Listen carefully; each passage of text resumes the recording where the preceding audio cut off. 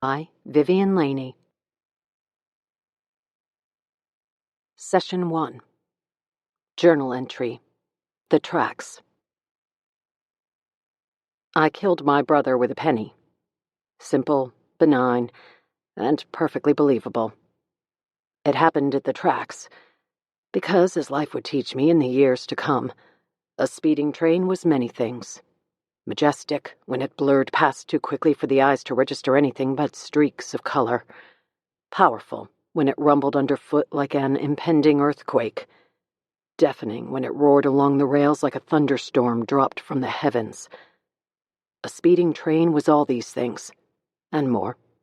A speeding train was deadly.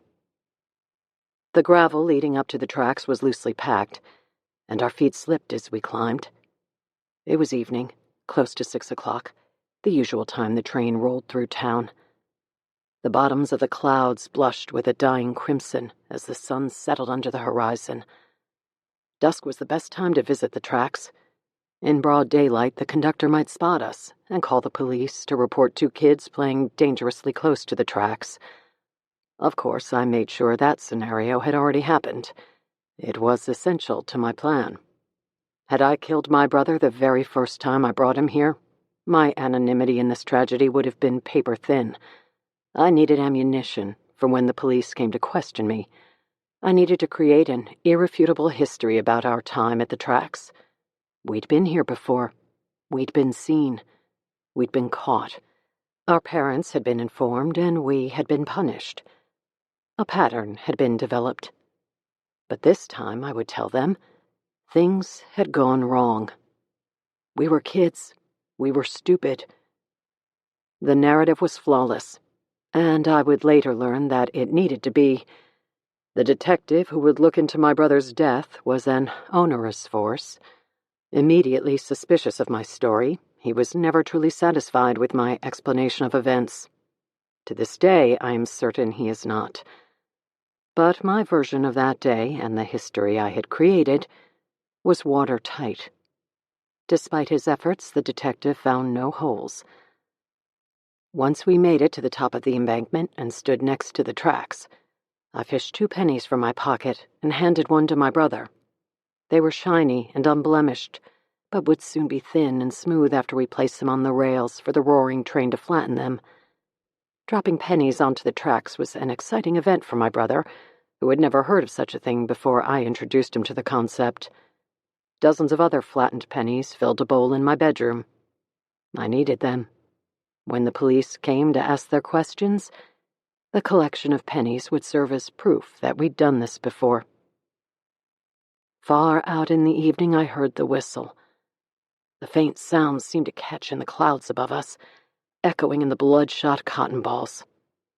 The evening was darker now as the sun melted away, grainy and opalescent, just the right mixture of dusk for us to see what we were doing, but not enough to betray our presence.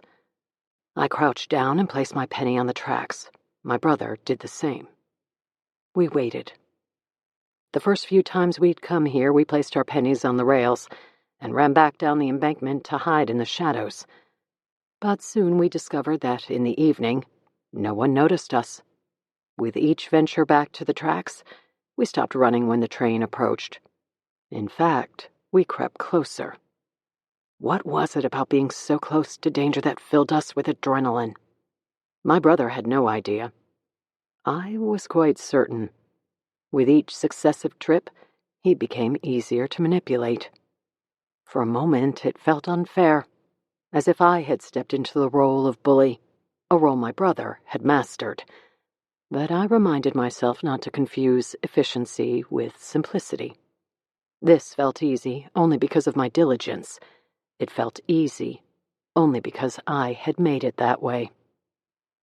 The train's headlights came into view as it approached, first the top light, and soon after the 2 ditch lights.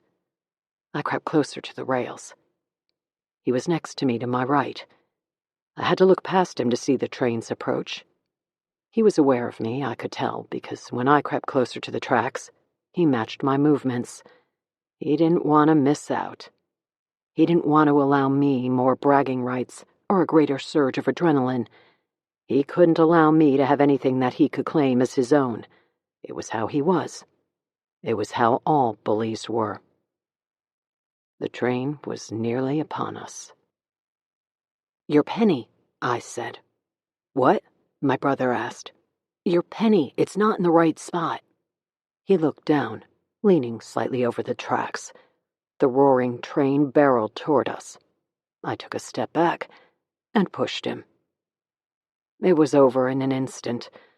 He was there 1 second and gone the next. The train roared past, filling my ears with thunder and turning my vision into a blur of rusted colors. The train produced a current of air that pulled me a step or two to my left and sucked me forward, willing me to join my brother. I braced my feet in the gravel to resist the tug. When the last car passed, the invisible grip released me. I staggered backward. My vision returned, and quiet filled my ears. When I looked down at the tracks, the only thing left of my brother was his right shoe, strangely standing upright, as if he'd slipped it off his foot and laid it on the rails. I was careful to leave the shoe untouched. I picked up my penny, though. It was flat and thin and wide. I dropped it in my pocket and headed home to add it to my collection, and to tell my parents the terrible news. I closed the leather-bound journal. A long tassel hung from the bottom, keeping my place for the next time I read from it during a session. The room was dead quiet. "Are you shocked?" I finally asked. The woman across from me shook her head. Her demeanor had not changed during my confession. "Not at all." "Good. I came here for therapy, not judgment." I lifted the journal. "I'd like to tell you about the others." I waited. The woman stared at me. "There are more. I didn't stop with my brother." I paused again. The woman continued to stare at me. "Would you mind if I told you about the others?" She shook her head again. "Not at all." I nodded my head. "Excellent. Then I will." Westmont Preparatory High School, Friday, June 21st, 2019, 11:54 p.m. A fingernail moon floated in the midnight sky, its tarnished sheen intermittently visible through the foliage. The moon's erratic presence penetrated the interlocking tree branches with a pale glaze that painted the forest floor in the lacquered finish of a black and white film. Visibility came from the candle he carried, the flame of which died every time he picked up his pace and tried to jog through the woods. He tried to slow himself, to be careful and deliberate. But walking was not an option. He needed to hurry. He needed to be the first to arrive. He needed to beat the others. He cupped his hand in front of the candle to protect the flame, which allowed him a few uninterrupted minutes to scan the forest. He walked for a few yards until he came to a row of suspicious-looking trees. As he stood perfectly still and scanned the tree trunks, looking for the key he so desperately needed, the candle's flame expired. There was no wind. The flame simply died, leaving a plume of smoke that filled his nostrils with the scent of burnt wax. This sudden and unexplained eclipse of the candle meant the man in the mirror was close. By rules no one ever broke, he had 10 seconds to relight the candle. Fumbling with the matches, the rules allowed only matches, no lighters, he struck a matchstick across the phosphorus strip on the side of the box. Nothing. His hand shook as he swiped again. The match broke in half and fell to the dark forest floor. He reached into the matchbox, spilling several others in the process. "Damn it," he whispered. He couldn't afford to waste matches. He'd need them again if he made it back to the house and into the safe room. But right now he was alone in the dark woods with an unlit candle and in great danger, if he believed the rumors and folklore. The tremors that gripped his body suggested he did.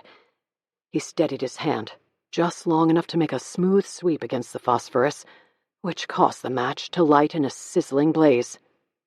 The eruption gave off a cloud of sulfur-tinged smoke, before calming to a controlled flame. He touched the match to the candle's wick, happy for the light it provided. He calmed his breathing and watched the shadowed forest around him. He listened and waited. And when he was sure he had beaten the clock, he returned his attention to the row of trees before him. Slowly he made his way forward, carefully shielding the flame as he went. A lighted candle was the only way to keep the man in the mirror away. He made it to the huge black oak tree and saw a wooden box at its base. He fell to his knees and opened the lid. A key rested inside. His heart pounded with powerful contractions that rushed blood through the bulging vessels in his neck. He took a deep, calming breath, and then blew out the candle. Rules stated that guidance candles could stay lighted only until a key was found. He took off through the woods. In the distance, a train whistle blew into the night, fueling his adrenaline. The race was on. He crashed through the forest, twisting an ankle and unsuccessfully shielding his face from the branches that whipped his cheeks. As he continued through the woods, the rumble of the train shook the ground beneath him as it roared past. The vibration brought more urgency to his steps. When he reached the edge of the forest, the train was charging along the tracks to his left in a metallic blur that erratically caught the reflection of the moon. He broke free from the dark foliage and took off toward the house, his grunting and panting overtaken by the roar of the train. He made it to the door and pushed inside. "Congratulations," a voice said to him as soon as he was through the door. "You're the first one." "Sweet," he said, out of breath.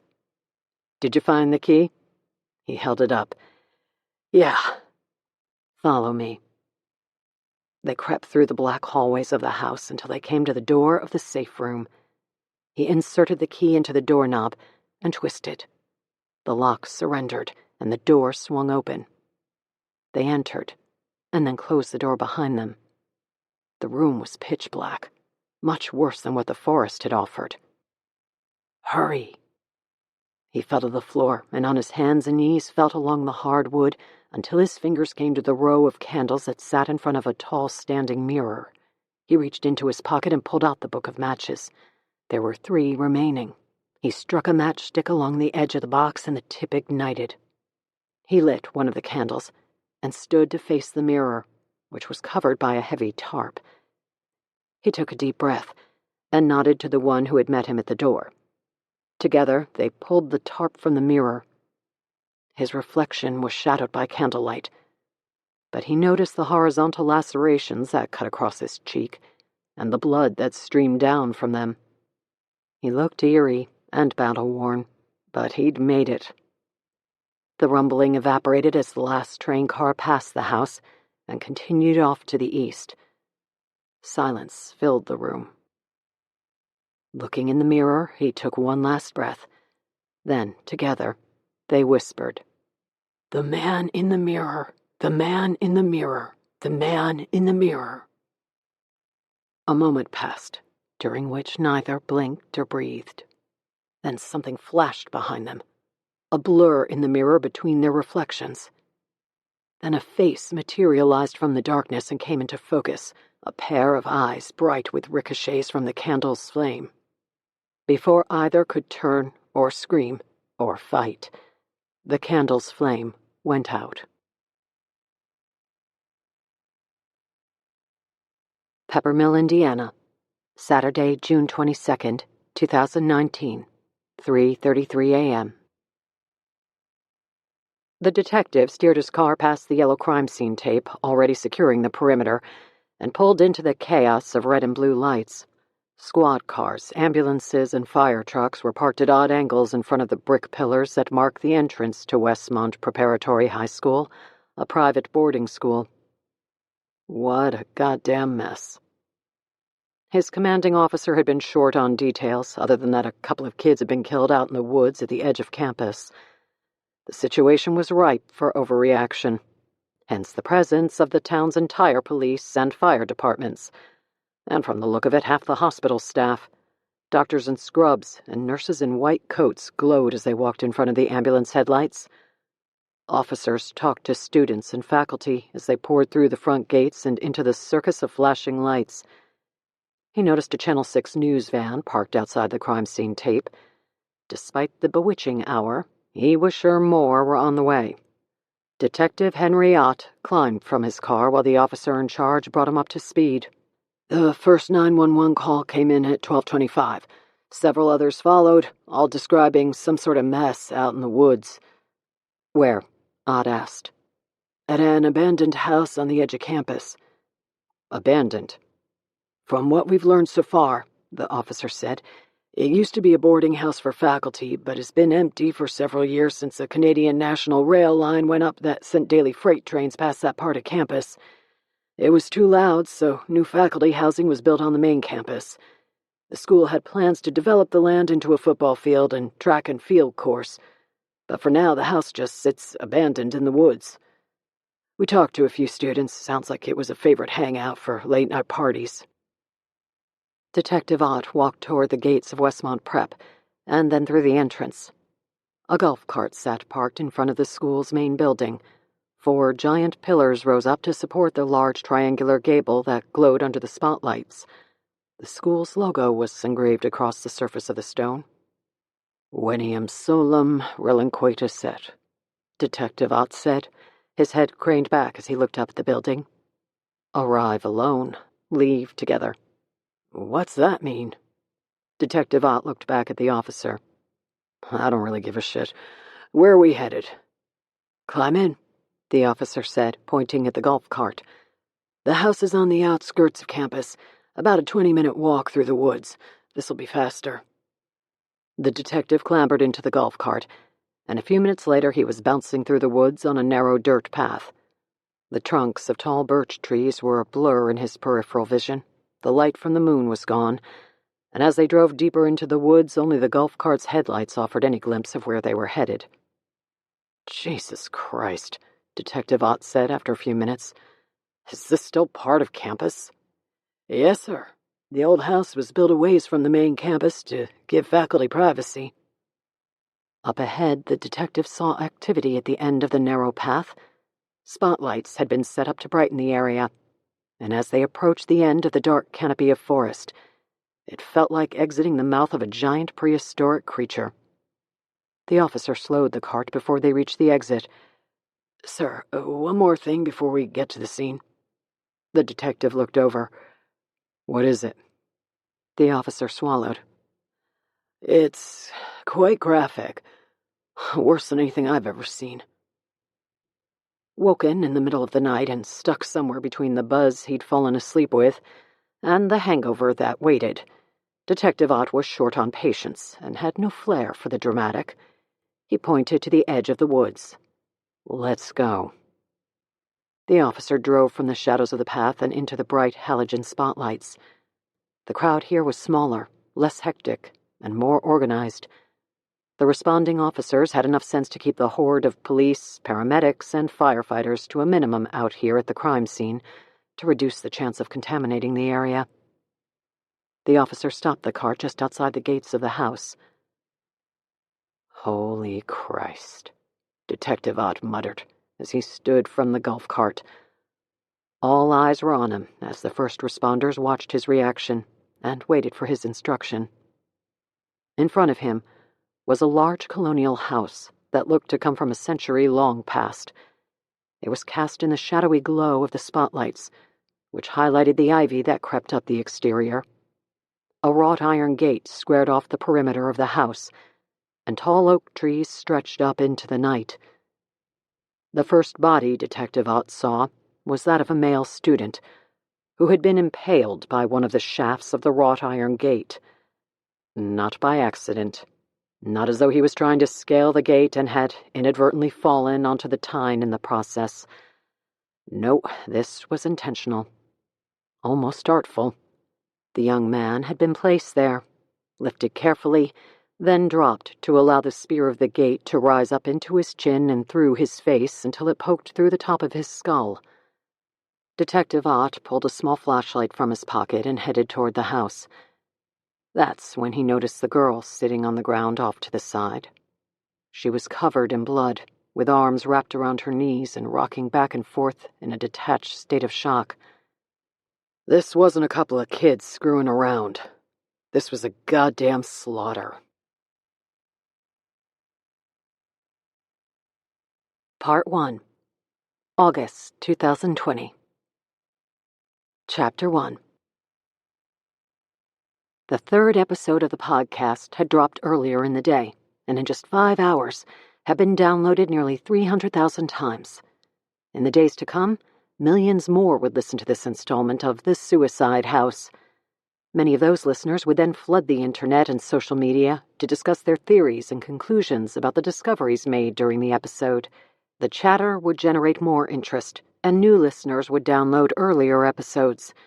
Soon, Mac Carter would have the biggest hit in pop culture. This inevitable fact pissed Ryder Hillier off in ways that were indescribable. She had done the research, she had sounded the alarms, and she was the one who had been looking into the Westmont Prep killings for the past year, recording her findings and posting them on her true crime blog. Her YouTube channel had 250,000 subscribers and millions of views. But now all of her hard work was being overshadowed by Mac Carter's podcast. She had seen right away that the Westmont Prep story had legs, that the official version of events was too simple and too convenient, and that the facts presented by law enforcement were selective at best and straight-up misleading at worst. Ryder knew that with the right backing and some smart investigative reporting, the story could draw a huge audience. She had pitched her idea to studios the previous year, after the case made national headlines and was open and shut before any real answers were given. But Ryder Hillier was just a lowly journalist, not a bona fide star like Mac Carter. She didn't have the all-American face or the strong vocal cords, and therefore none of the studios had paid any attention to her pitch. She was a 35-year-old journalist, unknown outside the state of Indiana. But she was sure her articles about the case, which had run as a feature in the Indianapolis Star and were referenced by several other outlets, as well as the popularity of her YouTube channel, had something to do with a sudden interest in Westmont Prep. Mac Carter didn't shift from primetime television to a podunk town in Indiana by chance. Someone somewhere had been paying attention to her findings, and they saw opportunity and dollar signs. They commissioned Mac Carter, the current host of Events, a nightly news magazine show, to run a superficial investigation and to produce a podcast around his findings.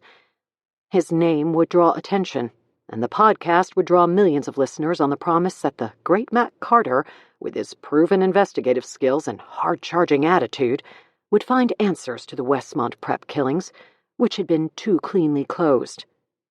But in the end, he wouldn't prove a goddamn thing other than that, with the proper sponsorship and tons of upfront cash, a podcast could grow from the ashes of tragedy to become a lucrative endeavor for everyone involved. So long as the tragedy was disturbing and morbid enough to draw an audience. The Westmont Prep killings qualified. Ryder wasn't going to allow the reality of big business to deter her. Quite the contrary. She'd worked too hard to give up now. She planned to piggyback on the success of the podcast. She wanted to pull Mac Carter in, to show him the cards she was holding, to gain his interest and make him take notice. Her YouTube channel provided a decent income from advertisers, and her gig at the paper paid the bills. But in her mid-30s, Ryder Hillier wanted more from her career. She wanted to break out, and attaching her name to the most popular true crime podcast in history would bring her to another level. And the truth was, Mac Carter needed her. She knew more than anyone about the Westmont Prep killings, including the detectives who had investigated it. She just needed to figure out how to get Mac's attention. Like hundreds of thousands of others, she had downloaded the latest episode of his podcast. She put the buds into her ears, tapped her phone, and took off down the running trail as Mac Carter's practice voice rang in her ears. Westmont Preparatory High is a well-respected boarding school nestled on the banks of Lake Michigan in the town of Peppermill, Indiana. It prepares teenagers not just for the rigors of college, but for the challenges of life. Westmont Prep has been around for more than 80 years, and its rich history promises that the institution will be here long after those listening to this podcast are gone. But in addition to the honors and accolades, the school has a scar, an ugly, jagged blemish that will also be here for years to come. This podcast is a retelling of the tragedy that occurred at this prestigious school during the summer of 2019, when the rules that normally define the school's conduct were loosened just a bit for those students who remained on campus through the hot summer months. It's the story of a dark and dangerous game gone wrong, of 2 students brutally murdered, and of a teacher accused. But at its core, this story is also about survivors. A story about the students who are desperately trying to move on, but who have been mysteriously pulled back to a night they can't forget. During this podcast, we will explore the details of that fateful night. We will learn about the victims and about the reckless game that took place in the woods on the edge of campus. We will go inside the abandoned boarding house where the murders took place. We will meet those who survived the attack and take a closer look at life inside the walls of this elite boarding school. We will review police reports, witness interviews, social workers' notes, and psychological evaluations of the students involved. We'll go in depth with the lead detective who ran the investigation. Finally, we'll creep into the mind of Charles Gorman, the Westmont Prep teacher responsible for the killings. Along this journey, I hope to stumble over something new, something no one else has discovered. Perhaps a piece of evidence that will shine light on the secret many of us believe is still hidden behind the walls of Westmont Prep. A secret that will explain why students continue to return to that abandoned boarding house to kill themselves. I'm Mac Carter. Welcome to the Suicide House. Ryder shook her head as she jogged. Even the goddamn intro had her hooked. I'm Mac Carter. And on episode 3 of The Suicide House, we're going to meet one of the survivors of the Westmont Prep killings, a student named Theo Compton, who was present at the abandoned boarding house the night of June 21st. Theo has never before given an interview to the media, but agreed to talk to me exclusively about what happened the night 2 of his classmates were killed. He reached out to me through the message board on the Suicide House webpage. Per his request, I met him at the McDonald's in Peppermill. We sat at a back booth, where he whispered through most of our discussion. It took a bit of time to get him talking, so I've edited our conversation down to the last third. Here is a recording of the interview, with my comments added in voiceover throughout. So, you were there the night your classmates were killed? Theo nods and scratches at stubble on his cheek. Yeah, I was there.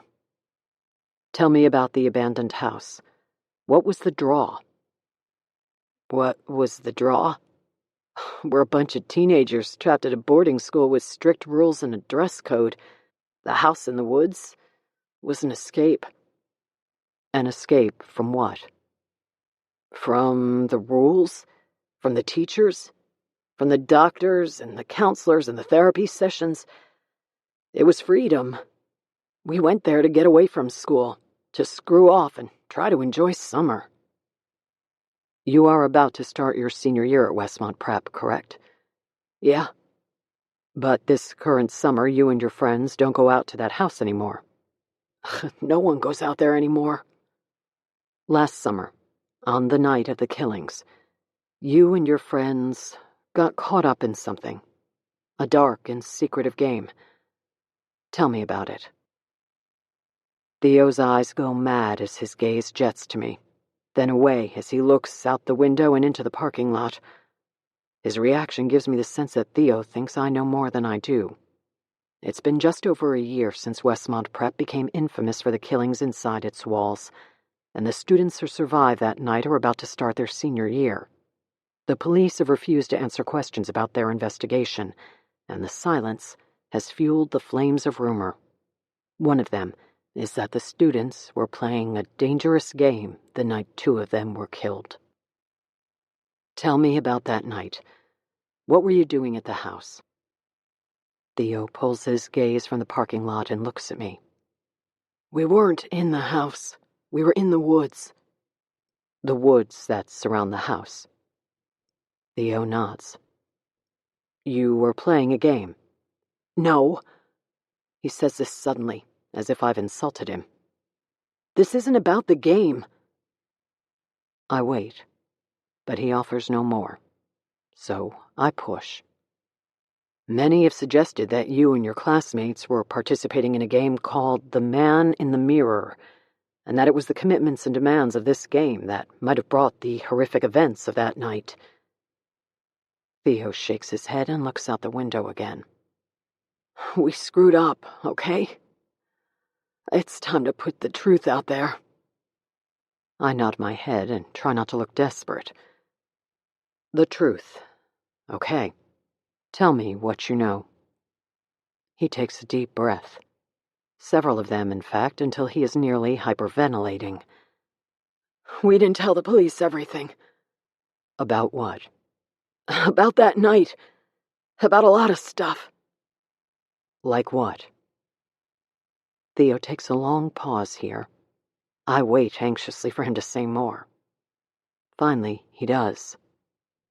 Like the things we know about Mr. Gorman. My breath catches in my throat, and for a moment I can't speak. Charles Gorman is the Westmont prep teacher accused of murdering Theo Compton's classmates, slaughtering them, in fact, and impaling one of them on a wrought iron fence. The case against him is profound, and there has never been another suspect. But despite the evidence against Gorman, many believe that there is more to the Westmont prep killings than what the public currently knows. Theo Compton appears ready to produce the missing pieces of a very complicated puzzle. What about him? I sound desperate, and Theo recognizes it. Shit. I can't do this. Theo shifts his weight and starts to slide out of the booth. Wait. Tell me about Charles Gorman. Do you know why he did it? Theo suddenly stares straight into my eyes. He didn't. I fixate unblinkingly on the young man in front of me. I shake my head. Why do you say that? Theo stands up suddenly. I've got to go. If the group knew I was talking with you, they'd freak out. What group? He turns away from the table and is gone in an instant, walking away through the doors of the McDonald's, leaving me alone in the back booth. I sit for a while, asking myself the same question over and over. What group? Chapter 2. Ryder had made it through half of the episode during her run. She was anxious to finish it, but had an article due the next day. She wrote a weekly true crime column for the Sunday edition of the Indianapolis Star. It was one of the paper's most popular columns, always generating long comment threads for the online edition and popular news websites commonly linked to it.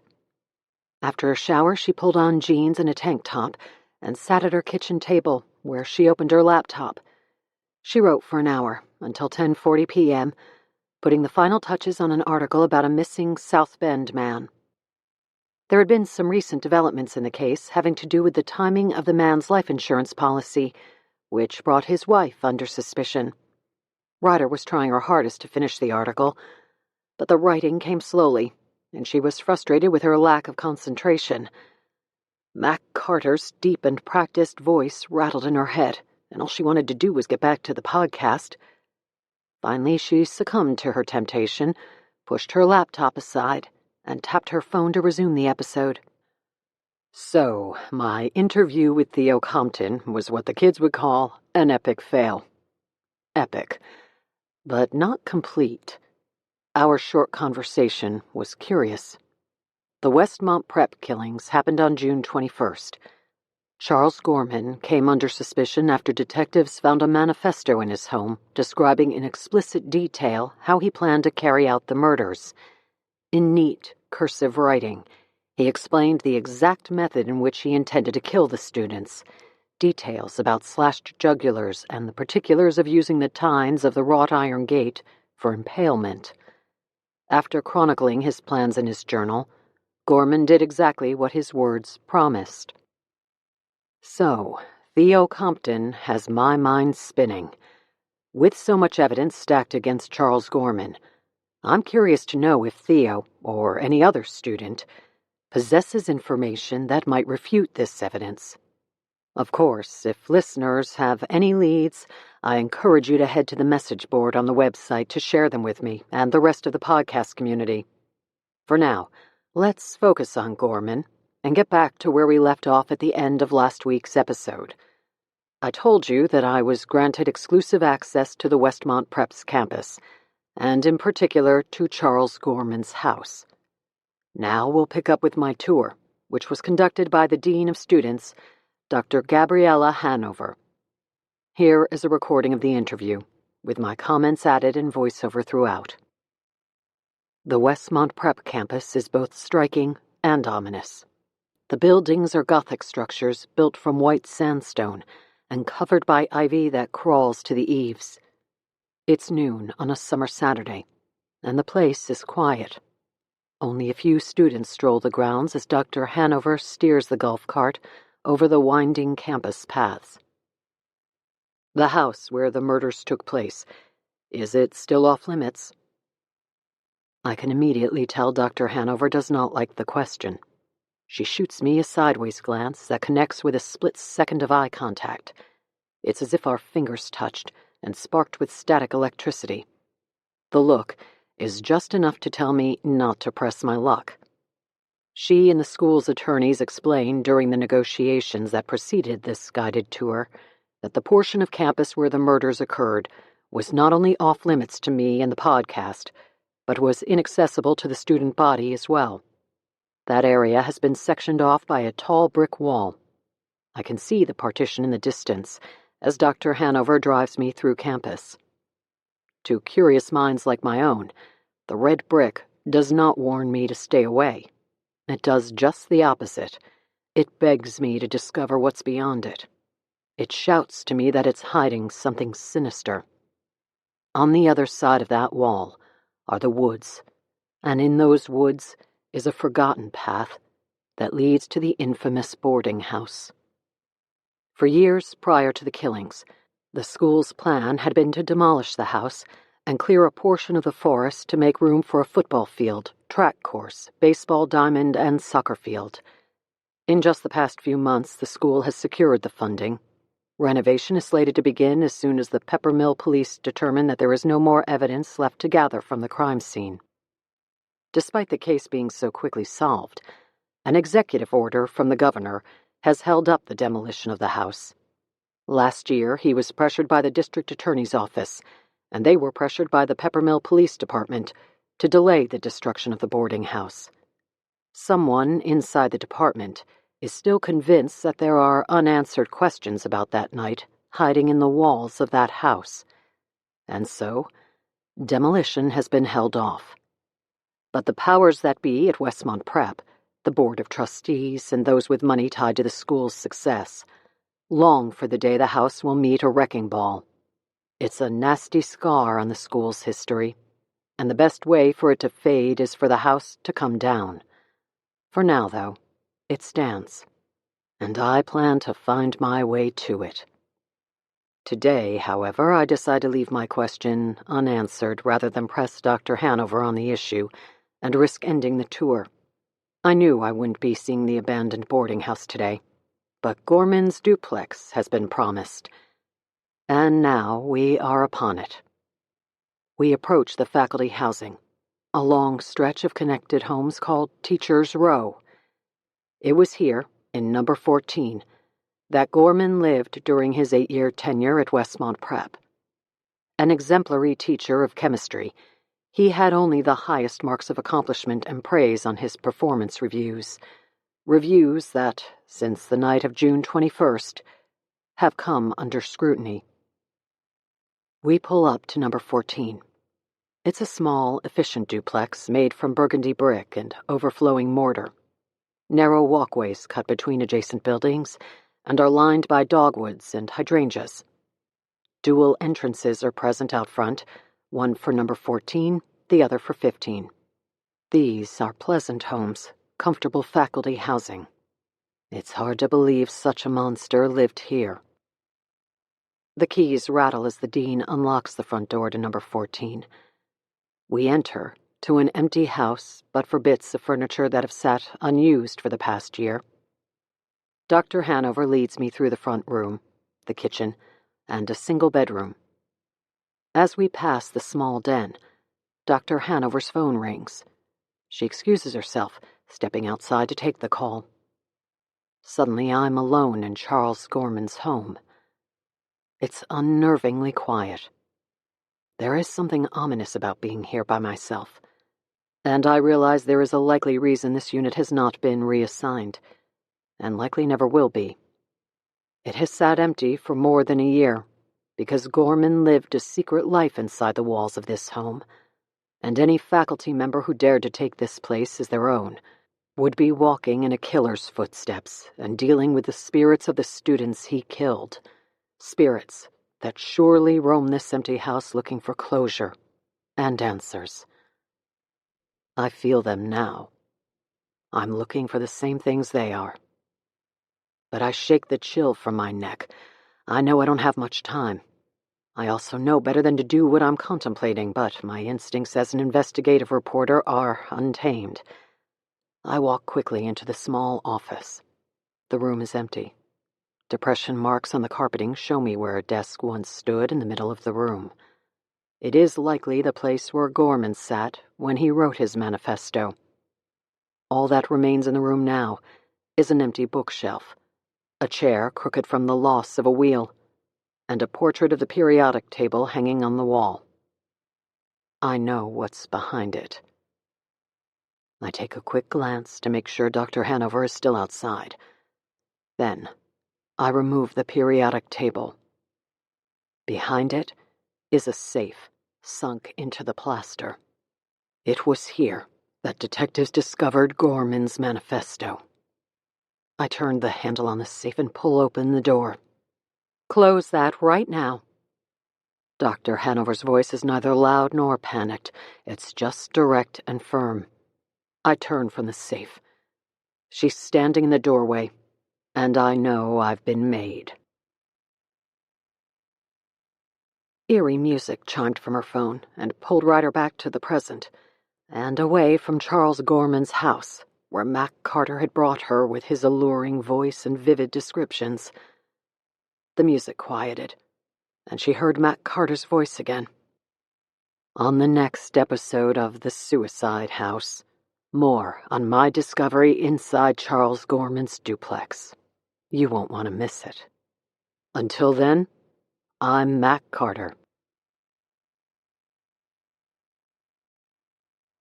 Chapter 3. An advertisement blared from her phone, and Ryder tapped the screen in frustration to quiet it. She nearly threw the phone across the room. Mac Carter hadn't discovered a goddamn thing in that safe, and Ryder didn't need to wait for the next episode to hear him say it. It was a cheap bait and switch, an embarrassing self-promotion of his abilities as an investigative journalist. Anyone who knew anything at all about the Westmont prep killings knew that detectives had discovered Gorman's manifesto in the wall safe. There was nothing groundbreaking about Mac Carter's discovery. Yet Ryder was sure that uninformed podcast listeners would be drooling with the idea that Mac had been caught red-handed just as he was about to break the case wide open with the contents of Gorman's safe. She knew the Suicide House website would be overrun with traffic as podcast listeners breathlessly scrolled through the pages to see the photos of the Westmont Prep campus and Charles Gorman's duplex, and to view the cell phone pictures Mac Carter had snapped to the wall safe. Ryder's blog and YouTube channel had much of this information just after the killings. She had obtained the images from newspaper clippings and public records of campus and Teachers' Row, She had even managed to find a picture of the front of Gorman's house roped off by yellow crime scene tape the day after the killings, which had been posted to a student's social media account before being taken down. But Mac Carter's stunt, whispering as he pulled the wall hanging from its hook and hyperventilating as he described the safe behind it, was sure to bring huge numbers to the podcast. She was angry with herself for falling for it, for being as interested as everyone else. She cursed as she scrolled through Mac's website now, having taken the bait like so many others. The message board was already inundated with threads discussing Mac's findings, theories about Theo Compton's cryptic suggestion that Charles Gorman was innocent, and about what Mac might have found inside Gorman's safe. "It's friggin' empty, you know-nothings," Ryder shouted at her computer. "Why would evidence still be present at a crime scene a year after the fact?" After 30 minutes of reading the threads, Ryder could take no more. She was about to click over to her own blog to post some sort of update telling her followers that she was still the fearless, real crusader looking for the truth behind the Westmont Prep killings, and that her fans should not abandon her for such a transparent fraud of a podcast. But before she clicked off Mac Carter's site, she saw a video playing on a loop in the comments section. She recognized the footage immediately, because she had shot it. It was from when she had snuck through the woods behind Westmont Prep a couple of weeks after the killings and captured shaky video of the boarding house. It had been difficult footage to obtain, since back then the area was still roped off with crime scene tape, and the police were interested in keeping prying eyes away from the place. Under the video was a short cryptic comment. MC 1335. Tonight. I'll tell you the truth. Then whatever happens, happens. I'm ready for the consequences. Ryder saw that the comment, which was meant for Mac Carter, had been posted at 10:55 p.m. 30 minutes ago. She grabbed her car keys and dialed her phone as she ran out of the house. Chapter 4. He slowed his car as he passed mile marker 13, and then hit the reset button to bring his odometer to 000. He continued at a reduced speed as he watched the odometer click up from nothing. All the survivors knew the numbers. 13, 3, 5. It was how this whole thing had started.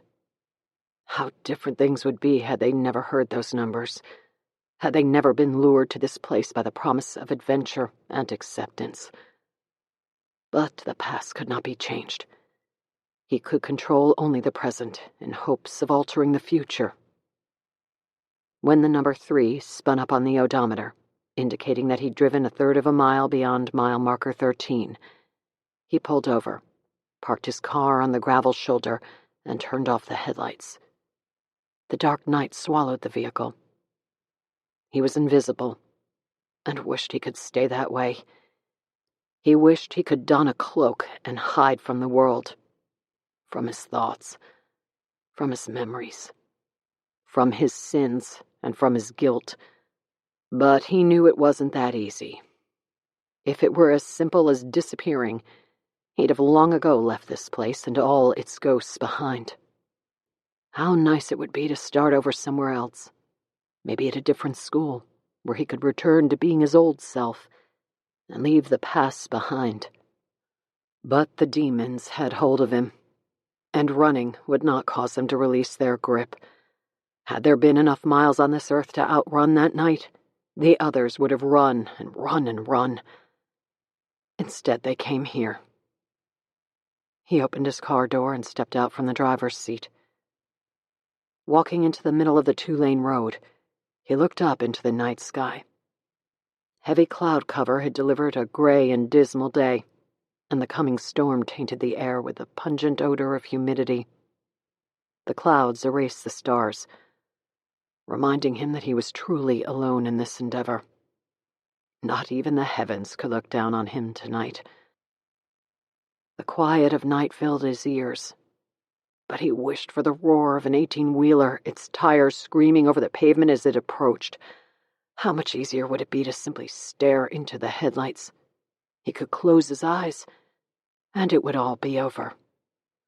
Not for the first time, he wondered if the consequences that waited in the afterlife were less than those here on Earth. Finally, he walked from the road and started his journey. Leaving the door wide open, he walked past the front of his car and into the woods. 13, 3, 5. Mile 13, a third of a mile farther, and a half-mile hike through the woods. The path was easy to spot, but the trail through the woods was overgrown since his last trek on it. That had been the previous summer, on the night of the slaughter. And so much had happened since then that he barely recognized his life. He covered the half-mile stretch in 10 minutes and came to the edge of the wooded path where a chain, rusted and corroded, drooped between 2 posts. A moss-covered placard read, "Private Property," and was a feeble last attempt to keep trespassers away. He walked past the sign, and then the infamous boarding house was in front of him. Before that terrible night had plagued their lives, he and his classmates had come here often, every weekend. Their use of the abandoned building had kept it alive back then. But now, after a year of absolute vacancy, the house was dying. Not like the massacre that took place here, where mortality came quickly and unexpectedly. No, the house was experiencing a slower death, one day at a time. The bricks were crumbling, and the cedar around the doors and windows was warped. The eaves had rotted, and gutters poked like hangnails from the roofline. The place looked ghostly in the dark of night, with frayed yellow crime scene tapes still secured to the gate and flapping in the night breeze. He hadn't been back since that night, when he and the others had come to show the police what exactly had transpired. As much as they were willing to tell, anyway. He stepped into the clearing and walked toward the house. Its wrought iron gate was like a moat surrounding a castle, rusted and decrepit. The hinges whined into the night when he pushed the gate open, the bottom of the tines clawing half circles into the mud. His mind flashed back to what this gate had looked like the night of the killings. He blinked his eyes, but the image stayed firm in his vision. His thoughts stuck on the images of that night, blood and gore. He thought of the secrets they had kept, the things they had hidden. His mind became dizzy with it all, until the rumble of the freight train pulled him back to the present. He shook his head to gain his bearings, then hurried along the side of the house to where the path bent and led to the tracks. The decisions they all had made that night brought him to this spot, the same spot where Mr. Gorman had come. And it was here that the rest of his existence would start. It was here that he would face down his demons and finally be free. The train's whistle filled the night as the locomotive approached. Together with the thundering of the train cars on the rails, he could hear nothing else. As he waited next to the tracks, he sunk his hands into his pockets and grasped the item that was there. Like a child sucking on a pacifier, the feel of it between his fingertips provided a calming sensation. It always had. As the train approached, with its headlamp like a beacon in the night, he didn't attempt to shield his ears from the thunderous roar. He wanted to hear the train. He wanted to feel it and smell it and taste it. He wanted the train to carry his demons away. He closed his eyes. The thunder was deafening. Chapter 5. Mac Carter sat in his rented house in Peppermill, Indiana, popped open a beer, and read through his notes one last time. He took a sip to wet his throat, adjusted his noise-canceling headphones, pulled the microphone close to his lips, and spoke. The Westmont prep killings left the nation saddened and stunned that such a terrible tragedy could take place inside the protected sanctuary of a private boarding school. So far, we've taken a look at some of the details of that fateful night. During the next episode, we will learn more about the 2 students who were killed, and we will take a deep dive into the dangerous game they were playing. To do this, we will take a closer look at what life was like inside this elite boarding school, and we will examine the teenagers that made up the student body. As always, I hope to stumble over something new along the way, something no one else has discovered, a secret many of us believe is still hidden inside the walls of Westmont Prep. I'm Mac Carter, and this is the Suicide House. Mac tapped the laptop's touchscreen to stop recording. He played the promo back as he finished his beer, tweaking segments of it and working on the timing of the delivery and the cadence of his voice. When he was satisfied, he emailed the intro to his producer. Already, his was the most downloaded podcast of the season.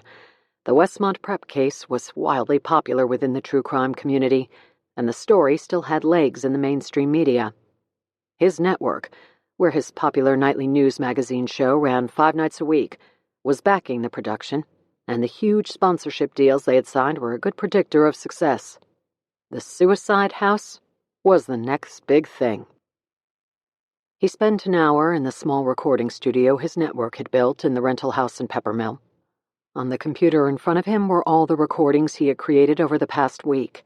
His producer had cleaned them up and trimmed them down, and now they waited for Mac's review and approval before his team would start organizing them into a coherent episode. Many of the sound bites were red-flagged, indicating additional voiceover work was needed from Mac. He popped another beer and worked steadily until 11:30 p.m. when his phone rang. He didn't recognize the number, but he'd been getting many random calls since his arrival in Peppermill.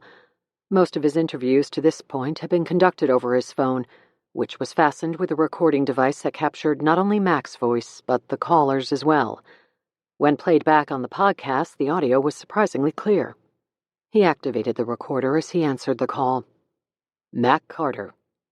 It's Ryder Hillier. Mac closed his eyes. He almost stopped recording. Ryder Hillier was a true crime journalist who ran a popular blog that hosted forums and chat rooms where other nuts shared conspiracy theories about all sorts of cases from around the country, from missing persons to homicides. The Westmont Prep killings had been one of Ryder's most popular cases. She had researched and written about it extensively over the past year, and she'd been reaching out to Mac since word broke about him hosting the podcast. Listen, Ryder, I don't have time right now. Have you been reading the threads on your website? I'm right in the middle of something, Ryder. Of course not. You probably have a slew of assistants who do that for you. I bet you've never even looked at the comments you ask your listeners to make, but there's one you should know about. Do the numbers 1335 mean anything to you? 13-3... what? Shit, Ryder said in an annoyed voice saturated with condescension. You really are clueless. And you're the one with the hottest podcasts in Serial. Ryder, if you get a hold of my producer tomorrow, she can set up... You better get out there, like right now. I'm on my way as we speak. Out where? 1335. What the hell are you talking about? Bring your recording equipment. Take Route 77 south. Once you see mile marker 13, go another third of a mile. That's the 13 and the 3. We'll handle the 5 when you get there, but I'm only waiting 20 minutes, and I'm heading in by myself. Heading where? To the boarding house. Better hurry, or you'll miss me. The call ended abruptly, and Max stared at his phone. Then he clipped his microphone to his collar, tapped it to confirm it was working, and ran out the door. Chapter 6. Mac talked as he drove. His headlights brought Route 77 to life in the otherwise dark night. The country roads on the outskirts of Peppermill were pitch black, and listeners would detect urgency in Mac's voice when this segment of the podcast aired. I'm driving on Route 77, Mac said into the microphone on his collar. It's almost midnight, and the road is dark and empty.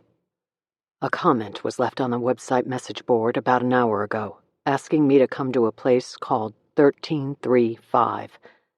So that's where I'm headed.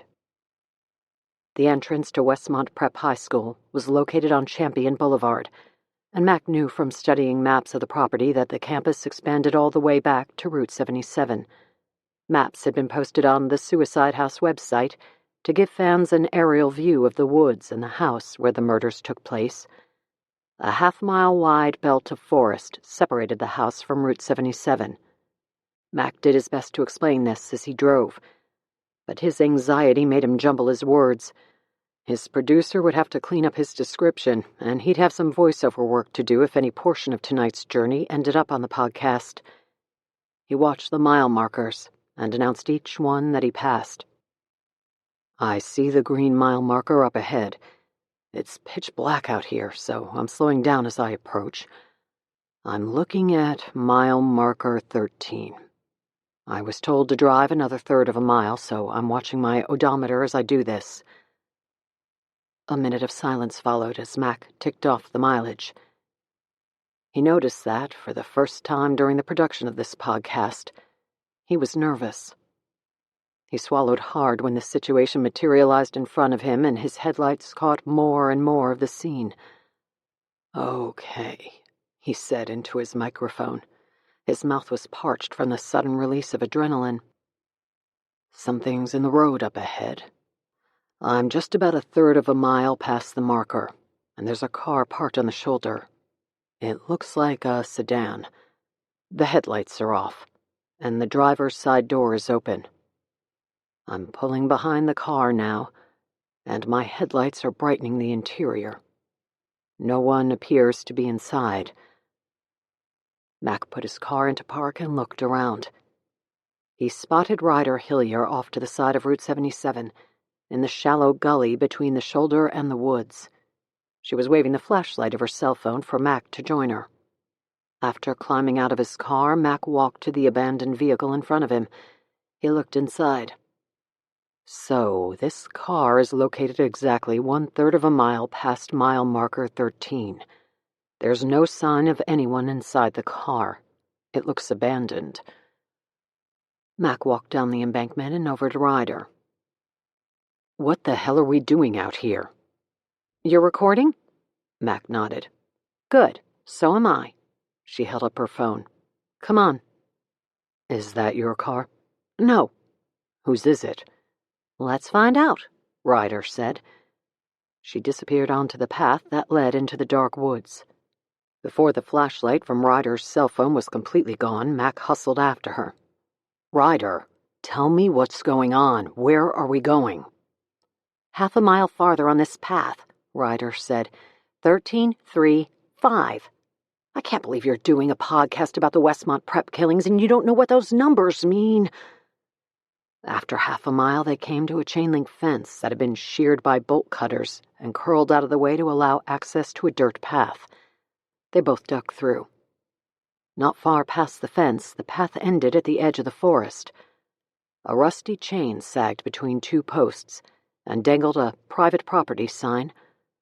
When they made it that far, Mac Carter was staring at the shadowy structure where 14 months earlier, the Westmont Prep students had been slaughtered. So, Mac said into his microphone as he collected himself. His voice trembled. I've walked about a half mile into the woods, and now, as the trees end, a path leads to the wrought iron gate that surrounds the abandoned house on the edge of the Westmont Prep campus. This is the house. A thunderous rumble seemed to bubble up from the earth as he spoke, shaking the ground beneath him. Then a deafening whistle. The train, Ryder said, as she took off toward the house. Mac hesitated only a second before he chased her. They followed the path around to the back of the house, and then cut to the right as the trail led through a brief thicket of woods and ended at train tracks. The train was already thundering past when they arrived. Ryder held her phone in front of her as she videoed the passing cars, some of which were decorated with graffiti but moving too fast to decipher. It took 3 minutes before the rattling finally ended as the last car passed, leaving the night assaulted but quiet. Ryder pointed. Holy shit! Mac followed the direction of her finger across the tracks. There, on the other side, was a body lying in a heap. Ryder stepped onto the tracks and crossed. Mac took a quick glance in each direction and saw only the parallel rails as far as the night would allow. Then he stepped to the other side. When he approached the body, Mac followed the glow of Ryder Hillier's cell phone as she recorded the finding.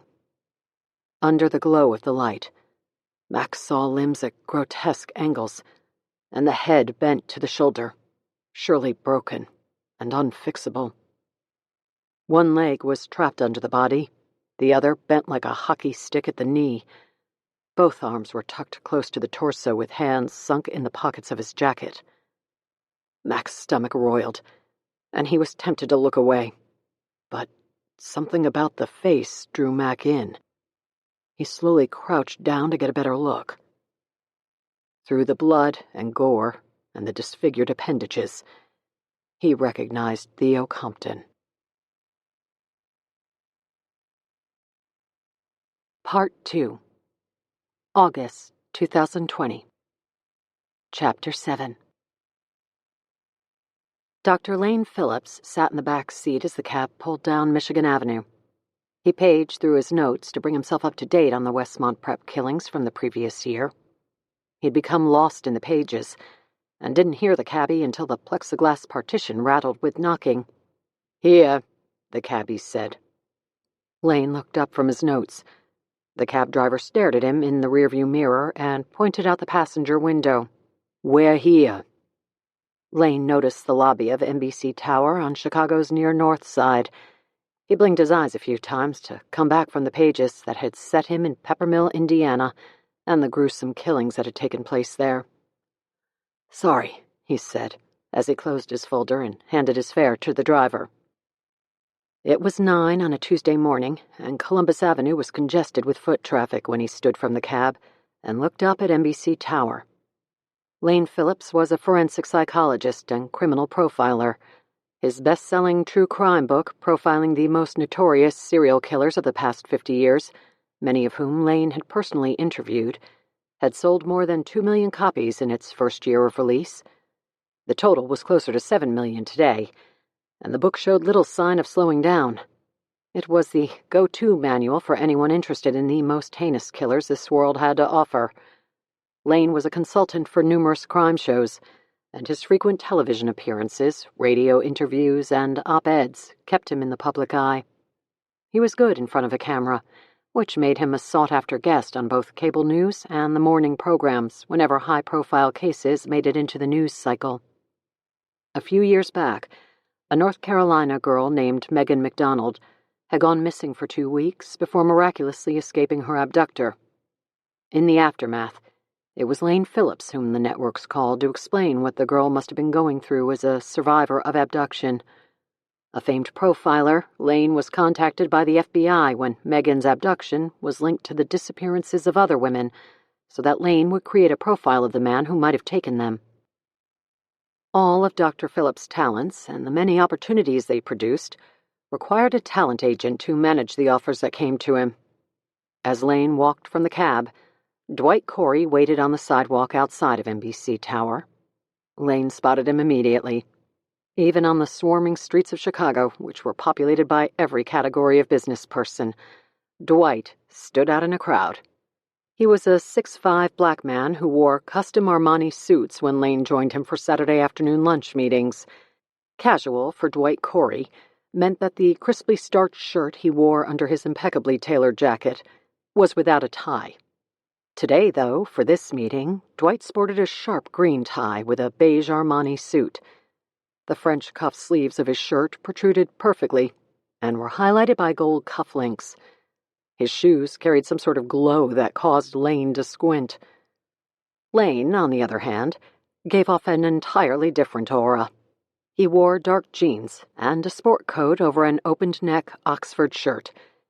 His shoes were comfortable and scuffed, and his hair was a mess of wavy locks that he controlled with an opened palm swipe from front to back whenever the long strands fell into his face.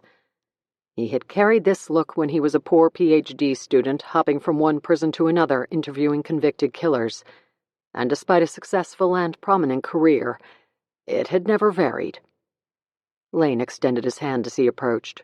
"It's been too long," Lane said. "Good to see you, friend." Lane pointed at Dwight's shoes. "You have batteries in those things?" Dwight smiled. "A little style might do you well. But don't worry, this new gig doesn't include anyone looking at your ugly mug or your terribly out-of-date sport jacket. I'll only be subjecting the audience to your voice. This thing about the Westmont prep killings, it's not for television. Nope, but it's the hottest thing going at the moment. I thought you said Matt Carter was involved. He is, and he wants you badly." "How badly?" Dwight slapped Lane on the back and looked at his watch. "Let's go find out."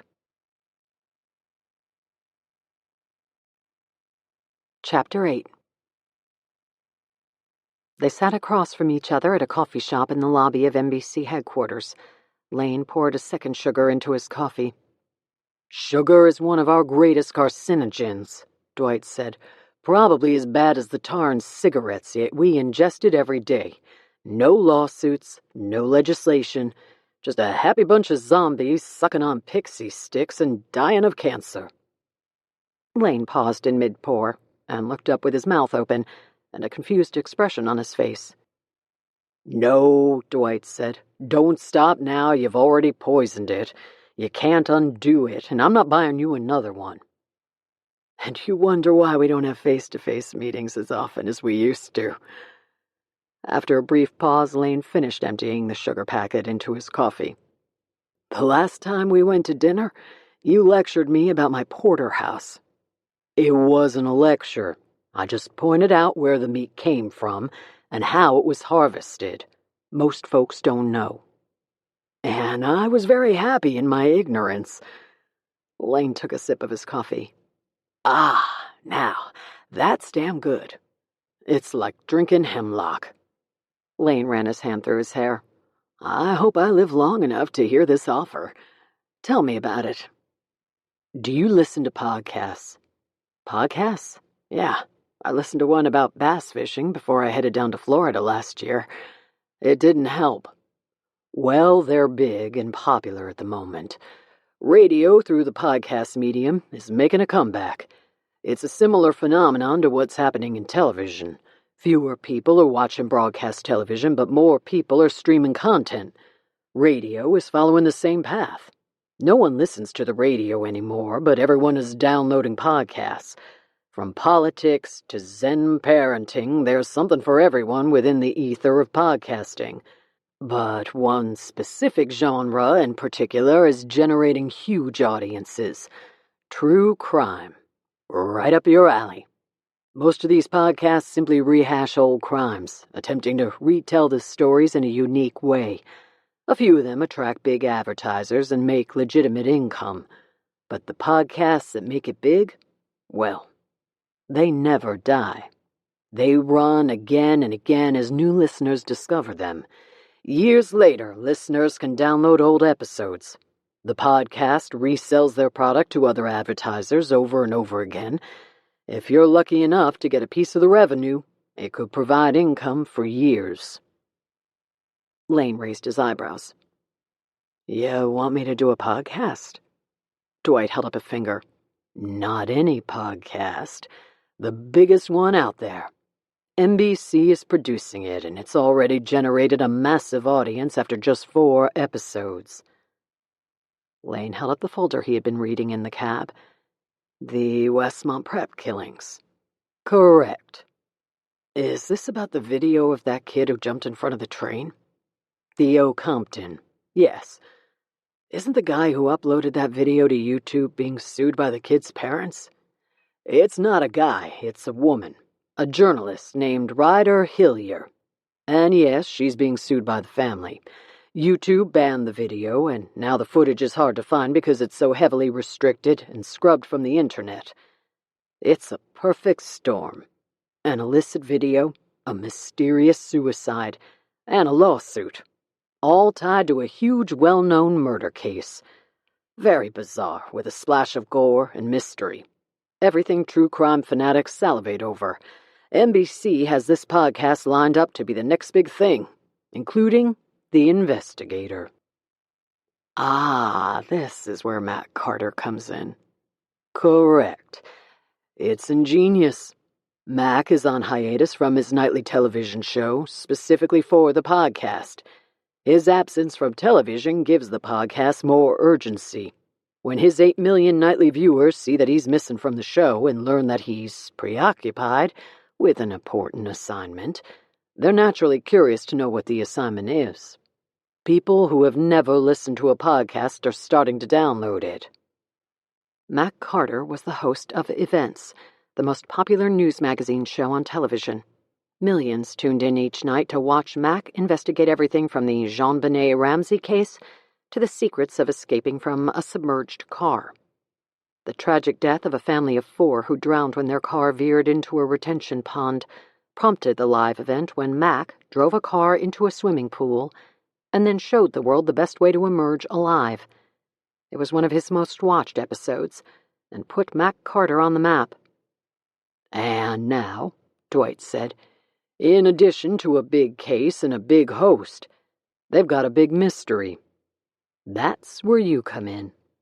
The YouTube video of that kid who jumped in front of the train, he was the 3rd Westmont prep student who survived the attack to go back to that house and kill himself on the tracks. 2 girls, 1 guy. They all jumped in front of that freight train. The same train Charles Gorman, the teacher who was accused of killing the kids, jumped in front of as the police were getting ready to arrest him." Jesus Christ. The suicides have been a well-kept secret.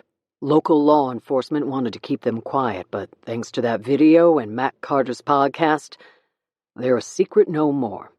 Mac is promising to get to the bottom of the mystery, and ratings are through the roof. And my role? NBC wants you, as a forensic psychologist, to figure out why, one by one, every student who survived that night is going back to that house to kill themselves. Lane leaned back in his chair, staring up at the ceiling of the cafe.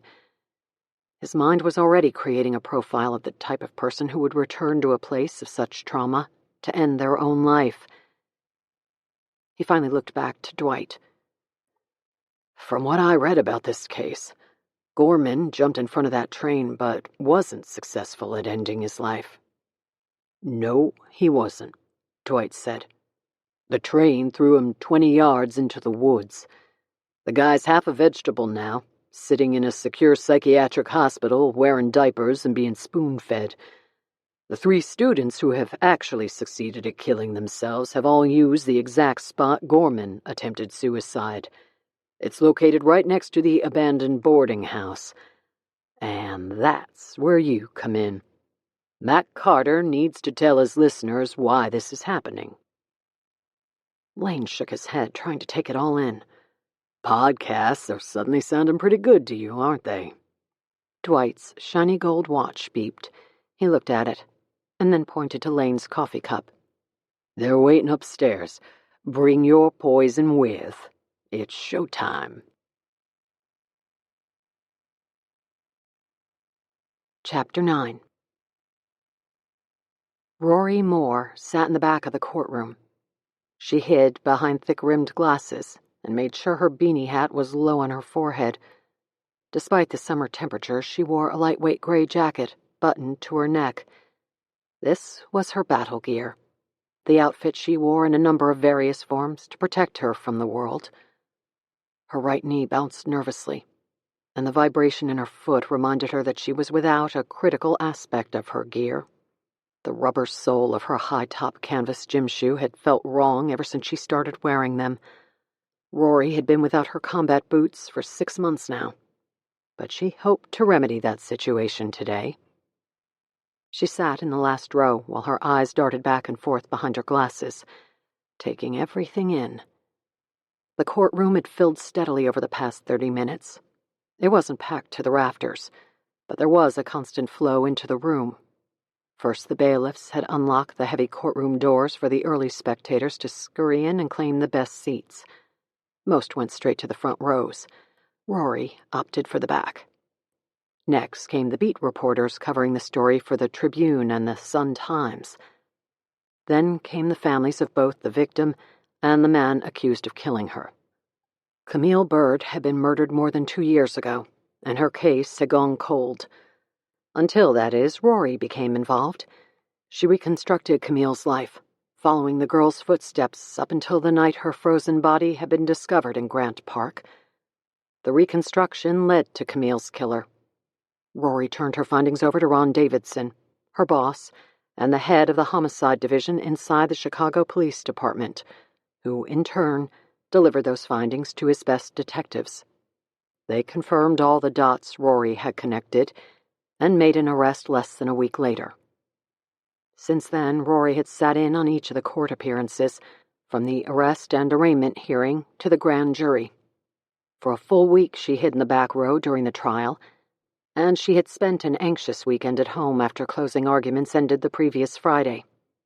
Monday came and went, and now it was Tuesday morning and word was out that the jury was back, and a verdict was in. After 20 minutes, the courtroom was as full as it was going to get. Sadly, 2 years after her death, there were fewer people curious about Camille Bird's murder than there had once been. Many who had originally been tasked with discovering what had happened to this beautiful young woman were now busy with other cases, and the public at large had been lured away by other topics and different headlines. But Rory would never forget Camille Bird. Like all the cases Rory reconstructed, she had developed an intimate connection with the victim. There was something different, however, about Camille. Somehow the dead girl had allowed Rory to solve one of the greatest mysteries of her own life. How exactly that revelation came from a girl long dead, Rory would never fully understand. But the otherworldly guidance that Camille Bird had offered put Rory firmly in her debt. As repayment, she promised to bring closure to Camille's case. Her knee still tapped anxiously now that the courtroom was full, because she hoped today would offer that closure. Finally, the lawyers arrived and took their spots at the tables in the front of the courtroom. On cue, the defendant appeared, shackled and in jumpsuit orange. After a few suspended moments of courtroom silence and angst, the 12 members of the jury shuffled into their seats. The judge was the last to materialize. He brought the court to order and explained that the jury had come to their conclusion. He offered a 10-minute monologue on how things would proceed and address both families during the process. When there was nothing more to add, he turned to the jury. "Mr. Foreman," the judge said, "have you come to a verdict?" "Yes, Your Honor," the foreman said. As he lifted the page to read their decision, Rory closed her eyes. "On the count of first-degree homicide in the death of Camille Bird, we, the jury, find the defendant guilty." Murmurs and cries filled the courtroom. The accused's mother openly wept and moaned. Camille Bird's parents huddled together and also cried. Rory stood and headed for the exit. There were other counts into other crimes and more verdicts to be announced, but Rory had heard all she needed. As the foreman continued to read from his card, Rory opened the door to the hallway.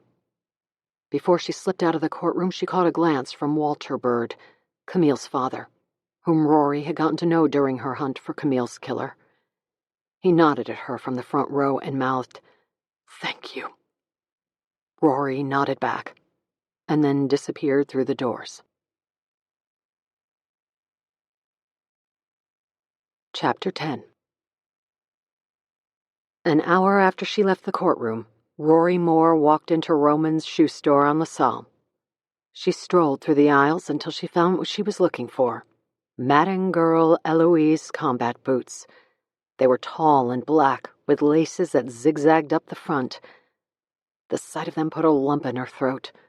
She'd been wearing this style of boot for as long as she had existed on this planet, at least as long as she could remember. She'd been without them, however, since her only pair had succumbed to an unfortunate incident involving a fireplace and lighter fluid. Rory had resisted the urge to immediately replace her boots after they burned to nothing. Instead, she decided to wait until after she'd provided closure to Camille Bird's parents. Now, She pulled a pair of size 7 off the shelf and slipped her feet into them. She instantly felt better. A metronomic ticking inside her brain quieted for the first time in months. Her body relaxed, and the inner balance of her mind normalized.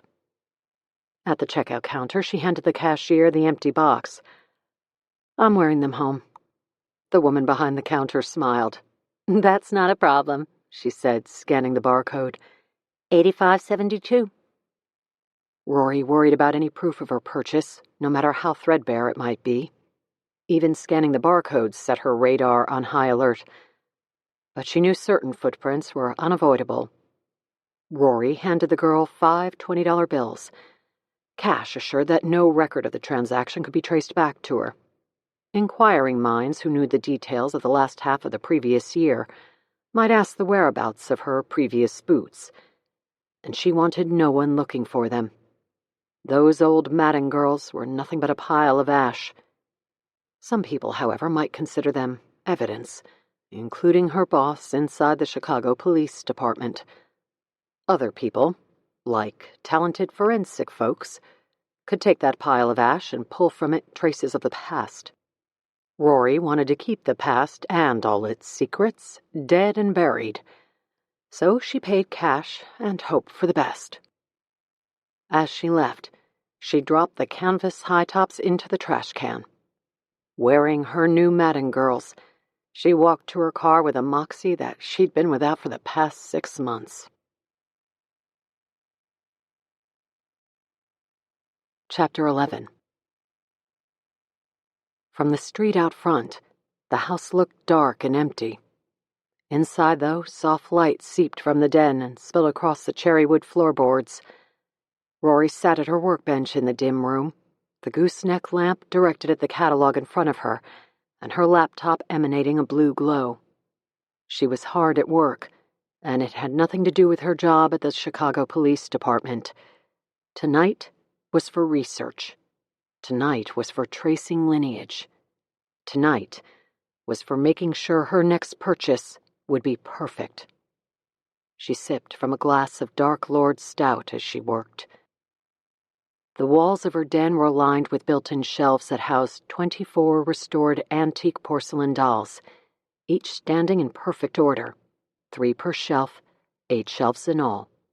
Exactly 24 dolls.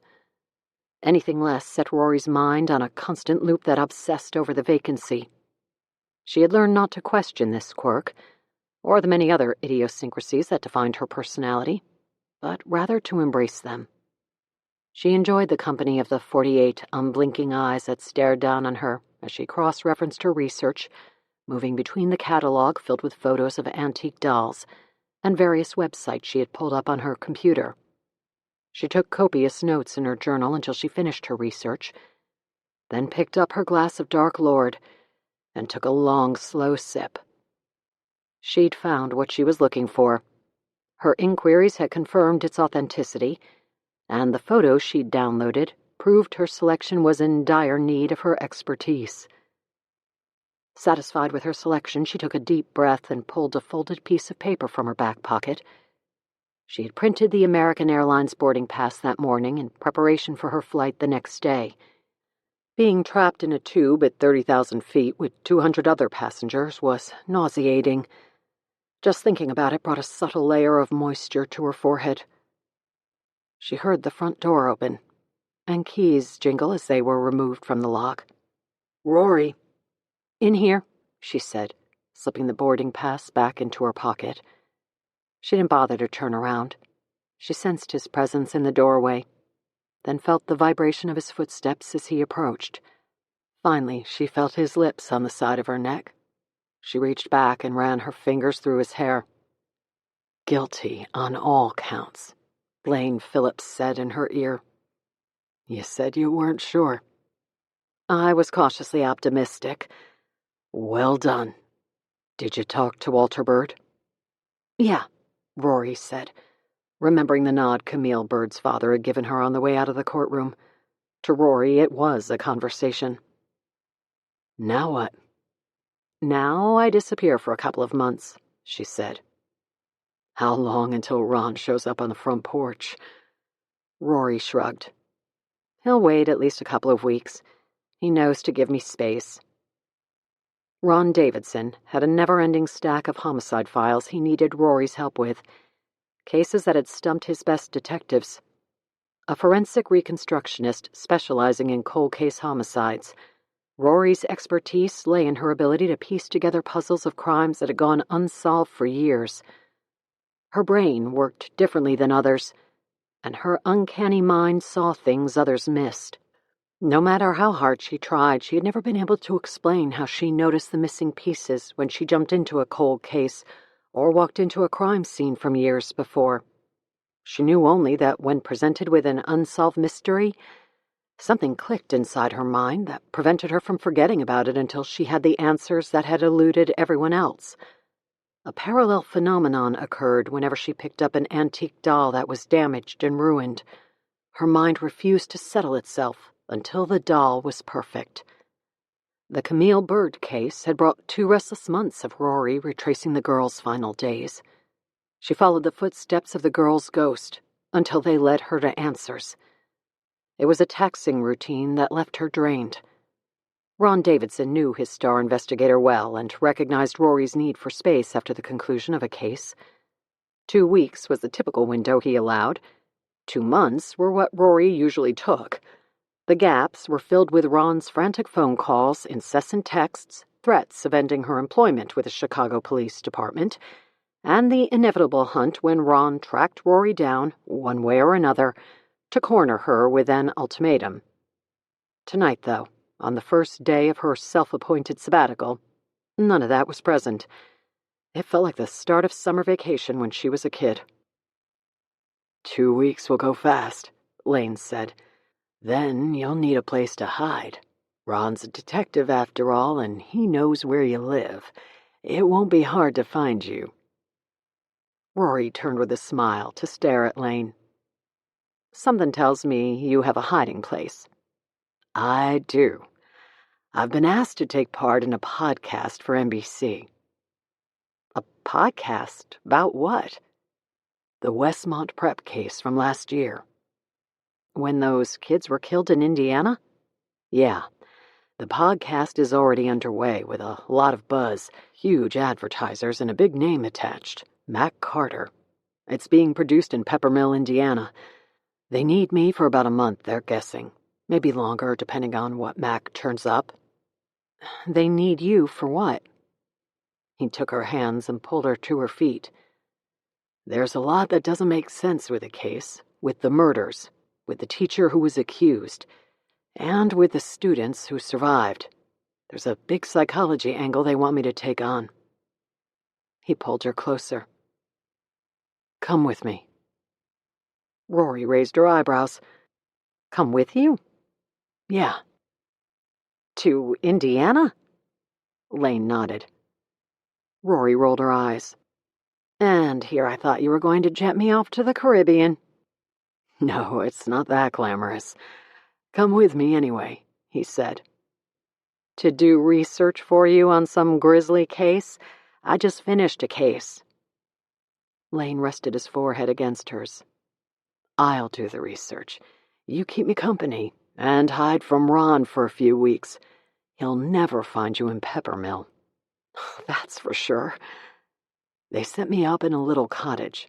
They showed me pictures. It's cute. Rory cocked her head. Who exactly am I talking to right now? You've never used the word cute in your life, and you rarely leave the city unless you're on an airplane to New York. I'm trying to sway you into saying yes. Cute isn't doing it. Rory backed away and shook her head. No, Lane, I'm not in the mood for that. You'd be working, and I'd be doing what exactly?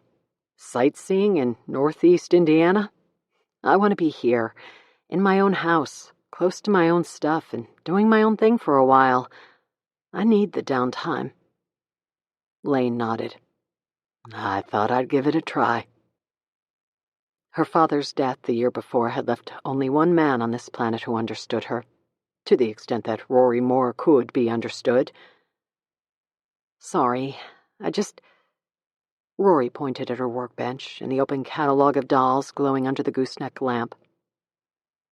I need some time by myself to unwind and get my mind straight. Lane nodded again. I get it. Rory ran her hand over his cheek and kissed him. I'm a pain in the ass, I know.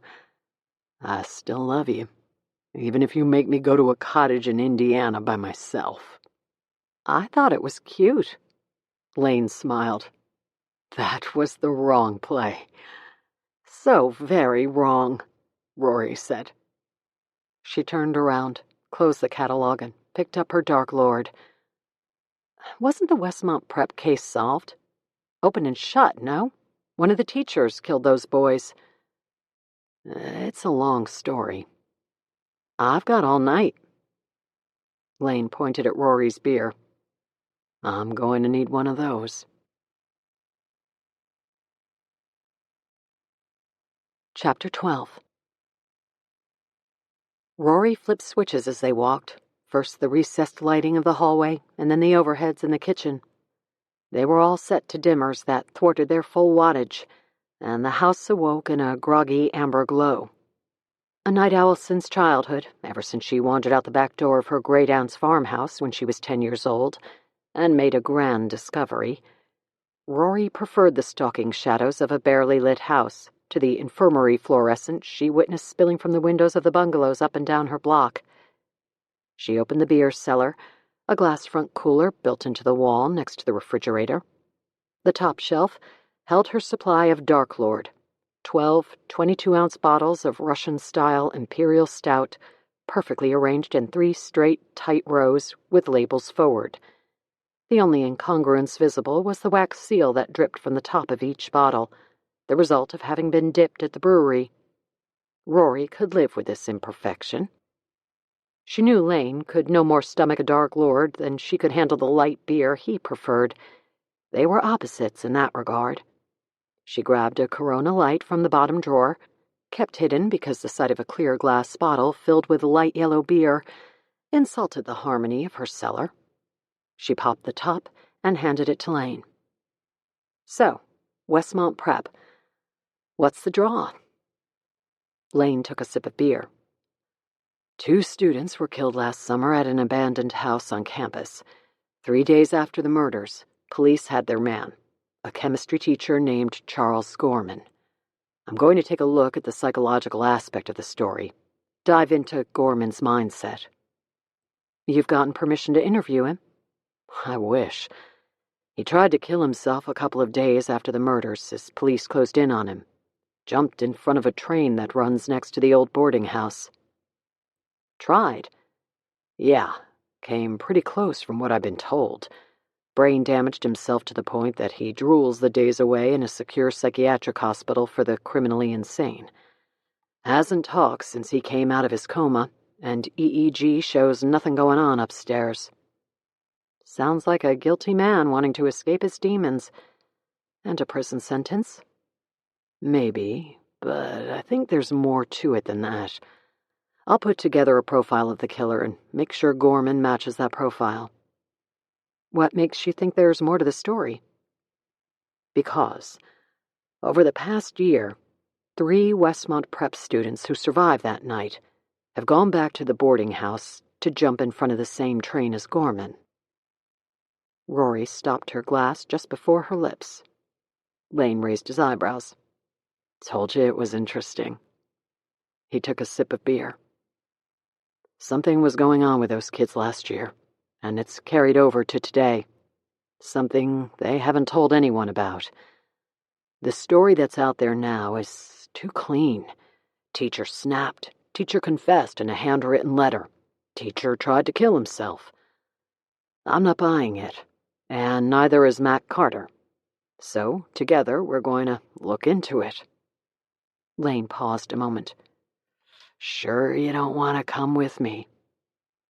Rory offered a small laugh to buy some time. She thought of the earmarked catalog in her den that displayed the hundreds of antique porcelain dolls she had researched. She remembered the feeling of balance that perusing the pages had brought to her mind, which had been running too hard for too long. She also remembered the boarding pass in her pocket for the flight that departed in roughly 12 hours. "I'm sure," Rory finally said.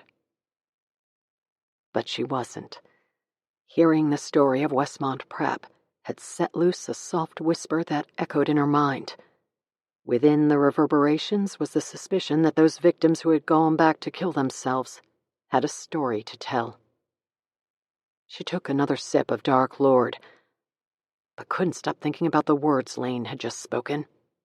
Something was going on with those kids last year, and it's carried over to today. Westmont Prep, Summer 2019. Session 2. Journal entry, The Keyhole. There was a keyhole in my bedroom door. It was a portal through which I spied on a world I hated. The things I saw through that keyhole were never discussed. I was supposed to believe they never happened. But they did. Even if my mother and I never discussed them, those things existed. I saw them, and I'm certain my mother knew I watched through that hole. I always wondered if the things that took place within the tunneled view of my bedroom door took place in that exact location for a reason. Was she asking for my help? I looked up from the journal. My voice had cracked while I read the last sentence, and it took me a moment to gather myself. "I'm sorry." The woman sat in the chair across from me and waited. I inhaled deeply, looking back to the leather-bound journal, and began reading again. The things I saw through that keyhole changed my life. It was the terrible things that happened in that narrow scope of my vision that made me who I am. I wish I could say that I charged through that door and stopped my father. If I had at least tried, maybe things would be different. Maybe I'd be dead, because to confront my father during his moments of rage was to confront a wild animal. But I never opened that door to protect her. I cowered in my room like the weak and feeble child I was, and left that protected sanctuary only after the carnage was over. I would bring my mother a bag of ice for her eye, or a towel for her broken lip. Sometimes I even helped her apply makeup to hide her bruises. But I never left my room to protect her. Leaving my room during the onslaught would have been deadly, but dying would have been preferred to what actually happened. I heard my mother scream, and I was up and out of my bed immediately. On my knees, I stuck my face to my bedroom door and peered through the keyhole. A short hallway led to the dining room where I saw my mother run to the far side of the table, trying to put an obstacle between her and my father. But there was nothing that would stop him. Certainly not a dining table. His shape entered the tiny world of my keyhole. He stood with his back to my bedroom door, facing my mother. His body obscured my vision so that I could no longer see my mother. I was relieved to no longer see her panic face, as if not seeing her terror somehow made it go away. "Stop," my mother said. "I'll fix it." My father's jaw was clenched. I heard it in his voice. "Who broke it?" I knew immediately what they were talking about. The lamppost out front. It had shattered earlier in the day when I was playing catch with a kid from the neighborhood. I had made an errant throw that collided squarely with the glass panel, shattering it, and sprinkling glass all over the driveway. My mother hid the damage as best she could, sweeping up the glass and hoping that the missing pane would go unnoticed until she could replace it. It had been our plan. It was obvious now that the plan had failed. "I don't know who broke it, Raymond, but I will fix it tomorrow." "You'll fix it?"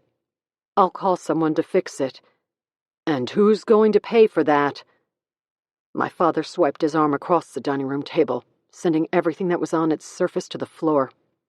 To my deranged father, wreaking havoc inside the house and racking up hundreds of dollars of damage was a proper response to the financial hardship of having to replace a broken pane of glass. I should have opened my bedroom door then, I should have walked into the hallway and taken responsibility for what I'd done. But I didn't. I stayed on my knees and stared through the keyhole as my father reached across the table, grabbed my mother by the hair, and dragged her over the top of it. He beat her that night. I watched him through the keyhole. I watched the man I hated beat the woman I loved. The next day, my father was dead. I pulled the tassel up and laid it carefully in the crease of the journal before closing it. My hand shook slightly. When I finally looked up at the woman across from me, I recognized sympathy in her eyes. At least that's what I took her stare to mean. My hands settled, and my shoulders relaxed. The therapy sessions always brought me peace, even though I bared my soul and revealed my innermost secrets during them. Or perhaps because of it. I've been reluctant to talk about him.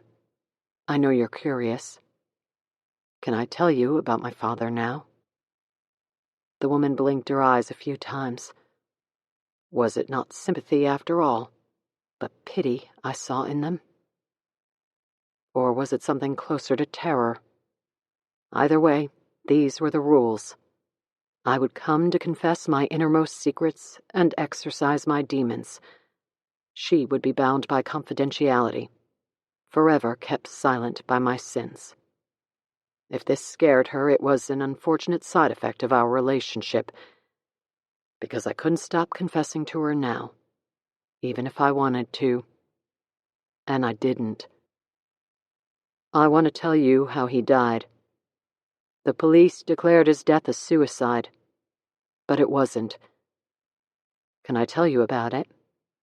Would that be too much to discuss during a session? Not at all, the woman said. I nodded. Perfect. I'll see you next week. I stood with my journal and headed back to campus. Chapter 13.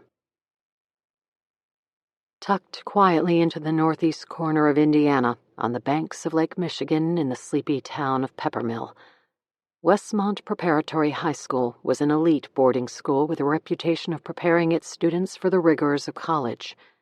Its practices were strict, its expectations high, and its track record impeccable. 100% of students who enrolled at Westmont Prep went on to graduate from a 4-year university. No small feat, considering the kids who made up the student body. In addition to the snobby rich kids, the gifted academics, and the overachievers, the strict disciplines found inside the walls of Westmont Prep also drew troubled and rebellious teens who had found themselves at life's crossroads. There were the teens whose parents had recognized the trajectory early on and had been sent to Westmont Prep to straighten out before it was too late. There were also those kids whose parents had realized too late the seriousness of their child's predicament and had found Westmont Prep only after some series of events had landed them in the sort of trouble that required planning and bargaining and concessions in order to prevent lifelong consequences. Those burned-out parents shipped their kids off to Westmont Prep because they feared if it wasn't a boarding school they were losing their kids to, it might be prison. Still, despite this mixed bag of students, the practices and principles of Westmont Prep brought them all into line. Isolate and educate, a tried and true practice of boarding schools across the country. The campus architecture mimicked the elite prep schools of the East Coast, with buildings made from Bedford limestone and covered in ivy that wrapped around the windows and climbed up to the eaves, where cornices stood like sentries keeping watch over campus. The pediment of the library, the first building visible when one walked through the front gates, was a massive triangular gable supported by thick, sturdy columns. Stenciled into the stone was the school's logo, Veniam solum relinquatis et. Arrive alone, leave together. Gavin Harms and Gwen Montgomery walked past the building now. The night was thick with humidity, and even though it was approaching 10 o'clock, the long summer day still offered the last efforts of the sun, a soft burn on the horizon that streaked the sky with brushstrokes of salmon. Their friends, Theo and Danielle, walked next to them. The four had been close since Gate Day, the ceremonious moment when students reported to campus at the start of each school year. As soon as students arrived at the front gates, whether they were incoming freshmen or seasoned upperclassmen, they were on their own. Parents were not allowed on campus during Gate Day. Once a student walked through the wrought iron doors, they were responsible for themselves. Independence was a theme at Westmont Prep. Students were expected to find their way and develop a new support system inside the walls of the school. Arrive alone, leave together. Many kids landed at Westmont Prep as defiant teenagers longing to be free from the reins of their parents. But for a few, the ceremonial closing of the entryway on Gate Day brought reality clearly into focus. As the students stood on one side of the wrought iron, their parents on the other, an array of reactions followed. Some cried. Others clung to the iron bars like felons in their cells and begged to come home. A few laughed at the dramatic symbolism before heading to their dorm rooms. The smart ones made friends and stuck together. Gavin Harms, Gwen Montgomery, Theo Compton, and Danielle Landry had been together since the beginning, and now they were entering the summer before junior year. As they approached Marjorie Hall, they cut to the right to avoid the front entrance, where the house mom would certainly question where they had been that caused them to arrive back to the dorms so close to curfew. From there, the conversation would turn to Gavin's backpack, which was thick and swollen with cans of Budweiser. So instead they walked to the rear entrance. Before they could reach for the door, it burst open and startled them all. Tanner Landing was standing in the doorway. "Got my beer, bitches?" Westmont Prep produced an interesting dichotomy of friendships. Some were organic, built from common interests and natural affection. Others were forced, created by the confines of campus and dorm assignments. Tanner Landing had been part of this group since just after freshman year, when most students went home for summer except for a handful of kids whose parents forced them to stay for the summer session. During the school year, Tanner could be avoided. In summer, Gavin and his friends were stuck with him. "You scared the hell out of me," Gwen said as she pushed past Tanner and into the back hallway of the dorm. Tanner's girlfriend, Bridget, apologized for his stupidity. "He's a Neanderthal," she said.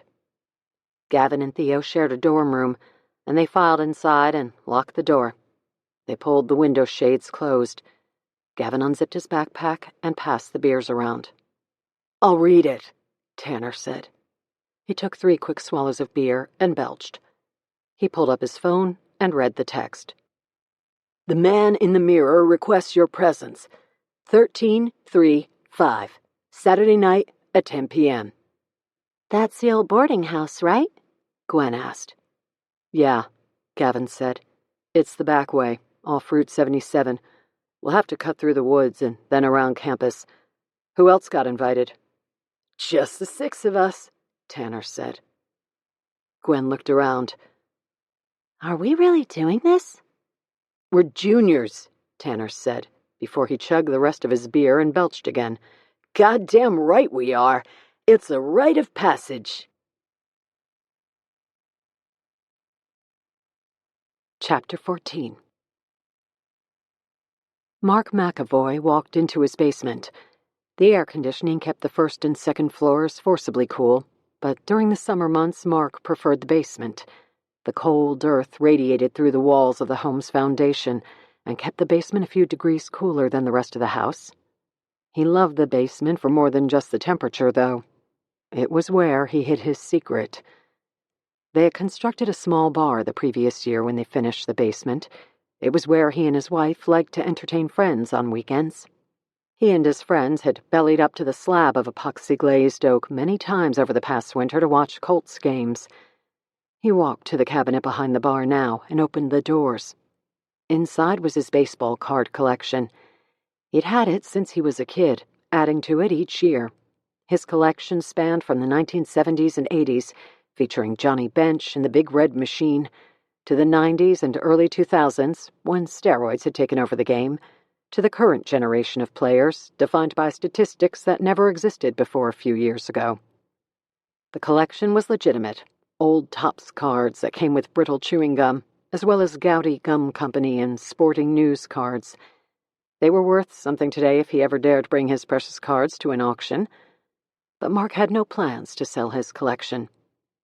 Tonight, as he pulled the first box off the shelf, he was interested in something other than his cards. It was his other obsession, something on which he had been fixated since his high school days at Westmont Prep, that he was interested in tonight. He laid the binder on the bar, unlocked the cover, and opened the 2 hatches to gain access to his collection.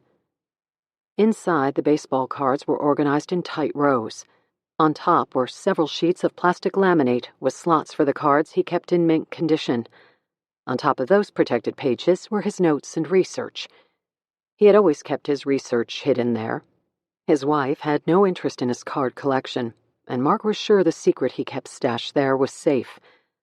The first article he pulled was from the Peppermill Gazette, a local paper that had a small readership back when he was at Westmont Prep, but that had since gone bankrupt. He found the article at the library when he was a freshman. It had originally been published in 1982. He read it now. Inside Westmont Prep's Secret Society. If you ask the headmaster of Westmont Preparatory High School, or any faculty member for that matter, if there is truth to the rumor that a secret society exists inside Westmont Prep, you'll hear a resounding and forceful no. But if you ask the students, they'll tell you that such a society not only exists, but is thriving. Ask for details, however, and you'll get very few. Mostly you'll hear conjecture and rumors about the misadventures of this secret club that hazes its new initiates and pulls raucous pranks on unsuspecting students and faculty. Concrete facts or first-person experiences are impossible to come by since there are no students who admit to active membership. The headmaster explains this lack of first-hand knowledge of the club by stating that the idea of such a society exists only in the minds of the students and stays alive through folklore and rumor. It is, the headmaster notes, a figment of the student body's imagination. Or, it could be argued, the reason you'll hear so little about the group is because its members are sworn to secrecy. Mark put the article to the side and turned to a more recent piece published in the Indianapolis Star. Written by a true crime journalist named Ryder Hillier, the lengthy article chronicled the history of secret societies in American high schools, touched briefly on the most famous collegiate societies of East Coast Ivy League schools, and then settled down to examine the organization inside the walls of Indiana's most prestigious boarding school. Westmont Prep was known for its strict discipline and rigid academics. The school was frequently ranked among the top preparatory schools and boasted a 100% conversion rate to a 4-year university. Ryder Hillier had made more headway into the secret group that existed inside the walls of Westmont Prep than any other journalist Mark had come across. She had even, somehow, unearthed its name, the Man in the Mirror, and the location of the meetings, a cryptic spot marked only by 3 numbers, 13, 3, 5. Numbers that Mark knew to be the location of the entrance to the forest off Route 77 that led to the old boarding house. From there, though, Ryder Hillier's facts ran dry. The article ended with a quote she managed to obtain from the current dean, Dr. Gabriella Hanover, who denied the existence of such a society, claiming that Westmont Prep did not permit exclusive clubs that promote elitism and secrecy, nor would the school allow a student association to run itself outside the supervision of the faculty. But Mark had attended Westmont Prep, and as an alumnus he knew damn well that the club existed.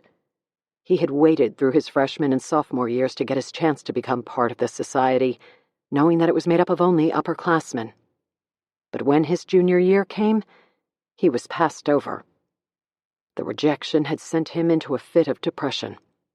A few of his close friends had been tapped, and after they made it through initiation, they left him behind. He spent his junior year alone and isolated, and when he eventually became the target of the group's pranks, Mark McAvoy decided that he'd had enough of Westmont Prep. He transferred to a public school for his senior year. It had been a miserable end to his high school experience, and his senior year was blackened with thoughts of suicide. Only after finding a new support system during college had he snapped out of his depression. He met his wife, he graduated, he launched his career, and he started a family. But he never forgot about the secret society at Westmont Prep, the one he wanted so badly to be part of, the one that had rejected him.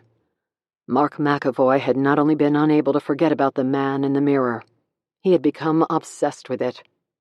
He had worked over the years to find out everything he could about the group and its rituals. Tonight, with his family sleeping upstairs, he retrieved the articles he kept hidden with his baseball card collection and laid them across the bar. Then he opened his laptop and typed "The Man in the Mirror" into the search engine. It was June. He knew that initiation of new members took place on the summer solstice.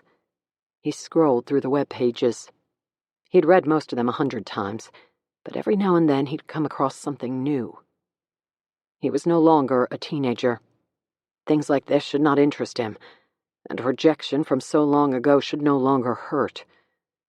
But his mind still dripped with curiosity, and his ego still ached from having been denied. A strange question came to him, like it did at the start of every summer. What was stopping him from going to the abandoned house in the woods? Back when he was a student at Westmont Prep, easily influenced and intimidated, his fear kept him away. But there was no fear inside of him tonight. Now he was merely curious to learn everything he could about the myth. But as he paged through his research and scrolled through the websites that described the legend of the man in the mirror, he realized that in addition to his curiosity, there was something else fueling his hunger. On a warm summer night in the cool chill of his basement, he was finally able to define the emotion. It was anger. Part 3. August 2020. Chapter 15. Claustrophobia, social anxiety, and the nagging need to forever be in control of her environment made air travel something Rory Moore avoided whenever possible, and something she did badly when it was mandatory. She had tried a little bit of everything over the years, from meditation, which drew the attention of other passengers instead of the opposite desired result, to pharmaceuticals. Benadryl and Advil PM had caused a violent vomiting fit that made one flight in particular more unpleasant than any other. To cold turkey suck it up in the middle seat and deal with it. Once, only once, and never ever again. Coach seating, 3 across, packed in like limp sardines and crawling over one another to use a tiny bathroom shared by 200 other passengers, had for years been out of the question.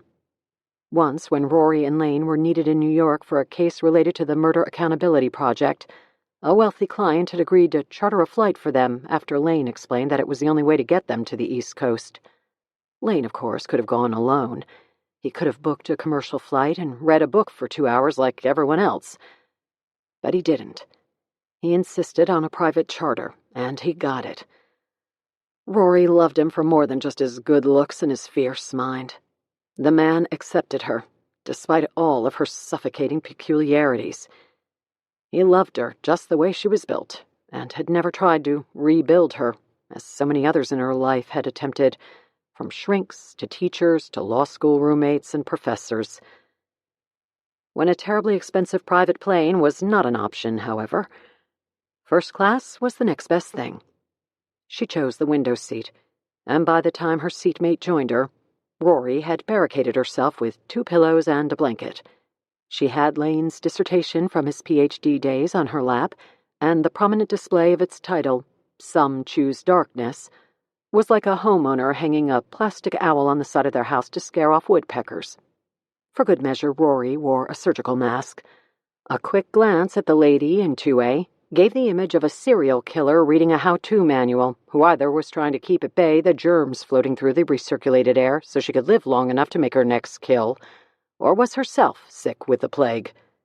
Rory knew she was no treat to sit next to on an airplane, but her efforts paid off. The gentleman in 2B sat down without a word, and for the entire 3-hour flight to Miami, he never attempted conversation. Chapter 16. Lane's invitation for Rory to join him on his assignment in Indiana was charming, and the more she thought of it as she drove north from Miami International Airport, the more his words ignited emotions that Rory preferred dormant. She had no immediate family left to spend time with, so the clinical and analytical portion of her brain told her it was a waste of energy to feel guilty for missed opportunities with them. But the emotional segment of her mind told her not to repeat the mistakes of her past by neglecting the single relationship that remained in her life. Rory wondered, after the events of the previous year, if her life needed some serious tending to. Perhaps some readjustment of priorities and some self-reflection on the things that mattered to her. "Come with me." Lane's words echoed in her mind, and she was helpless to quiet them. She attempted to channel her feelings into a corner of her brain where she could cover them and store them, and keep them at bay the way she did with other troubling thoughts that constantly bombarded her and threatened to derail her life. Every day brought a funneling twister of emotions. It was how her brain waves fired. If she wasn't worrying, she was obsessing. And if she wasn't obsessing, she was planning. Her mind never really settled down. There was always a low hum of activity going on in her head. Over the years, she had learned to manage this affliction by compartmentalizing her thoughts, the obsessive compulsion that begged for her to perform mundane and redundant tasks, such as checking her speedometer now and making sure her headlights were on, were packed away into a part of her brain that allowed her not so much to ignore the urges, but to stow them on layaway. She stored those desires in a place in her mind that prevented them from interfering with daily life. Then later, she pulled off the dust cover when she had a place to deposit the yearnings in a neat and orderly fashion, a place where those thoughts could run free until they fizzled out without further affecting her life. This process bought Rory time. It allowed her to live her life free from the superfluous demands of her mind. One outlet Rory used for this purpose was studying case files as a forensic reconstructionist. The repetition of reading and rereading interview transcripts, reviewing autopsy summaries until she had each page stored as an image in her mind, poring over detectives' notes and evidence logs, and studying crime scene photos until she could see them with her eyes closed, was a perfect exercise for a mind that never turned off. In the environment of forensic reconstruction, her affliction worked as an asset. Away from work, there was another outlet for her obsessive compulsion. She discovered it when she was a young girl, before she understood that her mind worked in ways that others would consider unusual, before she understood that the images and knowledge that ran like a never-ending scroll through her thoughts was the forming of her photographic memory, before she knew that her intelligence was on a scale high above most everyone else's, before she recognized that being so advanced in one area of life caused other areas to be neglected, like personal relationships and social interactions, before the diagnosis of autism was in the mainstream of medicine. Another technique had been used to rein in her condition. She learned the skill when she was a young girl spending time at her aunt's farmhouse. Tonight, as she snaked through the streets of Miami, she planned to hunt down the item that would permit her to use the talent she had learned as a child. It would allow her to live the next 2 months without worry that her quirks and idiosyncrasies would sidetrack her. But she was struggling to compartmentalize the feelings Lane's invitation produced. The closer she came to her destination, the more her skin itched with anxiety, and the more she wondered if perhaps feelings about the man she loved were not meant to be stored away and bundled with the nagging thoughts brought on by her obsessive-compulsive disorder. Still, she tried. It was how Rory Moore existed. Chapter 17. It was close to midnight when she paid $45 to park in a 3-story garage in downtown Miami. The structure was lighted by bleached fluorescent that Rory would have hated had she been in her bungalow, but here in an unfamiliar city she appreciated it. Her heart beat at an alarming pace, and her underarms and back were sticky with perspiration.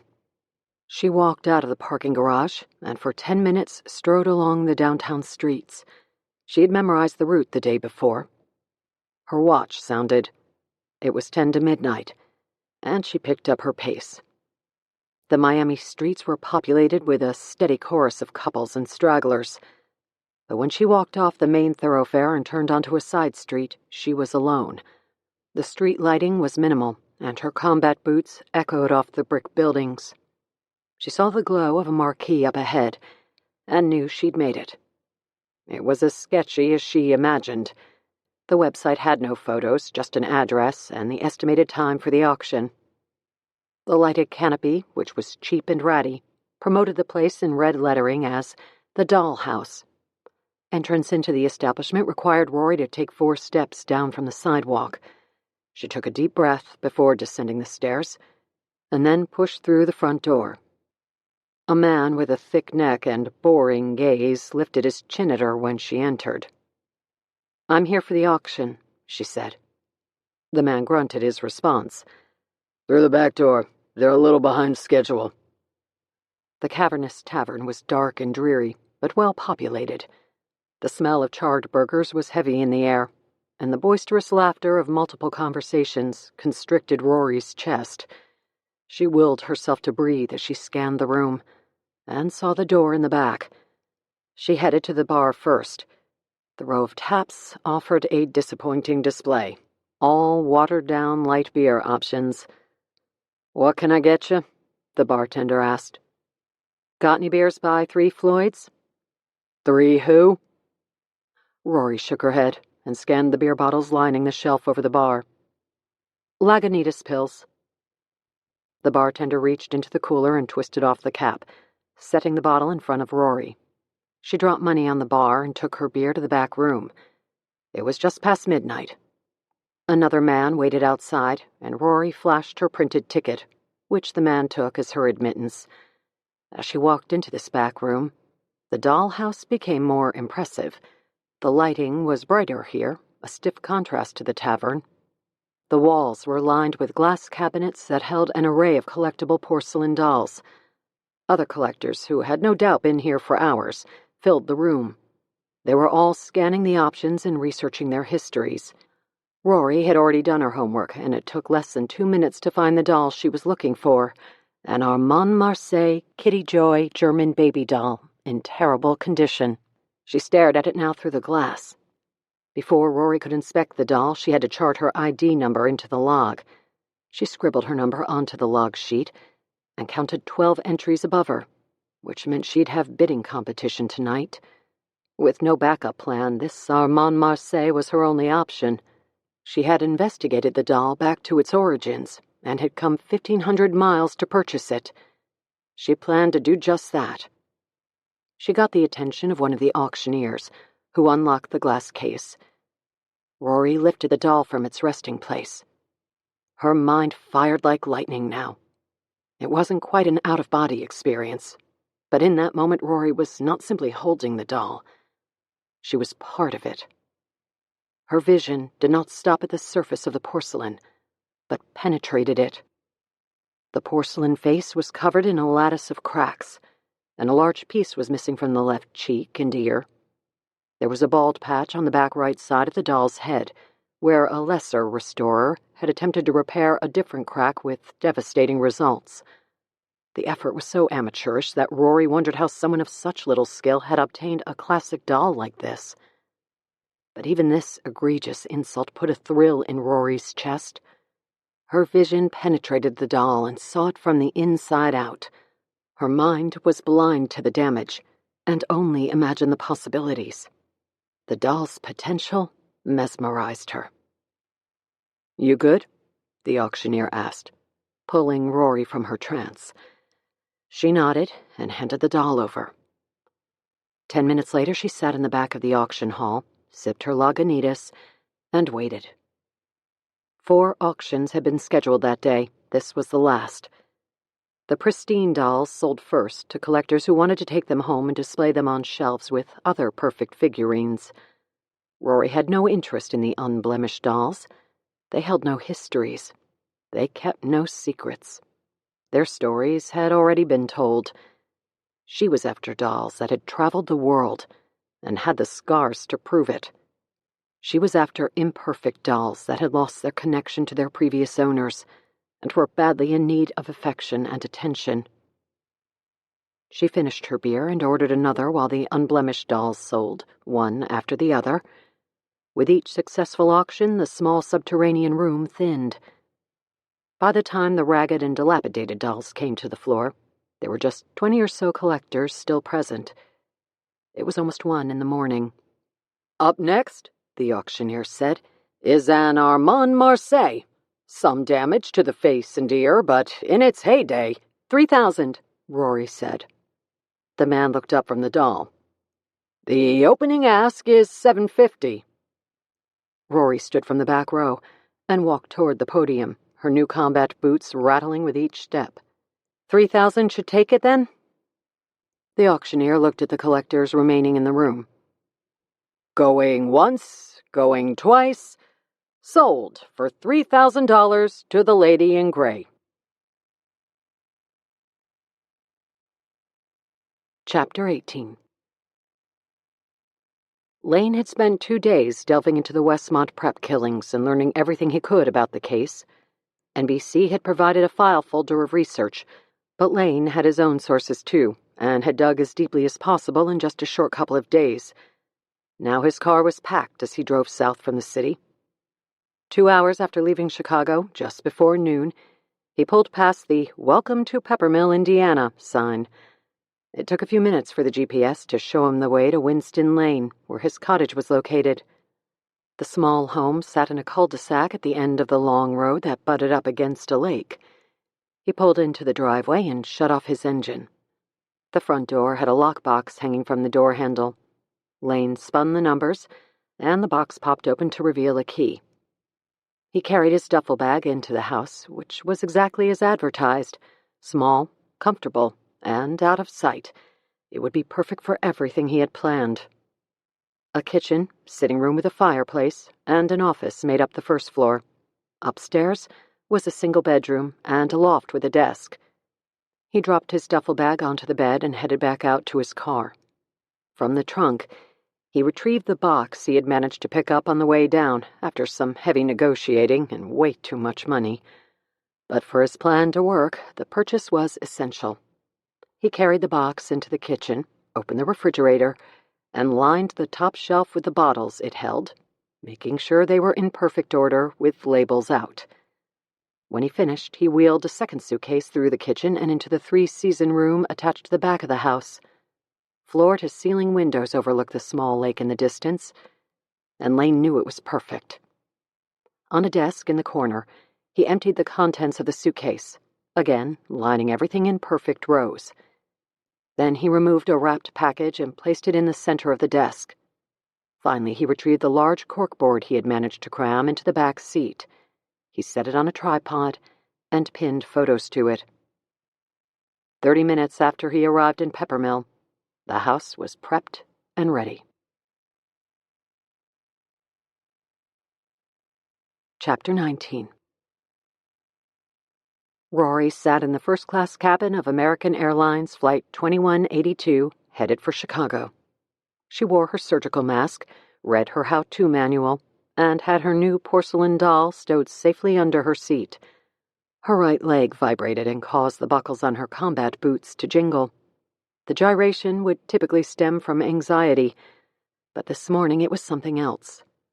Between the closure of her latest cold case, the long-overdue purchase of her new boots, and the acquisition of the Kitty Joy porcelain doll, Rory Moore felt balanced and calm in a way she hadn't for months.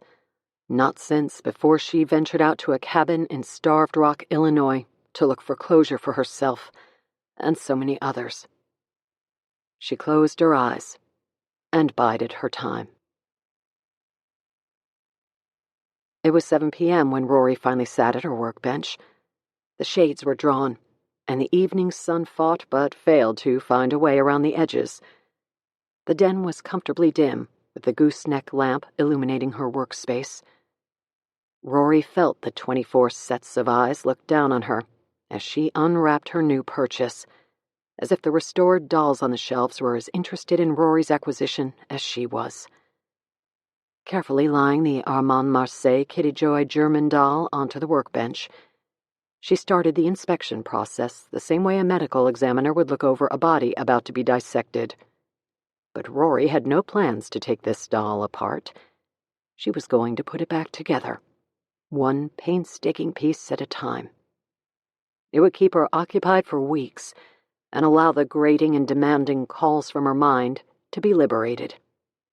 She had boxed those burdens up and stowed them over the past few weeks for this exact reason. Antique doll restoration had the potential to provide joy and bliss, and Rory had certainly experienced those things.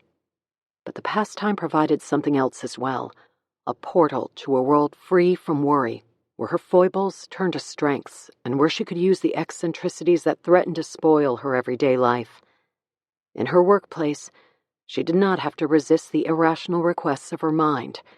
She did not fight against the gnawing need to repeat things over and over until she achieved perfection. In this protected place, those tendencies were not only permitted, but required.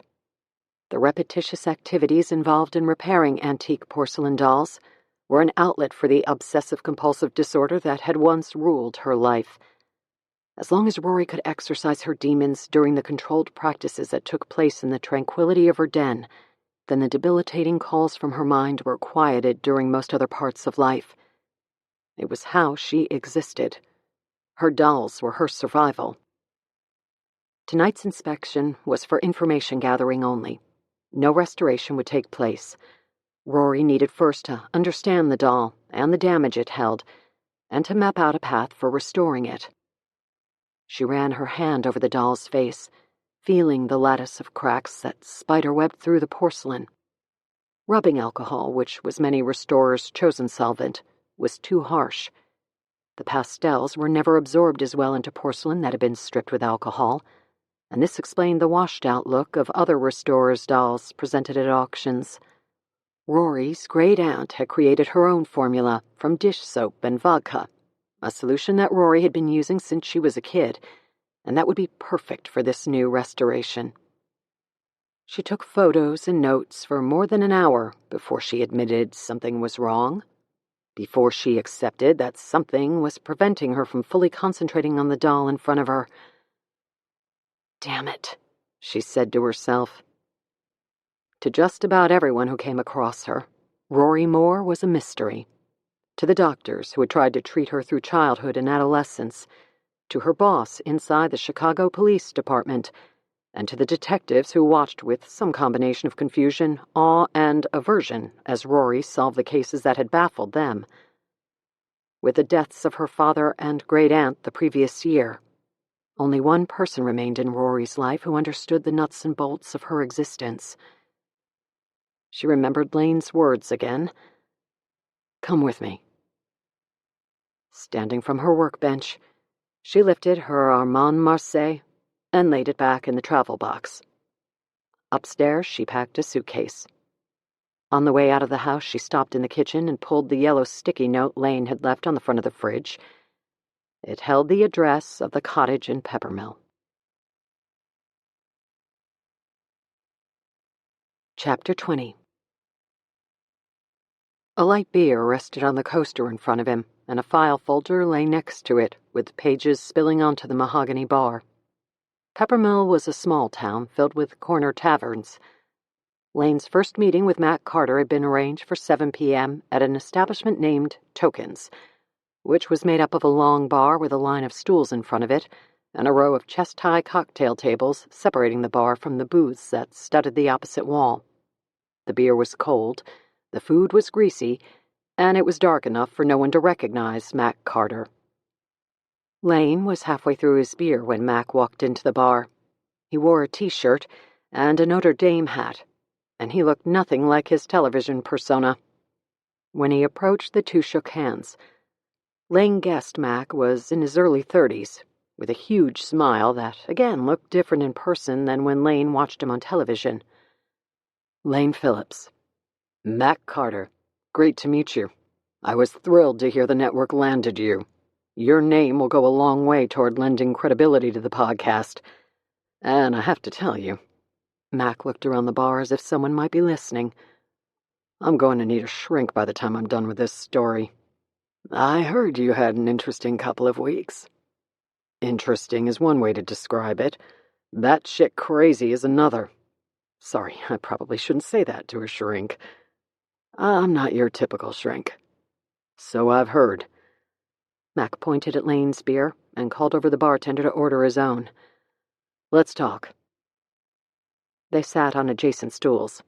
Mac's beer was delivered in a pub glass with foam slipping down one side, beer commercial style. There's so much going on psychologically with this story, you're going to be busy. The plan will be to introduce you in episode 5. We'll do a formal interview to give listeners your credentials. Then we'll do an overview of the case, with you offering your expertise on the psychology of both the killer and the survivors, what they went through during the night of the slaughter and what they've been going through since. We can do that all from the studio at my rental house. Lane pointed to the file in front of him. I did some homework and started a profile on the killer. A profile on Charles Gorman? Well, possibly, but that's not how profiling works. You don't start with a suspect and work backward. That would defeat the purpose. I start with the crime, the victims, the methods used to kill them, the scene, and create a list of characteristics the killer would likely possess in order to commit such a crime. In this particular case, I've started to map out the mindset needed to produce this level of violence. What I've done so far is just a start. I'll add to it as I learn more about the crime. I've also started a second, separate profile of Charles Gorman. Once I'm finished with each profile, we'll see where they overlap, if they do at all, or if they are exact duplicates. Fascinating, Mac said. What do you have so far? Some early notes on Gorman, just from public records. Tells me that he was a chemistry teacher at Westmont Prep, a bit of a loner, socially reserved and awkward. Brilliant mind as far as chemistry is concerned, but lacking in social graces. He was straight as an arrow for 8 years at the school. What made him snap? Mac asked. There's a lot more I'll have to uncover to answer that question, if it can be answered at all. We'll need to speak with the students and faculty who knew him, his friends and family, his parents specifically, to see what sort of home life he had growing up. From what I've learned so far, he had a normal childhood, but digging into his past will help me see what was going on in his life from childhood through his adult life, and leading up to the night of the killings. Unfortunately, speaking with Gorman directly is out of the question from what I've heard. I heard the same thing, Max said. He doesn't know what day of the week it is, let alone what happened in those woods a year ago. I guess if you jump in front of a train, you better make sure you finish the job. I've got some connection at Grantville, the psychiatric hospital where Gorman's at. I'll put in a few calls and see if I can get more details about his condition. Lane took a sip of beer. Tell me about the suicides. Mac drained his beer and ordered another. This is where a strange story gets stranger. The night of the murders, 2 kids were killed. The rest of the students ran from the house and escaped through the woods, but not before many of them saw the carnage of one of their classmates impaled on the wrought iron gate. So I'm sure it was quite traumatic.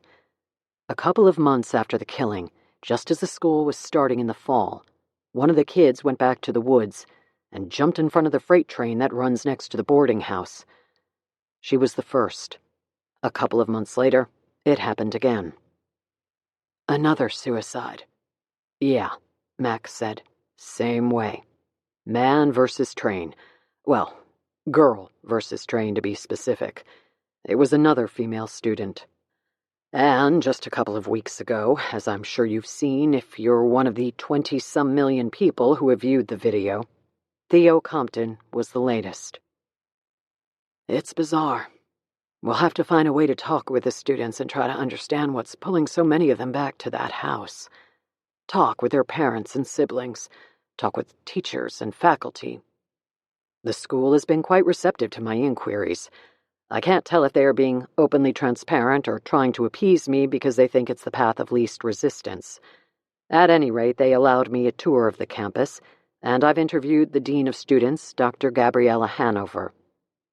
There was something Theo Compton said to you about Charles Gorman, that he believed Gorman didn't kill his classmates. Any progress on that front? No, I'm still working on that, Max said, and still confused by it. Theo decided to end his life before I had the chance to speak with him again. It appears that the young man was quite tortured by whatever it was he was keeping quiet about.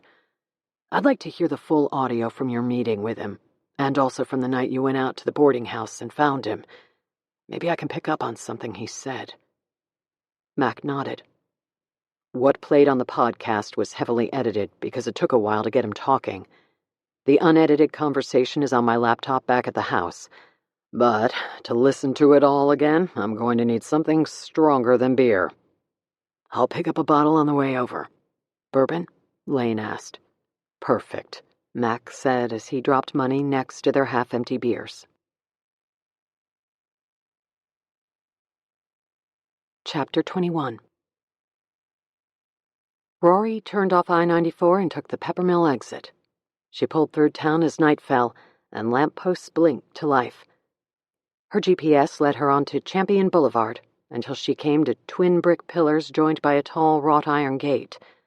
Westmont Preparatory High School was chiseled into the concrete that arced above the gate and joined the two brick pillars. Beyond the gate, a tree-lined path led to campus, where the school's buildings were shadowed against the darkening night sky. To Rory, the majesty of the campus and the school, the historic buildings and the locked gate, it was all a mockery. It was all meant to demonstrate protection and sanctity. Inside such a fortress, the kids would be sheltered from the dangers of the outside world. Parents had sent their children here believing that myth. They sent their children here to straighten them out, or to teach them discipline, or truly believing that this institution was the best place to prepare their children for the challenges of life. What a sham. Had Rory not fallen under her great-aunt Greta's watchful eye, she might have ended up at a similar place. Rory lifted the sticky note she had pulled off the refrigerator and read the address for Lane's cottage. She pulled away from Westmont Prep and headed to the north side of town. It took 10 minutes for Rory to find the bank of rental cottages. They were spaced far apart and ran to the end of a long road that twisted into a cul-de-sac. The cottages were spread around a small lake. She slowed her car as she moved from house to house and read each address. When she found Lane's cottage, she pulled into the driveway, but noticed the windows were dark. She stood from the car and looked around the small community of homes. For the ride down from Chicago, Rory wore cut-off denim shorts and a tank top. Her new Madden Girl combat boots felt perfect, and she adjusted her thick-rimmed plastic glasses as she surveyed the row of cottages.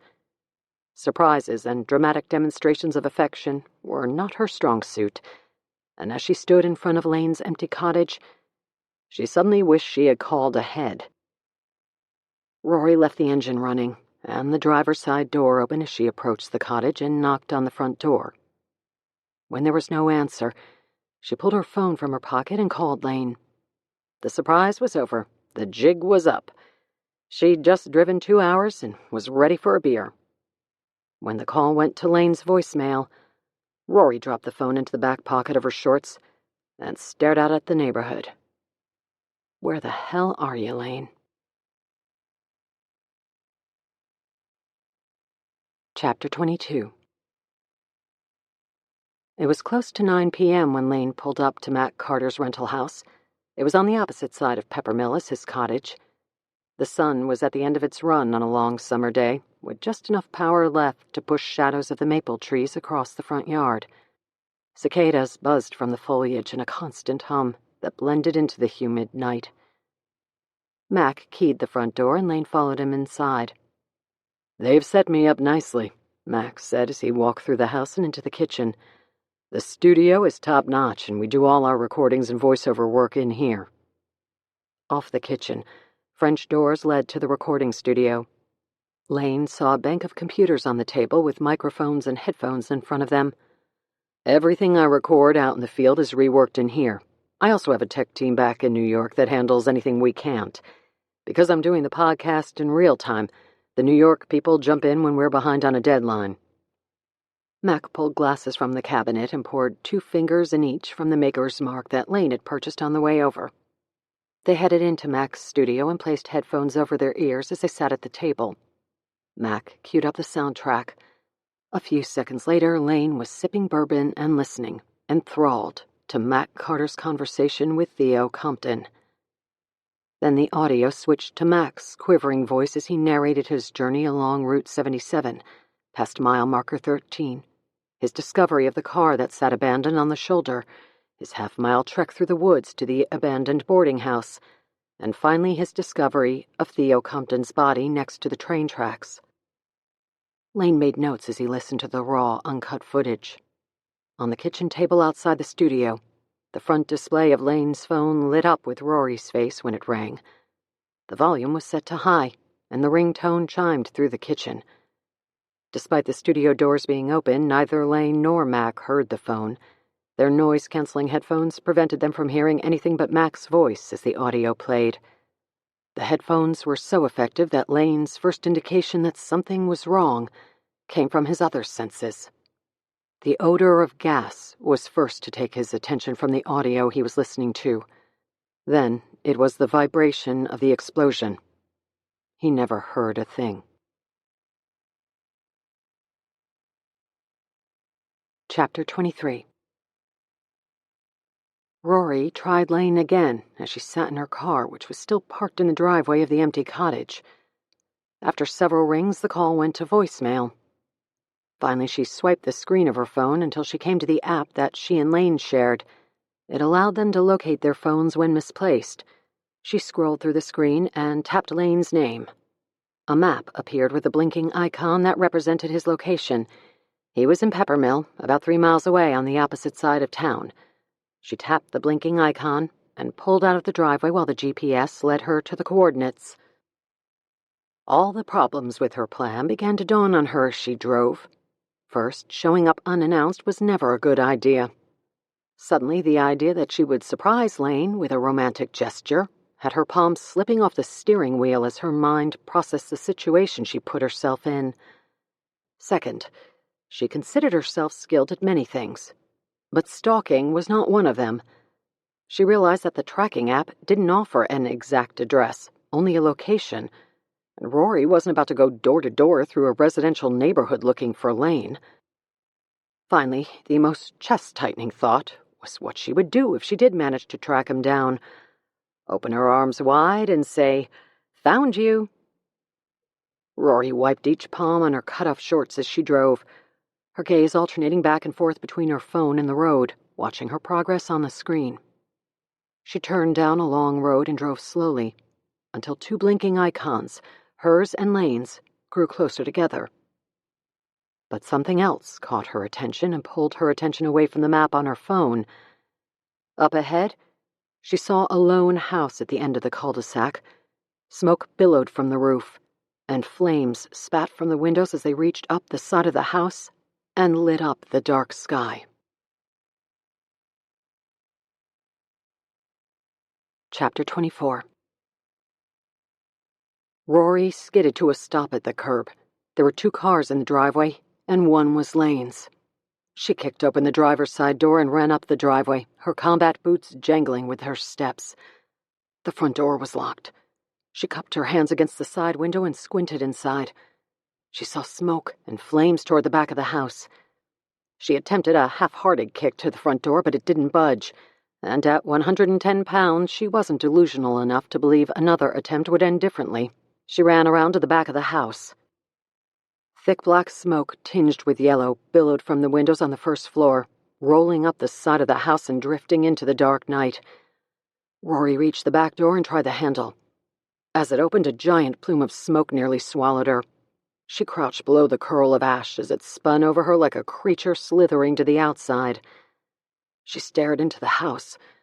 The door led into the kitchen. "Lane!" She waited for a response.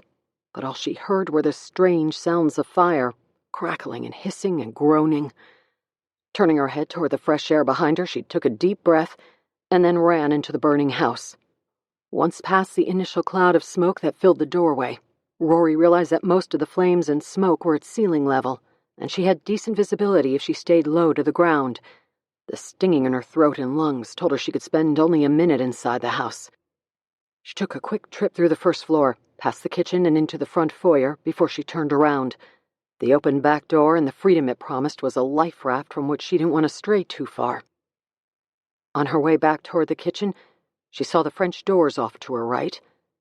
Through the smoke and haze, she imagined a shape on the floor. Her lungs burnt, and her eyes streamed tears. She lifted her shirt and placed the fabric over her mouth.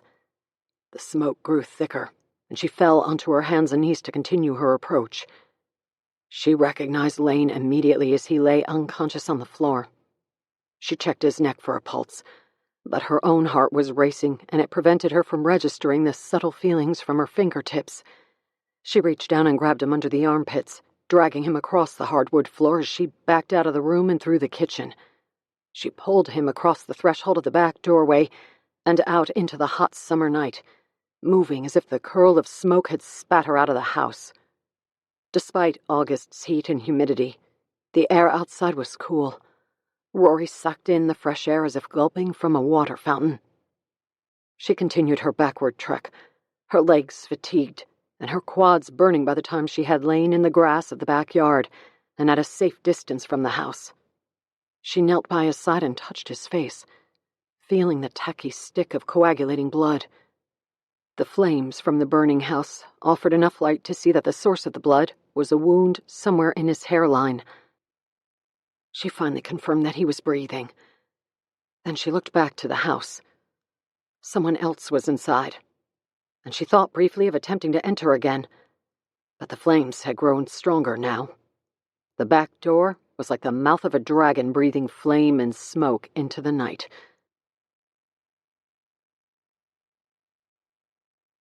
Chapter 25. It was just before sunrise when Rory stood from the chair and stretched the stiffness from her muscles. She looked down at Lane. A mask engulfed his nose and mouth and forced oxygen into his lungs.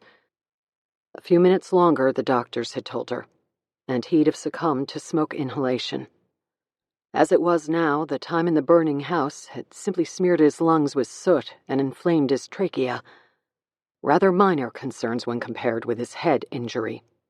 Whatever piece of shrapnel the explosion shot through the house had resulted in a hairline fracture of the skull and a brain hemorrhage that required close monitoring. The doctors were watching to make sure the swelling subsided and the blood resorbed before they would consider him out of the woods. A couple of days, likely. A week, at most, depending on how he responded to the steroids and diuretics. Rory dwelled all night about what might have happened had she not come down from Chicago. A gritty wave of selfishness washed over her, leaving her itchy and uncomfortable as she sat through the lonesome hours of night, contemplating how Lane's death would have left her truly alone in this world. A soft knock on the door took her away from her emotions. She looked up to see a woman in the doorway. "Hi," the woman said. "I don't mean to bother you." Rory reached for her glasses, but realized she had removed them during the night while she sat at Lane's side. Instead, she ran a hand through her hair, wishing she had her beanie cap to shield her. "I'm Ryder Hillier," the woman said. "I knew Mac Carter." After Lane had arrived in the ER and his condition had been declared as critical but stable, a uniformed police officer had questioned Rory about the events of the night. The officer was young and inexperienced, and it checked all the boxes of a formal first-tier line of questioning, precise, by the book, and totally useless in regards to gathering pertinent information. But in the process, Rory had learned that the other car in the driveway of the burning house belonged to Mac Carter, and that it was his body Rory had seen in the house along with Lane. Mac had been pronounced dead at the scene. Rory recounted her decision not to re-enter the house because of the heat of the fire and the smoke billowing from the back door. The officer assured her she'd done the right thing, although Rory took little solace in the condolence. "I'm sorry about Mr. Carter," Rory said. "I was just an acquaintance. We didn't know each other well. We worked together in a roundabout way on his podcast. I'm a reporter." Ryder Hillier. Rory suddenly remembered the name. This was the true crime journalist who had posted video of the dead Westmont prep student to the internet just hours after he'd thrown himself in front of a train. Rory noticed the woman's eyes move to Lane. "Is he going to be okay?" Rory nodded. "So they tell me." "I heard Dr. Phillips had signed on to the podcast to offer his expertise into the criminal mind." Rory focused her gaze somewhere over Ryder's head. She didn't answer. "I'm not sure how much you know about the podcast Matt Carter was working on," Ryder finally said. "But this explosion, his death, it's all very suspicious." Behind Ryder Hillier, two men appeared. Rory knew by their suits and their expressions that they were detectives. "Excuse us," one of them said. "We're here to speak with Dr. Phillips." "I'll let you go," Ryder said. She seemed to know they were cops too, and Rory recognized in the woman's eyes a sudden urge to escape the room. She handed Rory a business card like an ambulance-chasing attorney. "Tell Dr. Phillips to call me if he wants to talk." Rory held the card in her hand as Ryder disappeared past the detectives. Rory reached into her rucksack, slipped the business card into a slot in the front pouch, and pulled out her glasses, pushing them up the bridge of her nose, and feeling slightly more invisible. "I'm Detective Ott," the older gentleman said. "This is my partner, Detective Morris." Rory sized them up instantly, her mind firing through the possibilities until she settled on the one she knew was most accurate. Ott was about 60. The skin under his eyes drooped with a combination of years and experience, and likely too much alcohol. He was close to retirement, and maybe had another couple good years in him.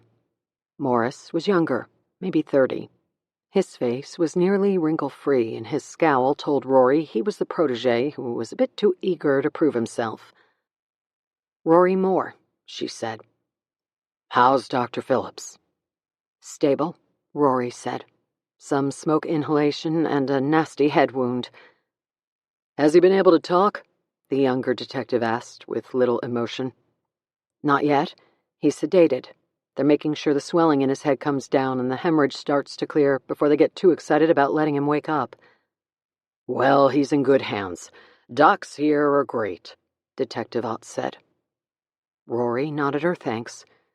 She wasn't sure how good the health care was here, and she was reluctant to compare Lane's current level of care to what he might receive in Chicago. But the doctors had pronounced him stable, and had told Rory they were being cautious during the first 48 hours. They assured her that they had the ability to transfer him by helicopter if needed, to a higher-level trauma unit if he didn't progress as expected. Detective Ott, too, pulled a card from his pocket. "Would you mind giving us a call when Dr. Phillips is up for a chat?" "I'll pass along the request." Detective Ott next pulled a notepad from his breast pocket. "Do you have a minute to run through what happened?" Rory knew it was a rhetorical question, so she didn't answer.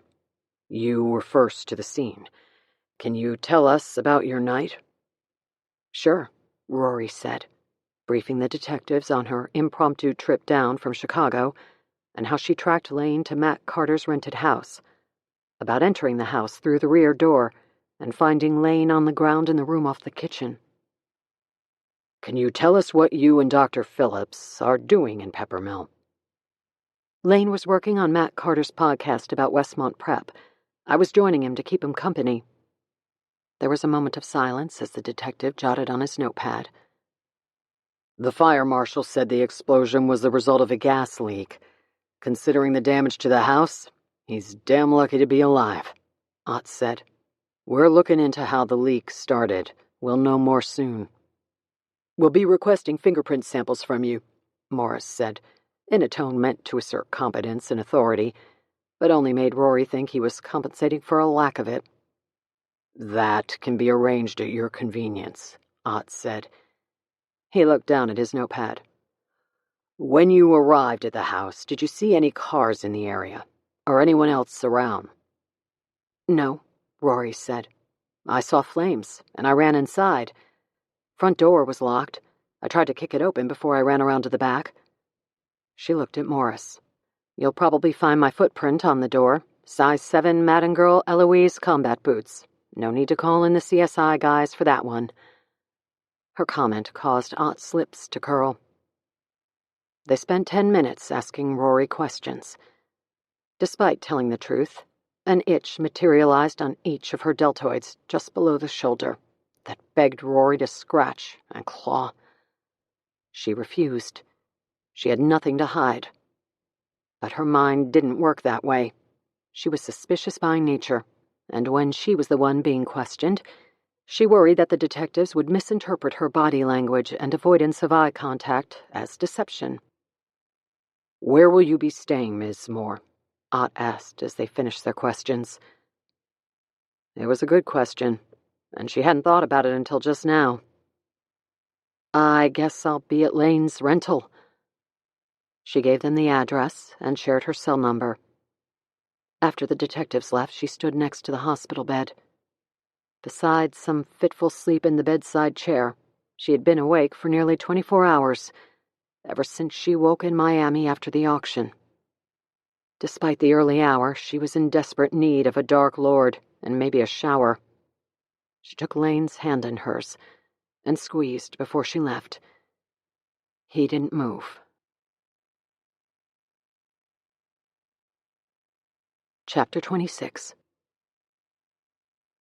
The groggy glow of early morning shaded the streets of Peppermill as she drove past the shops and restaurants, through the main boulevard, and eventually onto Winston Lane, the shadowed road where her night began almost 12 hours earlier.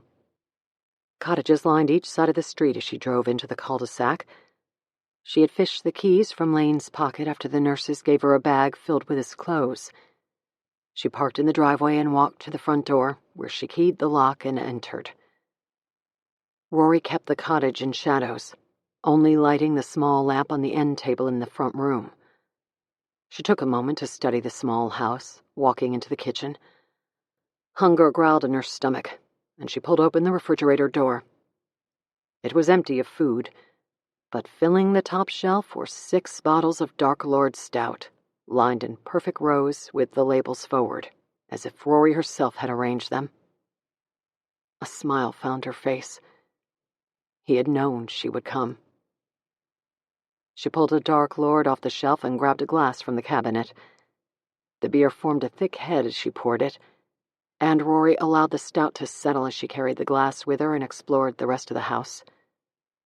When she reached the 3-season room at the back of the cottage, she stopped and stared at the desk. Arranged on its surface was an array of pastels she used to color the dolls she restored. Next to them were brushes and swabs. The presentation represented just a fraction of the tools she used during a restoration, but Rory appreciated Lane's efforts. The rest of her equipment was packed in her car, along with her new Kitty Joy doll. The makeshift studio here, isolated from the neighbors, and with the tall windows looking out over the pond that held the subtle glow of early morning, was nearly as inviting as her workshop at home. When she walked into the room, she noticed a present wrapped and waiting on the desk. She spun the package around and saw her name scrawled on the tag in Lane's cursive. Peeling off the paper, she found a pine box the size of a hardcover novel. She lifted the top to reveal a set of Folger Gruden paintbrushes. The collection had been discontinued years ago, and Rory's current set had belonged to her great-aunt. Those brushes were worth more in sentimentality than practicality, as many were unusable after so many years of restorations. This sight of the pristine set prickled her chest with possibility, and produced the urge to go to her car, retrieve her new doll, and put the brushes to use. Rory lifted one of the brushes from the foam casing that secured it. The handle, like the box, was made from pine. On one end were fine bristles made from sable hair. She stroked the back of her hand to feel the softness. The other end of the handle was beveled to a needle-like point, which was meant for sculpting. Rory took a moment to admire the collection of brushes, which ranged from fine to broad, and would be perfect for restoring her new Kitty Joy doll. As drawn as she was to the workbench Lane had arranged for her, something else in the room called for her attention. Against the far wall she saw a large corkboard propped on an easel. It looked eerily similar to the one in Rory's office. That infamous corkboard in her Chicago bungalow was pocked with hundreds of holes from years of sticking pins through the photos of victims from the cold cases she had solved. Once she tacked a photo to the corkboard, Rory embedded the victim's image in her mind in a way that prevented her from forgetting their face until she had found answers to what had happened to them. During this process, a relationship began, an intimate bond between Rory and the deceased that she had never been able to explain to another living soul. It was how her mind worked. It was the way she unraveled cases no one else could solve. She grew closer to the victims whose murder she investigated than she did to nearly anyone else in her life. Rory carried her glass of dark lord through the room and stared at the corkboard. Pinned to it was a photo of Theo Compton, the most recent Westmont Prep student to go back to the boarding house and kill himself. Other photos were pinned below Theo's. As Rory moved closer to the board, she recognized the 5 faces that stared back at her. She'd done her research. After Lane had first told her about the case, Rory spent the night scanning the internet and learning everything she could about the Westmont Prep killings. It had been a distraction from the angst of preparing to board an airplane the next morning. 2 of the faces belonged to the students who had been killed during the slaughter. The other 3 were the survivors who had gone back to that house over the last few months to kill themselves. Rory stood in front of the board and scanned each photo, hypnotized by the eyes that stared back. Finally, she looked at the table next to the corkboard.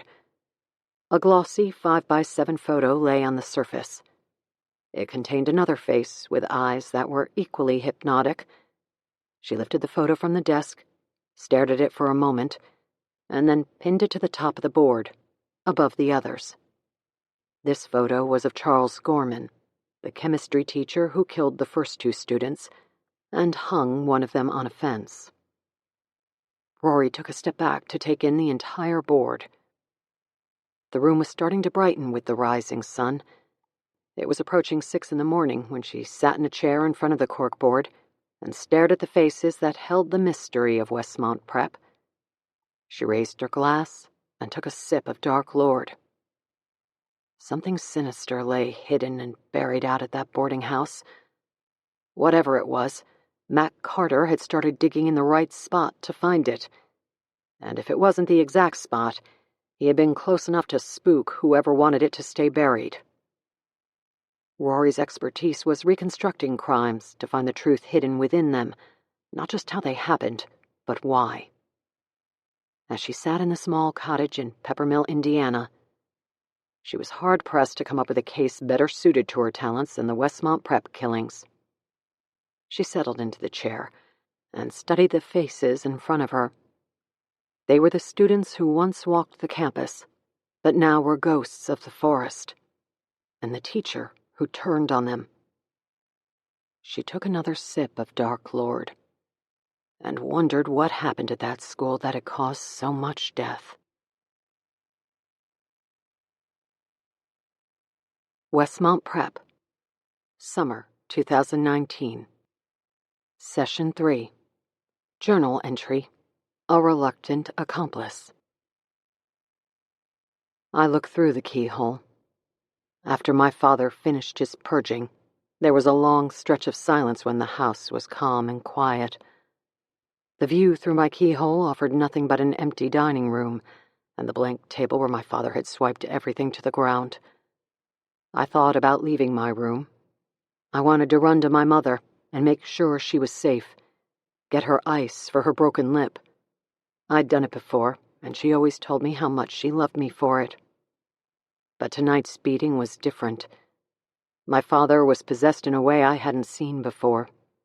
The broken lamppost was simply a catalyst for a much greater issue that he wanted to get out of his system. I was scared to leave my room. not so much because I feared he would hurt me, but because I worried my mother would step in and try to prevent it. She'd done it before, and my father had emptied the rest of his wrath on her. As hard as it was to watch through the keyhole, another level of inadequacy always came over me when I watched him beat her in person. Through the keyhole, I was anonymous. Out there, I was not.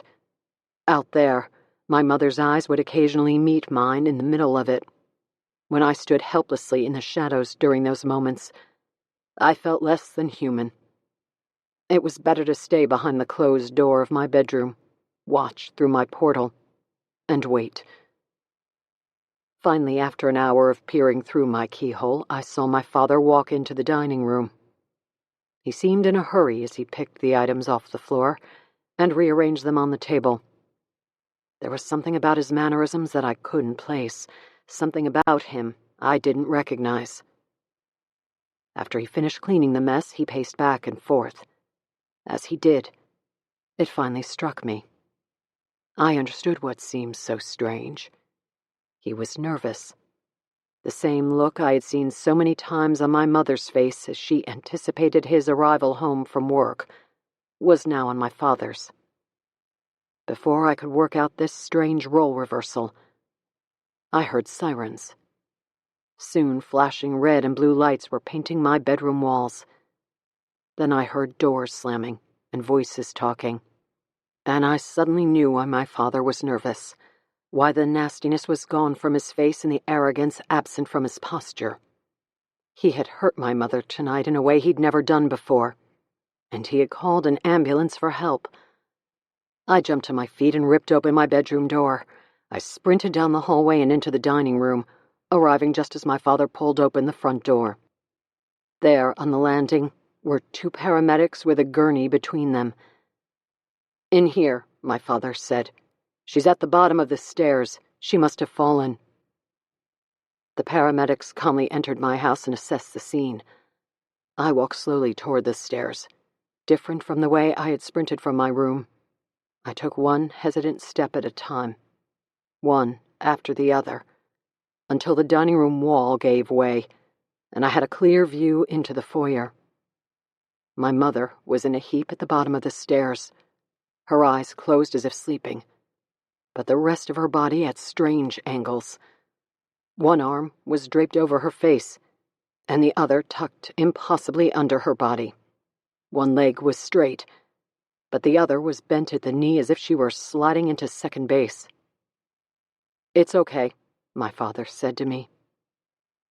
I couldn't remember the last time he'd spoken to me. "Your mother had an accident. I came home to find her like this. Did you see her fall?" I stared at my father with a blank look. I didn't answer. The paramedics were tending to my mother when one of them looked up at me. "Did you hear anything? Did you hear her fall?" he asked. Inexplicably, I nodded my head. "Yes," I said. "I didn't know what the noise was. I was in my room doing my homework." "It's okay," my father said. "The paramedics are here. They'll take care of her." The men went back to helping my mother. They loaded her motionless body onto the stretcher and wheeled her out to the ambulance. I saw a few neighbors on the front yard in the red glow of the ambulance light. They were staring at my mother as she was placed into the ambulance. I hadn't seen her move once, and her eyes never opened. Then I noticed another set of eyes. My father's. He was staring at me. Although he never said a word, his glare told me everything he wanted me to know. Finally, he walked out of the house to ride with my mother to the hospital. Mrs. Peterson from next door talked with my father in the front yard, and then walked toward my open front door. She would stay with me overnight. Before the front door closed, my father nodded at me, like we were co-conspirators, like I planned to keep his secret, like only he and I would ever know the truth about how I lost my mother. He believed he was nodding at the weak and feeble child who stared through a keyhole, too scared to leave the bedroom. But he was wrong. That child was gone. That child died when my mother was loaded into an ambulance never to return. My father was right about one thing, though. I never told a soul about what he did. I killed him the next day, so there was no real reason to tell anyone. I pulled the tassel into the crease of the spine and closed the journal. I looked up from the pages, and our eyes met. She said nothing. Usually I sought insight when I finished reading from my journal, but after today's session, nothing needed to be said. Our relationship was unorthodox. Some might even say inappropriate. But it worked for us. It worked for me, at least. I couldn't survive without her. We stared at each other, our eyes holding for a long moment. For today, that was enough. Chapter 27. Saturday afternoon, the day after the 6 of them had met to choke down warm Budweiser and discuss the mysterious invitation they had all received, Gwen sat in Gavin's dorm room. She paged through a stack of envelopes and stopped in the middle. "Here's one from your mom." Gavin rolled his eyes. "She's not my mom." "Sorry, I forgot." Although they'd been dating since freshman year, Gwen had never gotten the full story behind Gavin's home life, or why his aunt and uncle had taken full custody of him. She knew that his brother had died in an accident a couple of years before, and that his family had never fully healed. That's all she'd been able to get out of Gavin. She had tried a few times to dig deeper into his life outside of Westmont Prep, but Gavin Harms never talked about his dead brother, or his family. He never talked about his aunt and uncle. That was the way he operated. Take it or leave it. Gwen's inability to break through Gavin's walls was what she usually journaled about, and was the most common topic of discussion during her sessions with Dr. Casper. "She refuses to communicate with me any other way," Gavin said. "Written letters sent through the post office. That's it." "Snail mail is fun. I never get any. Can I read it?" "I don't care. I know what it says. It's the same thing she wrote last summer, which is why I haven't opened it this year." Gwen tore open the envelope and removed the single page that was folded in thirds. She cleared her throat and began talking in the overly genteel voice of a mother breaking bad news to her child.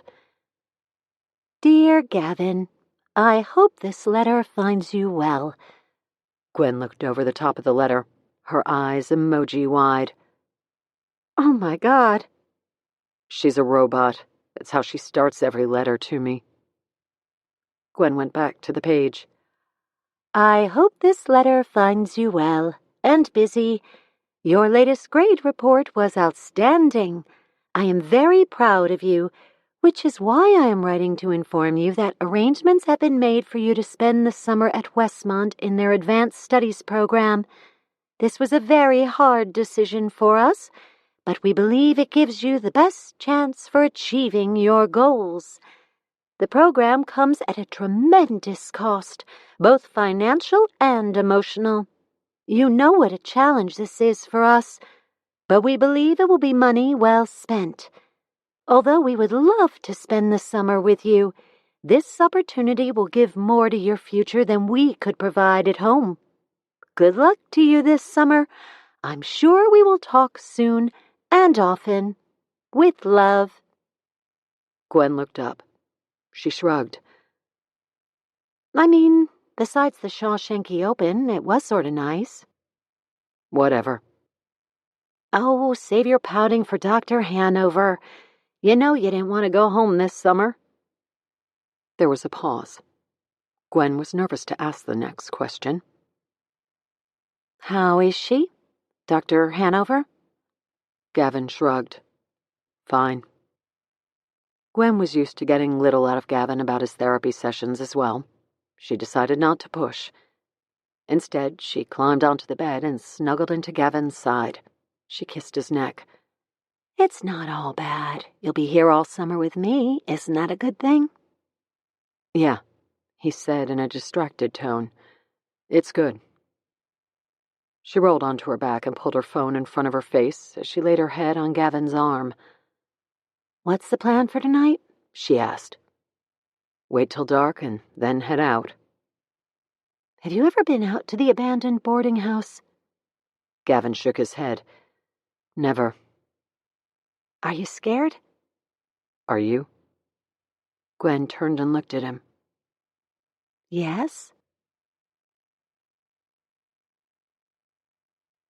Chapter 28. "If anybody touches me," Gavin said as they walked through the dark campus, "or tries to paddle me, I'm fighting back." They passed the Gothic structure of the library building, the gaudy display of the school's logo, and the spot where they stood each year on gate day. "Come on," Gwen said. "No one's gonna paddle us. There are, laws against that stuff." "It's Andrew Gross and his group of goons. There's no telling what's waiting for us." "Ignore him," Gwen said to Theo and Danielle. "He's been in a bad mood ever since he started seeing Dr. Hangover, who's known to give you a raging headache," Danielle said, finishing Gwen's sentence.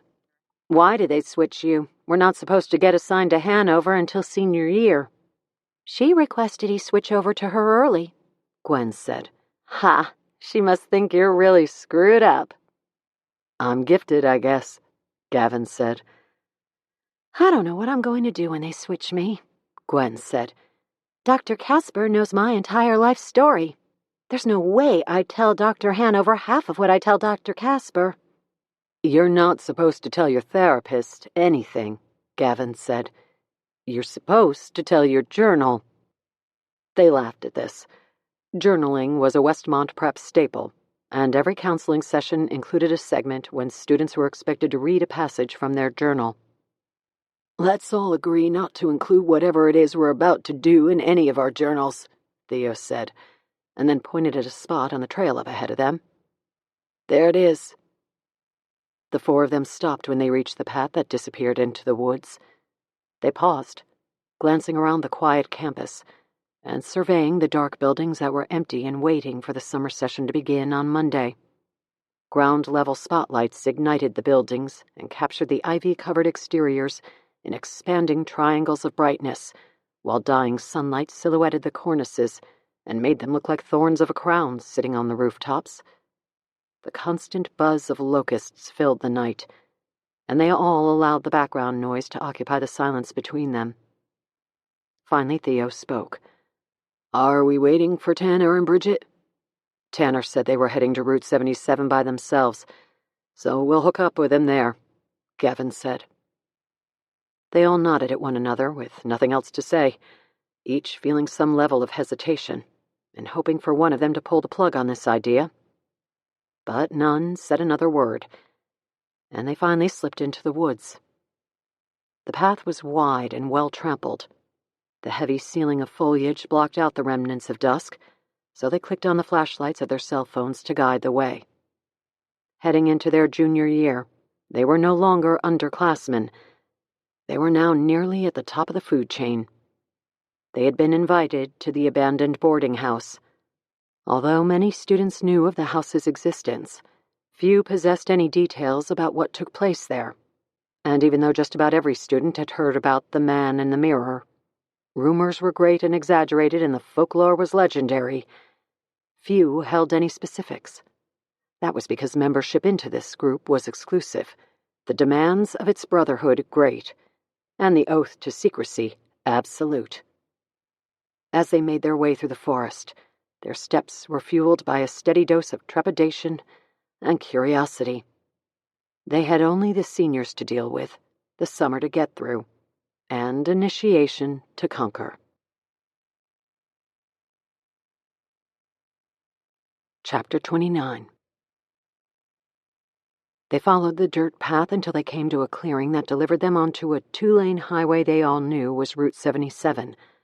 They turned right and walked along the dark shoulder, the gravel crunching underfoot. "There it is," Gwen said, pointing up ahead. Mile marker 13 stood in front of them, shadowed but visible as the 1 and 3 caught the moonlight. 13-3-5, Theo said when they reached the marker. It should be a third of a mile farther now. This is freaking me out, Danielle said. Gavin waved them along. Just hurry. There's nowhere to hide if a car comes along, and we're past curfew. In a single-file line, they fast-walked along the narrow shoulder until, about 1/3 of a mile past the marker, they spotted an entryway back into the woods. The bushes separated and offered a black hole into the forest. They walked down the embankment and toward the opening. Boo! The voice was loud and obnoxious. They all startled in retreat. The girls screamed. Then came laughter as Tanner Landing walked from the edge of the forest. "Tanner, you're such a shithead," Gwen said. Tanner was bent at the waist just like the previous night, laughing and pointing at them. "You should have seen your faces. That would go viral if I had recorded it." "Sorry," Bridget said, following Tanner out of the darkness of the forest. "He thought it would be funny if we waited for you here." "So funny," Gavin said in an overly excited voice. "I'm so glad you waited for us. I'm actually so glad you're here tonight. I'm not sure what we'd have done without you." Tanner stood upright and slowly stopped laughing. "How does your girlfriend deal with your moodiness? How does yours deal with your assholeness?" This brought snickers from the others. "Sorry," Gavin said to Bridget. "Don't be," she said. "He is an asshole. He just doesn't care." They headed into the woods to complete the final half-mile of their journey. Under thick foliage, they followed the dirt path, trying to calculate the distance they traveled. When they reached the edge of the forest, a chain grinned between 2 posts and held a private property sign. Beyond it, the mythical boarding house came into view.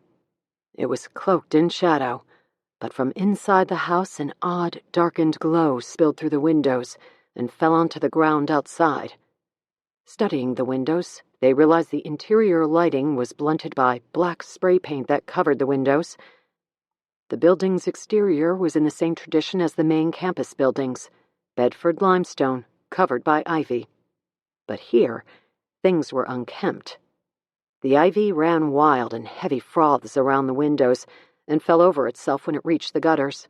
Multiple seasons of fallen leaves accumulated at the edges of the building and around the trunks of the trees that flanked the house. A massive oak stood in the front yard with sturdy lower branches expanding horizontally like the arms of a crucifix. "Now what?" Gwen asked. Danielle pulled up her phone and scrolled through the text messages until she came to the invitation they had each received. "The man in the mirror requests your presence at 1335, Danielle said, reading from her phone. "Upon arrival, proceed to the front yard and wait for further instruction." "I'm not sure I want to do this," Gwen said. Tanner smiled. "Oh, we're doing this. Let's see what all the hype is about." Chapter 30. They walked from the edge of the forest and into the clearing in front of the boarding house. Then together the group passed through the opening of the wrought iron gate that surrounded the house. As soon as they made it onto the front yard, figures materialized from the darkness and slowly closed in on them. Cloaked in black hooded capes, the ghosts morphed from the shadows of the ivy that climbed the walls, poured out of the front door, and emerged like warlocks from the forest that surrounded the house. They approached quickly, and Gwen's vision blackened when she felt a blindfold being wrapped around her face, the soft nylon tied in a knot at the back of her head. "This abandoned boarding house," someone said from behind her. Gwen recognized Andrew Gross's voice. Andrew was a Westmont Prep senior they all believed had been behind the invitation. He had long been rumored to be involved in the man-in-the-mirror challenges that so many classmates gossiped about. "It's not for anyone who decides to come. It's for the chosen. You've all been invited to join the Man in the Mirror, a small and exclusive group at Westmont Prep. Whether you accept that invitation is still to be decided." Gwen felt a hand on her elbow, which guided her through the grass and onto a gravel path. after just a few moments without vision. She was disoriented to her surroundings. She stumbled down an embankment, feeling the grip on her elbow tighten to keep her upright. Finally, the hand moved from her elbow to her shoulder and forced her downward into a hard wooden chair. "You've all heard about the man in the mirror and the challenges he puts forth. There will be a series of them this summer, and your first is tonight. It's simple. Just sit where you are. That's all. First one to get off their chair loses. And trust me, you don't want to be a loser." Gwen heard footsteps crunching over the gravel and through leaves as Andrew and the other seniors retreated. Finally, the shuffling disappeared, and all that remained was the buzz of cicadas. Finally, Gwen spoke. "Gavin?" She wasn't sure why she was whispering, but they all followed along. "I'm here," Gavin said. "I think I'm right next to you." Gwen felt Gavin's outstretched hand touch her shoulder. It startled her, and then she grabbed it and squeezed his hand. "This is seriously screwed up," Theo said. "We're supposed to sit here all night?" "That's right," Tanner said. "I'll stay for a week if I have to, but you guys, feel free to be the first to quit." No one spoke. "Hello," Tanner said. Since Gate Day freshman year, Tanner had been desperate to fit in, Gwen knew. He was a social climber, jumping from group to group, seeking acceptance and approval from anyone who offered it. That he had been included in this small group that was invited to join the much-rumored secret sect inside the Westmont Prep student body was his ticket to friendship and popularity. Gwen knew Tanner wasn't bluffing. He would actually sit here all night if it meant that the seniors include him in their social circle. "Hello," Tanner said again. "Tanner, just shut up," Gavin said. "Do you think you're capable of that?" Just as the words were out of Gavin's mouth, a noise came from far off. A muted horn that disrupted the vibration of the locusts. "What was that?" Gwen asked. She squeezed Gavin's hand harder. It came again, this time louder. "Should we leave?" she asked. "I don't know," Gavin said. Another whistle, louder still. Then, a rumble. The chairs pulsated under them. Finally, they heard the chugging of an approaching train. With the blindfolds on and nothing but blackness in their vision, the train came from nowhere. "Gavin?" Gwen said. "Screw this," Gavin said. "Let's go." Gwen pulled the blindfold off her face. She saw that the 6 of them were lined up next to train tracks, the backs of their chairs dangerously close to the rails. When she looked to her left, she saw the headlight of a train barreling toward them. She let out a scream that caused everyone in the row to pull their blindfolds down. They all stood in a mass exodus, running down the embankment as the train stormed past. Tanner clipped his heel on the chair as he ran, causing it to topple backward onto the tracks. As the train sped by, the chair splintered when the train crunched over the wood and shattered it into 1,000 pieces. They all stood in the shallow gully as the train blurred past, breathing heavily from shock and adrenaline, ears filled by the thunder of metal on metal. A mangled piece of Tanner's chair ricocheted off the train and came to rest at their feet. They all stared at it. It was June 8th. 13 days later, the slaughter would take place at the boarding house behind them. Chapter 31. Mark McAvoy had a plan. He would go to Peppermill on June 21st. He would follow Route 77. He would take the route so many of his classmates talked about, 1335, and find the abandoned boarding house. He would do it this summer, the way he should have done it during his junior year at Westmont Prep.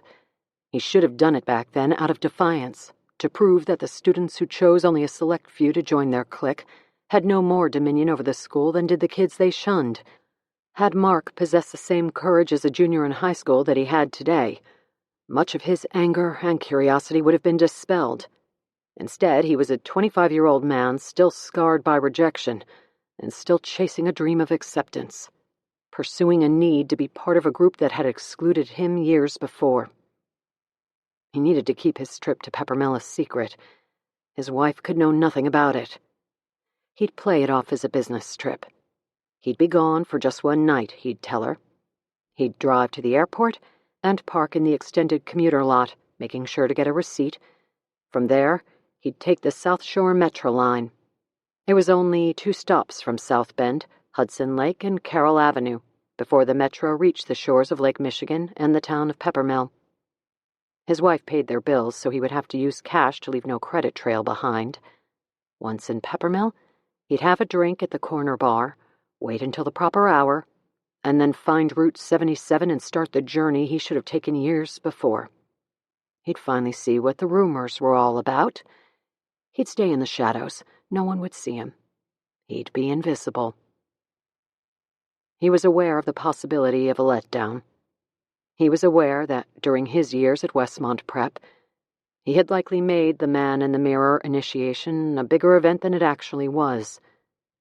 Now, nearly a decade later, it was possible that what he found at the abandoned house would not live up to his expectations, to his embellished thoughts of what transpired out in the dark woods at midnight each summer solstice. The whole excursion might not fulfill his fantasies, but he could make those fantasies come true. He was no longer a scared teenager. Rules no longer bound him.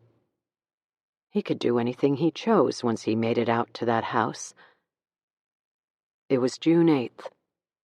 He had 13 days to perfect his plan. Part 4. August 2020. Chapter 32. The bedside chair was like granite, so Rory had opted to sprawl on the sill of the bay window, which at least had a cushion. She sat with her back against the side, her legs straight out in front of her, and combat boots crossed right over left. Always right over left, never the reverse. Her mind would not allow it. The window was to her left, and the pond and fountain 4 stories below were visible, but ignored as she read. In her lap was Lane's notebook that contained his initial research into the Westmont Prep killings.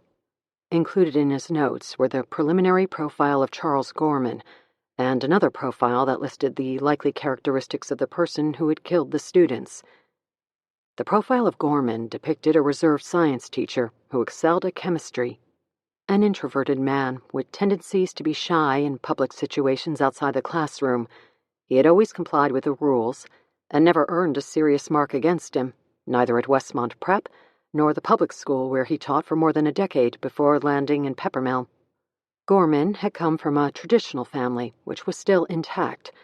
His parents were married, both retired teachers living on pensions and residing in the same Ohio home where they raised their 3 children. Gorman was the middle child, and by all accounts, according to Lane's research, had had a normal childhood. No incidents of violence in grade school, high school, or college.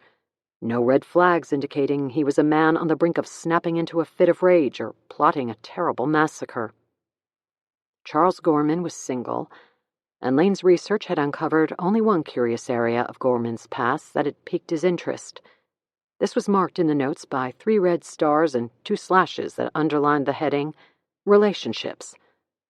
A former girlfriend at Gorman's previous place of employment had reported him to the school's HR department after they ended their 8-month relationship. The report stated that the female colleague, a civics teacher, felt uncomfortable by Gorman's continued attention and insistence that they work things out.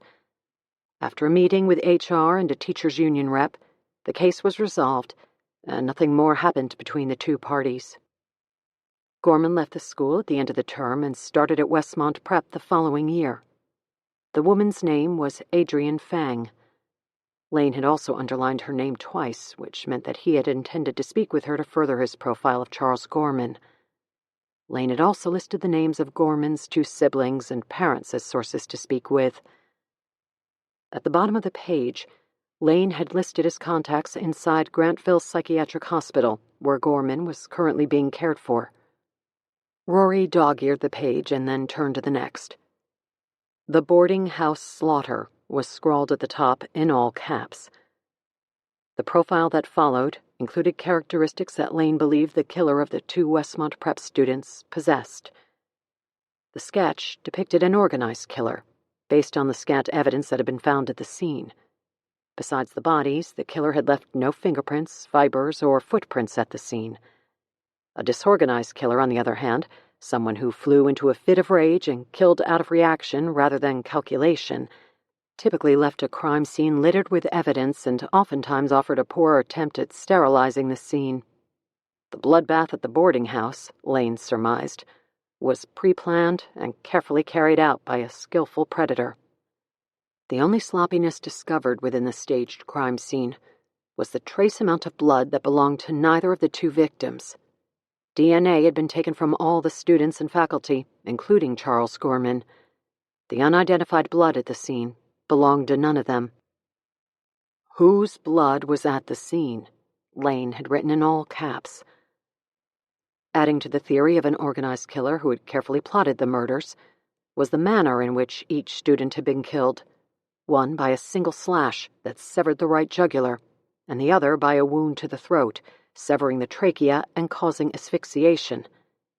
The absence of defensive wounds on either victim's hands or arms suggested an element of surprise. The original attack had occurred inside one of the rooms of the house, and then one student had been dragged outside and impaled on the wrought iron fence. Lane surmised that this represented a symbolic act of revenge. This person was likely, Rory read, someone with a troubled past and an abusive childhood or broken family.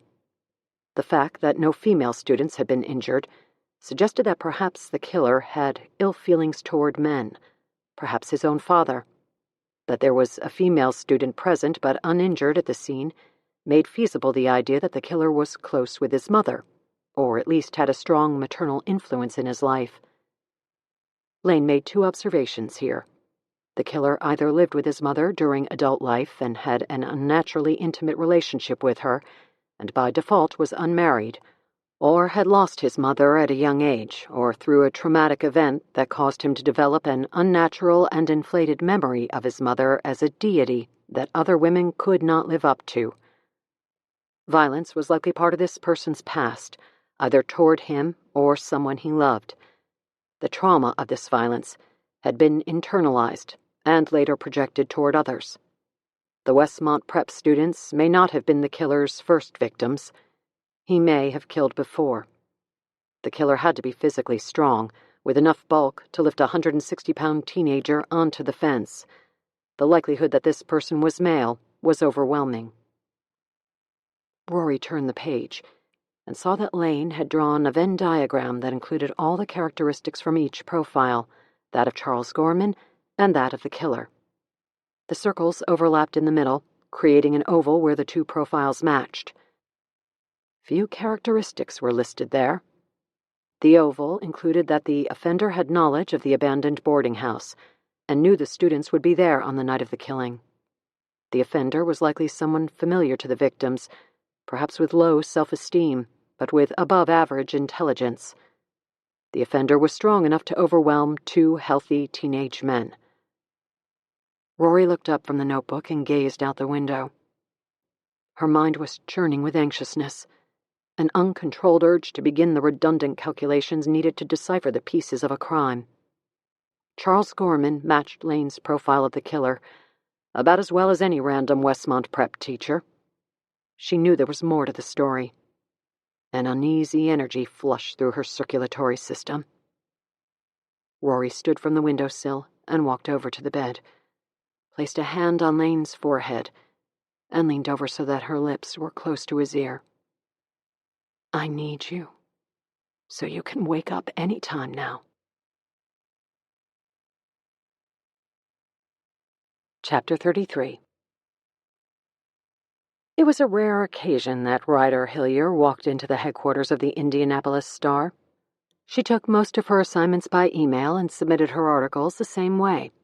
Staff meetings demanded her presence twice a month, but otherwise she was a crime reporter who chased stories on her own and waited for the okay from her editor after she found one she liked. Usually her efforts were met with glowing praise.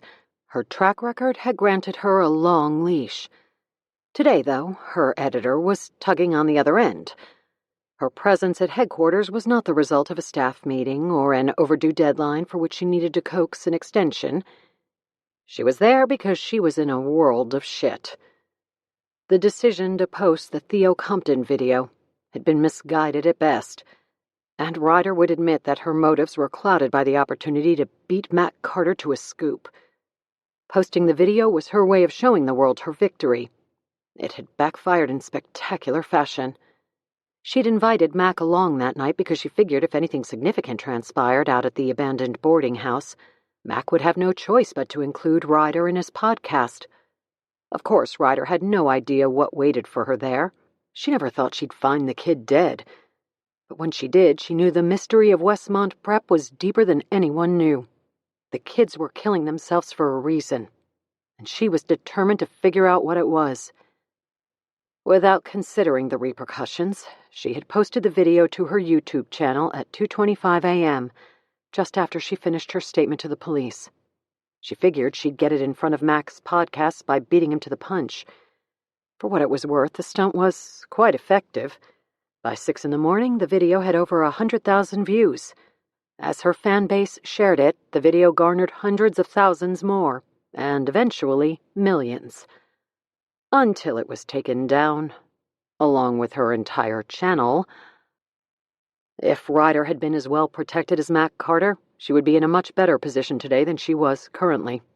Mac Carter had powerful lawyers and a network to shelter him. The higher-ups likely told Mac to stay as far away from the Theo Compton video as possible, but they still expected him to attack the angle, and he did, to enormous success.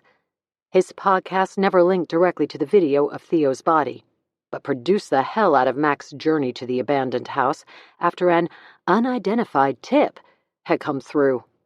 Of course, they edited out Ryder's phone call, instead spinning the story to suggest that it was Mac himself who had seen Theo's message and decided to go out to 1335. That there happened to be another reporter present at the house that night, described in the podcast episode as an amateur sleuth, was pure chance. That this amateur had made the ill-fated decision to record what they'd found by the train tracks was a problem that fell squarely on Ryder Hillier's shoulders. Mac walked away clean. Better than clean. He walked away more popular than ever before. The 4th episode of the podcast was downloaded millions of times. But the genius in what Mac Carter had accomplished was that in order to distance himself from the video, he had to mention that it existed, which he did, over and over and over again. Every time he had scolded the amateur sleuth for posting such a heinous video, Mac Carter knew he was inviting his podcast listeners to search for the footage. Even without direct links to Ryder's blog or YouTube channel, she saw the uptick in web traffic and knew that Mac's audience was searching her site for the video. Mac had received the benefit of the recording without any of the legal ramifications. It was, Ryder had to admit, a bit of marketing genius. "Shut it down," her editor told her now as she sat in front of his desk. "It's already down. YouTube prohibited the video and did their best to erase its existence, took my entire channel down, and when they put it back up, it will likely be demonetized." "Not just the video," her editor continued. "Shut it all down. Everything. No more Westmont Prep coverage." "I've never done anything related to Westmont Prep for the paper," Ryder said. She hadn't. Her fascination with the Westmont Prep killings was her own endeavor, and her blog and YouTube channel were separate projects that she chased on her own, never expensing a dime to the paper and never missing a deadline because of her work on the case. "And you never will," her editor said. "That includes writing anything about Mac Carter's death." "I'm the one who should write about Mac. I'm the one who was with him a few nights before he died, and his death has to be related to Westmont Prep." "Stay away from it, Ryder. I've already assigned it to someone else, and if you want to continue to write for this paper, you'll shut the side stuff down. At the very least, you're grounded from side work until we learn the depth and weight of the legal ramifications from your latest stunt. And if you get formally charged and convicted of any wrongdoing, obviously your time here is over. For now, stay busy and stay invisible. No bylines until this other mess gets solved." No bylines? You're taking my column away. "Putting it on hiatus." "Look," Ryder said, trying to tame the conversation. "Mac Carter arrives in Peppermill and starts poking around a year-old case. Before long, he's dead. The circumstances around his death are terribly suspicious. I'm intimately familiar with the case he was looking into, and now you're telling me I can't touch it? I could do a piece for the paper that would be gangbusters. And if the Star doesn't trust me, someone else will. Since when do you choose to back off a story?" "When I'm worried about the paper being the next entity to be sued. Our attorneys think the only reason we haven't been slapped with a lawsuit already is because there are no direct ties between us and the Westmont Prep story. You're hanging out in between, and the predators are waiting for a way to go after the paper. I'm not going to allow it to happen. You're officially on the sidelines. No more discussion about it." He looked at his computer and scribbled onto a loose piece of paper, which he dropped in front of her.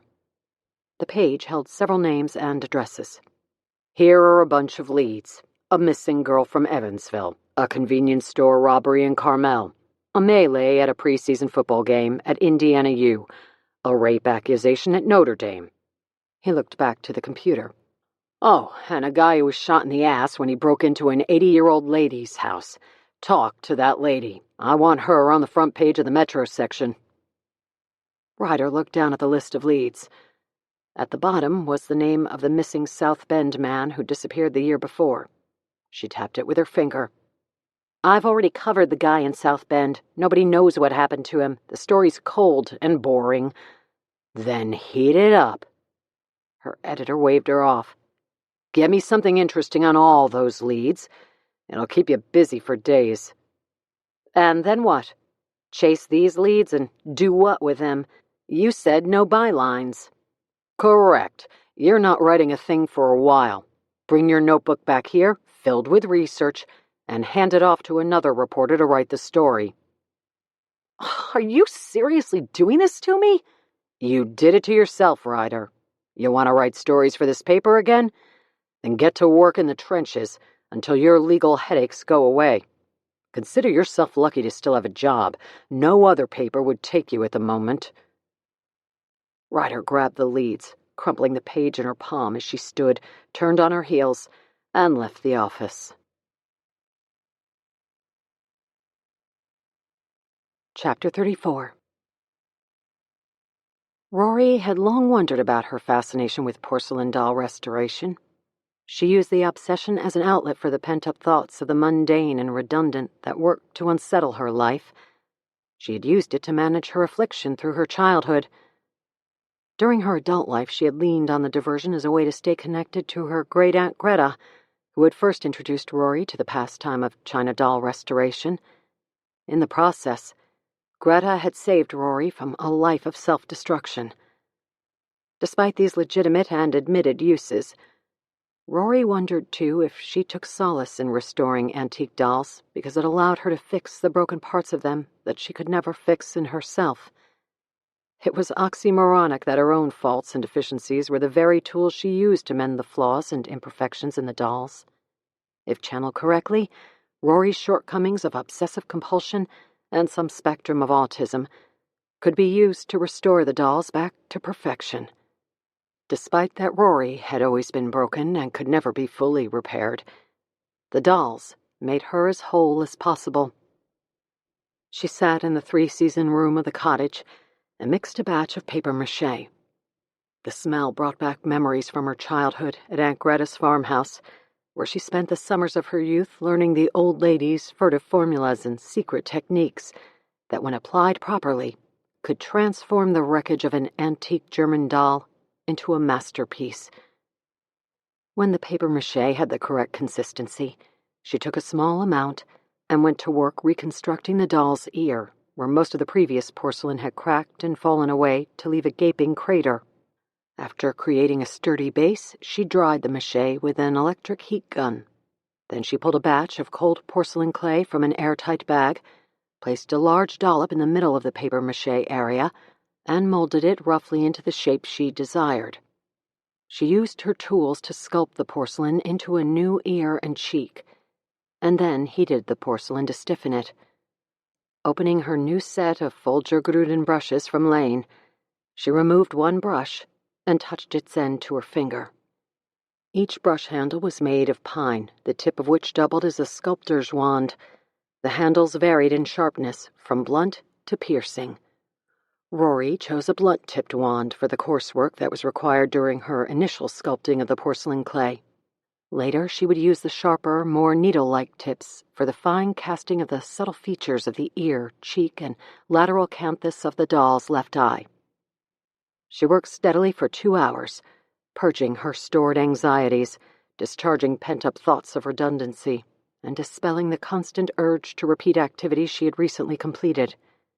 When finished, she placed the Kitty Joy doll back in the travel case, careful not to disturb her progress.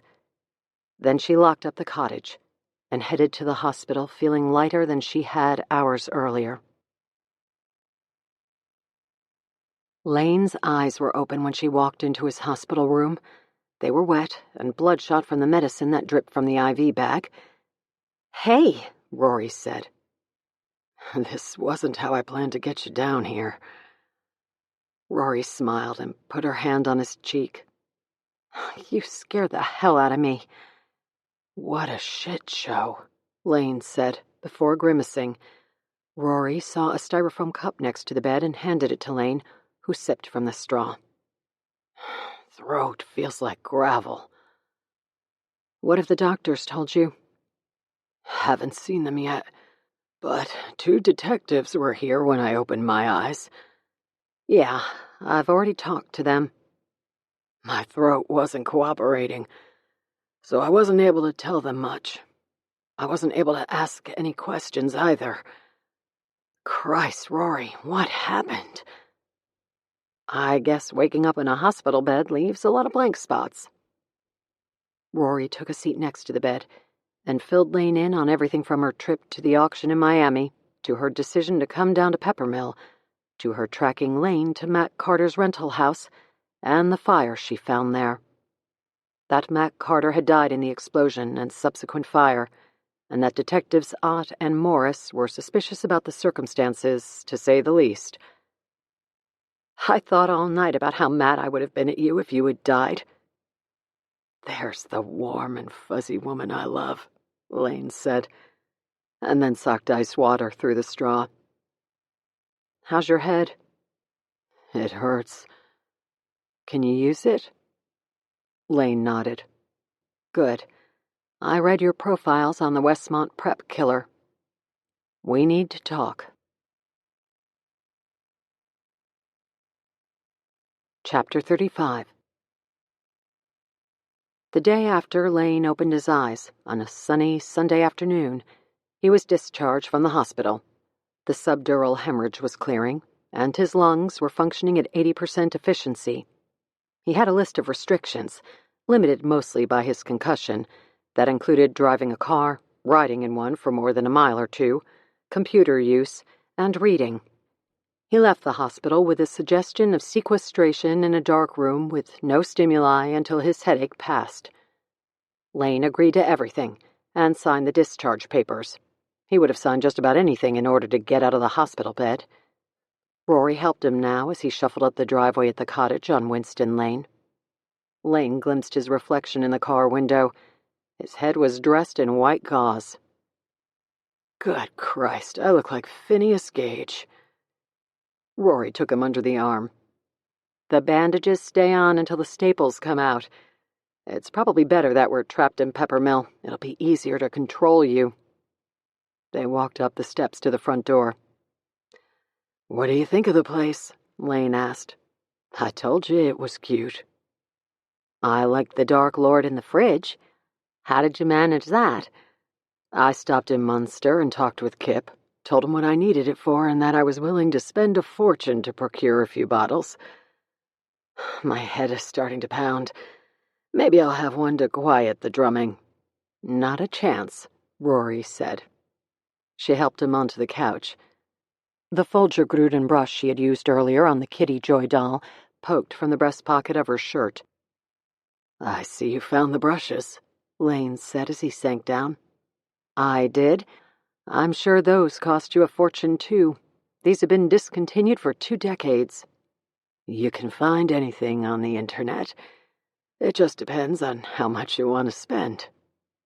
Lane adjusted himself. All of it was money well spent, with the deliberate and transparent purpose of bribing you to stay for a day or two. "You've got me for more than a day or two, Dr. Phillips. We're stuck in Peppermill until you're cleared to drive a car, or ride in one for that matter. Doctors said at least 2 weeks. Lane laid his head back on the couch cushion and closed his eyes. "If you were anxious to leave, you'd load me into your car and speed back to Chicago, potholes and all. We're playing by the rules and staying in this little town because you've caught on the Westmont prep case." Rory sat next to him. "The corkboard in the other room definitely has my attention. And while I was sleeping peacefully in the hospital, you read through my profile of the Westmont prep killer. What do you make of it so far?" Rory shook her head. "Something about the case feels off." Lane opened his eyes and lifted his head. "Keep going." "My first thought is that Charles Gorman doesn't match your profile of the killer. Besides some overlaps in geography and basic knowledge about the students, which would apply to any faculty member, Gorman doesn't sound like he possesses many characteristics of the killer you described." "Let's review what we know." Lane pointed to his bandaged head. "I'm cloudy." "The crime scene," Rory said. "Isolated. Dark. Something someone could easily control, especially if he were familiar with the house." "No chance of anyone unexpectedly stumbling upon him," Rory said. This was how Rory and Lane operated in their professional relationship, freely and fluently, working off each other's thoughts, and oftentimes finishing each other's sentences. Other than the students who were in the woods, there was no chance that unwanted spectators would see anything, she said. "Correct. And no chance anything would be caught on surveillance video. A very controlled environment," Lane added. "Somewhere he could lie in wait. No defensive wounds on the Vicks means he surprised them. He was at the house when the 2 kids arrived." "Organized, pre-planned. He chose the location, he chose the method, he chose the weapon."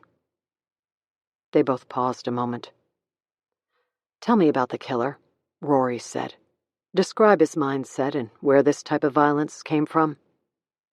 "Well," Lane said, "let's start with what we know about the victims. Both students, both male. One was entering his junior year, the other his senior year. No drugs were found in either of their systems. The perp wanted them dead for a reason. The killings were not random, they were planned. What type of person would want to kill 2 teenagers? Someone with a troubled past. Someone with resentment toward men. The girl at the scene was unharmed. Assuming she encountered the perp and was allowed to live, the killer was likely close to his mother." "Your profile suggested a strong maternal bond," Rory said. Lane nodded. "Strong, but perhaps fractured in some way. The bond with his mother is unnatural. Maybe rooted in love, but one that has morphed to something abnormal and unhealthy. And a non-existent or toxic relationship with his father. Either the father figure in his life was absent, for which the perp felt scorned, or his relationship with his father was abusive, for which the perp felt offended and resentful. We need to know more about the victims. Were they good kids? Were they bullies? Did they impact the perp's life in such a way as to trigger his inner thoughts about his father?" Another pause filled the room as each of them ran through scenarios. "So," Lane said, "we know what happened. 2 kids were killed in an abandoned boarding house. We know how it happened. They were ambushed and their throats were slashed." But to figure out the why and the who, Rory said, we're going to need to do a lot of digging. Rory's gaze drifted to the three-season room, where the photos of the victims were tacked to the corkboard. The 2 students who were killed and the 3 who had killed themselves. She wanted to go to the board now and stare at the photos. She longed for that feeling of intimacy to the lost souls that she conjured every time she reconstructed a homicide. The kids who are killing themselves, Rory said. Maybe they're doing it to escape their misery. Maybe guilt is pulling them back to the scene of the crime, and death feels like their only option. What are they feeling guilty about? Rory kept her gaze focused toward the three-season room. A secret? She finally said. Secrets have a way of eating people alive. The Compton kid certainly had something he wanted to get off his chest when he talked with Mac Carter. So, if we agree that the portrait of the killer doesn't resemble Charles Gorman, and we work off the assumption that there was a group of students who know more about that night than they told the police, then it's a logical conclusion that the students' guilt stems from what really happened at the abandoned boarding house that night. And that guilt is pulling them back to that house and the train tracks to end their lives. Chapter 36. Gavin Harms walked along the boulevard that ran in front of the school's main entrance. Summer session was winding down, and his senior year would officially begin soon. The campus was empty. Those students who were left to spend their summers at Westmont Prep were holed up in their dorm rooms or in the library studying for finals. The campus was noticeably quieter than normal, even for summer. Enrollment had dropped after the murders at the boarding house, the first contraction in the school's history. Westmont Prep had always been comfortably full, and enrollment had always needed to be capped, the overflow being placed on a long and doubtful waiting list. But since the killings at the abandoned boarding house the summer before, many students had simply never returned for fall session. Those who did promptly exited campus when the year was over, leaving summer enrollment scarce. June had marked the 1-year anniversary, and Gavin was among only a score of students who studied through the summer. God forbid, he thought, his aunt and uncle allow him to come home for summer. The sturdy balusters of the Westmont Prep's prestigious library building rose up to support the pediment where the school's motto was displayed: "Arrive alone, leave together." Gavin had never bought into the saying, not when he was a wide-eyed freshman, and not today, when he was just 9 months from graduating. He felt more alone now than ever before. But much of that sentiment came from his decisions over the past year. Much of it came from the secret he was harboring. A secret he was worried would stay hidden for only a short time longer. He had done everything in his power to prevent it from coming to the surface. He had done things he regretted, and things he wished he could take back. Arrive alone. Leave together. He wondered if he and Gwen would be able to leave this place together, or if each of them would walk off alone and in different directions. He cinched his backpack tighter as he walked past the library and to his dorm. Inside, he locked the door and pulled up his laptop, where he looked up Ryder Hillier's blog. Since Mac Carter's podcast had been placed on indefinite hiatus, Ryder's site was his only source for updates. He had heard that Ryder was in a world of trouble for posting the video of Theo's lifeless body lying by the tracks. Theo's parents were suing her, and with any luck, her site would soon be shut down too. Then Westmont Prep would be shielded from the world, and with any luck, everything in its past would fade from memory. The less attention the rest of the country paid to Peppermill, Indiana, the better. All Gavin needed was to ride out this latest storm, get through his senior year, and leave this place behind. Then things would be better. As long as Ryder's blog was active, though, Gavin would use it for updates. Today, however, she had posted nothing new. The message board was filled with conspiracy theories about the boarding house, the train that ran alongside it, the man in the mirror, and why students kept killing themselves. The latest theory among the true crime fanatics was that the two Westmont prep kids had died in a homicide-suicide scenario, with one killing the other, hanging him on the gate, then returning to the abandoned boarding house to slice his own throat. The other students who had returned to the house to kill themselves were following some coded message that was left behind. This theory had been refuted by the medical examiner's report that determined that neither neck wound had been self-inflicted. Still, the true crime nuts ran with it and shouted about a police cover-up. All the eager and over-the-top theories about Westmont Prep were caused by the case being closed so quickly. When police found so much damning evidence against Mr. Gorman in the days after the slaughter, the public at large received few details about what was going on that night in the woods. The public learned only that a teacher had gone on a psychotic rampage and had killed 2 students after writing a manifesto about his sadistic fantasies. Then, as police closed in on their man, Mr. Gorman went back to the scene of the crime and tried to kill himself. Enough of the story had been left untold for the true crime crowd to run wild. Without Matt Carter's podcast, Gavin checked Ryder's blog every so often to see if anyone accidentally stumbled over a morsel of truth. To this point, no one had. Of course, Gavin knew next to nothing about the ongoing police investigation, or how much of the truth they had actually uncovered. For now, the authorities seemed content to stand behind their original conclusion about Mr. Gorman and his motives. But Theo's suicide had started them off again on a quest to discover what they had missed. Gavin was worried they might find it. There was a knock on the door, and Gavin quickly shut down Ryder's site and closed his laptop. When he opened his door, he found Gwen in the hallway. Gavin still hadn't gotten used to her appearance. Over the last year, since the night of the murders, Gwen had lost 15 pounds from a frame that had already been petite. The result was gaunt cheeks and cadaverous shoulder blades. A straight-A student since birth, Gwen saw her GPA nosedive during her junior year. More alarming than her appearance or her grades was her lack of concern. Gwen had not only lost her interest in academics, but withdrawn from nearly everything in her life, including her relationship with Gavin. This was most dangerous of all. The further Gwen drifted from him, the less he knew about her actions. Now more than ever they had to stay together. They had to stay quiet, just for one more year. Then, things would get better. The images from that night would fade.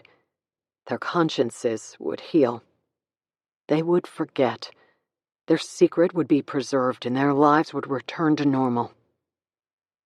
For the first 6 months after the slaughter, Gavin had tried to save his relationship with Gwen, but he felt things slipping away.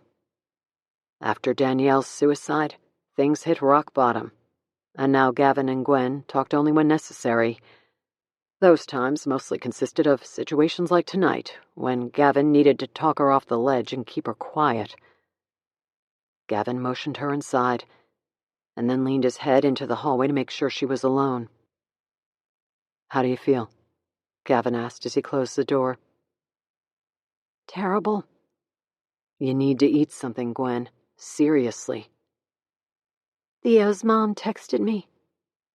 "What did she want?" "She said she can't get a hold of you and she wants to talk to us." "Don't call her back," Gavin said quickly. "Gavin, her son died. She wants answers, and she naturally thinks we might be able to provide them." "What are we supposed to tell her? She'll want to know what was going on, not just lately, but last year too. If we start telling people what we know, sooner or later one of us will say something we're not supposed to. Is that what you want? Do you want the police to start asking us questions about that night again? Do you remember every single detail you told them? Because they do. And they'll want to know why you remember things differently now, a year later, than you did back then. And once we screw up our story, they'll start poking around again. Do you want the police to start looking at what happened that night?" Gwen shook her head. "Then don't talk to anyone, okay?" "Fine," she said. "Did you check Ryder Hillier's stuff?" "Yeah. Nothing new. Tears welled in Gwen's eyes. I don't know how much longer I can do this. Gavin ran a hand through his hair. He stared at Gwen, and worried that she wouldn't make it through the year. Just calm down, he finally said. I'll figure something out. Westmont Prep. Summer 2019. Session 4. Journal entry. Assisted suicide. I stayed in my room after the ambulance took my mother away. Mrs. Peterson knocked a couple of times to check on me. I stayed silent, sitting on the floor with my back pressed against the door until she finally gave up. I heard my father come home in the middle of the night, and I strained to listen to his brief conversation with Mrs. Peterson. I didn't catch much. After the front door closed and Mrs. Peterson was gone, I hustled under my covers, certain that my father would come to give me an update. But he didn't. He simply climbed the stairs and went to bed. Eventually, I went back to my door and stared through the keyhole until I was sure he was asleep. Something brewed in my chest the night my father ignored me, not even bothering to tell me my mother's condition. My father's disregard ignited whatever was smoldering inside of me, and in the days to come, when I learned that the mother I loved was gone forever, those flames burned like a wildfire and have never gone out. My bedroom door squeaked slightly when I opened it. I knew what I needed and exactly where to find it. I had planned this out many times, but had never managed the gumption to go through with it. Back then, when I plotted, I did so with the promise that I'd proceed with my plan if my mother ever needed it. But it was just a fantasy, a blatant lie I repeated to fool myself. I had used this fictitious time in the future, when I would put an end to my father terrorizing my mother, as a way to ignore the cowardice that ruled my life. The con allowed me to deflect how weak and feeble I felt every time I stared through that keyhole and watched him beat her. It worked for a while. Too long, actually, because it allowed him to abuse her for the last time. I finally left my bedroom, crept down the basement stairs, and headed to the back corner that harbored the tools I needed. I had originally thought I'd have to do this with my mother home, but with her gone, it would be much easier. Back upstairs, I stopped in the hallway. To my left was my open bedroom door. To my right was the spot where my father had pulled my mother over the dining table earlier in the evening. I walked past the table to the bottom of the stairs where my mother's body had lain when the ambulance arrived. I took the stairs one at a time. They creaked softly under my 14-year-old frame, but I was suddenly unafraid. A sense of purpose filled me as I carried the thick rope in my gloved hands. I felt a resolve telling me that even if my father woke, I would be able to carry things out as planned. There was nothing that could stop me. When I pushed open the bedroom door, the light from the hallway slanted across his sleeping body. He was snoring the way he always did after he'd been drinking. He was on his back, and I wasted no time. I carefully laid the rope across his neck. He swallowed when I did this, and his snoring momentarily stopped. I stood still until it started again. Then I slithered under the bed. It was dark without the light from the hallway to guide me. I felt for the ends of the rope and pulled them down so they hung by my ears. Then I carefully wrapped each length around my hands. I was wearing garden gloves from the basement to prevent rope burns. I slid my knees upward so they were against my chest. It was a tight squeeze, and in order to gain the leverage I needed, I had to lift the mattress slightly. When I did, it caused my father to stir. I feared he was about to wake. There was no time to position myself. I pulled down on each end of the rope. At the same time, I leaned backward into the floorboards while my knees pressed firmly against the mattress above me. I closed my eyes when I heard him cough and felt him squirm. I wanted to cover my ears, but I needed to hear him die. I had to be sure. The mattress bucked wildly as he thrashed above me. I held on with all my strength. 5 straight minutes. Until the muscles in my arms cramped and my back burned. Until my legs went numb. And until my father finally stopped moving. I forced myself to hold the rope tightly for 5 minutes longer. When I finally released my grip, my muscles refused to relax. They stayed taut and contracted, and a searing pain coursed through my knees when I straightened them. I waited a few more minutes, but the only noise I heard was my breathing. I slid from under the bed and looked briefly at my father. I knew he was dead. I didn't need to check. Instead, I tied the ends of the rope to the top of the headboard and pushed his lifeless body until it hung from the edge of the bed. I made sure there was nothing in the room that would give away my presence there that night. Then I headed back down to the basement and dropped the garden gloves in the corner where I found them, climbed the stairs to my room, and closed the door. I stared through the keyhole all night long, until the dark shadows were replaced by dawn. My father never appeared in the keyhole again. It was a new day. I pulled the tassel and laid it between the pages as I shut my journal. I was too young at the time to understand the way I felt about myself, but our sessions have clarified things for me. The feeling was disgust. Since that day, I've realized that the weak have no place on this earth, and that those who prey on them are equally worthy of extinction. We stared at each other the way we usually did after I finished reading from my journal.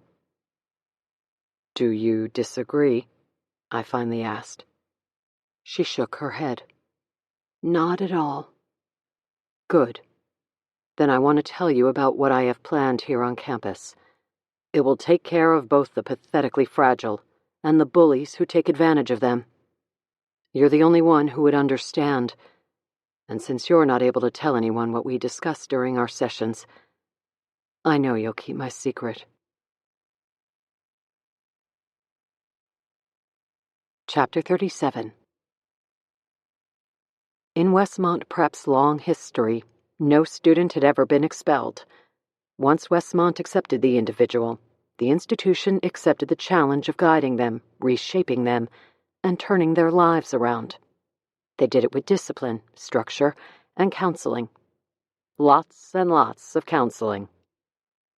Christian Casper held a medical degree in psychiatry and completed a fellowship in child and adolescent psychotherapy. Along with Gabriella Hanover, Dr. Casper was the co-director of counseling at Westmont Prep.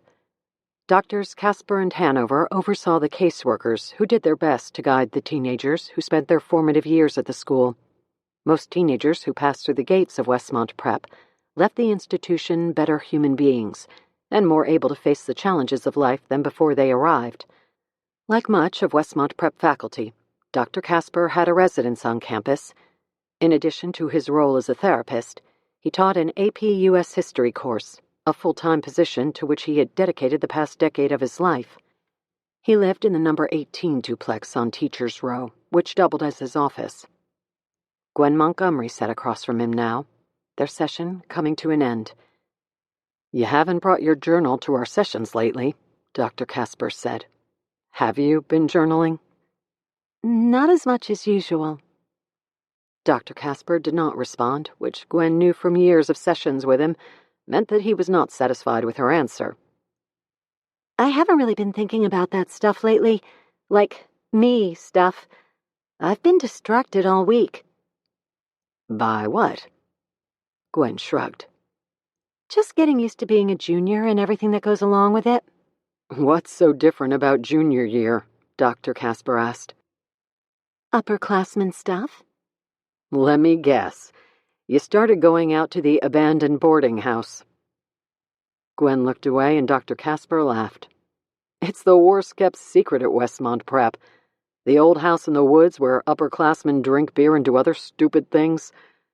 It's been going on long before you arrived here and will go on long after. Or at least until they tear that wretched thing down.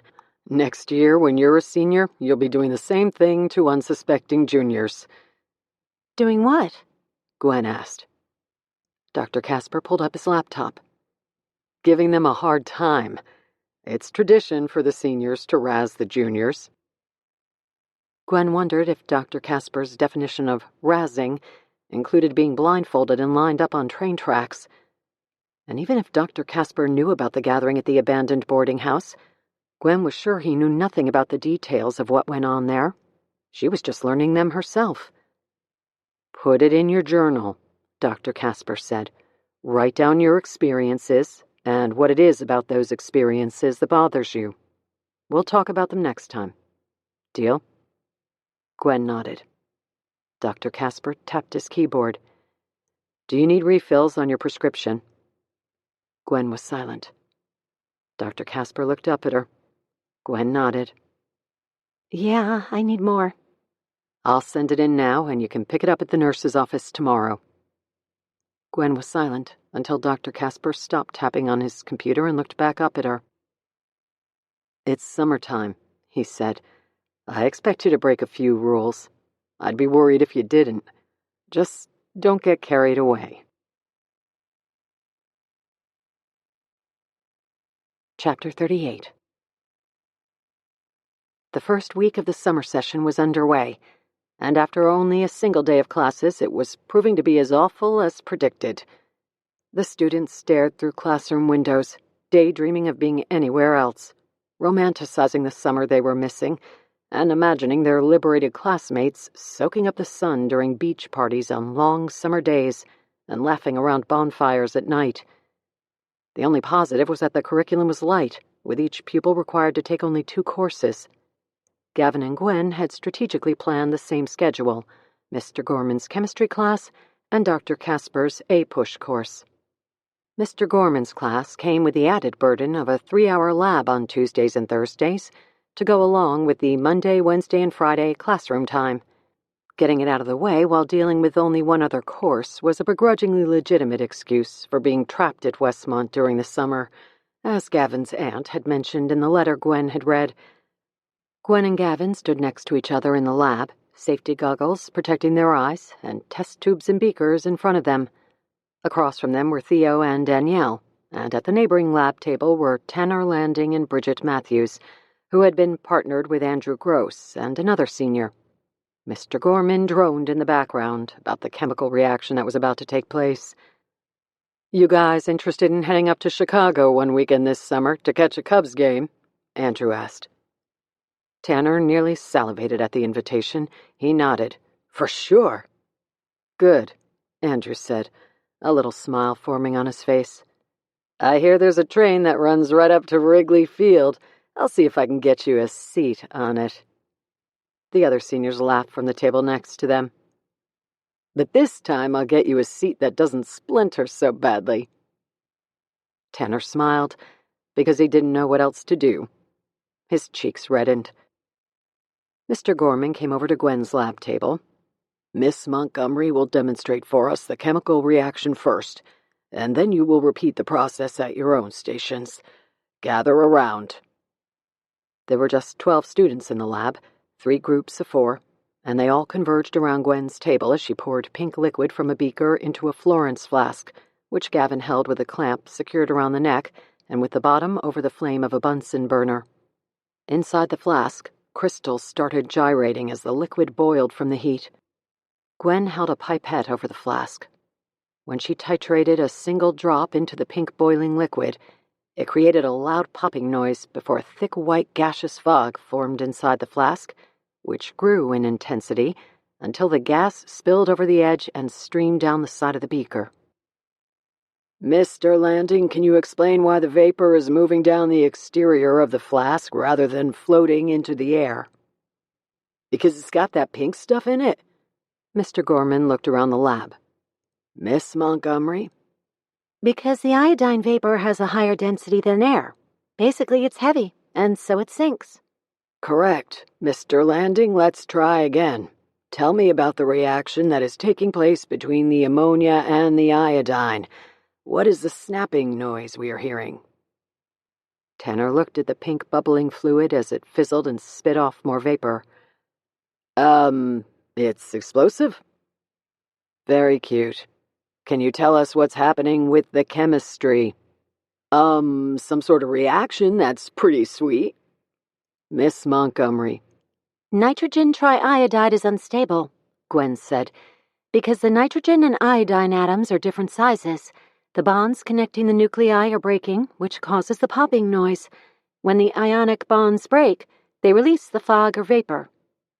Excellent, Miss Montgomery. Maybe you could show Mr. Landing where that information is in the textbook he clearly hasn't yet opened. Now let's add the other substance to the smoking flask. Gwen titrated a few drops from a second pipette into the flask Gavin was holding. As soon as the substance met the fluid inside the flask, the fog dissipated. Buzzkill, Tanner said, offering a stupid smile. I wonder what would happen if you swallowed that stuff. This got a few chuckles from the seniors. You'd lose more brain cells than you have left to offer, Mr. Landing. Mr. Gorman's comeback caused the entire class to burst into laughter. Gavin laughed so hard he had to steady the flask with both hands to prevent spillage. Settle down, Mr. Gorman said. Everyone break into your groups and run the experiment yourselves. Discard everything into the sinks under the hood. The write-up summary will be due at the end of the period. Mr. Gorman went to the front of the lab and sat at his desk to rifle through papers. Tonight, Andrews said, while he was standing around Gwen's lab table. 13-3-5, 11 o'clock. Gwen and Gavin looked at each other, and then to the others. It's a weekday, Gwen said. Curfew is 9. Andrew smiled. Then don't get caught. Chapter 39. The drive to Peppermill from South Bend was just under an hour. Mark McAvoy made the trip after a busy morning at the office. He left under the ruse of a lunch meeting with a client. Really, though, today was for reconnaissance. He took Indiana Route 2 west out of South Bend. It was a straight shot to Peppermill, and after an hour he pulled into the parking lot of the metro station. From his parked car, he waited 5 minutes for the train to arrive, then watched as commuters stepped onto the platform and dispersed. Next, he drove to the Motel 6 on Grand Avenue, clocking the distance on his odometer at 0.6 miles from the train station. An easy walk. Then he drove north until he reached Route 77. That was another mile, also easily tackled when necessary. Finally, he drove Route 77 until he saw mile marker 13, after which he slowed to 20 miles an hour as he studied the foliage off to the right. He located the spot in the forest where he would enter. From there, he knew it would be another half a mile to his destination. All told from the train station, he'd have to cover about 2.5 miles on foot the night of the Man in the Mirror. No problem. To make sure he knew the route without question, Mark pulled a U-turn and headed back to the Motel 6 to rehearse the route one more time. When the night came, he wanted no surprises. Chapter 40. The group made it to the edge of the forest by 10 o'clock on Tuesday night, having followed the same 13-3-5 route they had taken on Saturday. The private property sign hung from the drooping chain with the boarding house in front of them. Interior lights attempted to penetrate the painted windows and resulted in a blunted glow that evaporated into the ink-black night. Andrew Gross walked out of the front door and stood on the landing. All 6 of you came back, he shrugged. I'm shocked the train didn't even get one of you to quit. Don't worry, we've got the whole summer. Andrew disappeared back through the front door.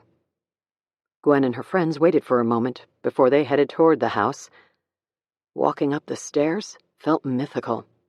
They had heard of the place for so long that walking inside felt like a dream. Although live with electricity, the ceiling bulbs had long since burned out and were too high to safely replace. Their absence cast the staircase and tall foyer ceilings in darkness. Construction-style orange-boxed spotlights stood on a tripod and illuminated the large front room off the foyer.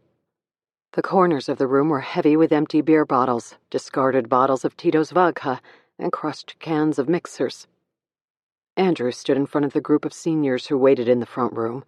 The two groups, seniors on one side, juniors on the other, faced each other. Within the walls of Westmont Prep, a private group exists. Many have heard about this group, but few know anything about it. The faculty denies that it exists, and outsiders have been trying to penetrate its secrets for years. You are now looking at the senior members. Freshmen and sophomores are not worthy enough to be included, and only select juniors are considered for initiation. The 6 of you are the only ones to earn an invitation. But acceptance into the elite ranks of our society requires that you pass a series of challenges. Failure to complete a challenge results in expulsion from the group. The challenges culminate on the night you surely have all heard about, the night new initiates face the man in the mirror. This happens on the longest day of the summer, June 21st. The summer solstice tradition reaches back to the inaugural year when Westmont opened its doors in 1937. The things that take place at this abandoned boarding house are for society members only and can't be discussed with any non-members. Secrecy is one of our greatest oaths. Each year, the society chooses a teacher for new initiates to target. Last summer, it was Mrs. Rasmussen. As juniors, we were tasked with certain challenges geared around her. You all remember the smoke bomb that went off during her commencement speech? The dead raccoon in her desk drawer? The day she got locked in the bathroom until the fire department rescued her?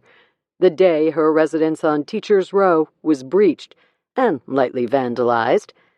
Police were called and students were questioned. Andrew opened his arms to indicate the group of seniors behind him. None of us were implicated in any of the incidents. That's because of our oath of secrecy. You will be required to complete similar challenges this summer. Your subject should never see the strike coming. He should never know who delivered it. We work in the shadows, and although much of the student body will know the society was behind a particular prank, no one should be able to identify any members of our group. If you are caught during one of the challenges, the secrecy of our organization demands that you shoulder the blame yourself. Andrew took a couple of steps toward them. Are all of these rules understood? Gwen and her friends nodded, none fully comprehending what they were agreeing to, still confused by the reality of standing inside the infamous boarding house. Good. Your subject this summer is Mr. Gorman. In a nutshell, you'll make summer very unpleasant for him. Tanner, do you have enough brain cells left to understand this? A few of the seniors behind Andrew laughed.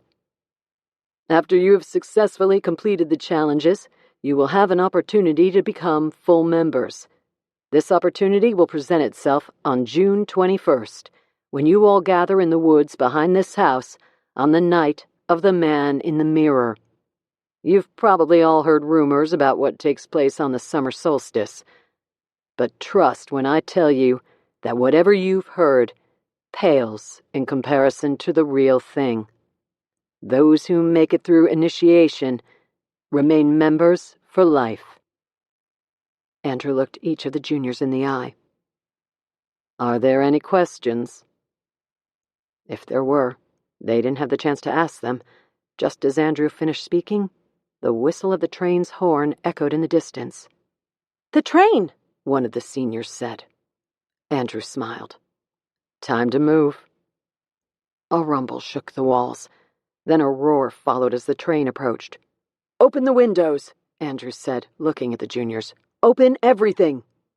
Quickly the seniors went to work, pulling the spray-painted windows of the front room open. Others ran through the house doing the same. The doors to every room were thrown wide. In the kitchen, cabinets and pantries were ripped open. Gwen knew the folklore. The train that ran next to the abandoned boarding house carried the spirits of those who had been claimed by the man in the mirror. The spirits entered the house, but could reside only in rooms with windows and doors that remained closed. Closets, dressers, armoires. The spirits could rest anywhere that was sealed. Gwen took off. She couldn't tell if what she felt was a sense of dread, or just silly excitement over being part of the myth she had heard so much about during her first 2 years at Westmont Prep. She raced up the stairs with Danielle. They went into the first bedroom and pulled open the windows. When they did, the growl of the passing freight train grew louder. They opened closet doors, bathroom cabinets, and an old trunk that sat in the corner. They ran from room to room and did the same until they were sure everything was open. When they made it downstairs, the others were returning from different parts of the house.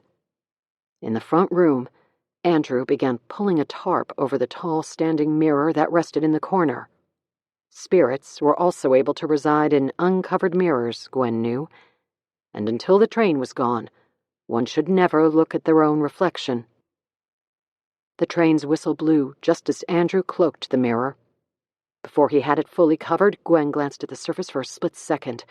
She was at a sharp angle and could not see her own reflection, but had a clear view of Tanner's.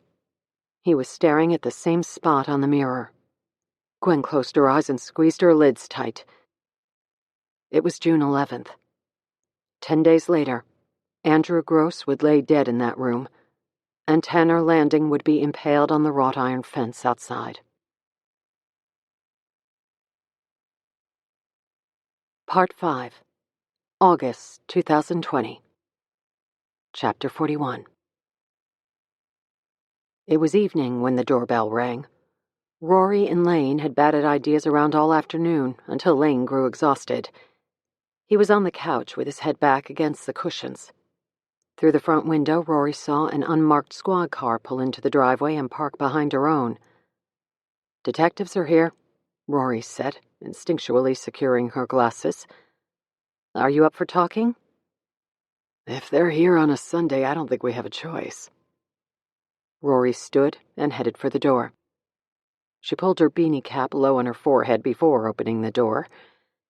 "Ms. Moore," Detective Ott said. "Detective, come on in." Rory stepped aside to allow the detective to enter the cottage. Lane stood on wobbly legs and shook hands with Ott. "Dr. Phillips, Henry Ott. Nice to meet you, Detective. We actually met already at the hospital, but you were just coming out of it. That's right, I'm afraid my head is still ringing. You mind if I sit?" "Of course. I'll be brief, or we can do this another day when you're feeling better." "Let's get it out of the way now," Lane said. They sat around the front room table, Rory and Lane on the couch, the detective in the adjacent chair. Lane ran Detective Ott through his presence in Peppermill, the podcast, and his association with Mac Carter. He went step by step through his 3 days in Peppermill, finishing with the evening he had gone back to Mac's place to review the audio from the night Mac had discovered Theo Compton's body by the tracks near the abandoned boarding house. Ott listened carefully, asking few questions along the way. He pitched Rory a couple of lazy follow-ups from their first meeting. She recounted her version of events again. Besides having nothing to hide, she also had a photographic memory, so the second time through her story was a verbatim statement of the first, something that either solidified her honesty or shrouded it in doubt. "You're the only detective I've ever talked to who doesn't take notes," Lane said. Ott shifted in his chair as if what he was about to say was uncomfortable. "Yeah, I guess my visit is both professional and personal. I'd rather not record it in case what I'm about to ask doesn't go over so well." Lane nodded his head. "Ask away." "Officially, the Westmont Prep killings are closed and have been for a year. Charles Gorman was accused and, although not technically convicted through the court system, he's our guy. He understood what he did and tried to get out of it by jumping in front of that train. We placed him under arrest and formally charged him in his hospital bed the next day while he drifted in a coma. He'll likely never stand trial, but officially, it's a done deal." "Officially," Rory said. Ott ran his palm over the stubble of his chin. "Yeah, on the record, the case is closed. But off the record, something about it has never sat right with me. Ever since I showed up on Westmont Prep campus the night of the crime and drove in a golf cart through those woods to that horrific scene, Things fell perfectly into place. Too perfectly. Don't get me wrong, I was happy to close the case, and almost every bit of evidence we gathered led us to Gorman. But every time another student kills themselves, I question everything I've ever known about the case. Like what? Rory asked. Her posture had changed. She was no longer sunk into the couch, hoping for the cushions to hide her. She was now straight-backed and alert. Her mind allowed her thoughts to move only toward that which made no sense. Most people avoided confusion and chaos. Rory was drawn to it. The mysterious and unexplained intrigued her, and she could no more ignore them than a moth could resist a light source. Well, the biggest question I ask myself is whether we got the right guy, or did something else go on that night? Is something still going on? That's what Matt Carter was trying to figure out, Lane said. Yeah, well, that's pop culture. Ott waved his hand. He was a television personality producing a podcast for sensationalism and for ratings and profit and celebrity. That's why I never had any comment when he asked for it. I prefer to work in the shadows. I don't need the public knowing every step I take on the case, or every lead I come across. And I definitely don't need citizen detectives chasing those leads. Ott shook his head. But now Mac is dead, and I've got a fire marshal thinking the gas leak at his house was manufactured. Rory and Lane looked at each other. They hadn't yet verbalized their fears about what had happened at Mac Carter's house, but they both sensed the unasked questions that floated between them. Someone wanted to stop Mac Carter from looking into this case? Rory asked.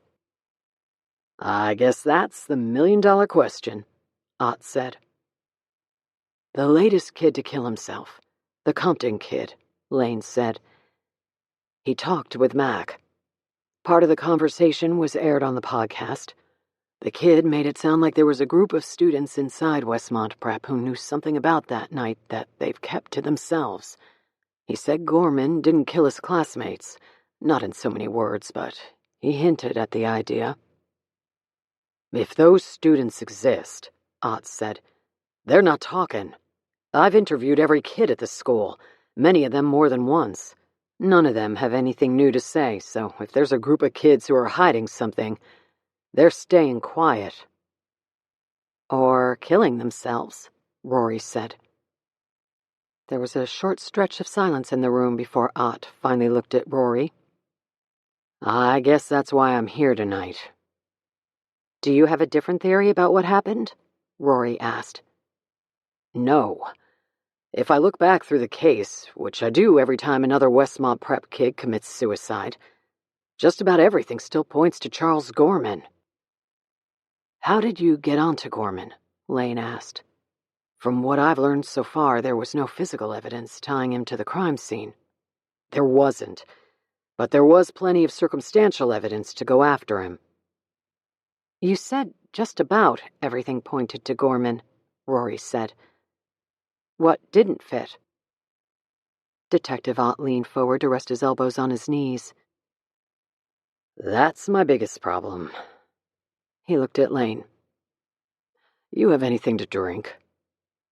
Unfortunately, not much. I've only been here a few days.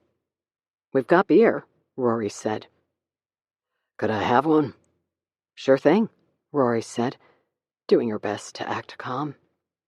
But as she walked to the kitchen to pour a Dark Lord, her hands were trembling with impatience, and her mind ravenous for information. Chapter 42. I arrived at the boarding house in the early morning hours, Detective Ott said, as he held a pint of Dark Lord in his hand while he leaned back in the chair. 3 or 4 o'clock. I found 2 dead kids. One was impaled on the gate outside. The other was in a puddle of his own blood in one of the rooms inside. Only one student remained at the house, a girl named Gwen Montgomery.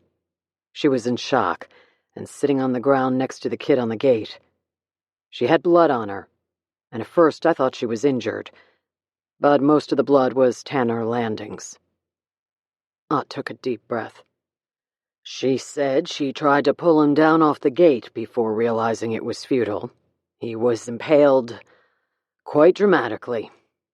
So she sat down next to him, called 911, and then rocked back and forth until the first responders arrived.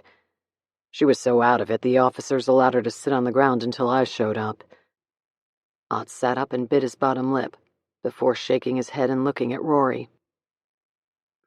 "This girl," he said. "She's the only thing that doesn't make sense." He took a long sip of stout. The blood on her hands and chest, most of it belonged to Tanner Landing, but some of it remains unidentified. We've never been able to place it, never figured out who that blood belongs to. "What's the girl say?" Lane asked. He too was sitting up and leaning forward toward the detective. "She said she ran through the woods to get to the house where all the students planned to meet. When she arrived, she found Tanner on the gate and tried to lift him off, bloodying herself in the process. Says she never went inside. The unidentified blood was also found on Tanner Landing's body. Not much, just traces. And there was a lot of blood at the scene. It looked like a goddamn slaughterhouse. The Landing kid was cut across the throat and impaled through the chin and face. Most of the blood was his." "So this unidentified blood could belong to the killer?" Rory asked. "It could, yeah," Detective Ott said. "But the blood didn't match Charles Gorman." Ott took another long sip of beer. "It didn't match anyone. Gorman, Gwen Montgomery, or any of the students. We tested the entire faculty, too. No match." "You tested everyone?" Rory asked. "The entire staff? Custodians? Part-time employees?" "Anyone and everyone who stepped foot on that campus was tested," Ott said. "All blanks." "So how did you get on Gorman so fast?" "After I surveyed the scene, I allowed the crime scene guys to do their work of documenting everything. Photo and video. The house, the bodies, the woods, the train tracks. While they were working, I went back to the main campus and started gathering information. The whole campus was awake by that time, maybe 5 or 6 o'clock, with whispers about what had happened out at the abandoned boarding house. I had the dean of students, Dr. Gabriella Hanover, by my side. She walked me through the dorms. I questioned every student that morning, quickly, informally, just to get a feel for what had happened. Most had no idea about the boarding house, but a few said they were there. They had gone the back way through the woods, and when they arrived at the house, they saw Tanner Landing on the gate, panicked, and ran back to campus to call for help. The timing of the calls adds up. The Montgomery girl called first, and then a series of calls followed. I've read all of the 911 transcripts and listened to the recordings. They all sound like panic-stricken teenagers. None of the students' stories sounded suspicious, and they all matched closely enough for my liking. None were on my radar at the time. Gwen Montgomery was the only student I didn't question that night. The EMTs transported her by ambulance to the hospital, where she spent the day and following night before they discharged her. By then, I was a day into my investigation, and already on Gorman's trail. I talked with the faculty that morning after I questioned the students. I spoke with the assistant headmaster, Dr. Christian Casper. I spoke with a couple of teachers. The faculty was thin because it was summer and most of the teachers were gone. Nothing was interesting me during these interviews, and I knocked on duplex number 14. "Gorman's place," Lane said. "As soon as he opened the door, I knew something was up. He was very nervous and evasive with his answers. There were a lot of inconsistencies with where he was the previous night and who he was with. I put him high on my initial list and told my supervisor about my suspicions. It was later in the day, after we pulled Tanner Landing off the fence and got him to the morgue, that we gained access to the kid's phone. We discovered a video that appeared to be shot through a bedroom window. The video depicted Charles Gorman." Ott glanced quickly at Rory, and then took another sip of beer. Mid-coital and in a state of ecstasy." "Screwing?" Lane asked. "Yeah. The video was of Gorman having sex in his bedroom and was... Detective Ott looked up at the ceiling as he again searched for words. The video was a total breach of privacy and could be considered quite embarrassing. We later learned that the landing boy had uploaded the video to his social media site. The timeline shows that he did this a few hours before he was killed. Rory and Lane looked at each other. Partners in business for 15 years and lovers for more than a decade. They needed only eye contact to know what the other was thinking. Lane's profile of the killer included the likelihood that Tanner Landing's death, a wrought iron tying through the head, had been an act of revenge. The news of this video made the small oval on Lane's Venn diagram, the one that included the overlapping characteristics of Gorman and the Westmont prep killer, grow a bit larger. I managed a search warrant the following day. Gorman wasn't home when Doctors Hanover and Casper unlocked his front door for us. We searched the house and found his manifesto hidden in a wall safe in his den. Manifesto? Rory asked. 3 handwritten pages describing in exact detail what he planned to do to Tanner Landing and Andrew Gross. It was a verbatim description of the crime scene. He named his victims. He described the way he would kill each of them. I later learned that Gorman had been the target of some sort of hazing by these 2 students. The video was the last straw, and seemed to set him off. After we found the manifesto, we had enough to bring him in. The only problem was that we couldn't find him. We thought he ran, so we started looking for him, put out in all points to track him down. When did you find him? One of our uniforms was at the crime scene, out at the abandoned boarding house. We were still collecting evidence at that point. When he did a sweep of the area surrounding the house, he found Gorman out by the train tracks. He'd jumped in front of the train. My guy thought he was dead at first, but he wasn't. We got medics on the scene, and they kept him alive. They stabilized him at the hospital, but he was comatose for weeks before he finally opened his eyes. But Charles Gorman never really came back to us. His mind was gone. Traumatic brain injury left him in a persistent vegetative state. Brain dead, Lane said. Detective Ott nodded. He was eventually transferred to Grantville Psychiatric Hospital for the criminally insane. In 14 months, he's never spoken a word. The doctors say he never will. I go to see him every so often. I used to go to make sure he knew I got him. Lately, though, I go to see if he's capable of telling me I got it wrong. He barely blinks when I'm in the room. I chased a few leads after Gorman tried to kill himself, just to tie up loose ends. They never led anywhere. Gorman was our guy, and that was that. Rory adjusted her glasses again. It adds up to a pretty convincing circumstantial case, she said. A man with motive for revenge, and a manifesto that's practically a confession. And we think Gorman understood this, which is why he tried to end his life. The only thing that never made sense was the unidentified blood. Detective Ott cocked his head back and down the rest of his Dark Lord. And the kids who keep throwing themselves in front of trains. Chapter 43. Rory took Detective Ott's empty glass into the kitchen and poured him another Dark Lord. She poured one for herself as well. Thanks, Ott said, when Rory handed him the glass of dark stout, expertly topped with a thick head of foam. I'm getting the sense you didn't come here tonight to question Lane.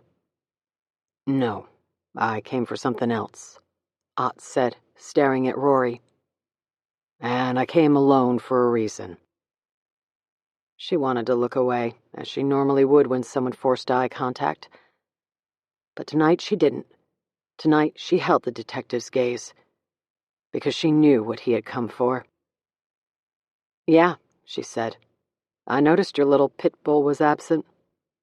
Morris is a good detective, but he's young and green, and he goes strictly by the book. But you bend the rules, Lane asked. When I need to. Ott continued to look at Rory. Full disclosure. After I spoke with you at the hospital, I recognized the name and did some research. Then I called your boss back in Chicago. Ron Davidson and I have a little history together, and he was pretty convincing when he told me you're good at what you do. I know the state guys down here have worked with you and Dr. Phillips through the Murder Accountability Project. MAP was the company Lane had created to identify serial killers. He had developed an algorithm that tracked specific characteristics of homicides from around the country and found commonalities between them. When enough markers showed up, a hotspot was created, and further analysis was done to see if the tags the algorithm picked up on pointed to a single person committing the murders. To date, MAP was responsible for uncovering a score of serial killers, and the software was being developed and licensed to police departments throughout the United States. Your work in forensic reconstruction is legendary, Ott said. And frankly, I could use some help. I need someone else to take a look at the Westmont Prep case and come at it from a fresh perspective. I need someone who's able to piece together unsolved cases and find what others have missed. Ott straightened his shoulders and expanded his chest. I'm a proud man and a good detective. I believe I did everything I could with the Westmont Prep case. But if another kid goes out to that house and jumps in front of a train, I'll crumble. The nape of Rory's neck was wet with perspiration, and her lungs caught for a moment, until she commanded them to expand.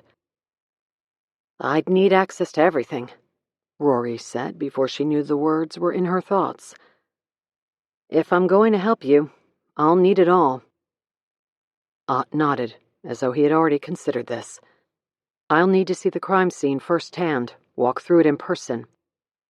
Rory didn't mention that walking in the footsteps of the dead was her way of gaining access to the victims whose souls waited for the closure she might provide.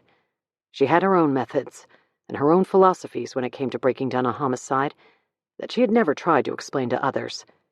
She knew only that her routine allowed her to look at what everyone else had seen and think what no one else had thought. Ott nodded. I can make that happen. And I'll need the files on the case. Not just what you want to feed me, Rory said. Not just what you'd give the public. If you want me to find something you might have missed, I'll need everything you have. On the school, on the kids, on Gorman. No holding back. Ott ran his tongue along the inside of his cheek as he considered this. Officially, as far as the public is concerned, we have our man. If my investigation into Mac Carter's death tells me otherwise, so be it. But as of right now, the Westmont Prep case is closed. The Carter case is being treated as a suspicious death, and my department is looking into all available leads. That's how my chief wants it, and I see his reasoning. If we were to formally reopen an investigation into the Westmont Prep killings, dominoes would start falling. Besides public fear that a killer is among us, there would be legal repercussions. Lawsuits from the victims' families. Lawsuits from Gorman's family. Heads would roll, and mine would be one of them. But, off the record, something about this case stinks, and I need help figuring out what it is. Rory looked at Lane to make sure he was on board, but even before their eyes met, she knew he was. It was why he had come to Peppermill to begin with, and why he had originally tried to convince Rory to join him. It was why he had stocked the fridge with Dark Lord, and had created a replica of her home office in the 3-season room. The true crime nuts who followed Mac's podcasts are going to have their own theories about what happened, Lane said. Yeah, well, nowadays everyone with an interest in crime thinks they can do twice as good as the detectives with half the information. The amateurs can create all the theories they want. 2/3 of what those fools think they know is flat out wrong, and the other third is inaccurate. Still, Lane said, Mac's podcast had a big audience. People are going to be talking, especially now. Other reporters may even show up to finish what Mac started. Which is why I'm here tonight, Ott said. I'm trying to get in front of this thing, see if I can figure out what's going on before the B team shows up and blows this thing up. You two on board? Rory adjusted her glasses and noticed that her right leg was vibrating, causing the eyelets on her combat boots to rattle. "When can you get me your files?" she asked. Chapter 44. On a crappy Monday morning, Ryder pulled her car to the curb outside the South Bend house belonging to the wife of the man who had disappeared more than a year ago. It was one of the leads listed on the shit list her editor had handed her the Friday before. The story was not new to her. Ryder had done her research on the mysterious case of the father of two who left one day on a business trip and never returned home. Ryder had originally written about it on her blog the previous year. Local man goes missing without a trace. It was exactly what her blog was about. The true crime fans who followed her were eager to chime in on unsolved cases and chase leads that the police and detectives had given up on. Any nugget of evidence the citizen detectives turned up that might aid in solving the mystery was considered a success. The interest in the missing South Bend man died, however, after news of the Westmont Prep killings stole the cover of every Indiana newspaper.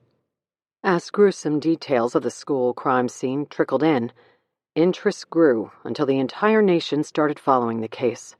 In just 2 days, the 24-hour cable news cycle was saturated with Westmont Prep stories. It was the lead on the network morning shows, and the queen of morning television herself, Dante Campbell, had even clicked her high heels through the once unknown town of Peppermill. With the media overanalyzing every detail of the story, when the first break in the case came, the discovery of a teacher's wall-safe manifesto that described the specifics of the slaughter that had occurred at the abandoned boarding house, the news spread like wildfire. When that teacher, Charles Gorman, had then attempted suicide, coverage of Westmont Prep and the killings in Peppermill, Indiana, was wire to wire. The missing father of two from South Bend was forgotten. Interest in his whereabouts up and vanished, just like the man. Ryder was as much to blame as any other journalist. She had jumped on the Westmont Prep bandwagon along with all her colleagues. The only difference was that Ryder had not so easily accepted what the police offered on the Westmont Prep killings. When Dante Campbell and the other lords of the news media moved on to fresh stories and new outrages, Ryder lingered in Peppermill. She and her followers thought there was more to the story, and Ryder had spent the better part of a year chasing leads and uncovering inconsistencies in the case. Her hard work led only to Mac Carter landing his own podcast and stealing her story. Now, not only was Mac and his podcast gone, Ryder's chance at discovering anything more about Westmont Prep was slipping away. She had thought long and hard about the best way to respond to her demotion. Her first reaction was to quit.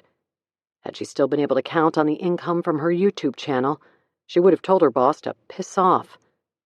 But YouTube had shut her down, and it was unlikely she would see another dime from her channel.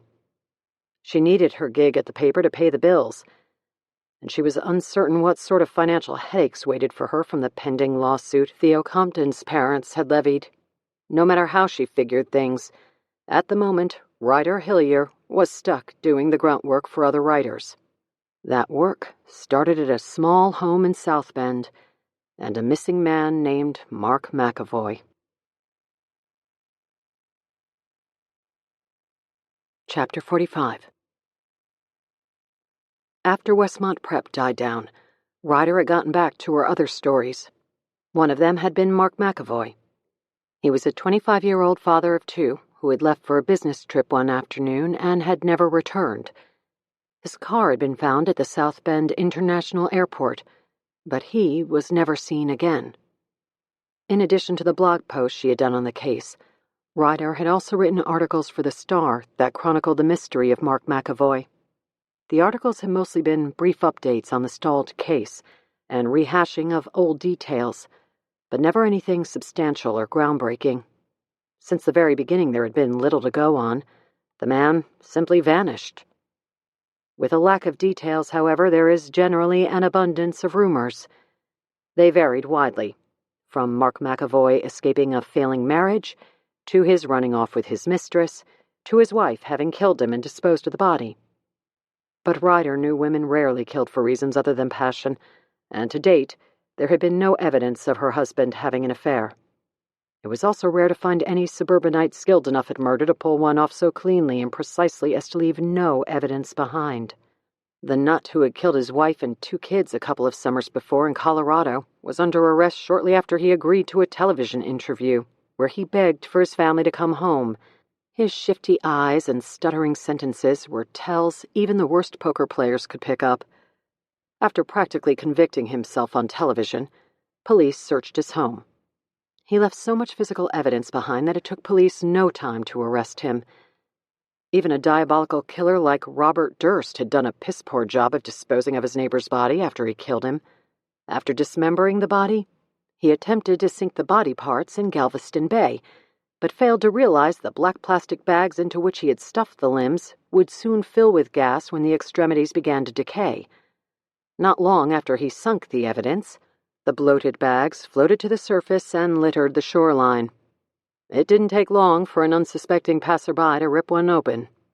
Durst was arrested the next day. So the theory that Mark McAvoy's wife, an elementary school teacher and a member of the church choir, had pulled off such a flawless homicide and had hidden the body for the past year was terribly unlikely. Ryder was working on the assumption that Mark McAvoy was still alive and out there somewhere. If she could find him, there was a chance she could salvage her career. The only real news, Ryder was reluctant to call the informational lead, was the discovery that Mark McAvoy's wife was attempting to collect on a $1 million life insurance policy. It wasn't much, but it might be worth an inquiry. Ryder climbed the front steps and knocked on the door. A woman answered a moment later. "Brianna McAvoy?" "Yes?" "My name's Ryder Hillier. I'm a reporter with the Indianapolis Star. I was wondering if I could ask you a few questions about your husband." The woman crossed her arms. "What do you want to know?" "I'm writing a follow-up article about your husband, and police released details about a life insurance policy." Brianna McAvoy rolled her eyes. "I've got 2 little girls, and I'm trying to figure out how to raise them alone. I've got no idea what to tell them when they ask where their daddy is. Do you really think I give a damn what people think about a life insurance policy? He took it out 3 years ago. It's not breaking news. I'm trying to collect on it because I can't make ends meet on a teacher's salary alone." The woman took a step closer and stared Ryder in the eyes. "Does it sound like a mother of 2 who teaches in the community would kill her husband, the father of her children, for a life insurance payout? My suggestion to the police and all you news people is to stop watching so much television and spend some time figuring out what happened to my husband." Ryder felt a draft over her face as Mark McAvoy's wife slammed the front door. She remembered why she hated the grunt work of chasing leads. She stuck her business card into the crevice of the doorframe and walked back to her car. The crumpled page of leads rested on the passenger seat. Ryder closed her eyes and pinched the bridge of her nose. What a shit show. Just a few days before, she was happily writing about crime for one of Indiana's biggest newspapers. She had a popular true crime blog and a YouTube channel that was nicely supplementing her income. Now her career had gone to hell. She was chasing dead-end stories and turning anything useful over to other reporters to write the story. Her phone vibrated. She didn't recognize the number. "Ryder Hillier." There was silence on the other end. "Hello? You've reached Ryder Hillier." A woman cleared her throat. This is Paige Compton, Theo's mother." Ryder raised her eyebrows and glanced around her car as if she'd just been caught doing something illegal. "Hi. I need to talk with you. Mrs. Compton, I want to apologize for taking that footage of your son. It was irresponsible and so inappropriate for me to put it up on social media. It showed a complete lack of judgment on my part." There was a long stretch of silence, and Ryder thought the connection had died. She looked at her phone to make sure the call timer was still running.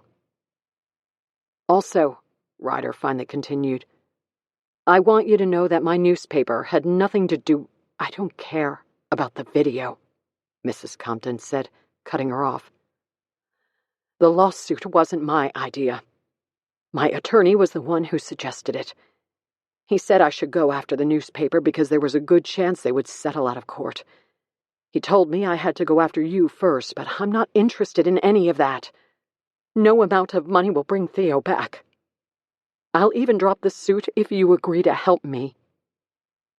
Ryder pushed the phone more firmly against her ear. "Help you? With what?" There was another long stretch of silence. "Mrs. Compton? Help you with what?" "Theo called me the night before he died. He wanted to warn me." Ryder leaned forward in her seat, her eyesight focusing on a spot on the dashboard. "Warn you? About what?" "He and his friends had gotten themselves into some sort of trouble." "What sort of trouble?" Mrs. Compton cleared her throat. "I don't want to do this over the phone. Can we talk in person?" "When?" Ryder asked without hesitation. "Now, or as soon as you can get here." "Where is here, ma'am?" "Cincinnati." Cincinnati was a 4-hour drive. Ryder ran through a mental list of deadlines she needed to meet in order to keep her job. Chasing the Theo Compton story and the Westmont prep killings were not on that list. "I can come this weekend," Ryder said. "Friday." Ryder scribbled the address onto the sticky note, scrolling over the other lead she had been tasked with chasing. She underlined the address, scratching straight through Mark McAvoy's name in the process. Chapter 46. Gwen Montgomery's legs twitched as she dreamed. She was attempting to run through the dark forest, but could take only 1 or 2 steps before her feet sank into the thick mud. With great effort, she pulled her foot from the earth, creating a loud sucking noise in the process. Then she tried to run again. As soon as she transferred weight onto her foot, it plunged into the soft ground. Her progress was agonizingly slow, until she finally reached the edge of the forest. There, she saw the boarding house. She felt the tackiness of blood on her hands and chest, and longed to run inside and wash it off, to stick her hands under the rush of water from the kitchen faucet and let the blood stream from her hands and swirl down the drain. It would disappear then, and she'd never again have to think of its origin. Suddenly her feet were free from the mud, and she ran toward the house. Then she saw the wrought iron gate and the body impaled on it. The moonlight brightened the bloated and disfigured face of Tanner Landing, his eyes half open, with the blank stare of death, the tine of the gate poking from the top of his head. She let out a guttural scream as she hurried to him and tried to lift him from the gate. His body was wet, and when she looked at her hands, they were covered in more blood than when she had left the forest. She called for Gavin. There was no answer. She called again and again, until her efforts finally woke her. She sat up in bed and knew it was happening again. The flutter in her chest, the sweat around her neck and down her back, the inability to handle even the most routine stimuli. She startled when she heard 2 classmates laugh in the hallway as they passed her dorm room. Her breathing was shallow and labored as she rose from bed and stood in her room. A panic attack was imminent. She thought about talking with Gavin. He knew about the nightmares. Gavin knew everything. But his once reassuring voice had lost its effect over the past few months. They were the only ones left, and they had traveled too far down this dark road. So far, in fact, that Gwen was unsure they'd ever find a way out. Or if the way out was what she truly wanted. To veer off this road now would not be joyous. It would lead to a different road that was far more dark and ominous than the current one. But this path they were on, the one they had all taken that night in the woods, was proving to not only be unhealthy, but dangerous too. She pulled her hair into a ponytail, slipped into a pair of jeans, and pulled a tank top over her head. She left Marjorie Hall and hurried across campus to Teachers' Row. She knocked on number 4. A moment later, Dr. Hanover answered. "Gwen, what's happening?" Since the events of June 21st last year, when Tanner and Andrew had been killed, every student at Westmont Prep had been watched closely. After Bridget Matthews had stepped in front of the train, those in her immediate circle had come under close scrutiny. Gwen, with her nervous demeanor, bouts of depression, weight loss, and panic attacks, had been more closely monitored than any of them. In a sit-down meeting with her parents and Dr. Casper, Dr. Hanover had announced that she would be transferring Gwen to her counseling schedule. As the dean of students at Westmont Prep, Dr. Gabriella Hanover wanted no more tragedy behind the walls of the school. Despite Drs. Hanover and Casper's efforts, after Bridget's suicide, Danielle and Theo soon followed. Gwen's condition continued to worsen. Gwen tapped her chest now as she stood outside Dr. Hanover's house. I can't breathe. I can't think. I'm freaking out. Come in, Dr. Hanover said, moving to the side. It'll be all right. Inside the office, Gwen sat down in her usual spot in the chair across from Dr. Hanover. Take a deep breath and tell me what's going on, Dr. Hanover said in her soft voice. I had another dream. I'm having a panic attack, and I'm out of Xanax. The Xanax was a crutch I agreed to only at the beginning. The plan was to get you to better manage your anxiety without medication. Tell me about the dream. Gwen shook her head. It was here that she always needed to be careful. She'd not been comfortable talking with Dr. Hanover, and could never be as open in these sessions as she was with Dr. Casper. I was in the woods, back at the house. I saw Tanner run the gate. It's natural to have strong flashbacks, especially when you sleep. It's part of the process. Your mind is expunging those thoughts. At first, you block them out. Now your mind is working to purge them. Have you been journaling? Gwen shook her head. Your journal is where you are allowed to worry, Dr. Hanover said. Your journal is where you are allowed to stress.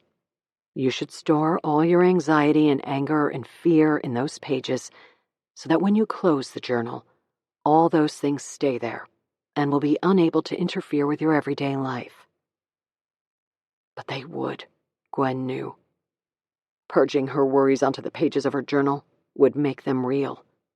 It would bring the things she had done to life, where currently she could pretend they did not exist. Only times like this, when the reality of what they had done haunted her so deeply, did she risk exposure. She had spent an entire year fighting the buoyancy of her secret, working every day to keep it hidden beneath the surface. Okay, she finally said, her voice flat and unconvincing. I'll try.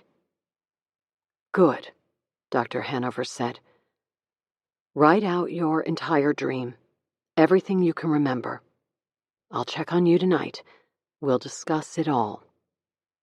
Gwen nodded and headed toward the door. Gwen, Dr. Hanover said. Gwen turned back before she reached the door. You'll be amazed at how useful journaling is. Every one of my students has benefited from it. Gwen nodded, and then turned back toward the door. When she made it outside, she finally exhaled. She hurried down Teacher's Row and walked up the steps of the number 18 duplex, where she rang the bell. A moment later, Dr. Casper answered the door.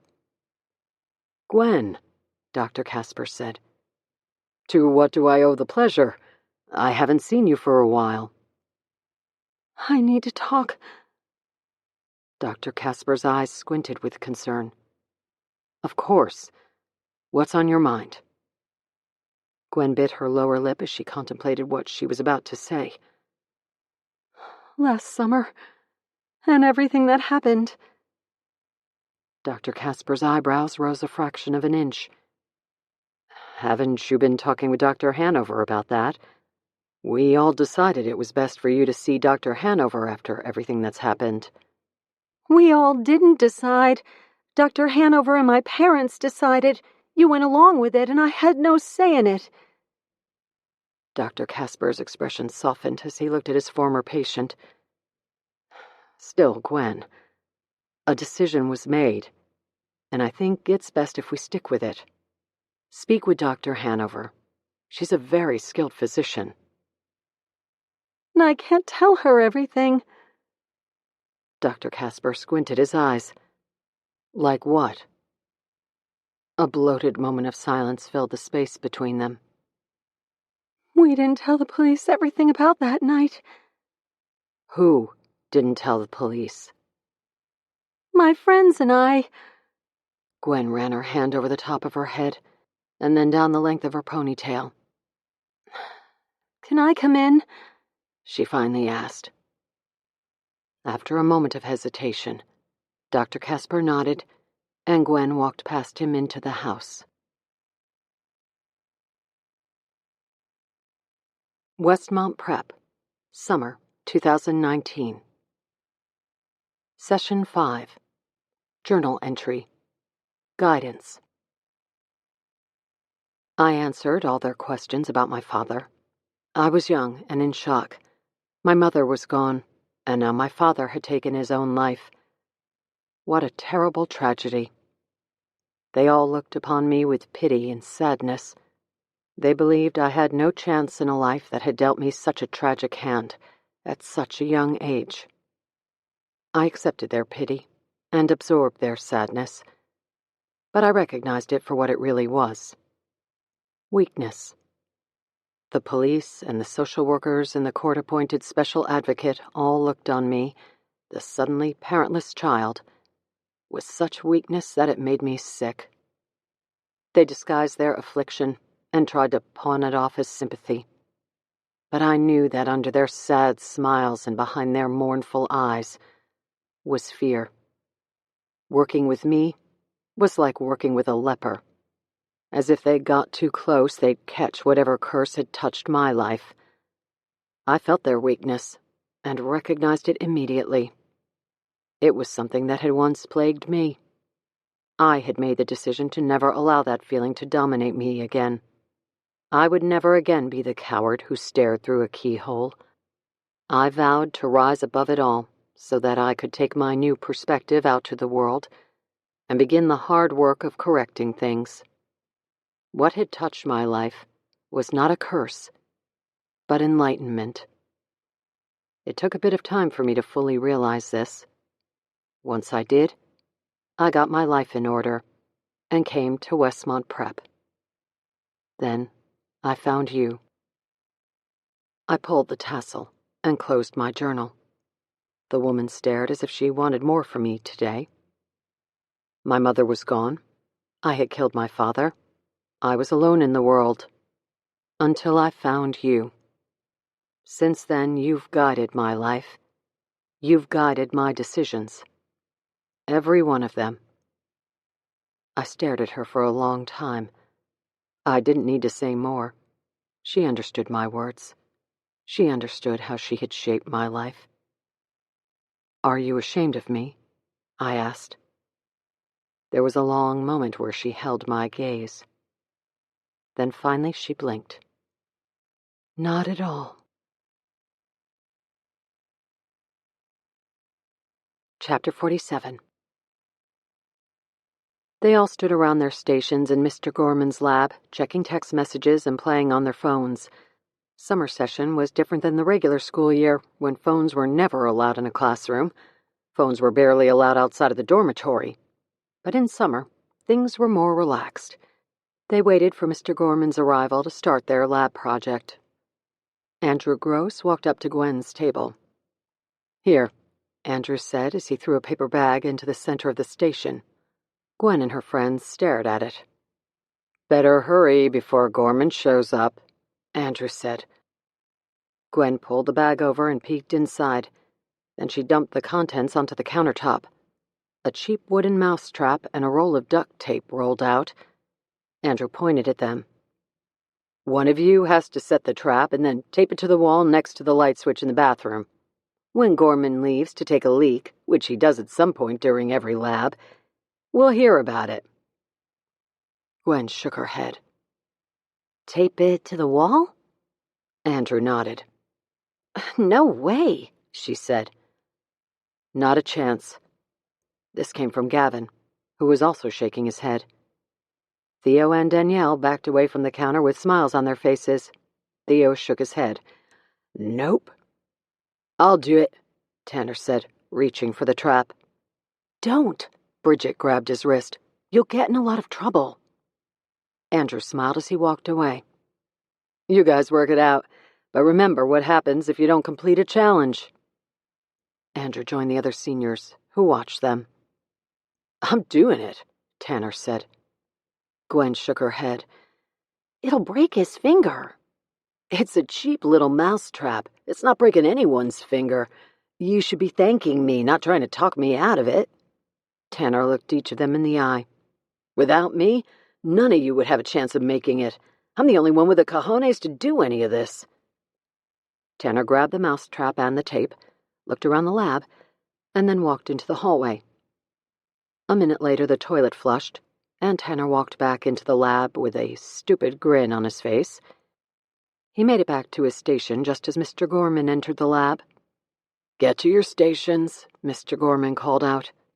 The students abruptly quieted down, stifling their laughter with quizzical smiles on their faces. Gwen shook her head when Gavin looked at her. This is a bad idea, she said. Mr. Gorman unpacked his things onto his desk at the front of the room.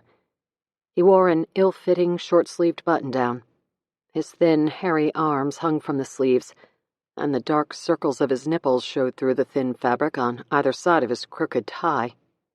Today we will be mixing the compounds to demonstrate the Briggs-Rauscher reaction. As always, Mr. Gorman said, placing his large safety goggles onto his face. Eye protection should be in place at all times, and the ventilation hoods set to high. Mr. Gorman took 15 minutes to scribble instructions onto the chalkboard, and another 10 making sure each station had the correct ingredients. One of the chemicals needed to be heated to a boil, and once each group had their flasks set over the Bunsen burners, Mr. Gorman put everyone on a 10-minute watch, where they would monitor the boiling point by tracking the thermometer's progress. With the students occupied, and a lull in the experiment, Gwen watched as Mr. Gorman slipped into the hallway. Tanner bit his bottom lip before he smiled. Holy shit, he whispered. Nervous energy filled the room. They heard the squeak of the bathroom door hinges, and then a second later a loud snap. God damn it! Mr. Gorman's voice echoed through the empty hallways. The students tried to muffle their laughter, Tanner being the least successful. When Mr. Gorman came back into the lab, his right hand was tucked under his armpit, and he was holding the mousetrap in his left. Who the hell did this? He screamed when he entered the room. By then, every student but Tanner had managed to control themselves. Gwen was frightened, and everyone else carried expressions of shock. Tanner had his lips pressed tightly together to suppress a smile. Who did this? Mr. Gorman yelled again. Gwen walked forward. What happened? Someone taped this onto the light switch. Let me see, Gwen said. Mr. Gorman stared at her. It wasn't any of us, she said as she stared him in the eye. We all walked in the lab just before you. Gwen nodded. Let me see. Mr. Gorman held out his hand. His index and ring fingers were red and swollen, with a clear demarcation line across the knuckles. Gwen lightly touched his fingers. Do you think they're broken? Mr. Gorman slowly pulled his hand away and flexed his fingers. Go back to your station. Gwen nodded and walked back to her spot next to Gavin. Mr. Gorman swallowed hard and looked out at the group of students. If your flask is boiling, move to step 2, he said, before walking back to his desk and tossing the mousetrap into the garbage. Tanner cleared his voice. It was a piss-poor job of hiding his laughter. It was June 13th. Chapter 48. The following day, Charles Gorman entered the faculty lounge. He grabbed a tray and walked to the buffet station, where he carefully chose his lunch items: roasted chicken and vegetables, a cup of chocolate pudding, and a fountain drink. He carried his tray over to a table where Gabriella Hanover and Christian Casper sat. "What happened to you?" Gabriella asked. Charles had gone to the pharmacy after his lab period and purchased a splint for his aching fingers. Now his index and ring fingers were immobilized by a sponge-lined piece of metal wrapped in white surgical tape. Charles placed his tray onto the table and sat down. "Summer pranks have started again." "Who?" Gabriella asked. "Probably Tanner Landing. Egged on, I'm sure, by Andrew Gross. I spoke to Andrew last year when Gene Rasmussen was being pranked. The dead raccoon and the undergarments hanging from the library. I warned him then and had a long discussion with his parents." Charles shrugged. "I guess he didn't get the message." "What happened?" Christian Casper asked. "We'll have to take serious action if any assault occurred." Charles shook his head. "They'll never admit to it. And the smug little bastards know I won't be able to prove a thing." "How did it happen?" Christian asked again. "They taped a mousetrap to the bathroom light switch." "Those little shits," Gabriella said. "I don't think it was all of them, just one or two." "Still," Gabriella said, "we can't stand for it. I'll call a meeting of the student body to stop this before we get too far into summer." Part 6. August 2020. Chapter 49. Detective Ott parked his car and turned off the engine. Eventually his headlights faded, and only the halogen of the lamppost lighted the parking lot. The precinct offices of the Peppermill Police Department were dark. Only a few souls would be working the overnight shift, including the beat officers who would be out and about in their squad cars this far past shift change, the sergeant in charge who would be in his office, and the dispatchers who wouldn't bat an eye at a detective entering the offices at 1 o'clock in the morning. He could tell no one the real purpose of his presence at the precinct this morning, and he had a cover story for anyone he ran into. He weighed the odds, and decided that performing this heist during regular business hours would be impossible. There were too many people in the office during the day, and his young protege followed him like a shadow when they were on duty. The dark overnight hours afforded him the best chance to stay invisible. He pushed open the car door and stepped into the middle of the night humidity. Then he reached into the back seat, pulled his suit coat from the hook, and slipped his arms through the sleeves before walking toward the front door. He swiped his ID card to gain access to the lobby and walked past the reception desk where the night guard gave a groggy smile and a wave. "Detective. How you doing, Donnie?" "Living the dream. You and me both, pal. You and me both." Detective Ott walked into the pit where he and 12 other detectives made up the team of investigators for the Peppermill Police Force. He poured a cup of coffee and stirred sugar into the styrofoam cup while he surveyed things. Only one other detective was present, Gene Norton, who was hunting and pecking on his keyboard with such concentration, Ott knew he must be working on a report deadline.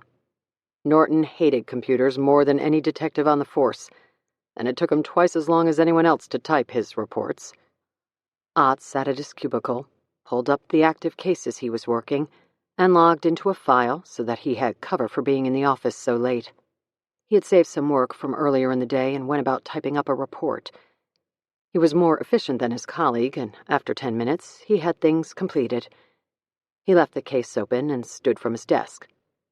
Norton was still pecking away, sweating as he usually did that the keys were not in the same place they were the day before, a permanent fear ever since the guys had rearranged the letters of his keyboard. From his cubicle, Ott walked to the evidence room. He again used his ID card to gain entry, and then grabbed the box containing all the evidence from the case he had pulled up on his computer. He grabbed another box, too, and carried both to his desk. He sat and waited for a minute, listening to Norton peck and swear. Finally, he grabbed the second box and walked to the copy machine. Methodically, he slipped each section into the automatic document feeder. On the outside, he waited patiently as the machine did the work at an alarmingly loud but efficient clip. Once one section was finished, he placed the copied pages into a fresh box, returned the original to its proper place, and started the process over with the next section. It took a painstaking 22 minutes to copy the entire contents of the box, and Ott noticed Gene Norton's head pop over the top of his cubicle somewhere in the middle of it, to which Ott raised his chin in Norton's direction. "Frickin' deadline," Norton said, "and my keyboard is screwed up again. You know anything about it?" "Wasn't me," Ott said. Norton disappeared into his cubicle, and Ott slipped the last section of the file into the feeder.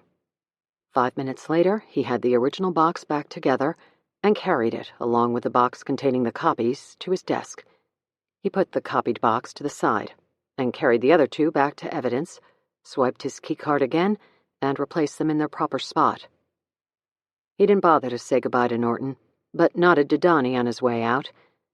He placed the box in the back seat of his car and pulled out of the parking lot.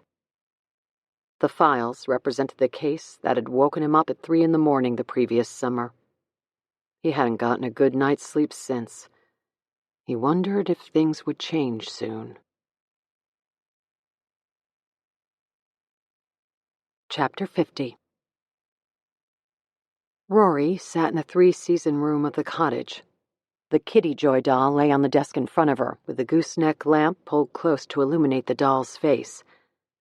The repaired area of the ear and cheek, which Rory had expertly reconstructed with papier-mâché and cold porcelain clay, had now set and was ready for sculpting. She went to work with her Folger-Gruden brushes, using the tipped handles to carve tiny grooves that would become the detail of the ear cartilage. For this, she worked without a reference photo. All she needed had been stored in her mind when she researched the doll, as if the image of what she hoped to achieve was sitting on an easel in front of her and doused in spotlight. Rory methodically progressed through the brushes, moving from dull to sharp and ending with the needle-like pine tip that easily carved through the clay. Her concentration was so intense that her vision tunneled, and she barely remembered to blink. Each fine groove she created required the repetitious precision of an artist and the focus of a surgeon. The callings of her mind to repeat and perfect, which she stowed during the hours of her life not spent restoring dolls, were purged at her workstation. Here, those disruptive thoughts were useful and needed. When she completed sculpting the ear, she moved to the edge of the mouth and whittled a perfect seam at the corner of the doll's lips. She finished by reconstructing the outer canthus of the left eye. It was detailed work that took hours. After carving the last notch, she slipped the brush into her breast pocket, blew away the residue, and finally sat back in her chair. Like theater lights slowly brightening at the conclusion of a film, Rory's vision widened. The doll was structurally back together. The texture and color were off, so the next step would be sanding smooth the areas she repaired and then glazing the porcelain with an epoxy coating to erase the lattice of cracks. Finally, she would polish and paint the surface, which would bring the doll back to its original beauty. There was still much to be done, but after only 3 sessions she had made great progress. The slamming of a car door broke her concentration. When the doorbell rang, she checked her watch. It was 1 p.m. She'd been working uninterrupted for 3 hours and had lost track of time. Pulling the gooseneck lamp to the side, she laid the Kitty Joy doll back into the travel box. She found her glasses and fumbled them into place, then pulled on her gray windbreaker to match her jeans. She buttoned it up to the top clasp near her neck and pulled on her beanie cap. Her combat boots covered her feet and completed her battle gear. On the way to the front door, she grabbed her rucksack and threw it over her shoulder. Lane was napping upstairs, and Rory decided not to interrupt his sleep, which the doctors had warned would come in long spells while his brain healed from the concussion. She opened the door, and Detective Ott was waiting on the perch. "You ready?" he asked. Rory nodded. Today, she would walk through the crime scene, the abandoned boarding house tucked into the forest at the edge of the Westmont Prep campus, where 2 students had been killed 1 short year before. She knew what was coming. She knew what waited there. It was the same thing that waited at every crime scene she analyzed: the souls of those who had lost their lives. Rory's goal was to feel them and connect with them so that eventually she could communicate with them in her own subtle way. Her connection with the victims was not a physical one, and her communication was not verbal.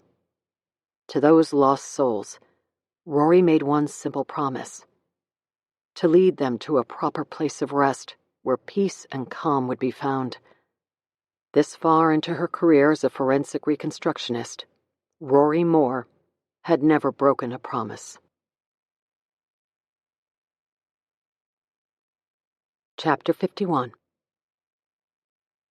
She sat in the passenger seat as Detective Ott drove through the streets of Peppermill.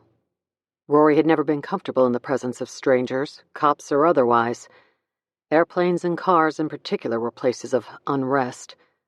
Perhaps a touch of claustrophobia added to her unease, but mostly it was her lifelong displeasure with another's company in such close quarters. Years ago, Lane had quickly broken through her walls to become the only man other than her father she allowed to physically touch her. So now, as they drove, Rory felt a familiar tremor in her chest. It was a signal that the proverbial IV line that offered a constant slow drip of anxiety directly into her circulatory system had been opened a notch wider. "We had 2 choices," Ott said. "We could take the back way, the lesser-known entrance that is accessible from Route 77. This was the route the kids took the night of June 21st. Or we could be more transparent and go through the front gates of Westmont Prep. Since I'm trying my hardest not to lose my job, we're taking the transparent route. I told the dean of students that I needed access to the house and tracks that run alongside as a follow-up to my investigation into Theo Compton's suicide. She agreed to escort us." Rory nodded. Probably the best way to do it. They turned onto Champion Boulevard and pulled up to the 2 brick pillars connected by the tall wrought iron gate over which arched a concrete placard that announced Westmont Preparatory High School. Detective Ott stopped at the speaker, pressed the button, and held his badge out the window to be scanned. "Welcome to Westmont Prep," a female voice sounded through the speaker. "Detective Ott to see Dr. Hanover." A moment later, the iron gates opened inward, like 2 arms welcoming them in an embrace. Ott pulled into a visitor's parking spot. Rory opened her door, adjusted her glasses and beanie hat, and then followed Detective Ott toward the main building with its 4 Gothic columns standing sturdy in the afternoon sun. A man and a woman waited on the steps. Rory assumed they were Christian Casper and Gabriella Hanover, the co-deans of students. They stood next to a golf cart. "Dr. Hanover," Ott said. "Good to see you." "You too, Detective." They shook hands. "Dr. Casper," Ott said, shaking hands again. "This is Rory Moore. She's working as a consultant and will be assisting me today." Dr. Hanover held out her hand, which Rory didn't take. Couldn't, really. She'd never been able to shake hands with strangers, or anyone else for that matter. Her brain was not wired to do so. She was not a germaphobe, and had no aversion to disease. Her reluctance to shake another's hand stemmed from the same affliction that poured sweat down her back as soon as she closed the car door of Henry Ott's car: her general displeasure with human interaction. The affliction could neither be explained by Rory nor be understood by others. It was simply how she had lived for 40 years, and changing now was not possible. To change, Rory needed motive and means. She had neither. She preferred the awkwardness of rejecting a handshake to the convoluted thoughts and discomfort that came from accepting one. Instead, she adjusted her glasses, offered Dr. Hanover a brief moment of eye contact, and then nodded. Dr. Hanover finally pulled her hand away. Dr. Casper knew enough not to offer his. "Right this way," Dr. Hanover finally said, pointing at the golf cart. It's a long walk otherwise. Detective Ott and Rory climbed into the second row. Dr. Hanover drove, and Dr. Casper sat next to her.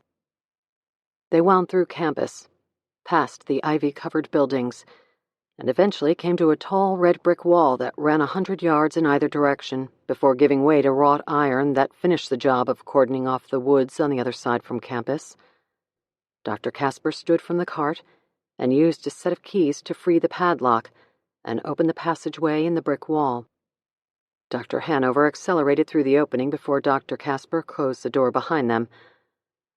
Rory felt a quiver of foreboding when the door closed behind her, as if the safety of the campus was gone, and the dangers of the ominous forest waited. Dr. Casper climbed back into the cart, and soon they were bouncing along a trail that cut through the forest. They emerged a few minutes later, and Rory saw the house in front of them. The limestone exterior was visible only in small patches where the ivy had failed to grow, so overgrown with the vines that they looked more like camouflage than decoration. "We'll wait here if that's okay," Dr. Hanover said. "Of course," Detective Ott said, as he and Rory climbed from the cart. Rory didn't wait for Detective Ott to take the lead. She walked toward the house, her gaze drifting back and forth, taking in the entire setting, as if her eyes were recording everything that entered her pupils. Of course, her mind was doing exactly that. The full understanding of her subconscious processing might take longer, but the cataloging was immediate. She approached the wrought iron gate where Tanner Landing had been impaled. The tip of the prong was 6 feet above the ground. She walked through the opening of the gate, into the front yard, and then turned around to look from the other side and get a different perspective. Detective Ott pulled a photo from the manila file he was carrying and handed it to Rory. Depicted on the 8x10 was Tanner Landing's lifeless body, skewered by one of the pickets of the gate. Rory analyzed the grisly photo, then looked back at the gate and the top of the iron spikes. At 5'2", the gate rose nearly 1 foot over Rory's head. To drop a 160-pound teenager onto the grate took strength and height, but also time. The killer knew he had time. It was someone who knew the house and knew the area around it. Someone who knew what the students were up to that night. "When I arrived at the scene," Detective Ott said, "it was obvious the Landing boy's body had been dragged from inside the house. There was a trail of blood down the front steps, and blood was found within the dirt grooves that led from the bottom of the steps to this spot." "So he was definitely first attacked inside," Rory said. "Yes, in the front room just off the foyer." Detective Ott handed Rory another crime scene photo. It showed smeared blood streaked across the hardwood floor of the foyer and doorway. "No footprints found in any of the blood or in the dirt?" Rory asked. "None. We found some fibers that made us believe the killer might have worn shoe coverings like you'd see a service worker do before entering a house or walking on carpeting, but no definitive prints to pull." "Organized," Rory whispered as she stared at the photo. She looked back up to the spears of the gate. "Give me a timeline. How quickly did this go down?" Ott handed her another picture, this time of Tanner Landing's naked body lying on the metal autopsy table.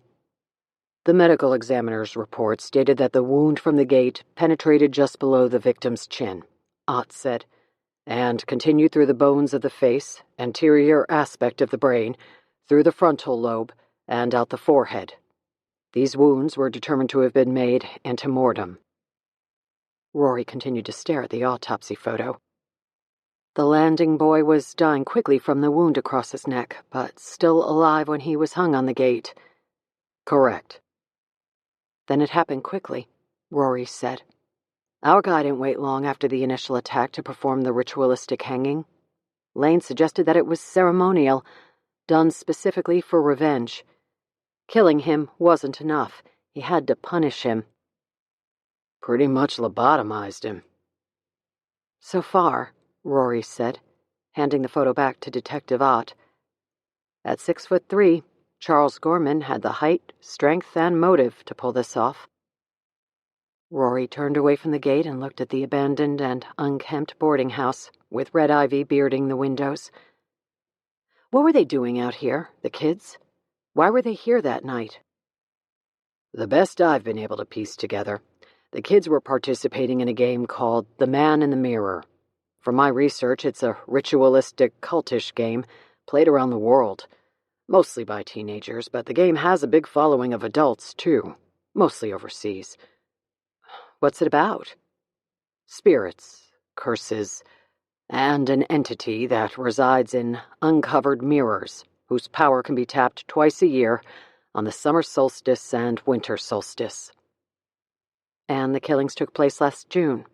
Correct, Ott said, on June 21st, the longest day of the year. How does it work? Players find their way through a forest to an empty house. The first to arrive finds the designated mirror, uncovers it, and whispers, "Man in the mirror," to their reflections. Doing so allows you to live the year in peace and in good standing with the spirits of the man in the mirror. Failing to find the keys and complete the loop of whispering into the mirror before midnight brings a year of curse. Christ, that sounds terrifying. I've done a lot of research, Ott said. The game is not new. There are many different versions, but it seems like the Westmont prep kids took it to another level. This was definitely not the ghosts in the graveyard that I grew up with. Rory continued to look at the house. Can you show me the room where it happened? Yeah, Ott said, grabbing keys from his utility belt. Follow me. Chapter 52. Rory walked through the front door of the abandoned boarding house. The ceilings were tall, and the entrance foyer reached to the second story. A staircase with missing and broken spindles spiraled up to the second floor. Back in the day, Ott said, his voice echoing through the empty house, this used to be where the resident faculty lived. There are 8 rooms that were converted to private bedrooms with baths. The house was off the beaten path and offered privacy for the faculty. He pointed to the large room to their right.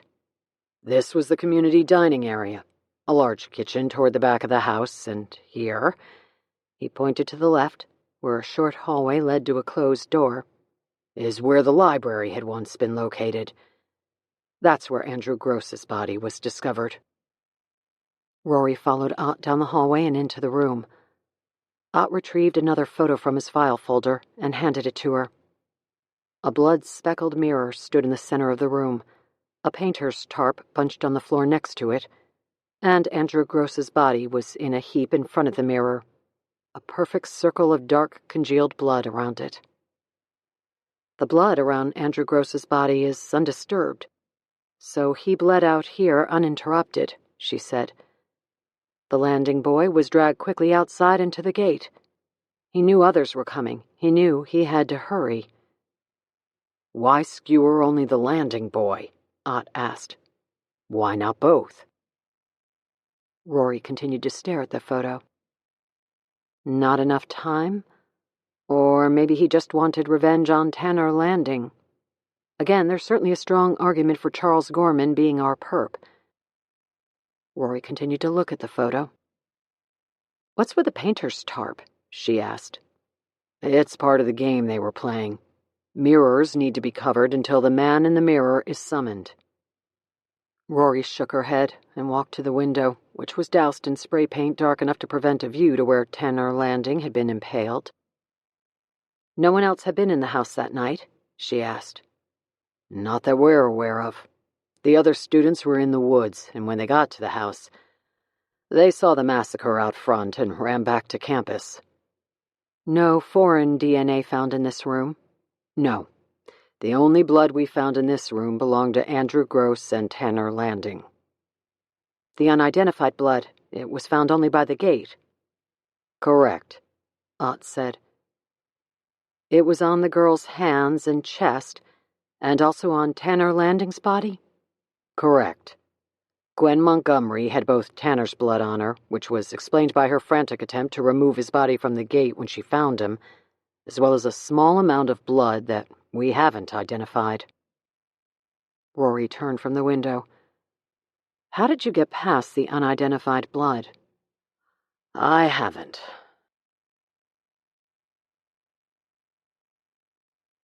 Chapter 53. A dark lord sat on the desk of the dim three-season room at the back of the cottage. Only the desk lamp lighted the room. It was enough to allow Rory to read the box of files Detective Ott had given her after they finished the walkthrough of the boarding house and an inspection of the area on the train tracks where Charles Gorman had attempted to end his life. This was the same location where 3 students had since succeeded. Rory was still processing the whirlwind day, her subconscious organizing and cataloging all she had seen and learned. She had reinforced her discoveries by recapping her excursion to Lane when she arrived home. Now the cottage was dark and quiet. It was past midnight. Rory's most productive hours were in front of her. She took a sip of stout. She had already been at it for an hour, having first read through Gorman's folder to see everything Detective Ott and his police force had discovered about the 45-year-old chemistry teacher. She read about his life before Westmont Prep and about his 8 years at the school. She read about the evidence Ott had used to secure his search warrant. Within Gorman's folder was the manifesto he had written, which Ott had discovered in the wall safe of Gorman's duplex on Teacher's Row. 3 pages of cursive writing in which Gorman had described in vivid detail what he planned to do to Tanner Landing and Andrew Gross. It was a disturbing piece of work that shook Rory to the core. She had seen the crime scene photos, both earlier in the day when Ott had handed her select choices, and more tonight as she paged through the photos that accompanied the manifesto. It was chilling for Rory to lay out the photographs, one by one, of exactly what Gorman described in his manifesto. A handwriting analyst's report confirmed that the cursive scribble of the manifesto matched samples of Charles Gorman's writing. Finally, Rory read about the scene out at the train tracks when the officer had discovered a near-lifeless Charles Gorman after he had tried to end his life. A troubling question kept bouncing around her mind. If Gorman was innocent, why had he tried to kill himself? She was beginning to wonder if, perhaps, Henry Ott had arrested the right man. She was starting to doubt that the box next to her held any secrets at all, or if everything that needed to be found had already been uncovered. A couple of red flags convinced her, though, that something had been missed. The first was the unidentified blood. The second were the students who had killed themselves. She took a sip of Dark Lord, returned the Gorman folder to the box, and pulled out the file of Bridget Matthews, the first Westmont Prep student to follow Gorman's footsteps onto the train tracks alongside the abandoned boarding house. Rory was sure the mystery of the Westmont Prep killings lay with these suicide victims. Chapter 54. Rory read Detective Ott's notes on Bridget Matthews. They included his initial interview with the girl the day Tanner Landing had been found impaled on the fence, and the detective's discussion with Bridget's parents in the wake of her suicide. Together, the transcripts painted Bridget as a typical teenager. She came from a wealthy family, and her relationship with her parents sounded no more strained than most kids her age, who were sent to a boarding school for 10 months out of the year. Bridget's version of events on the night of the crime was a spot-on match when Rory compared it against the other students' statements, which meant they were all telling the truth, or a well-rehearsed lie. The story went like this. They all met at a pre-planned location off Route 77 on the south end of campus. This was the typical route the students took to reach the boarding house, a little-known back route that was off the beaten path and avoided the need to cross the main campus. On the night of June 21st, the students gathered on Route 77 to participate in the initiation of a game called The Man in the Mirror. Their task that night was to venture alone into the woods surrounding the boarding house and search for keys that had been hidden by the seniors. The keys would open the safe room inside the boarding house. They were required to complete this challenge by midnight. The group consisted of 5 juniors: Bridget Matthews, Gwen Montgomery, Gavin Harms, Theo Compton, and Danielle Landry. Tanner Landing, who was Bridget's boyfriend, had gone to the woods earlier than the others. Each student offered the identical explanation for Tanner's isolation that night. They said Tanner was more enthusiastic about the night than the rest of the group, and was determined to be the first to arrive at the boarding house and complete the challenge. The benefit of such a feat was becoming the leader of the initiates and the head of the group the following year when they took things over as seniors, a position that had been held by Andrew Gross. After reaching the designated location on Route 77, they each set out into the woods. After an hour of searching, they had all found their keys and raced back to the house at different times. As they emerged from the woods, the first thing they saw was Tanner Landing impaled on the gate. Panicked, they all ran back to campus. All but one. Gwen Montgomery stayed behind and tried to lift Tanner off the gate before finally settling on the ground next to him and waiting for help. Rory took a sip of Dark Lord and imagined teenagers stalking through a dark forest. Few of these details had made it to the public's attention.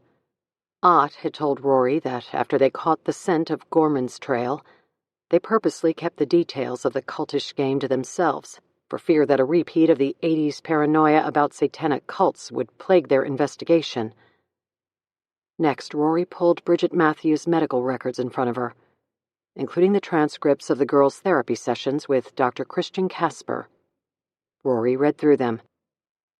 Bridget's sessions prior to the summer of 2019 were benign and included the worries of most teenage girls: boyfriends, best friends, the stress of schoolwork, and the worries of finding the right college. But after the killings, the transcripts painted a girl beset with sorrow and grief over Tanner's death. Rory read a letter penned by Dr. Casper to Bridget's parents that described his concern over Bridget's mental state. Dr. Casper's letter described suicidal tendencies and the characteristic warning signs that accompanied them. Bridget displayed them all, and Dr. Casper suggested both medical and psychotherapy. But it was too late. On September 28, 2019, 3 months after that night in the woods, Bridget Matthews stepped in front of the Canadian National Freight train at roughly 10:30 p.m. Rory pulled Bridget's autopsy report from the file. She took a sip of Dark Lord to steady herself, then turned the cover and opened the report. Attached to the top left side of the inside flap was a small photo of Bridget Matthews, a beautiful girl, young and innocent, and with so many unlived years in front of her. Rory felt an immediate draw to the girl. Bridget, like all the victims whose deaths Rory reconstructed, seemed to throw a grappling hook across the chasm between life and death that stuck to Rory's soul. It would stay there, Rory knew, creating a connection and generating a constant tug that would not relent until Rory could provide answers and closure. Rory was unsure how she felt about this vulnerability, the inability to forget about the dead until she was certain their spirits were at peace. It was the reason she was so particular about the cases she took on. The connections she formed with the victims were taxing and came with great responsibility. Rory had not chosen the Westmont Prep case. Uncontrolled circumstances pulled her into it. Rory's uncertainty was rooted not only in fear that there was nothing new to discover about this case, but also in the fact that multiple victims were involved. 5 students had died, 2 were savagely killed, and 3 had taken their own lives. Building relationships with so many victims at once carried the potential to overwhelm her senses and take the edge off her ability to see what others had missed. But she knew she had no choice. The whispers had started, and only answers would mute them. Rory spent an hour and half a Dark Lord reading Bridget Matthews' autopsy report, paging carefully through every finding and each line. Suicide by train was a grisly scene, and Rory read the ME's findings stating that devastating head and torso injuries led to death. Rory glanced over the autopsy photos but did not dwell on them. There were no drugs or alcohol in the girl's system. The report ended with the cause of death: multiple blunt traumatic injuries. The manner of death: suicide. Rory read the final page and closed the file. She was about to push it to the side to start the review of the next student when something stopped her and called to her. She reopened the autopsy report and turned back to the last page. Quickly skimming the information, she ran her finger down the page. She had nearly missed it, and was sure others had. But Rory Moore saw everything. If a critical detail wasn't immediately obvious, her mind stored the information on a rolling and endless scroll, and then sent out a beacon until her conscious mind noticed. That signal was bright now, and pulled all her curiosity toward it. There was something in Bridget Matthews' autopsy report. It was not a physical finding, but instead more benignly listed by the medical examiner, along with the items included on Bridget's body at the time the post-mortem exam was conducted. In the pocket of Bridget's jeans were 3 items: a tube of chapstick, an ATM card, and a penny. She might have skimmed right over the description of the penny, but she hadn't. She stopped and read the ME's notes that described the penny as flattened and oblong. Rory's mind fired. Like a short circuit, something flared until her memory spun the scroll to the exact location she needed. She pushed her chair away from the desk and fell to her knees as she riffled through the evidence box. There, she found the notes from Charles Gorman's attempted suicide. She took the file and placed it on the desk, covering Bridget's autopsy findings, something she would never normally do since the unorganized concept of having one open file touch another would typically have her out of sorts. But so fragile was the thread she was looking for that she had no time to organize things now into tight piles. She opened Gorman's file, licked her index finger, and paged through the contents until she found the list of items discovered at the scene of his attempted suicide. Item 72, imaged in the crime scene photo next to an inverted yellow marker, was a flattened and oblong penny found just 3 feet from where Gorman's near-lifeless body lay. A clear and distinguishable fingerprint lifted from the penny had been matched to Charles Gorman, suggesting that he had been holding the penny at the time he was struck by the train. Analysis of this coin suggested that its unusual shape had been caused by placing it on the rails and allowing a train to pass over it. Chapter 55. Her discovery was worthy of a middle-of-the-night discussion.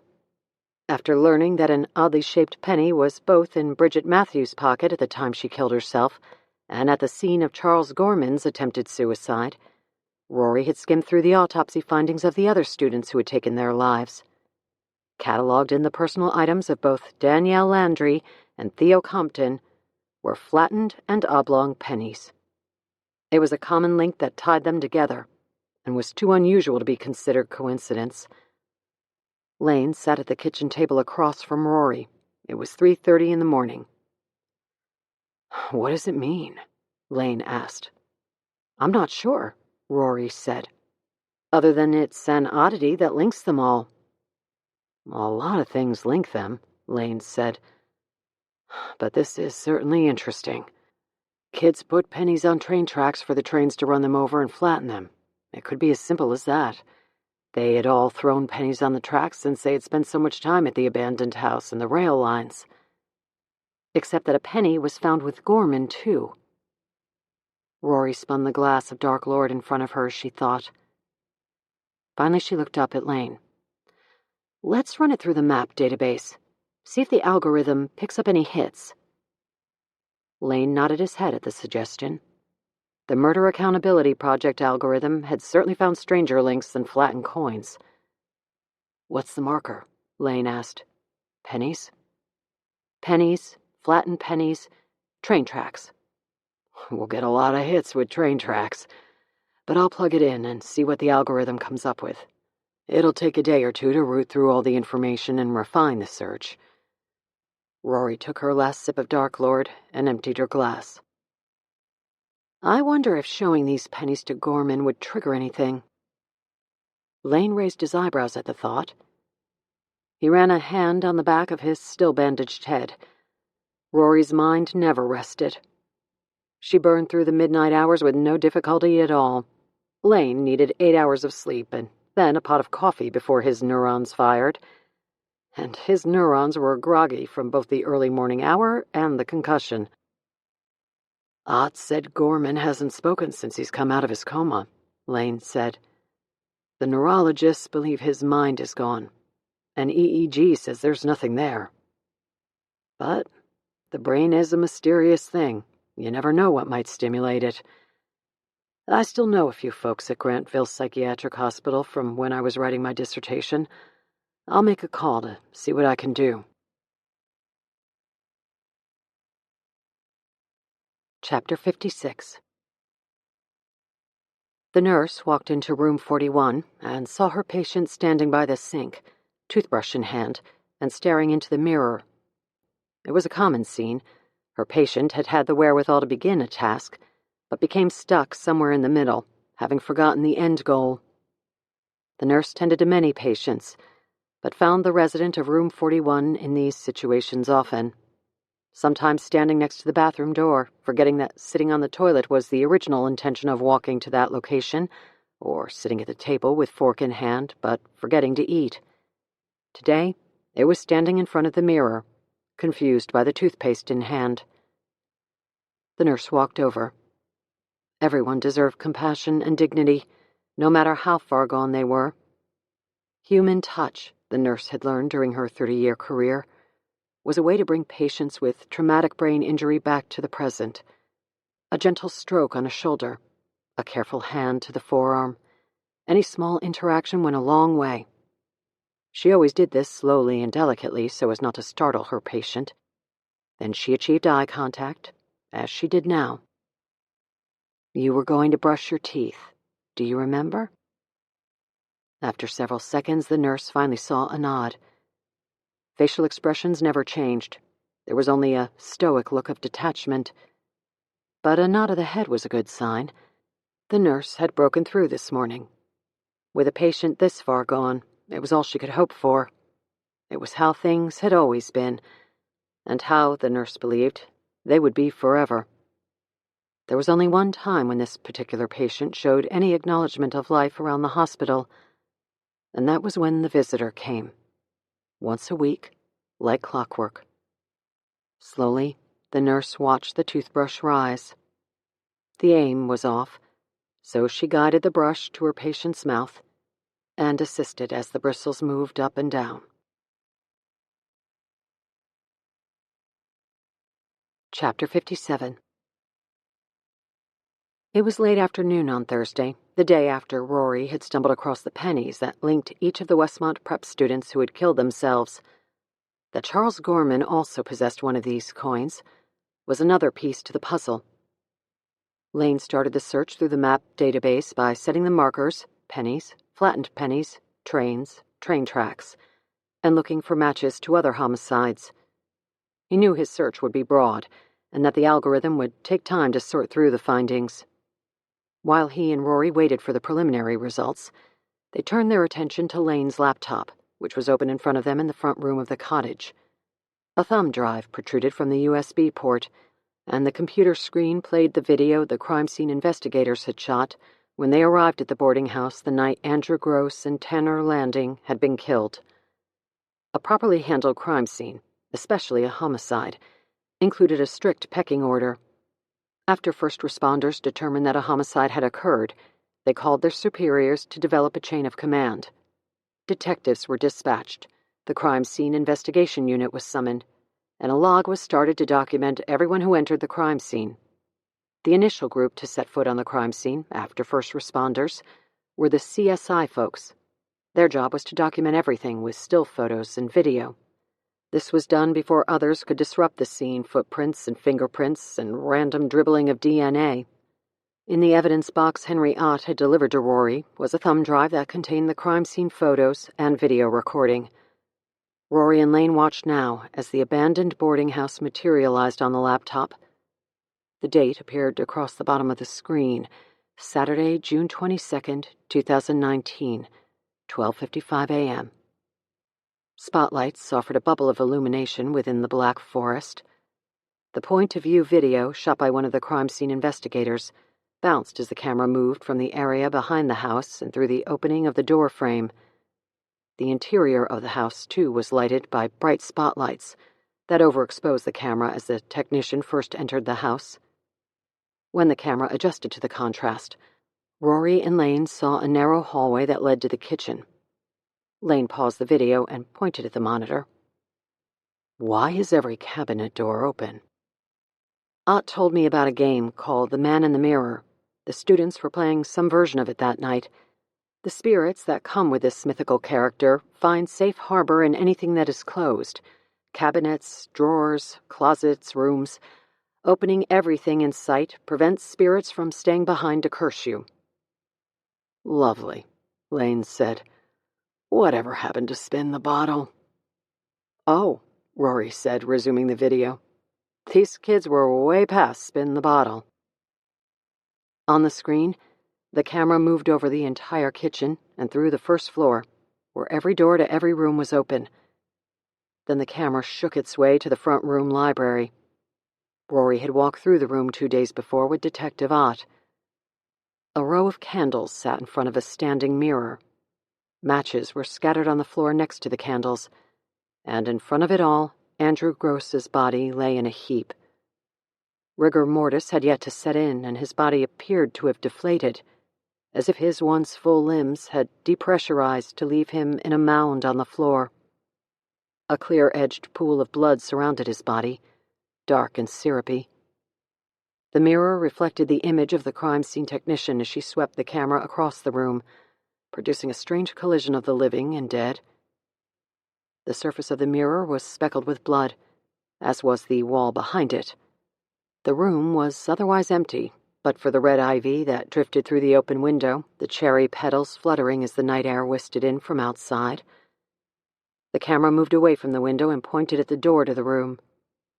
On the floor of the doorway were spears of blood from where Tanner Landing's body had been dragged. The scene cut from the front room, and the next image Rory and Lane saw was filmed outside. Spotlights that shot down from overhead brightly lit the area. The hum of a generator could be heard powering the police lights. As the camera moved across the front lawn, it documented the trail of blood and the gouges in the ground produced from Tanner Landing's body dragged across the earth. Slowly, the camera moved from the ground to the wrought iron gate. Rory unconsciously leaned backward, away from the computer, as Tanner Landing's body came into view. She remembered Henry Ott describing the scene as a slaughter, and as Rory took in the image of the tine piercing the boy's chin and protruding through the top of his forehead, she could think of no better word for it. She paused the video and kept her eyes on the screen as she spoke to Lane. "No signs of a struggle inside that room," she said. "A lack of defensive wounds on either of the victims. Our thinking has been that the killer snuck up on them, but maybe that's not right. Maybe the killer was one of them. Maybe the killer was with them." Another student. Possibly. In that scenario, these two would have been caught off guard, not because someone snuck up on them, but because they had no reason to think whoever was with them had any intention of harming them. Lane reached forward and rewound the video until they were back inside the house. "Look at the mirror," he said. "It's spattered in blood. That means the killer attacked from behind, allowing the blood spatter to protrude forward. Both kids were sliced across the throat. In order for blood to cause this kind of spatter pattern across the glass, both of them were facing the mirror, and the attacker was behind them." Rory nodded her head. "From what Detective Ott told me, and from what I have found in a quick internet search, this game requires the kids to stare into a mirror and whisper, 'Man in the mirror,' multiple times. Maybe they were doing this when they were killed." Lane also nodded and scooted forward on the couch. So, the killer is either lying in wait or with them when they reach this room and stand in front of the mirror. He slices their throats, leaves one on the floor to bleed out, and drags the other outside to hoist him onto the gate. The assailant was either showing his dominance or exacting revenge. But to drag a 160-pound teenager outside and place him on the gate would have taken time, at least 5 minutes after the attack. That suggests that the assailant was both familiar with the area and in no rush. He was calm, definitely organized, definitely premeditated. This did not happen out of the blue. Once you get past the blood and the gore, what I'm seeing in this crime scene does not fit the idea that Charles Gorman snapped. This is too calculating and complicated to believe that he simply lost control. Lane reached his hand to the back of his bandaged head and squeezed as he thought. Losing control might cause someone to kill unexpectedly, he said. But the ritualistic hanging of this kid on the gate is something different. It wasn't reactionary. It was planned, and it was intentional. No matter how much these kids bully Gorman, his profile doesn't match someone who would lose control. It doesn't match someone who would kill like this, or at all. But Gorman described the scene exactly as is shown here in the video, Rory said. He wrote out the details of slashed throats and the impalement on the gate. That supports your profile of premeditation, that he carefully planned it out ahead of time. Rory stared at the monitor a bit longer, and then finally turned to Lane. The students at Westmont Prep were required to meet with their counselors once a week. I read through Bridget Matthews and Danielle Landry's medical records and noticed that their therapy sessions encouraged them to journal their thoughts, their fears and their anxieties, and some of their most private inner reflections. It's a common tool in psychotherapy. Maybe Gorman's manifesto was simply that, his innermost contemplations put onto the page as a therapeutic way to dispel them. Lane cocked his head to the side. But that would mean someone else could have read Gorman's journal and set up the scene exactly as he described. Lane sat upright, interested in Rory's hypothesis. Patient-doctor confidentiality dictates that only one other person would have had access to his journal. Correct? Does his file indicate that he was in therapy? It does, Rory said. Does it mention his doctor's name? Rory nodded. Gabriella Hanover. Westmont Prep, Summer 2019. Chapter 58. They waited until midnight and met under the Gothic pediment of the library building. The upward shining spotlights shadowed the etching of the school's logo, Veniam solum relinquatis et. They were certainly together tonight, if only reluctantly. The latest challenge put forth by Andrew Gross required them to sneak into Mr. Gorman's house and steal a personal item. During their most recent trip to the abandoned boarding house, they had all drank Miller Lite beer, while Andrew boasted about this phase of the challenges from the previous year, when he was a new initiate, and his group of juniors had stolen an entire drawer of Mrs. Rasmussen's bras. Word had spread of the theft, and rumors were whispered through campus that those involved in the man-in-the-mirror challenges were responsible. A few days later, Mrs. Rasmussen's brassiers showed up hanging in a neat line from the eaves of the library building, just below the school logo. This incoming class of initiates had little chance of topping Andrew's legacy of debauchery, and none of them were willing to go near Mr. Gorman's underwear drawer.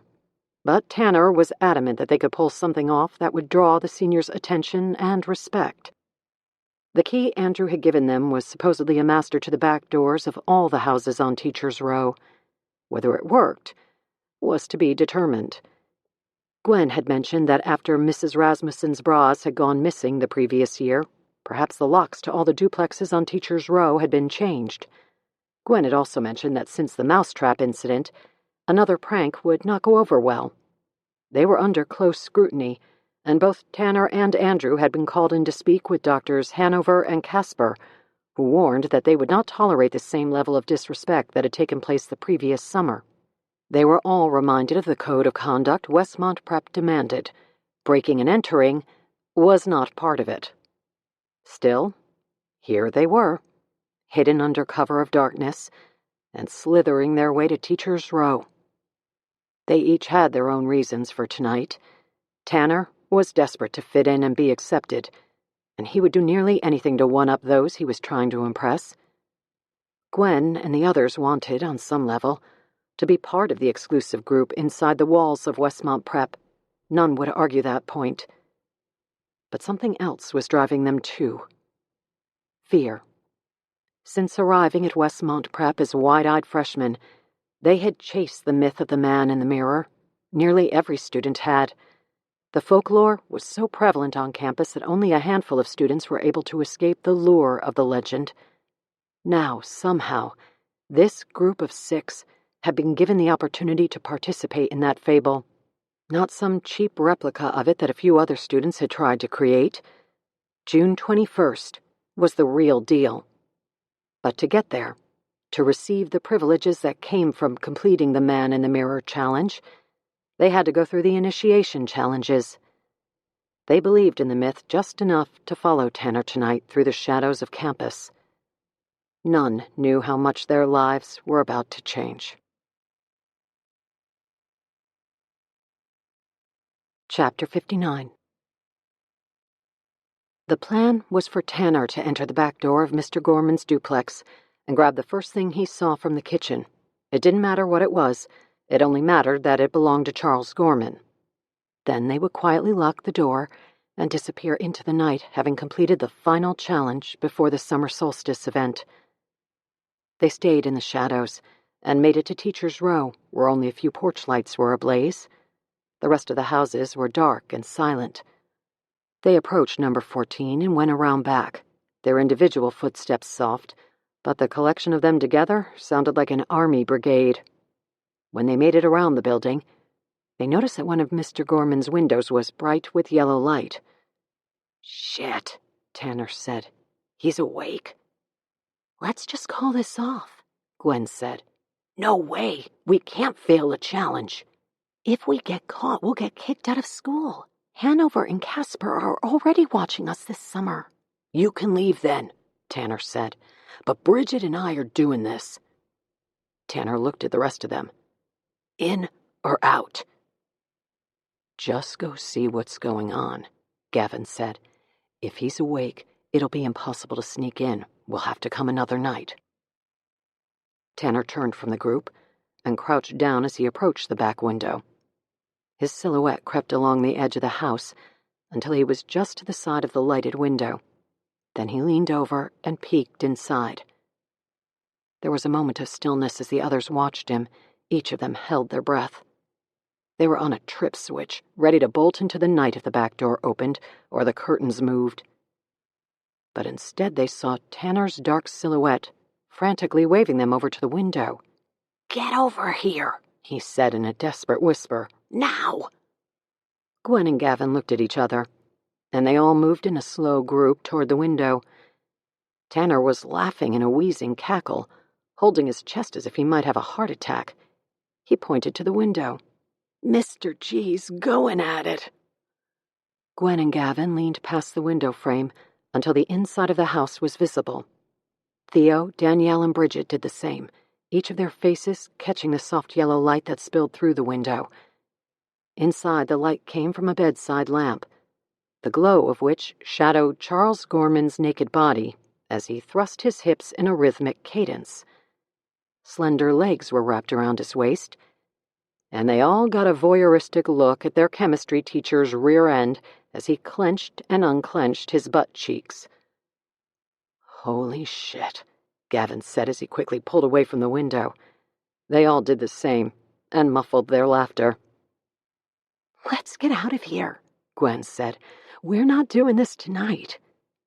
"This is too good to miss," Tanner said, pulling out his phone. He clicked on his camera, swiped it to video, and began recording the action through the window. At one point, Mr. Gorman positioned himself as if performing a push-up, turned his head to the side and offered a priceless expression of ecstasy before thrusting his buttocks forward one last time as his body shuddered. Tanner tried to hold the camera steady, but his laughter shook the frame back and forth. The others, too, had turned their gaze back to the window, finding it impossible not to watch. They were like gawkers staring at a car wreck. When Mr. Gorman turned his head so that his face was visible, they all ducked below the window frame. Tanner held his phone above the sill for another few seconds. "Let's go," Gwen said. "Almost," Tanner said, pulling his phone down and slipping it into his pocket. From the same pocket, he retrieved an air horn. Then he crawled from beneath the window and hurried to the back door. The others watched, still giddy from what they had just witnessed, and not fully aware of Tanner's intentions. Until, they heard the soft squeak of Mr. Gorman's back door opening. Tanner disappeared inside for a moment, and then reappeared with a leather-bound journal in his hand. "First thing I could find," he said, out of breath from the surge of adrenaline. "You are so crazy," Gavin said. He grabbed Gwen's hand. "Let's get out of here." They all turned from the still open door and began their silent escape. That's when the air horn sounded. 3 long bursts that shattered the silence of the night with an ear-splitting squeal. "Better run, losers," Tanner said as he streaked past them. Mr. Gorman's door was still wide open. With hearts thumping, they all took off into the night. Chapter 60. Charles Gorman was breathing heavily when he collapsed onto the woman under him. He felt her fingernails run the length of his back. "Stay tonight," he whispered into her ear. "You know I can't," she said. He never pushed, only asked. They were both quiet, only their breathing audible as they lay tangled together. Then an ear-piercing screech tore through the house. Then another and another, 3 loud screeches that startled them both. "What the hell?" Charles yelled as he rolled off the bed and crashed to the floor as if the burst of noise had physically lifted him and thrown him down. The woman pulled the sheets over her naked body. Charles heard laughter and stampeding footsteps. He pulled on his underwear and bolted out of the bedroom, down the hall and into the kitchen. The back door was wide open. He turned on the lights and looked around. The house was empty. He hurried outside and looked up and down the path that ran behind the duplexes. The pounding of feet was off to his left, and quickly fading into the night, he took a few steps in their direction and listened again. But all he heard was the hum of locusts. Another moment passed, and he was tempted to run into the darkness and follow the footsteps. He was sure he could catch them. He figured they were headed for the dorms.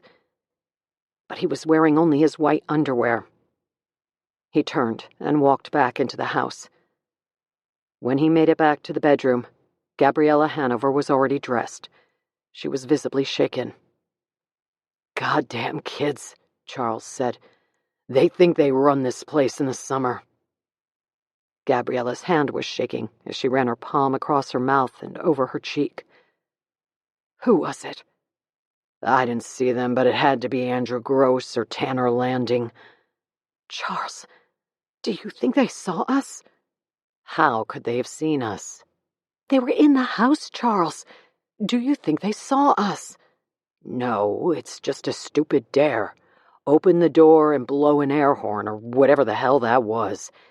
They wouldn't have the balls to come into my house, the little shitheads." "We could get in a lot of trouble if anyone found out about us. There are rules against what we've been doing." "No one's going to find out, Gabriella. No one saw anything. It's stupid kids on a stupid dare." "I'm your superior, Charles. This shows a complete lack of judgment on my part. If anyone found out about this, the school board would release me immediately. Not to mention that I'm sleeping with one of my patients. I could lose my license, Charles." He came over to her and tried to comfort her, but she pushed him away. "I have to go," she said. "We'll talk tomorrow." Gabriella Hanover hurried out the back door. Gorman stood in his kitchen and watched her leave. He walked over to the door and slammed it shut. Part 7, August 2020. Chapter 61. Rory woke Friday morning as the matted copper of pre-dawn filled the window frames. She heard Lane's still labored breathing, the slight gurgle when he exhaled, a lingering symptom of the smoke inhalation. She checked the bedside clock and saw that it was 5:12 a.m. A light sleeper for life, Rory woke from the softest of noises, and once taken from sleep, finding it again was difficult. Opening her eyes was like firing up a computer. Her mind churned and processed, ready to be put to work. This was especially true when she was in the middle of a case. She slipped from bed and walked into the hallway in her tank top and shorts. She pulled a button-down flannel shirt over her shoulders. Inky shadows crept over the lower floor of the cottage. Rory padded down the stairs, snatched a Diet Coke from the fridge, and headed to the three-season room. Sitting at her desk, she clicked on the lamp. The Armand Marseille Kitty Joy lay in the travel box. She lifted it now to examine the work she had done restoring the ear and cheek. She had glazed the porcelain and epoxy, which had erased the lattice of cracks. She went to work this morning, stripping the mismatched colors with Aunt Greta's secret mixture of vodka and dish soap. When Rory finished, she took on the challenge of sanding smooth the porcelain. It was meticulous and tedious work, requiring redundant rounds of sanding with consecutively finer-grade paper, the last of which was 600 grit, so fine she could barely feel it on her fingertips, until the texture of the repaired side was an exact match to the other. After 2 hours, Rory closed her eyes and ran the pads of her fingers over the doll's face, feeling for imperfections her eyes might have missed. She found none. Next, she started the process of staining the porcelain to bring it back to its original color. Rory consulted lineage photos she had obtained at the auction, as well as pictures she pulled from the internet. The German doll catalog was open and resting on an easel in front of the desk, the current page earmarked to display an Armand Marseille Kitty Joy doll in its natural form, with cheeks the color of rosé wine over pale white skin. She started with the broadest Folger-Gruden brush, the bristles of which were just under an inch wide. She used this broad brush to apply the first layer of foundation primer, which colored the surface of the doll's face almond yellow. After the first coat, she applied the heat gun before running the blue ultraviolet light over the porcelain. A second coat of primer followed. As she moved between coloring and drying, Rory slipped the brushes into and out of the breast pocket of her flannel in swift motions, barely thinking as she conquered the scrupulous demands of her craft. It was another 2 hours before she realized that her back was aching. She stood and stretched the stiffness from her muscles before placing the doll to the side. She was nearly finished. All that remained was adding the details of the eyelashes, the blushing of the cheeks, the shadowing around the nostrils, and the coloring around the edges of the lips. In a flash, Rory's mind ran through each meticulous brushstroke that would be required, thousands and thousands of them, one after the other. She itched to get started on these final details. It was perhaps her favorite element of restoration. But she needed the porcelain to dry before it would properly accept the fine pastels she would add. She grabbed another Diet Coke from the fridge and heard the chair in the upstairs loft skid across the floor. She knew Lane was back at his computer, plugging more markers into the map database and looking for any connection he could find that dealt with suicides and pennies flattened on train tracks.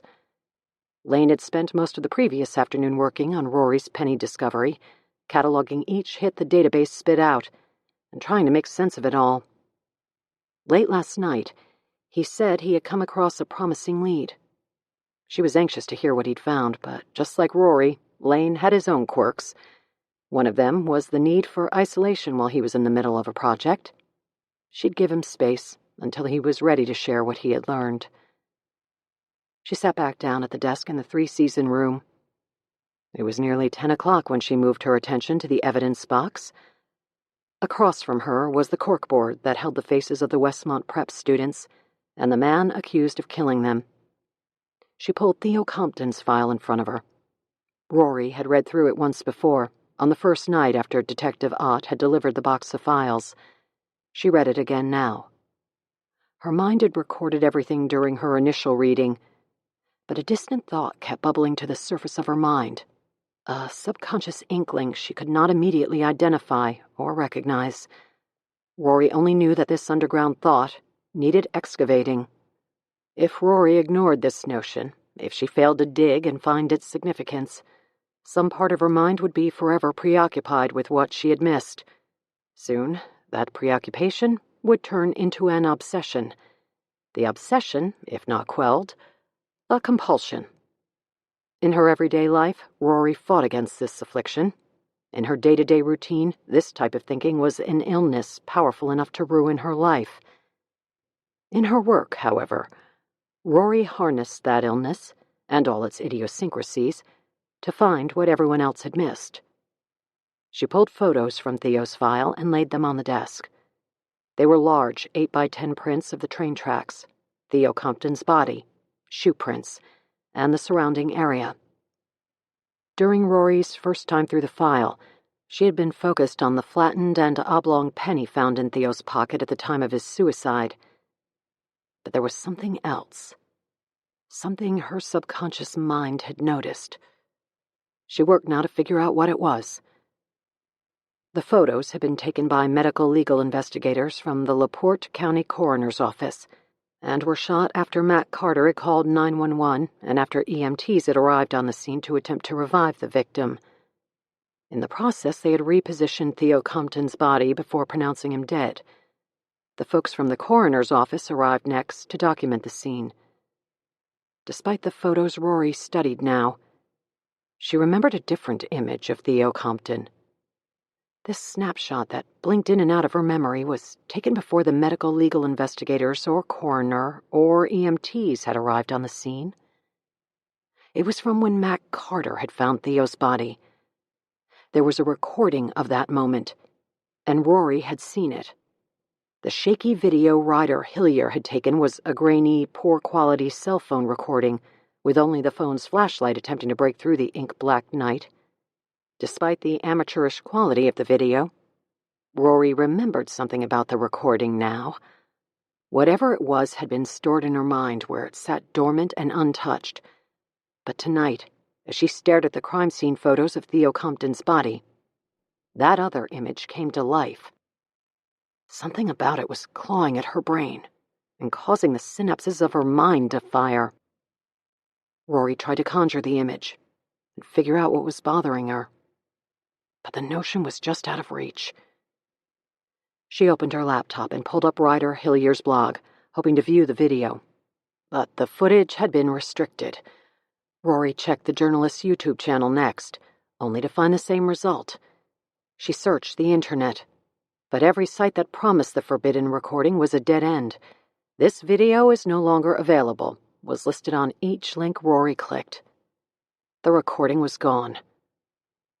Rory sat back in her chair. There was something about the video that didn't match the photos she was looking at now. She closed her eyes and attempted to spin the scroll of information in her mind back to the moment when she had viewed the video. No matter how hard she tried, though, she could not raise the image she knew was there. She knew only that the stored image had her questioning an assumption everyone had made to this point. What if the Westmont Prep students hadn't been committing suicide? What if they had been killed? Rory stood from the desk and grabbed her rucksack, then unzipped the front compartment and pulled out the business card Ryder Hillier had given her the night they met at the hospital. She clicked her phone to life and dialed. Chapter 62. Ryder Hillier sat across from Theo Compton's mother at the kitchen table.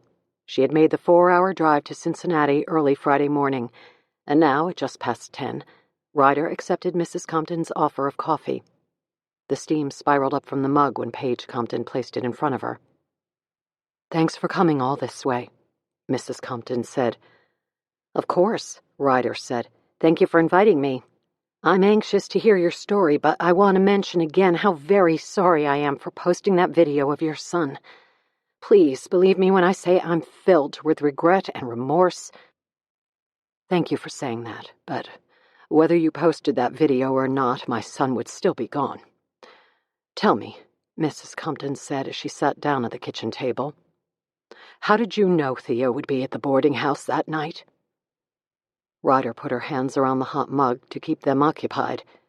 She was still hesitant to be sitting in the Comptons' kitchen. First, because of the lawsuit Paige Compton had levied against her, and second, because if her editor found out she was chasing this story, he'd fire her on the spot. Theo left a message on Matt Carter's podcast website, Ryder said. The message indicated that he'd be out at the house that night. Doing what? At the time I read the message, I had no idea. What did the message say? Haven't the police gone through this with you? No, they've barely talked to me. They informed me that Theo killed himself, but haven't given me or my husband a second thought since. And because we're so far away, all we can do is leave messages and hope for a call back. Would you like to see the message Theo wrote? Ryder asked. I could pull it up on my phone. Mrs. Compton's eyes grew wet with tears. She nodded. On her phone, Ryder pulled up the Suicide House webpage. It had been 2 weeks since the last episode aired, and despite the death of Matt Carter, she knew his massive audience was hoping for further installments. She scrolled through the message board until she found Theo's cryptic comment. Here. It said, MC 1335. Tonight, I'll tell you the truth. Then whatever happens, happens. I'm ready for the consequences. Mrs. Compton took the phone when Ryder offered it. What do the numbers mean? Mrs. Compton asked as she stared at the message. They're coordinates of sorts, directions on how to get to the abandoned boarding house through a back route. How did you know what they meant? I've done quite a bit of research on Westmont Prep since the killings last summer, and I have written about it on my blog. During my research, I stumbled across the coded message. An alumnus I interviewed clued me in on the meaning. It sounded as if most of the student body knew what the numbers stood for. There's some folklore around the code, and a lot of rumor and speculation about what goes on at the boarding house. Does it have to do with that game they were playing? Ryder shrugged and shook her head. I'm not sure exactly. I only knew that Theo was asking Matt Carter to meet him out at the boarding house. That's why I went. I was chasing a scoop, trying to break a story and be the first to report on it. What sort of breaking news did you think you'd find? I wasn't sure. I knew that Theo had started to reveal some details when talking with Matt Carter before he decided against it at the last minute. Your son was featured on one of the podcast episodes. I've always believed there's more to the Westmont Prep story than what's out there, and I suppose I figured your son knew something about it. But please, believe me when I tell you that I had no idea I'd find Theo the way I did. Mrs. Compton sat in silence until she looked up from the phone and stared Ryder in the eye. Why would my son ask an investigative reporter who was doing a podcast about the murders at his school to meet him at the very place where the murders took place, only to kill himself before that reporter arrived? The question was so blunt and direct that it caused Ryder to blink several times as she considered it.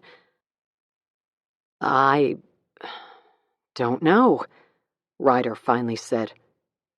Theo never talked to me much about what happened the night he and his friends went to that house in the woods.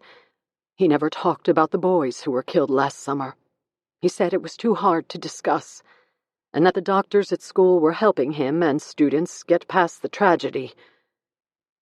I never pushed. I thought he was going through enough without his mother nagging him. But then Theo called me. It was the night before he died. He said he was worried. Worried about what? Ryder asked. About what he was thinking of doing. Ryder leaned forward. The steam from her coffee rose up into her chin. What was he thinking of doing? He said he was going to talk to a reporter about what happened that night in the woods, and about some things that were going on since that night. What things? Theo had a group of friends he was close with at Westmont, kids he had known since freshman year. He said they had something they wanted to tell the police about that night. Theo said he was ready to get it off his chest. What was it? Mrs. Compton shook her head. He never told me. He was only calling to warn me that it was going to get him in some trouble. He said he couldn't hide it anymore.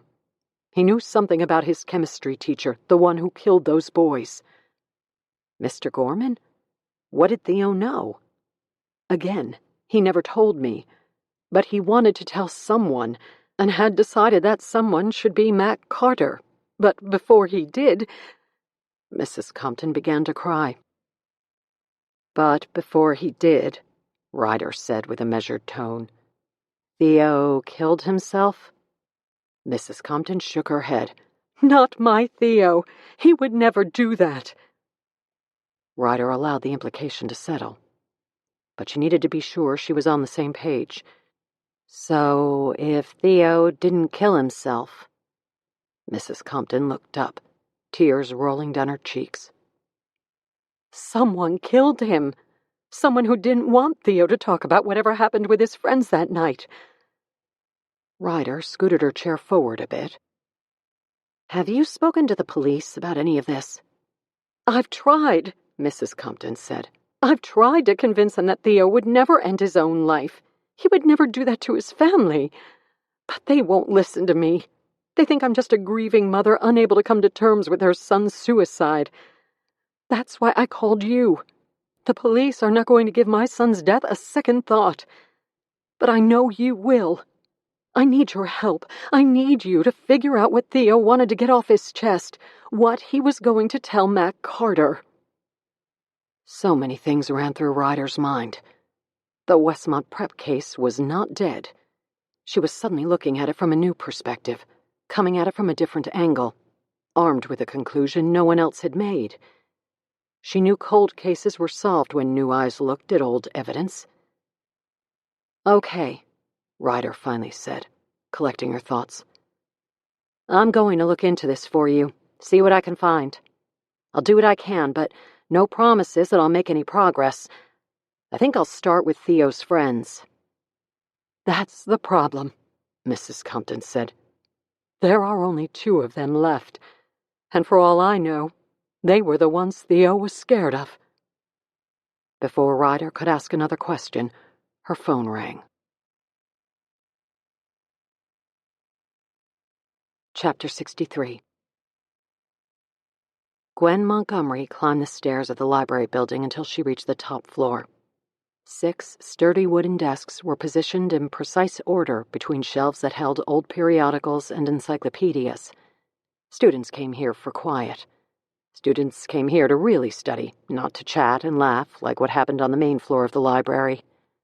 During summer session, with only a scant number of students on campus, the upper level of the library was always vacant. It had become the spot for her meetings with Gavin. The dorm had been deemed too dangerous for their discussions. She walked to the row of windows that overlooked the front entrance of campus. The giant brick pillars that were connected by the tall wrought iron gate that ceremoniously closed each year on gate day, trapping the students inside. Although not visible from her perspective inside the library building, Gwen knew the windows she looked through now were positioned just below the etched letters on the building's pediment that reminded students that they came to Westmont Prep alone, but left together. She wondered now if she'd ever leave at all. Hey, Gavin said in a whispered voice behind her. She startled and turned away from the windows. What's wrong? His question, all by itself, bothered her. Gavin knew goddamn well what was wrong, and his nonchalance about the situation had always disturbed her, but never more so than over the last few weeks. Their actions had affected so many lives.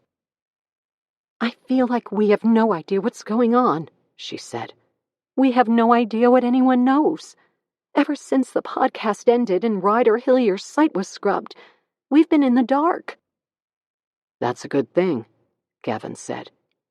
He walked closer to her. Remember how worried you were when we heard about the podcast in the first place?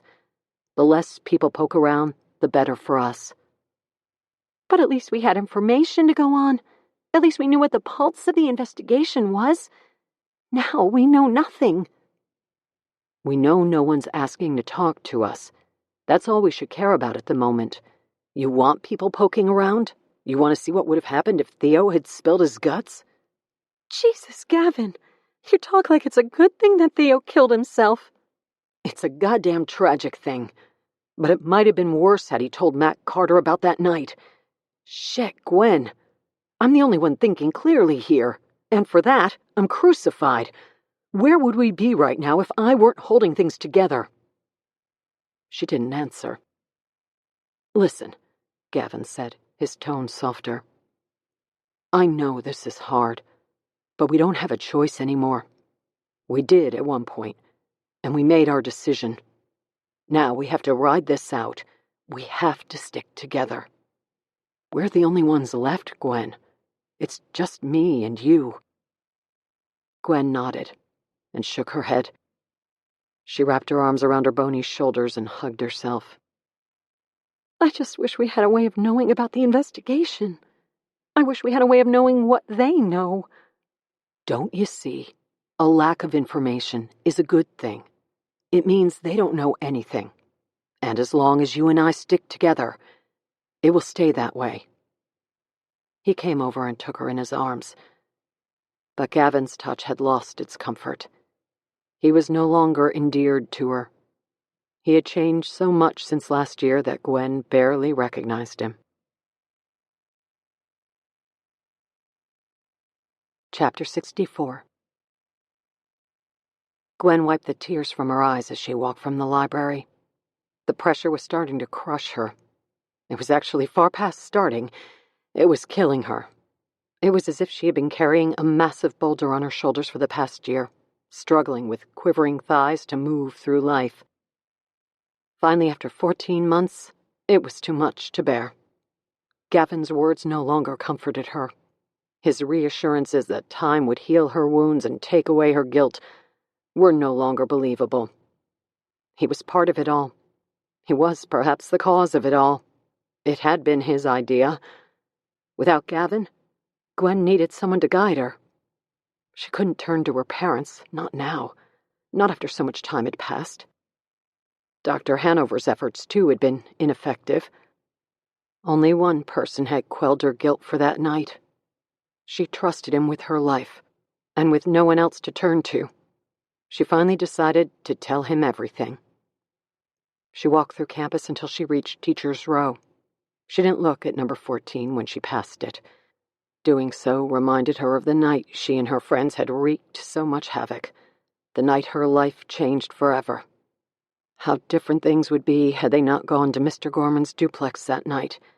How different her life would look today had they not taken that video or followed Tanner Landing like a herd of sheep.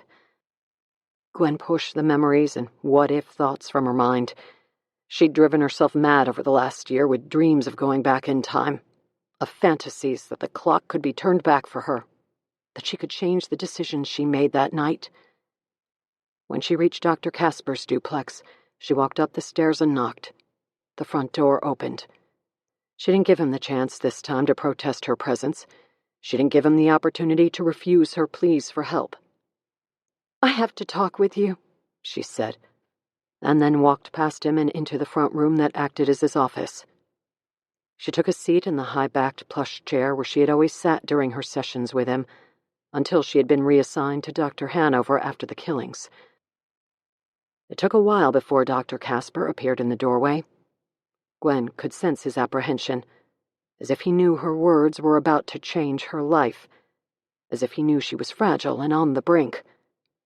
She saw him morph into the person he had always been to her, the doctor who had always known how to help her, someone who would never turn her away, no matter how terrible a thing she had done. "What's on your mind?" Dr. Casper finally asked in a slow, calculated tone. Gwen rubbed her fist across her mouth, bit on her knuckle as she thought. "I want to tell you about the night Tanner and Andrew were killed." Dr. Casper stood rock-solid still in the doorframe. He raised his eyebrows. Haven't you already told the police about everything you know? No. Something happened that night with my friends and me. We haven't told anyone. She looked down into her lap, collecting her thoughts, and then finally back to Dr. Casper. It's about Mr. Gorman. We know he didn't kill Tanner and Andrew. Dr. Casper took a couple of steps into the room. Gwen, I'm not sure I'm the person you should tell this to. You're the only person I can tell. Westmont Prep, Summer 2019. Chapter 65. By 9 a.m. on Tuesday, just a couple of days removed from their Saturday night trek through the shadows of Westmont Prep and to the back of duplex number 14, word of the video had circulated to each corner of campus. Nearly every student was clamoring to see the footage. Because Tanner had taken the video and it currently resided solely on his phone, he used it as a magnet to attract the attention he was so thirsty for. In the chemistry lab, students huddled around him, watching and re-watching the semi-pornographic, but mostly comical video of a naked Charles Gorman thrusting his hips, bunny-like, until he turned his head to the side and offered the camera a frenetic expression of ecstasy. Gwen didn't need to watch the video to gauge which part the others were viewing. When the group burst into laughter, she knew Tanner had paused the video on Mr. Gorman's face. She felt sad for Mr. Gorman. Such a private part of his life had been stolen and was now being dished out to everyone with a voyeuristic need by someone who craved acceptance from his peers more than he respected the basic tenets of privacy. Tanner had created memes from what he considered the best parts of the video. There was one titled The Jackhammer, which included Mr. Gorman's naked buttocks bouncing furiously up and down in a fast-forward loop. Another was labeled Mr. G's Money Shot, and included a zooming close-up of Gorman's grainy and darkened face when he turned his head to the side. "He's an idiot," Gavin said to Gwen. They stood at their lab station with Theo and Danielle. "He's going to send that video to someone, and before long it's going to show up on social media. Then we're all screwed." "Tell him," Gwen said. "I did. Last night when I saw the memes he was creating. I told him we'd get in a lot of trouble if that video leaked. He doesn't care. He thinks it's his ticket into the good graces of Andrew Gross, and he's sure it will be considered a clear trump of Mrs. Rasmussen's underwear hanging from the library." "Good morning," Mr. Gorman said as he entered the lab. "Quiet down and break into your lab groups." He looked at the group huddled in the back corner of the lab. "Mr. Landing, what's so amusing over there?" "Nothing," Tanner said, slipping his phone into his back pocket. Smiles and snickers plagued the entire class. "I was just preparing for the experiment we're doing today." "Excellent," Mr. Gorman said. "Surely then you'll be able to explain it to the class." Yeah," Tanner said, barely able to control his laughter. He looked at Andrew Gross, who was standing across from him. "Today's experiment will create a slow build-up to a sudden eruption." At once the classroom broke into laughter. Mr. Gorman waited for silence. "There is a short video we'll watch about today's experiment," he said, as he dimmed the lights and pulled the projector screen down. He started up the projector, and a blue square of light fell onto the screen. As soon as it did, Gwen's stomach dropped. "Oh, God," she whispered to Gavin. "Please tell me he didn't." Mr. Gorman started the video. The blue color vanished, and a second later the meme titled The Jackhammer appeared. The classroom was silent as Mr. Gorman's naked body popped up on the screen. It took a moment for Charles Gorman to understand what he was seeing, because the video played for several seconds before he shut the projector down and quickly left the room. It was June 18th. Chapter 66. Charles Gorman was in a panic. Somehow they had recorded him. He guessed that the video had been taken through his bedroom window, but he had only gotten a short glimpse of it before shutting the projector off and hurrying from the lab. Now his mind played tricks on him, and his memory was spotty as the recurrent loop of the video ran through his mind. It got worse and worse every time he thought of it. Combined with his other discovery, it was enough to have him at the edge of rational behavior. He had searched every corner of his duplex for it. Now he was on a fast walk to Gabriella's office. He knocked on her door harder than intended. She opened it a moment later. "Charles?" she said, glancing over his shoulder to see who might be witnessing them together. "I need to talk. I'm in the middle of a meeting at the moment. It's about the other night." Gabriella lowered her voice. "Charles, this is not a good time, and nothing has changed. We need to keep to ourselves for a while." "That's not possible anymore," Charles said as he brushed past her and into the house. When he walked into the front room, he found Christian Casper sitting in the chair. "Charles, good to see you," Christian said. "Charles just stopped by," Gabriella said from the doorway, "to discuss—" "My journal is missing," Charles said. "Pardon me?" Gabriella said. "My journal. I can't find it. It has everything you and I have ever discussed during a session in it." "I think I'll leave you two alone," Christian said as he stood. "No," Charles said. "You'll need to know about this too." "Charles," Gabriella said, "I can tell you're upset. Let's discuss this privately." "I told you it was too late for that. They recorded us." Christian Casper swallowed awkwardly. "I'm going to excuse myself." "They did what?" Gabriella said. Charles took a deep breath. "The other night." He glanced quickly at Christian, and then back to Gabriella. "When we were together, they recorded us through the window." Gabriella placed her palm over her mouth. Her jaw unknowingly hung open. "Who exactly are we talking about? And what did they record?" Christian asked. Charles closed his eyes. "Gabriella and I are in a relationship. She was at my duplex on Saturday night when students opened the back door and blew an air horn through the house. I thought it was just a stupid prank until today.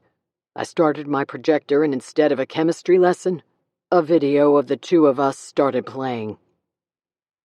"Good God," Gabriella said, sitting in a chair. He looked at her. "Please tell me I left my journal here after our last session."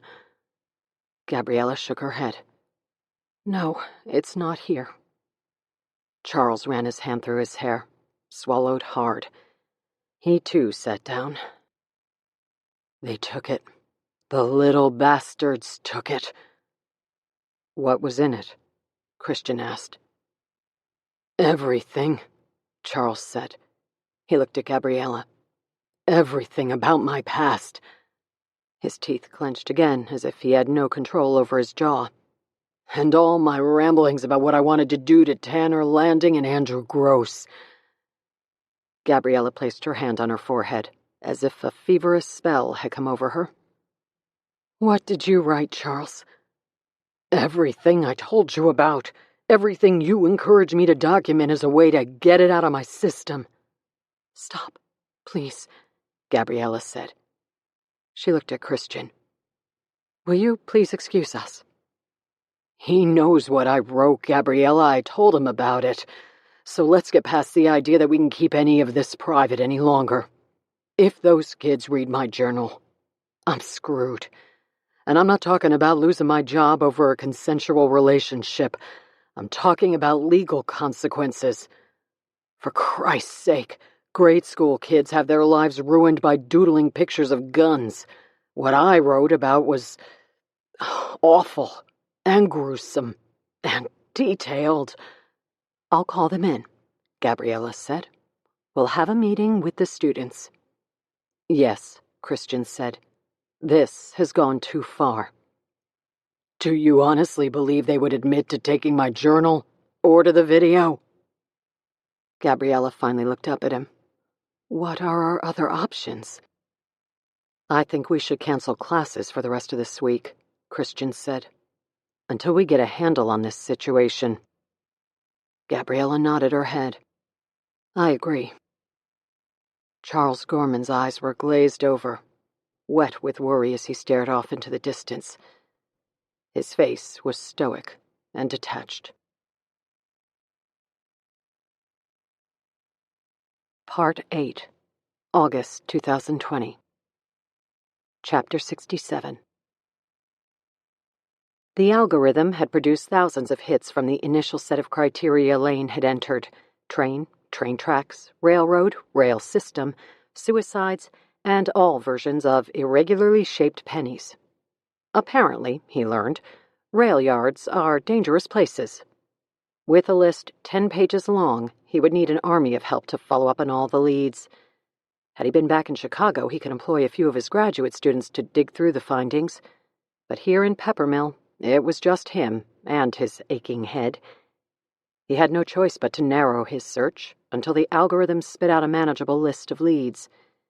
He had spent all of Thursday doing just that. Of the ones that remained, the most interesting was one he was chasing from New York. He had worked the phone the previous afternoon and into the evening, and then this morning until now, at noon on Friday, he finally connected with someone useful inside the NYPD. "The guy you're looking for is retired down in Florida." "Do you have a number for him?" Lane asked. "Sure, but don't be offended if you don't get a return call. He had some issues," the voice on the other end of the line said. "He's been MIA for a while. Not even the guys up here have had any luck reaching him." "I'll take the number just the same," Lane said, "if you don't mind." "Yep, here it is. Good luck." Lane scribbled the number, offered his thanks, and prayed it wasn't a dead end. Chapter 68. Retired Detective Gus Morelli carried his La Rubia, a blonde ale from Winwood Brewing, out of his condo and hobbled down the steps to the beach on Friday evening. He typically watched the sunset from the screened-in lanai of his third-story condo, but tonight he needed to clear his head. The rented condominium was 50 steps from the beach. He'd counted, a habit he'd taken up since cancer had claimed his right leg 3 years ago. He gauged just about everything nowadays by how many steps it would take to get there. He'd all but mastered his gait on even ground, but sand was still a son of a bitch. He took his time when he stepped onto the beach. None of the other retired folks around the condominium complex knew that he walked on a titanium prosthesis. Despite the Florida heat and humidity, he wore long pants and kept to a reasonable enough pace on the sand to fool most people. For those who did notice something unusual about his gait, they'd suspect many other scenarios before concluding that he'd lost a leg. Maybe he was recovering from surgery. Since arriving down south, he had learned that nearly every old person in Florida had been under the knife in the last year. It was like a sport for them, trying to one-up each other by comparing surgical procedures. Or perhaps he was recovering from a fall, another common hobby among the population he found himself part of. Old people stumbled around like drunks, and nearly every one of them sported a boot or brace at some point during the year.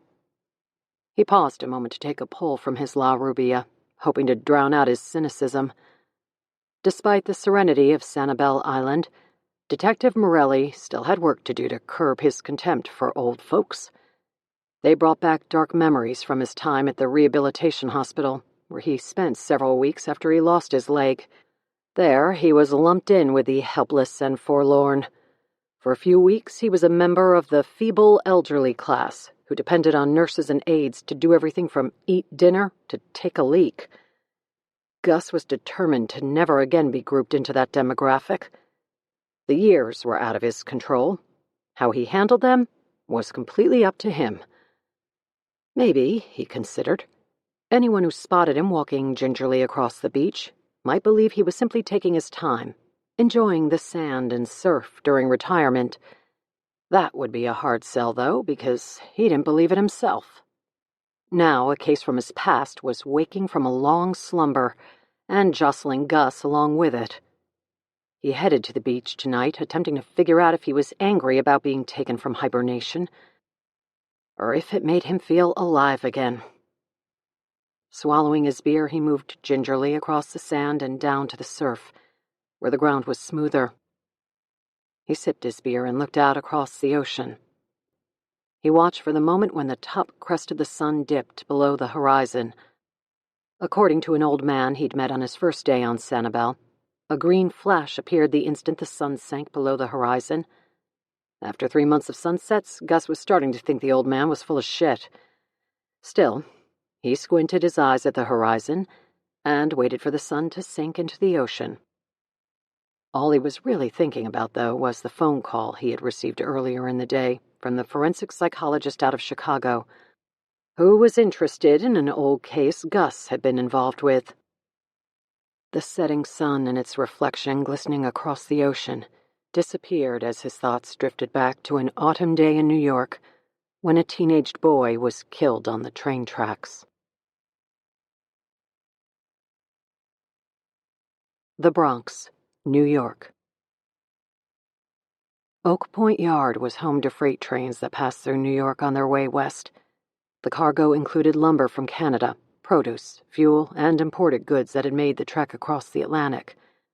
The trash train ran through this rail yard too, as did 2 Amtrak lines that used the electrified tracks and ran at high speed. It was dark when Gus arrived at the scene.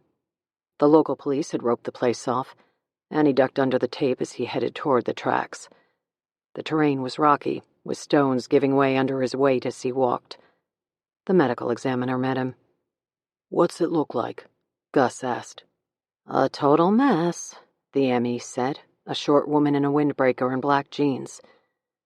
"High-velocity train meets pedestrian. It's never pretty. I estimate the train was moving about 50 miles per hour. The victim was struck by the lead car, carried a couple 100 yards down the tracks, 212 yards total, before finally being pulled under. The freight train was a mile long and the conductor never saw the kid, so he never stopped." "What's left of him?" "Not much." "How was it called in?" Gus asked. "The Vic's brother was with him. Said they were playing on the tracks when it happened. The brother ran home. Parents called 911. "Are they here?" The ME nodded and pointed toward a group of people. "Over there. Do you want to see the body before we wrap it up and take it in?" Gus shook his head. "Nah, I'll take a look at the photos when you're all done." The medical examiner turned to head back to her team. "Hey, Doc," Gus asked. She turned back. "You said the train dragged the kid 212 yards. How did you get such an exact number?" "2 ways," she said. "First, we found blood and skull fragments on the gravel where we suspect the kid was initially struck. Between there and the location of the body, we found bits and pieces of him, along with a discernible trail of blood." Gus nodded. "But 212 is pretty specific. How do you know you aren't off by a yard or 2? "Because of the second way we narrowed down the exact spot he was hit," the ME said. "The train knocked him out of his shoes. One of them, anyway. It was still on the track where the first bits of skull and blood were located. Figured that was the exact spot. We measured from there." "Christ," Gus said. He took a deep breath and headed toward the dead kid's parents. They were speaking with an officer when Gus walked up. "I'm Detective Morelli. I'm so sorry about your son." The parents nodded. "Thank you," the woman said, barely holding back tears. Her face was flushed and her eyes red-rimmed. "I understand your other son was present at the time William was struck by the train?" The woman nodded. "He's our foster child, but yes, he was with William." "Can I speak with him?" The woman nodded. "He's with one of the officers." Gus followed the woman to a group of officers. Sitting on the ground was a teenaged boy. "This is Detective Morelli," the woman said. "He wants to talk with you about what happened to William." The boy looked up. Gus noticed that his eyes were clear, not red-rimmed like his mother's. Foster mother, Gus reminded himself. "Hey," Gus said. "Hey," the kid said back. "Sorry about your brother." "Thanks." "Let's take a walk. You okay with that?" The kid shrugged and stood up. Gus put his hand on the kid's shoulder, and they walked through the group of uniformed officers and away from the kid's foster parents. "Can you tell me what happened?" Gus asked as they headed south with the tracks to their right and the commotion of everything that had transpired behind them. Gus led the kid out of the train yard and into the parking lot where his unmarked squad car was located. "We were playing on the tracks like we always did." "Like you always did?" "Yeah, we came here all the time." "To do what?" The kid shrugged again. "Watch the trains go by. See how close we can get to them. If you get close enough, you can feel the wind move you." "Sounds dangerous." There was a short pause. "I don't know. I guess." "Is that what happened to William? He got too close to the tracks?" "Kinda," the kid said. "We were flattening pennies." Gus raised his eyebrows. "Doing what?" The kid reached into his pocket and pulled out a penny. Gus saw that it was thin and flat and oblong. "We put pennies on the tracks and let the trains run them over. They look like this when we're done." Gus took the penny from the kid. It was stretched thin and reminded Gus of a piece of Play-Doh, but still sturdy and stiff. Lincoln's face was recognizable in the copper, but there were no longer grooves or edges to his image. He ran his thumb over the surface. Smooth as a freshly sanded piece of wood. "You said you come to the tracks a lot." The kid nodded. Now Gus shrugged. "So you probably have other pennies." "Yeah," the kid said without hesitation. "I have a bunch." "Yeah? Where?" "My bedroom." Gus looked at the penny one last time, and then handed it back to the kid. "So what happened tonight with William?" "I don't really know. He got too close, I guess. We both put our pennies on the track, and then the train came. I sort of backed away, but William stayed close, and the train just... I don't really know. He was just gone." "Can you show me where it happened? The spot where you and William were standing and where you placed the pennies?" The kid shrugged one last time. "Sure." In the gritty glow of the rail yard lighting, with the dark night beyond, Gus followed the kid back to the tracks. Chapter 69. Lane removed the bandages from his head and checked the damage in the mirror. A large swath of hair had been shaved along the upper right side of his head, and the staples looked as if they were holding together a package of pork tenderloin. He briefly considered removing them himself, but he knew there would be hell to pay for such a stunt. He was already having trouble convincing Rory to go along with this plan. Ripping staples from his own head a week before they were due to come out would not help matters. He left them alone and took his first shower in nearly a week. It felt heavenly, despite the sting on his scalp. He shaved and dressed in a button-down Oxford and sport coat. His shaggy hair was long enough to hide the ribbon of baldness where the staples were located, but he opted for a ball cap to make sure he didn't turn anyone's stomach. He walked down the stairs and into the three-season room where Rory was working. "What do you think?" he asked. Rory looked up from the file she was reading. "Ah, back to human," she said. "The hat's a nice touch. It clashes nicely with the sports jacket. How do you feel?" "Like $100. Cute. Maybe you should rest for a couple more days before you do this." Lane shook his head. "Not a chance. This detective was anxious to talk, but also anxious in general. I got the impression it was now or never with this guy." "Then talk over the phone. What if you go all the way down to Florida for a dead end?" "I've got a feeling the old-timer is something substantial for us. He said he wants to talk in person. Wouldn't do it over the phone. He's one of those old-school dicks. He's not about to give up information to a stranger over the phone." "Are you sure you're up for this?" "I'm sure." "The doctor said no driving for at least 2 weeks." "And I agree. I won't be doing a lick of driving." The doorbell rang just as the words were out of his mouth. "See?" There's my escort. Rory stood from her desk, putting her glasses on in the process. I feel terrible that he came all the way down here for this. Don't, Lane said. I've made him a wealthy man over the years. Plus, he got me involved in this thing to begin with. He owes me. Lane walked out of the three-season room and to the front door. Dwight Corey, his agent, stood on the front porch.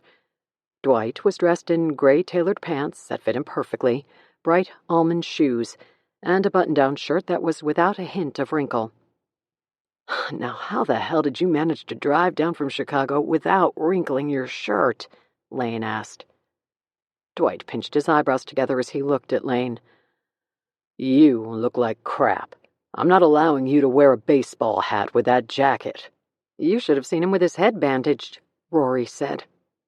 Dwight leaned to get a look at Rory over Lane's shoulder. Good to see you, Rory. You too, Dwight. Sorry to make you come all the way down here. Not at all. I needed to check up on my star client anyway. Come on in, Lane said. Rory and Lane sat on the couch, Dwight in the adjacent armchair. All kidding aside, how you feeling, pal? Dwight asked. Been better, but getting better too, Lane said. Good to hear it. Listen, I'm happy to help out, but there's another reason I came too. It has to do with both of you, actually. Lane looked at his watch. We've got 30 minutes before we have to leave. I'll get right to the point. NBC has been in touch since Mac Carter passed. They're in a tough situation with the podcast. It's very popular, with a huge following. They've put it on indefinite hiatus, but behind the scenes they're looking for someone to continue the series. They floated the idea of you and Rory committing to 8 episodes over the course of 2 months, 1 episode a week. Basically, they're asking you to see what you can find and report on it. Lane shook his head. We're not entertainers, Dwight. We'd do the podcast a disservice, and currently we don't have anything to go on. We're still chasing leads.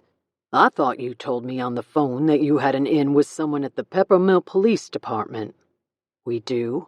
The detective in the Westmont Prep case has given us a peek into the files, but he did it off the record. No one's asking you to give up your sources. The network wants the podcast to continue, and they want you two to host it. They've made a lucrative offer. Lane glanced quickly at Rory. She didn't need words to tell Lane what she was thinking. He stood up. Let's go to Florida. Podcasts aren't our thing, Dwight. I was happy to offer my opinion, but I'm afraid hosting is not for me. I had to ask, Dwight said. Lane strapped his bag over his shoulder and kissed Rory goodbye. I'll call you tomorrow after I hear what this detective has to tell me. He can't drive, Rory said to Dwight. I'm on it, Dwight said. And he's supposed to get 8 hours of sleep. I'll tuck him in tonight. No alcohol either, Rory said. Dwight winked at her. I'll watch him like a hawk. A 50-year-old man with babysitters, Lane said as he walked outside. He climbed into the passenger seat of Dwight's Land Rover, and they headed for the airport to catch a 7 p.m. flight out of Indianapolis. Rory's keen eye had discovered a promising thread that ran through the Westmont Prep mystery. That thread led to a retired detective in Florida and a case he had worked years before. Lane hadn't swallowed a pain pill for 48 hours. Besides a dull headache, his mind was clear, and his thoughts were ordered. He was itching to get back to work. With only a light carry-on, he and Dwight made it through security without incident. By 7:30, the plane reached its cruising altitude. Lane reclined his first-class seat, pulled his ball cap down over his eyes, and fell asleep. He would land in Fort Myers, Florida, at 10:52 p.m. Eastern Time. Chapter 70. Rory was in full battle gear, the August heat be damned. She wore her thick-rimmed, non-prescription glasses on her face, her beanie hat low on her head, and her gray windbreaker buttoned up to her neck. She had her rucksack over her shoulder and, as always, her Madden girl Eloise combat boots on her feet. Rory typically worked her cases solo. Besides her collaboration with Lane, her investigation into a cold case involved her, a box of files, and whatever clues waited to be discovered. Occasionally, though, the leads required interaction with other humans, Rory's least favorite part of the job. She had already walked the crime scene with Henry Ott and had to endure the awkwardness of meeting Gabriella Hanover. Now the clues she had found in Theo Compton's case file had led her to this coffee shop on a Friday night to meet with a reporter named Ryder Hillier.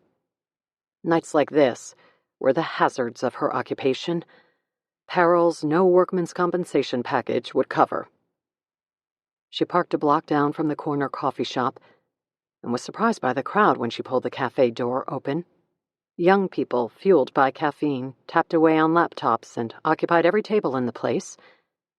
She recognized Ryder Hillier from their meeting at the hospital.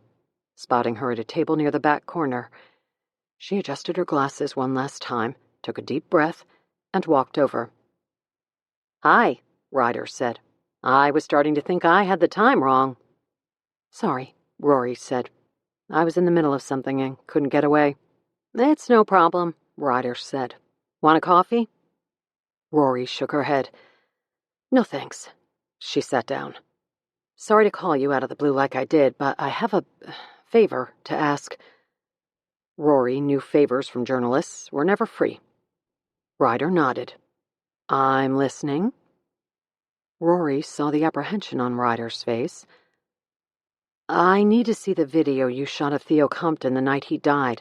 I've tried to find it on the internet, but it's gone." "Lawsuits seem to do that. It's been scrubbed as if it never existed. Probably a good thing. I never should have posted it." "Do you still have the original, though, on your phone?" Ryder nodded again. "I need to see it."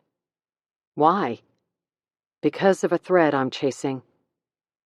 "So you are working the Westmont prep case." Rory paused and looked around the cafe. "Not officially," she said, "but I'm quietly taking a look at the case." "What's in it for me?" Ryder said. "Not much," Rory said. "But if I find what I think is in the video, I'll tell you my theory. I'd only ask that you not write about it for your paper, at least not yet." "I don't really have a paper at the moment. My editor and I are not seeing eye to eye about my current legal problems." Ryder took a sip of coffee. "I'll let you see the video if you not only clue me in on what you're looking for, but also bring me up to date on your other theories about the case. I won't put any of it in the Star, but I'll cover it on my true crime blog." "How do you know I have any theories at all?" "You're a bit of a legend inside the true crime world. There's no way you've been in Peppermill for a week without coming to any theories." Rory reached for her beanie hat and adjusted it lower on her forehead. As usual, she was never as anonymous as she believed. Rory nodded. "I'll tell you what I have so far if you promise to give me a week before you write anything." "Deal." Ryder reached across the table to seal their agreement with a handshake. Rory shook her head. "Honor system. Just two women agreeing to help each other." Ryder nodded and withdrew her hand. "Let's have a look at the video," Rory said. Ryder pulled out her phone and swiped the screen a few times, then scooted her chair so she was next to Rory. The video began to play.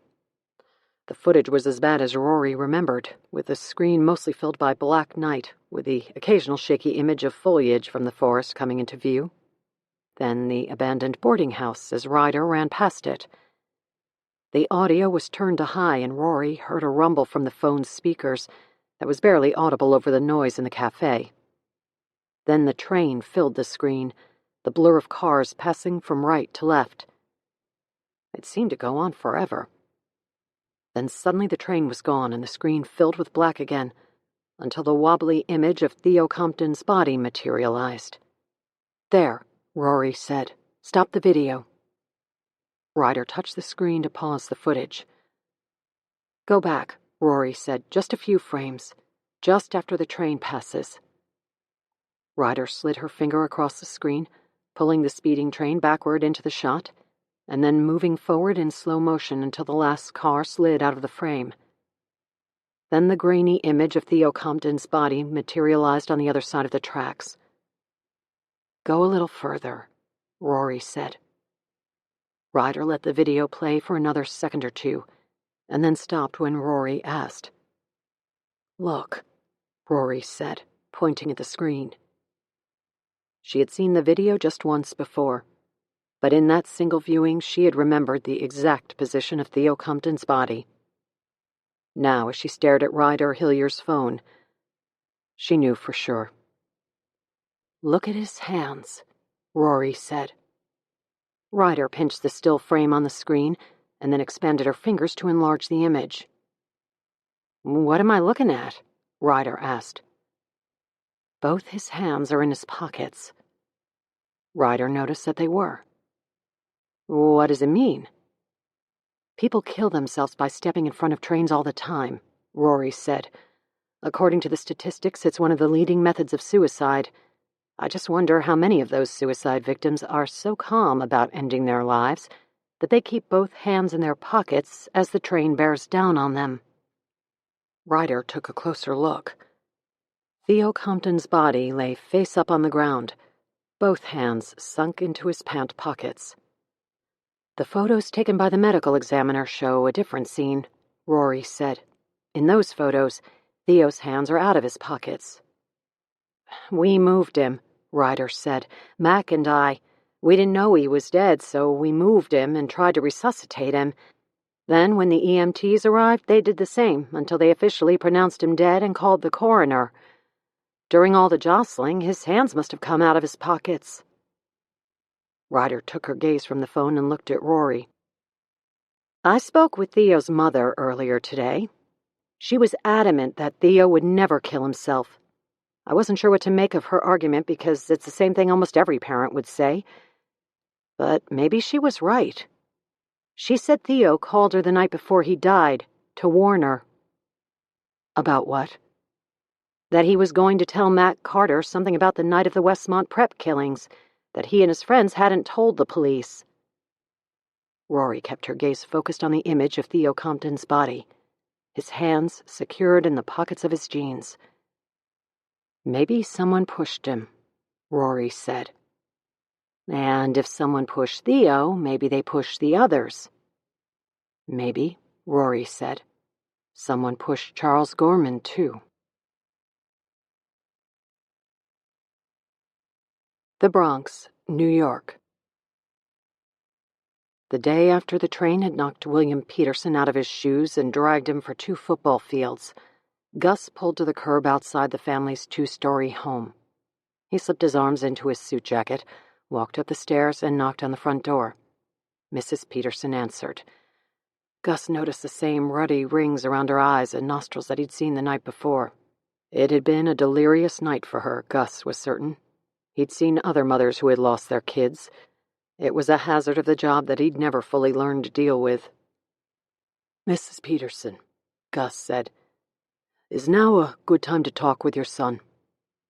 The woman nodded and opened the screen door. Gus walked into the home and followed her to the kid's bedroom. She waited in the doorway while Gus stepped into the room. The kid was lying on his bed, one arm behind his head and with his legs crossed, a Mad magazine on his chest. "Hey, buddy," Gus said.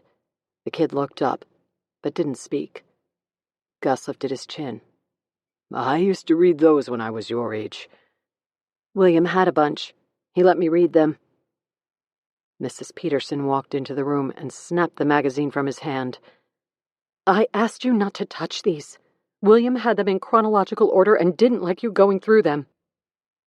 The kid put up no protest or resistance. He didn't move, in fact, as his foster mother yanked the magazine away from him. "He said I could look at them," he said. "I wouldn't have taken it if I thought he didn't want me to have it." Gus looked at Mrs. Peterson, and then back to the kid. "If you don't mind, I want to ask you some more questions about yesterday." The kid shrugged like he did the previous night. "You already asked a bunch." "I did. But I have a few more." The kid was silent. "You and William, were you guys close?" "I don't know. Sometimes, yeah." "You said that you and William went to the tracks all the time, is that right?" Another shrug. "Yeah, we went a lot."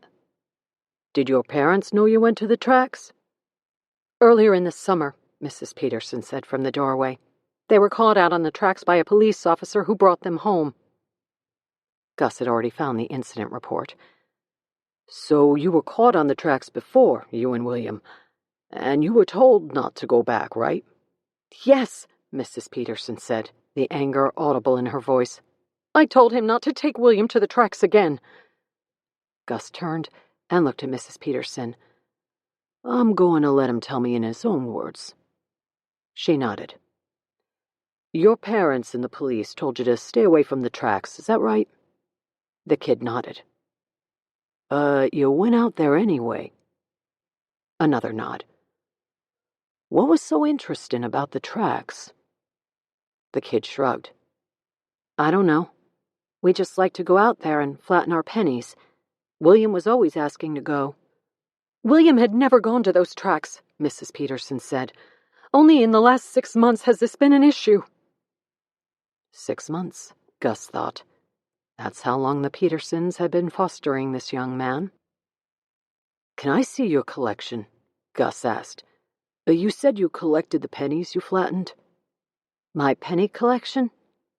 "Yeah, you said you and William had gone to the tracks a bunch of other times to flatten pennies. You mentioned last night that you kept them all." "I did."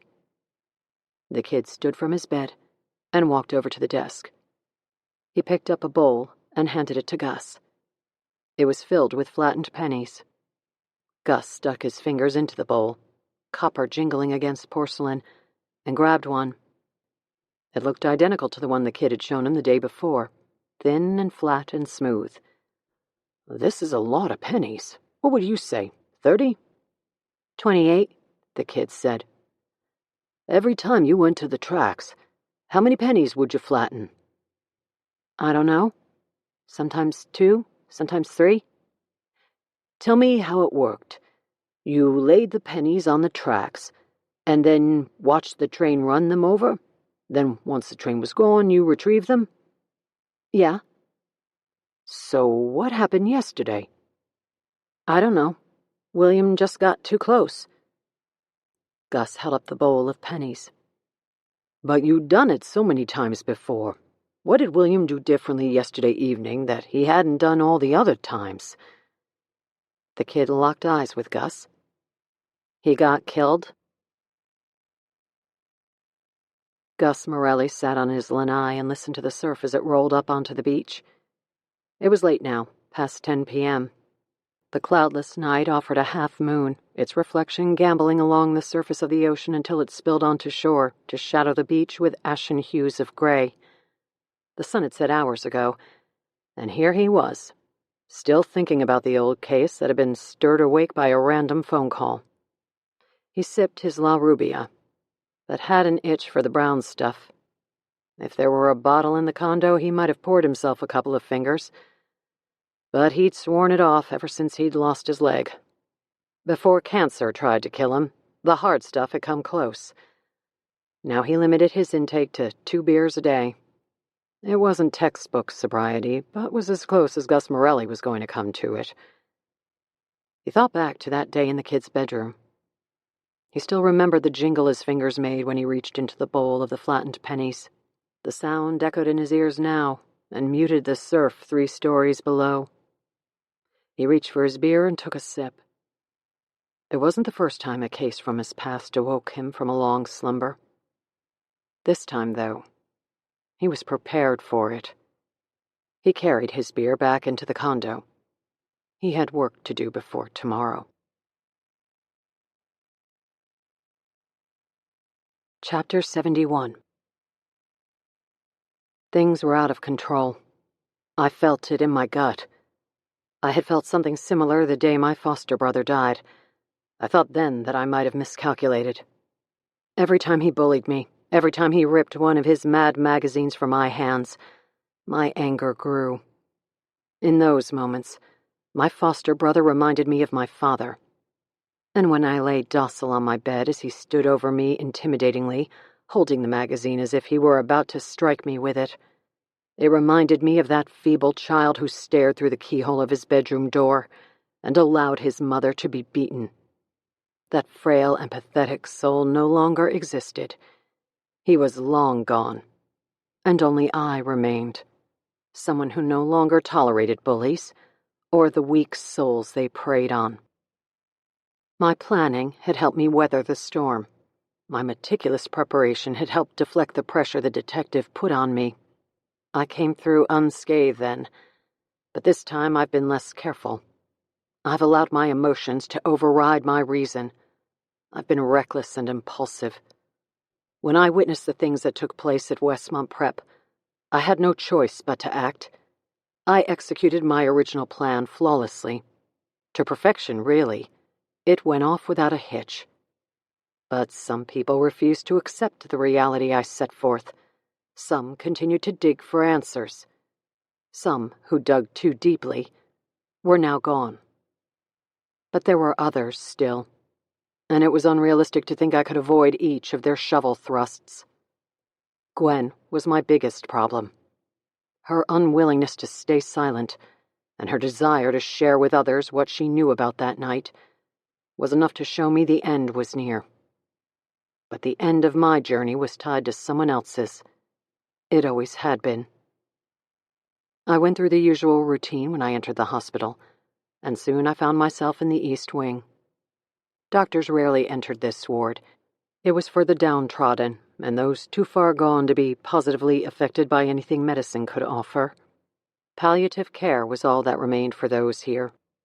Doctors signed off on copious doses of drugs to sedate the patients who might harm themselves or others. An abundance of narcotics were rationalized by the claim that they prevented the detached and ambivalent patients from wandering any further into the abyss. Really, though, they were meant to keep them there. The patient I came to see tonight was the same one I'd sat with once a week since I was allowed visitation privileges. There has never been hope of improvement, and perhaps that was why I came so often. It certainly explained why I came tonight. Things were falling apart, and the patient in the East Wing of this hospital would be inextricably part of my downfall. The bed was calm when I walked into the room. The patient lay wide awake under the covers, eyes wondering, but blind, as if sensing I would come tonight. This was normal, and not for the first time I imagined what life was like in such a state, staring out at the world while being trapped in an inescapable bubble. Tonight, though, escape was possible. Freedom was tangible. I could never leave this world without taking this person with me. I closed the hospital room door. It took effort and time, but I eventually secured the patient in the wheelchair. A moment later, I pushed the chair past the nurse's station and received only smiles and nods. I paused in the sitting area, where the television was on but muted, and where other patients stared open-mouthed at the contraption. We joined them for a moment, just long enough to blend in. I looked back to the nurse's station. They were all staring at their computers and preparing for the long haul of the night shift. None were interested in the subdued patients watching the soundless television. I stood up and drifted casually to the elevators, where I depressed the down button. I heard the cables engage as the elevator car rose from the ground floor. I strolled back to the wheelchair and slowly pulled it and its occupant toward the elevators. When the doors opened, I backed inside, pressed the button for the ground floor, and waited patiently for the doors to close. They finally did, and we were alone. "I'm taking you out of here tonight," I said. I bent around the chair and looked into those wide, wondering eyes that have never changed since I started visiting. They didn't change then, even when freedom was so close. The elevator bell rang and announced our arrival on the ground floor. When the doors opened, I showed no hesitation. I simply wheeled the chair past reception and to the sliding glass doors at the entrance. They opened like curtains welcoming us onto a grand stage. We passed through the threshold and into the night. Chapter 72. The following morning, the nurse started her shift at 7 o'clock.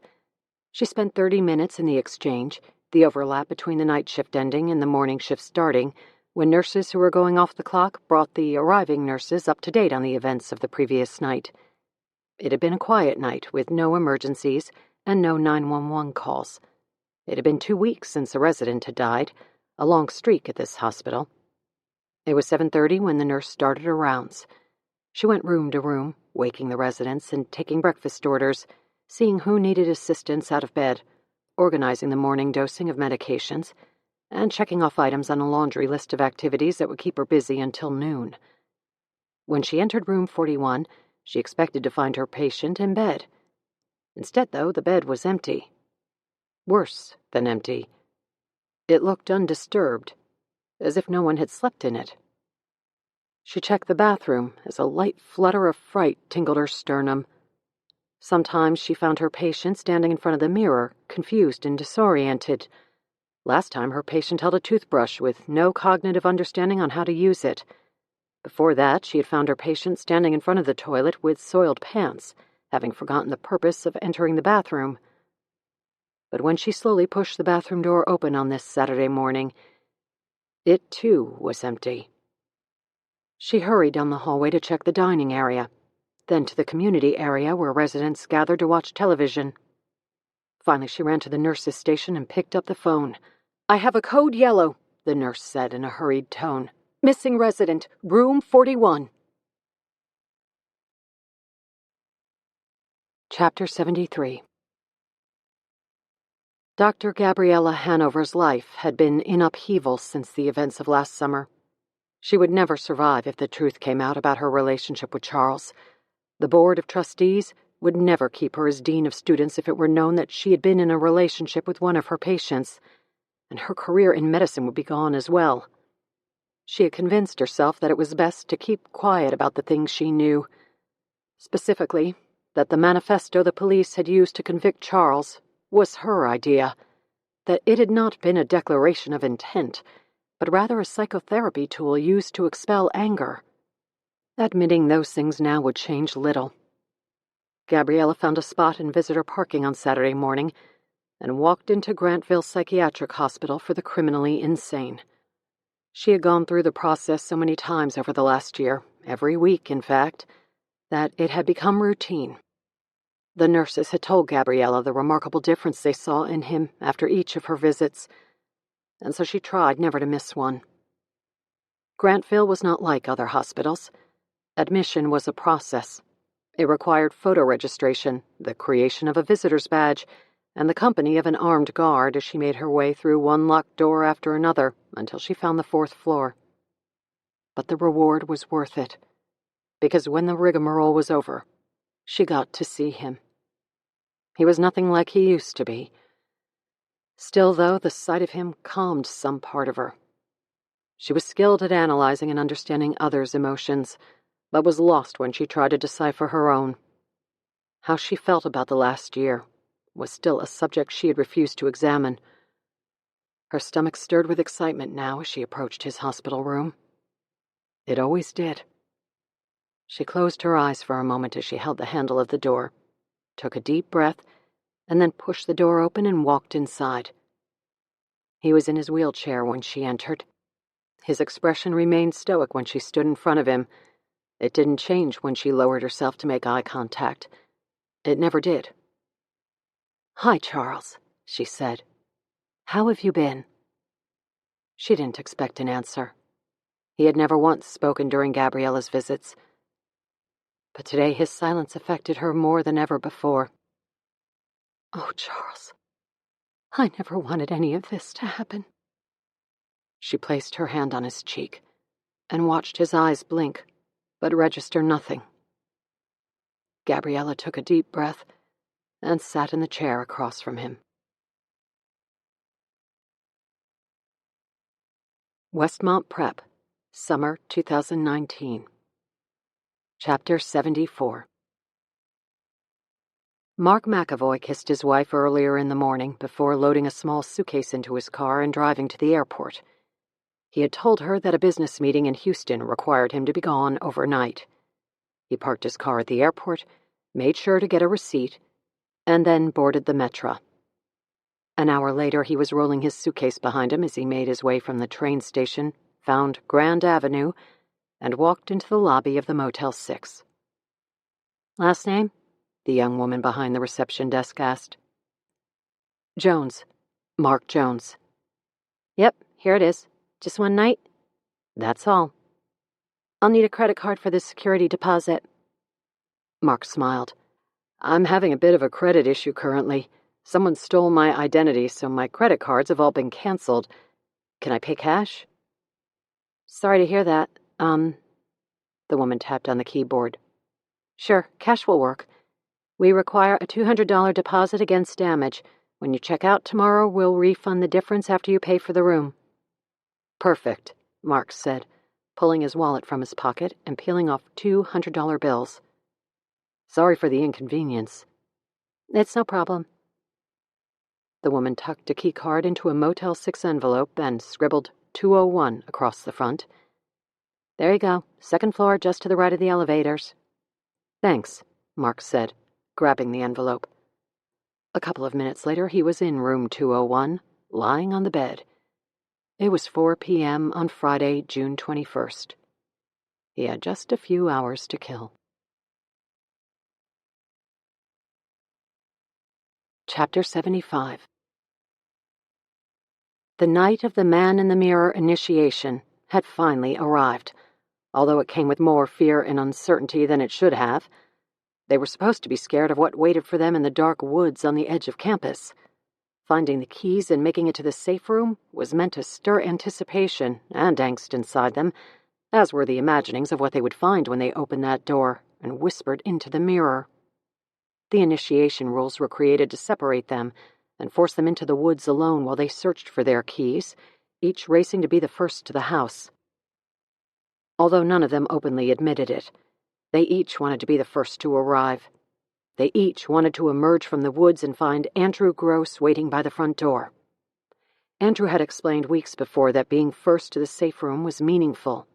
It was the winner of the Man in the Mirror who moved to the top of the food chain the following year when they all became seniors and sent out invitations to unsuspecting juniors.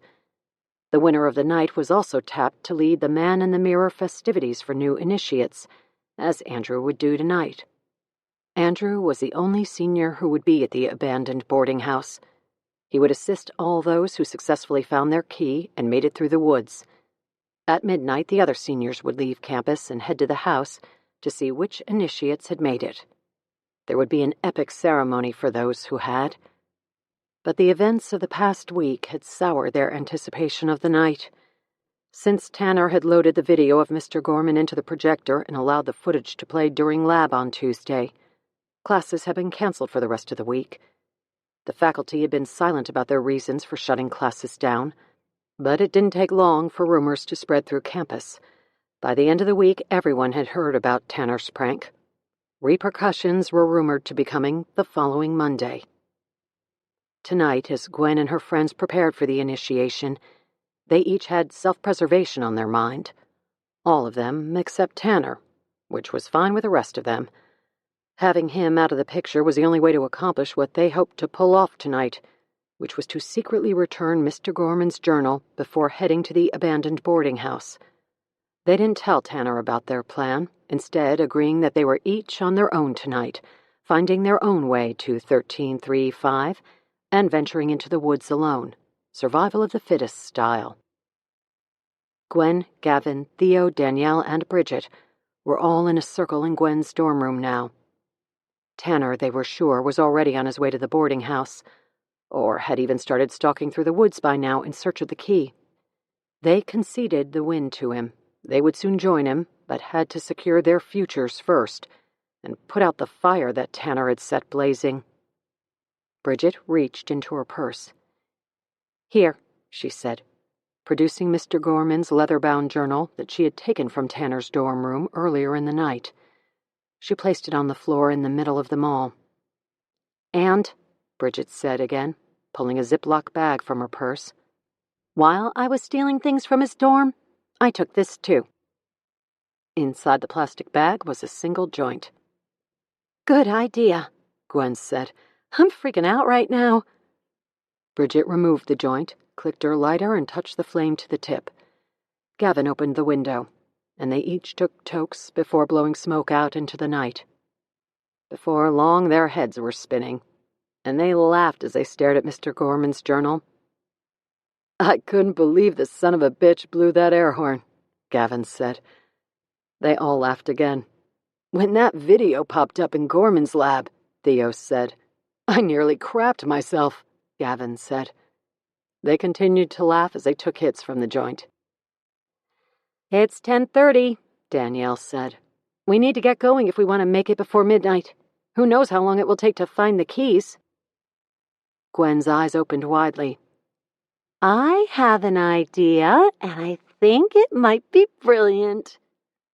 The others stared at her with glassy eyes. "Tanner has 30 minutes on us," she said.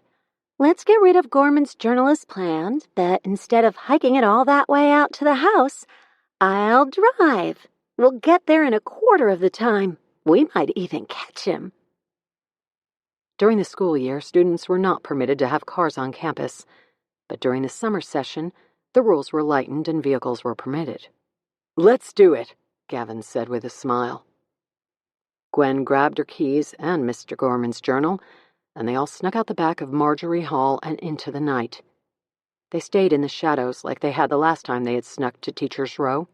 This time, though, the effects of the marijuana had them relaxed and confident. They made it to the path that ran behind the duplexes and found their way to number 14. It brought back memories from the other night. They crept to the back wall. "We should leave it on the front steps," Gwen said. Gavin nodded. "Give it here, I'll do it." Gwen handed in the journal. Gavin pointed at the kitchen window where a light spilled out into the night. "Take a look," Gavin said. "Tell me when it's all clear." Gavin snuck to the edge of the duplex and waited for the signal. The others slowly raised their heads above the windowsill. They saw Mr. Gorman. His back was to them, and he was stirring a pot on the stove. They all ducked down quickly, too high to notice that they were close to being spotted. Gwen waved at Gavin, who took off around the building, dropped the journal on the front stairs, and rang the doorbell.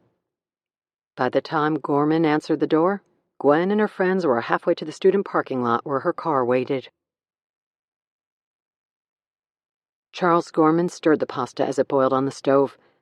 He shook salt into the pot just as the doorbell rang. He checked his watch and wondered if it was Gabriella, wanting to tell him what she had planned to do on Monday when an assembly had been set up for students and faculty. He knew she was nervous. He put the spoon down and headed to the front door. When he opened it, his front porch was empty. He walked outside and looked up and down Teacher's Row. The front porch lights of other duplexes glowed in the summer night, but the sidewalk was empty. When he looked down at the stairs, he noticed it. His journal lay on the second step. He quickly picked it up and riffled through the pages. It was all there. He looked again up and down the path before heading back inside. He took the pasta off the stove as he sat at the kitchen table and read through his journal for 10 minutes. Then, when he was satisfied nothing was missing, he stood and walked into his office. He removed the periodic table wall hanging and spun the dial of the wall safe. He placed his journal inside, closed the safe, and replaced the wall hanging. Then he reached for his phone to call Gabriella. Chapter 76. They stayed in the shadows until they reached the student parking lot. Gavin climbed into the passenger seat, and the others crowded into the back. Gwen jammed the key into the ignition, made sure to keep her headlights off, and then tore out of the lot. Once they were past the entrance of the school, she clicked on the headlights to bring Champion Boulevard to life, and then pressed her foot to the accelerator. If they hurried, they could catch Tanner. 5 minutes later, she pulled a hard right onto Route 77. It was inky black, so she turned on her high beams. They concentrated on the green mile markers as Gwen raced along the empty road. The first was 11. It flew past in a blur, but brightly reflected the car's headlamps. A minute later, they saw mile marker 12 as they bore down on it. Then they waited as the dark night filled the windows, looking, hoping to see mile marker 13. They knew they were close. They were so concentrated on looking for the next marker that none of them saw a thing, but they all heard the thud. It sounded like a baseball bat smacking a plastic garbage can filled with water. Thump! Gwen slammed on the brakes, screeching the wheels as the car fishtailed to a stop. No one moved for several seconds. No one breathed. Then finally, they slowly turned and looked through the rear window. A heap of something lay near the shoulder of the road, barely visible through the dark night. The mound didn't move as they stared and waited. "What was it?" Gwen asked, her voice shaky and her hands tightly grasping the steering wheel. She was still facing forward, the only one who refused to look at whatever lay behind the car. Gavin took a deep breath. "Probably a possum." "That's way too big to be a possum," Theo said. "Maybe a deer." Gwen finally turned her gaze from the windshield and looked at Gavin through the dark space between them. Then she twisted the steering wheel and made a 3-point turn. The car rolled slowly toward the heap, all 5 of them hoping to see a deer, hoping to see any sort of animal. But the closer they got, the better the headlights illuminated the pile on the shoulder. Part 9. August 2020. Chapter 77. Brianna McAvoy had lost her husband a year ago. She refused to believe Mark was dead. It was a thought she could not consider. But this far along, the thought was hounding her more than ever before. In the first days after Mark had gone missing, she met with detectives regularly to receive updates. They'd located his car at the South Bend airport, where Mark had parked for his business trip to Texas. But detectives quickly learned that Mark's company had no itinerary that sent him to Texas, or anywhere else, the week he disappeared. In fact, Mark had requested 2 personal days that week. Brianna had been stunned to learn of her husband's deceit. The detectives were receptive for the first few weeks, but once they had ruled out foul play, trying to figure out what had happened to her husband and where he was became less vital. When Brianna called at the beginning of the investigation, the detectives answered. 12 months later, they responded only after she filled their voicemail with a string of messages. When they did call, it was to take swings at why her husband had disappeared. The detectives had uncovered some embarrassing debt that led to the theory that Mark had ducked out of town to hide from bill collectors. Brianna knew this was ridiculous, and the theory that Mark might have run off with a mistress was equally preposterous. He rarely went anywhere besides home and work, a small consulting firm with 5 other employees, 3 of whom were male, and the other 2 were women in their 60s. The latest development had been the addition of Mark's name to the National Missing and Unidentified Persons System, or NAMUS, a nationwide information clearinghouse that listed the tens of thousands of Americans who go missing each year. The detectives had added all of Mark's information to the website, including the DNA sample Brianna had provided. They didn't have to tell her the purpose of this. She understood. If an unidentified body turned up somewhere, a coroner or medical examiner could run the DNA through the NAMUS database for a match. Brianna knew the detectives were simply running through their checklist of the usual suspects and situations. She also knew that had she been completely forthcoming with the things she had discovered about her husband, the detectives might have made more progress on finding him. At this point, though, honesty was not an option, and the police were not the ones who would help her. She descended the basement stairs and opened the cabinet where Mark kept his baseball card collection. She removed the 3 cases and laid them on the bar. She unsnapped the button on the first case, unfolding the wings of the binder to reveal 4 columns of neatly lined baseball cards. On top of the cards were the loose papers she had stumbled across the previous fall, 3 months after Mark had disappeared. Across the top of the page was written, The Man in the Mirror. Several articles were included in the stack of papers, all having to do with a strange ritual that took place twice a year at Westmont Preparatory High School, once in the winter during the shortest day of the year, and again in summer during the longest. The previous year it had been June 21st, the same day Mark disappeared, when 2 students had been killed at the school. Brianna had spent the last several months wondering if the 2 events were connected, too scared to mention her findings to the detectives for fear that Mark would somehow be linked to the Westmont Prep killings. She decided the mystery had gone on too long. Although she was still not ready to tell the police, she was prepared to tell someone else. She pulled the card from her pocket and stared at the reporter's name. Chapter 78. As so often happened in her line of work, things had gone from quiet to chaotic in a moment's notice. Just a week before, Ryder had been demoted to the trenches of the newspaper business, her YouTube channel had been censured, and her blog was all but gone. Then, Theo Compton's mother had called to ask for Ryder's help with a troubling secret she believed her son was carrying. Rory Moore's call had followed, solidifying the idea that Theo may have, in fact, been killed rather than having committed suicide. Now, on Saturday morning, she hung up the phone with Mark McAvoy's wife and wondered how the hell a missing persons case out of South Bend could possibly be related to the Westmont Prep killings. The only thing she knew for sure, the Westmont Prep case was alive and kicking. New life had been breathed into it, and if Ryder played her cards right, she would be part of finding the truth. She started her car and headed to South Bend.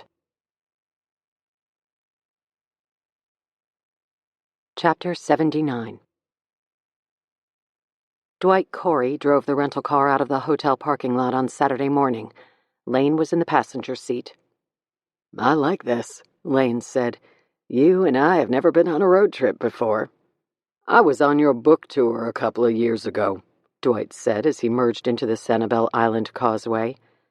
"That wasn't the same. We didn't share a hotel room, and you didn't chauffeur me around. I promised Rory I'd watch you closely because your current mental state is worse than normal.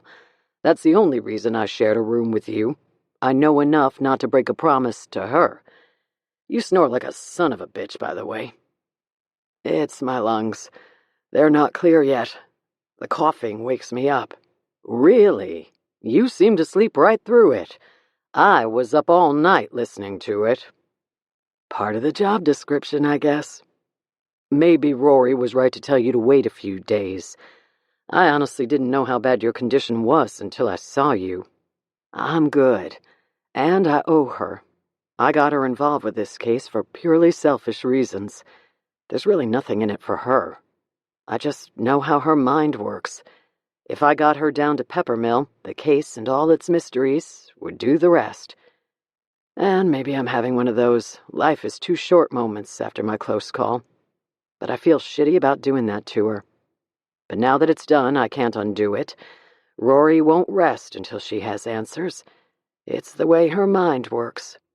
And now that she might have found one of those answers, I owe it to her to track it down whether I feel like crap or not."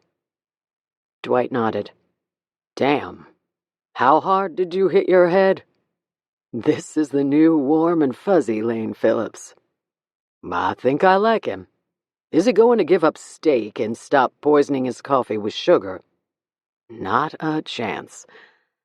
Just when I thought there was hope for you." As late morning sun glistened off the surface of the ocean, they sped across the long bridge that connected the mainland of Florida to Sanibel Island. Chapter 80. Lane climbed out of the rental car and into the shade of the palm tree Dwight had parked under. He pulled on his baseball cap to hide the ghastly-looking laceration that streaked across the back of his head, and then walked through the parking lot of Doc Ford's Rum Bar and Grill. It was just past 11 a.m. when Lane entered the restaurant and found retired Detective Gus Morelli in a back booth. He was easy to spot, with the place mostly empty. A sturdy-looking older man, Lane guessed he was in his late 60s. He had white hair, a silver goatee, and the chest of a man who lifted weights in his youth. If Merriam-Webster offered the definition of a retired New York detective, an image of Gus Morelli would be included next to it. The man stood up when Lane approached. "Gus Morelli." "Lane Phillips." They shook hands. "Thanks for taking the time. I really appreciate it. I'm retired. All I've got is time. And this must be important for you to come all the way down to Florida on such short notice." "It is. Or at least it might be." Gus gestured to the booth and Lane sat down. He noticed a file on the table. His name was printed on it.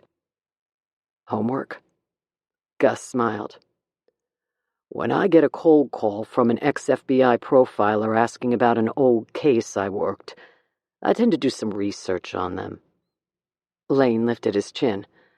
"Find anything interesting about me?" "Lots. About you and your partner." Gus opened the folder. "I was a New York cop for more than 30 years. I still have all my connections. I'm assuming you figured I'd look into you." "I expected it." Gus opened the file and read from it. "Dr. Lane Phillips, professor of forensic psychology at University of Chicago and founder of the Murder Accountability Project. Ex-FBI profiler with the Behavioral Science Unit where you spent a decade tracking, studying, and writing procedure about serial killers. PhD accolades include the famous Some Choose Darkness dissertation, a handbook about the thought process and reasoning of serial killers that just about every homicide detective in the country has read. Best-selling author and talking head. Does that just about cover it?" Lane nodded. "The highlights, yes." "And," Gus said, turning the page, "partnered with a gal named Rory Moore, whom I'm told is one hell of a cold case specialist." "She prefers forensic reconstructionist." "Yeah, well, that's modern-day BS. Back in my time, it meant she figures shit out that we all miss." Lane nodded. "Means the same thing today. And yes, she's pretty damn good at it. From what my contacts tell me, she's got a hell of a solve rate on some of the oldest and coldest cases. This angle with the pennies that you called me about, it came from her." Lane smiled. "I'm sorry to say that I'm not smart enough to have seen the connection myself. I'm just following up on it." "Well, I have to admit, your phone call stirred a part of me I thought would sleep forever. I'd be fascinated to hear how this connection came about." The waitress approached and took their orders. 2 iced teas. "My partner and I are working on a case up in Indiana. The Westmont Prep killings from last summer." Gus pouted his lower lip and shook his head. "You haven't heard about it. The case was widely covered last summer and has been in the news recently." "I don't follow the news," Gus said. "I don't subscribe to cable, and I haven't watched the evening news in 2 decades. Ever read a newspaper?" "Every morning, but only the sports section. The rest is liberal bullshit or conservative nonsense." "Internet?" "What's that?" Lane smiled. Gus Morelli was hardcore old school. "Westmont Prep is a private boarding school in Peppermill, Indiana. 2 kids were killed there last summer." "Students?" "Yeah." "At this school?" "On the edge of campus, out at an abandoned house where faculty used to live. The case was open and shut. One of the teachers snapped and killed the kids. At least that's the working theory. But there's more to it than that. Over the last year, 3 students who survived that night have gone back to the house, specifically the train tracks that run past it, to kill themselves. Something isn't adding up, and the lead detective who ran the investigation has asked my partner and me to quietly look into the case. When Rory dug into the files, she came across the penny connection that linked all the suicide victims and the perp. I used the map algorithm to see if there were any similar cases. It led me to you." The waitress delivered the iced teas. Lane took a sip. "By the time I got a hold of you and headed down here, Rory had sniffed out another inconsistency. She's wondering if the Westmont prep kids didn't actually kill themselves. Gus slid the folder to the side and placed his elbows on the table. Meanin'. She's still working that angle, but she thinks maybe the kids were killed, and somehow the flattened pennies found on each of them is a link.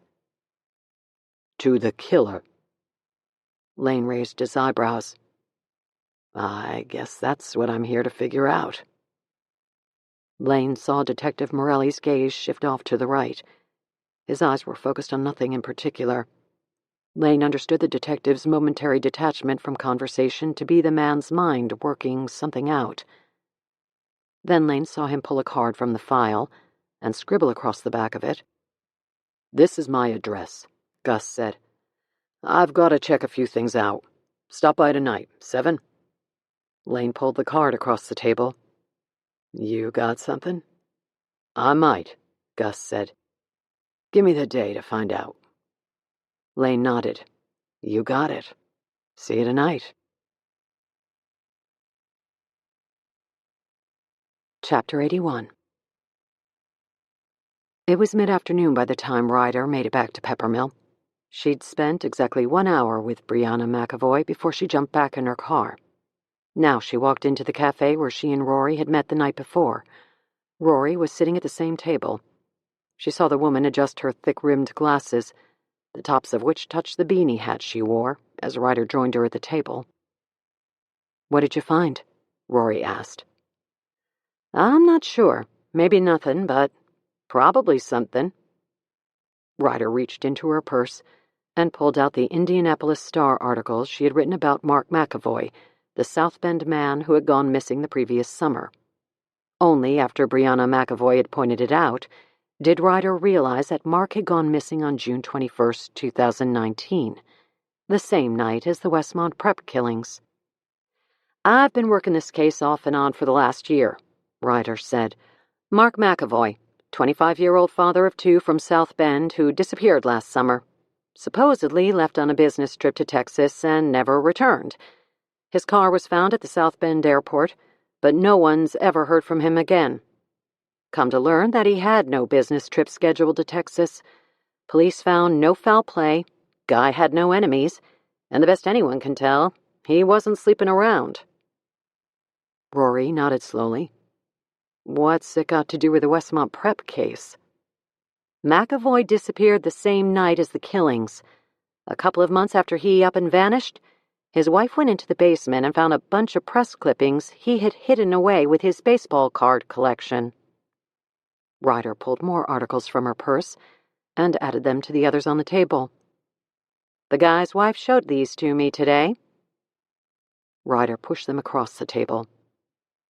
A few of these were written by you, Rory said, scanning the headlines and byline. Yeah, I've done a lot of research on the Westmont prep case and the school in general. It looks like Mark McAvoy was obsessed with a game the kids were playing called The Man in the Mirror. Rory nodded as she scanned the articles. Detective Ott. Rory looked up at Ryder. He ran the investigation into the Westmont prep killings. He told me about this game. Said these kids took it to a whole new level. What I've discovered over the past year, Ryder said, and what I've written extensively about on my blog, is that it takes a lot to get invited to play. Not many students know exactly what goes on because so few have first-hand knowledge, and those who do tend to keep the details to themselves. It's like a little clique inside the school. Like a secret society. Right, but instead of a skull and crossbones, it's mirrors and spirits. Brianna McAvoy knew all about it. Mark was a Westmont prep alumnus, and he told her about the game, about how he never made it into the club. She said he shrugged it off when he mentioned it, but she could tell he was troubled by whatever happened when he was at Westmont. Kids can be assholes. No doubt. Brianna seemed to think McAvoy might have still been bothered by the rejection, but she had no idea he was so obsessed with it. Obsessed how? Rory asked. Brianna McAvoy learned that Mark had put in for 2 personal days from work the week he disappeared. He wanted his wife to think he was on a business trip and he wanted his work to think he was taking personal time off. To do what? No one knows, but Brianna McAvoy is worried it had something to do with the Westmont prep case. Ryder saw something change in Rory's expression. She kept her eyes on the articles. The woman rarely made eye contact, but she did now, looking up suddenly from the newspaper articles. There was unidentified blood at the scene, Rory said. Ryder blinked as she worked to register what Rory was talking about. At the boarding house? Rory nodded. The police kept it away from the media because it's the one piece that never made sense. 3 DNA profiles were found at the crime scene, one that matched Tanner Landing, one that matched Andrew Gross, and one they've never been able to ID. Ryder leaned over and stared at one of her headlines. South Bend man goes missing. No clues in sight. Mark McAvoy? She asked in a drawn-out voice as she looked back at Rory. We need to get a sample of his DNA. We already have one, Ryder said. His information was added to the NamUs database. The National Missing and Unidentified Persons System, Rory said. Correct. It includes his DNA profile. I have access to the DNA profile of the unidentified blood. We can run it through the NamUs website and look for a match. When? Ryder asked. Right now. The information is at my rental house. They both stood and hurried out of the cafe. Westmont Prep, Summer 2019. Chapter 82. Gwen and her friends climbed from the car and stood in the beam of the headlights. Each of their shadows crept along the pavement and flanked the body that lay in the road. A heap of wilted limbs and broken bones that didn't respond to Gwen's soft voice when she called out to ask if the man was okay. Finally, Gavin walked over and crouched down next to the body. He listened for a breath and watched for the man's chest to rise and fall. After a minute, he stood up and walked back to the group. I think he's dead, Gavin said.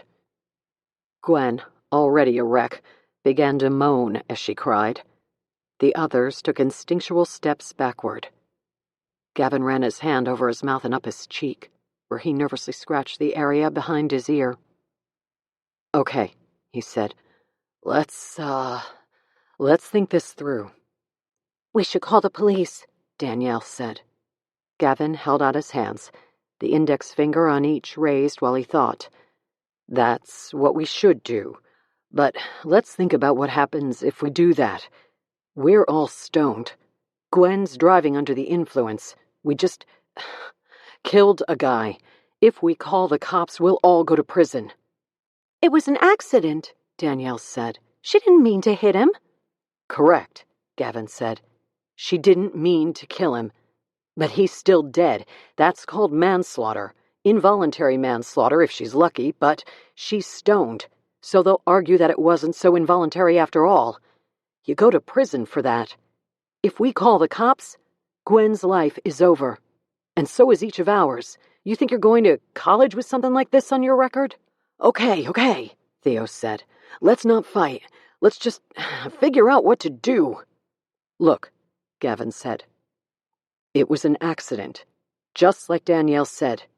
We didn't mean to do it.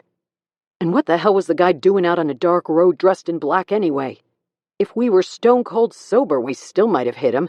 None of us deserve to have our lives ruined because of an accident. You're not talking to a jury, Gavin, Theo said. What's the friggin' plan if we don't call the cops? Gavin nodded as he thought. Okay. He shrugged, as if what he were about to propose was the easy solution. We hide the body. Take him down to the ravine and sink him in Baker's Creek. It's deep, and there's a strong current. No one will find him. Then, we all venture off to find the keys and get back to the house to meet Andrew. We go through with the initiation just like we planned. Are you insane? Theo said. Listen to me. If we decide not to call the cops, and I think we're all on the same page about that decision, Then we're all going to need alibis for tonight. Someday soon, people will start looking for this guy. We all have to have solid stories for what we were doing tonight." "I'll do it," Gwen said, interrupting Gavin and Theo. They all looked at her. "I'll put him in the creek. I hid him. I'll hide him. You guys get going. Go to the house. Go through with initiation. I'll meet you there when I'm done." "I'll help you," Gavin said. "What about your car?" Danielle said. "I'll drive it back to campus when we're done," Gavin said. "I'll come back on foot, hoof it. I'll be late, but I'll get there. I'll just say I couldn't find my key." They all looked at one another in the dark of night. Their heads were buzzing from marijuana, their minds racing with confusion, and their heart rates rapid from shock. Then, one by one, they nodded. A plan was created. Theo, Danielle, and Bridget set off down the shoulder of Route 77 to find the entrance into the woods that would lead them to the abandoned boarding house. When their friends were out of sight, Gwen and Gavin looked down at the body. Gwen took a deep breath to numb herself. Then she reached down and grabbed the dead man under the arms, feeling the tacky stick of his blood on her hands. Part 10. August 2020. Chapter 83. It was 7 o'clock on Saturday evening when Lane knocked on the door of Gus Morelli's condo, a stucco building splashed in the soft salmon and blue hues of Florida. He had taken the outdoor stairwell to the third floor, and now stood on the gangplank. The door opened, and the retired detective stood in the frame. "So," Lane said, "how'd you do?" "Come on in and I'll tell you all about it," Gus said, waving Lane inside. "I've got beer or soda." Lane reached for the back of his ball cap and felt the aching wound it was hiding. He'd love a beer right about now, but thought better of it. "I'll take a Diet Coke if you've got one." "Sure thing." Lane walked into the kitchen, which bled into a dining area and then a living room, with furniture positioned around a television that hung on the wall. Beyond the living room was a screened-in balcony, the doors of which were wide open to allow the warm ocean breeze to rush through the condo. "We can talk on the lanai," Gus said as he reached into the fridge and grabbed a Coke and a beer. The third floor offered a splendid view of the Gulf, with a beach running east and west. To the south, across the water, the buildings of Naples could be seen. The sun was angled off to the west, skipping its reflection along the water and stretching long shadows from those walking the beach. Lane took a seat in one of the patio chairs. Gus sat across from him. The detective took a sip of beer. "I worked the phone all day. My contacts came through and pointed me in the right direction. I took it from there. It made me feel like a cop again, and I think you'll find what I stumbled across pretty interesting." "I'm all ears." Gus stood up. "Follow me. To get the full picture, we should probably start at the beginning." Lane put his Diet Coke down and walked from the balcony, watching as the retired detective limped for a few strides until he seemed to get his rhythm, then headed to a room off the living room. When Gus swung the door open, Lane saw a bedroom filled with boxes. The brown cardboard boxes lined the far wall and were stacked 3 high. "What's all this?" Lane asked. "I'm a retired detective. Boxes follow me everywhere I go. I used to keep these in a storage unit up in New York. When I decided to finally retire, they followed me down here." Lane walked a little closer to the room, eyeing the scores of boxes. "What are they?"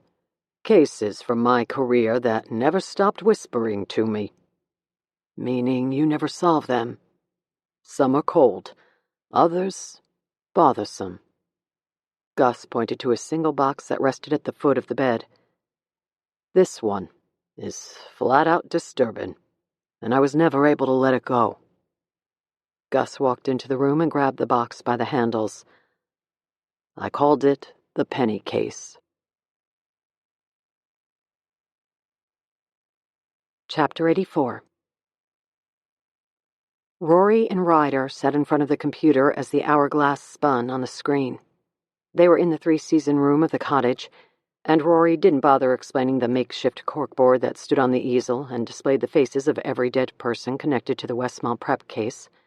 Nor did she explain the antique porcelain doll that sat next to them on the desk, the finishing touches of which Rory had completed this morning.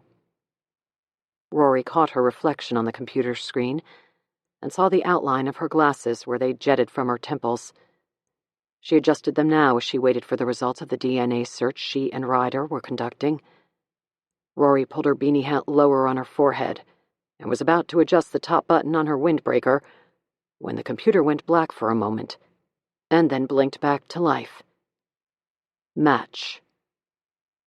Rory looked at Ryder. It was Mark McAvoy's blood at the scene, Rory said.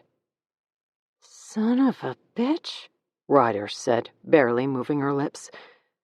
She turned to Rory. Now what? Rory remembered the description and the details of the report. Trace amounts of unidentified blood were found both on Tanner Landing's body and on the girl who was found at the scene. Now we talk to Gwen Montgomery, Rory said, and find out what she knows about Mark McAvoy. Chapter 85. Gwen Montgomery cried as she stared at the woman across from her. She looked around the room and took deep breaths. She had come here prepared to share her secret, prepared to finally reveal the things she knew about the night Tanner and Andrew were killed. She had run through the events many times in her mind, but had never spoken them aloud. Until now.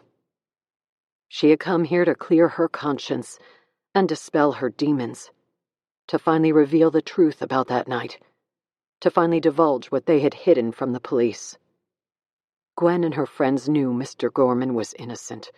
They knew he hadn't killed Tanner and Andrew. They had seen him that night when they peeked through the kitchen window. He was cooking at his stove.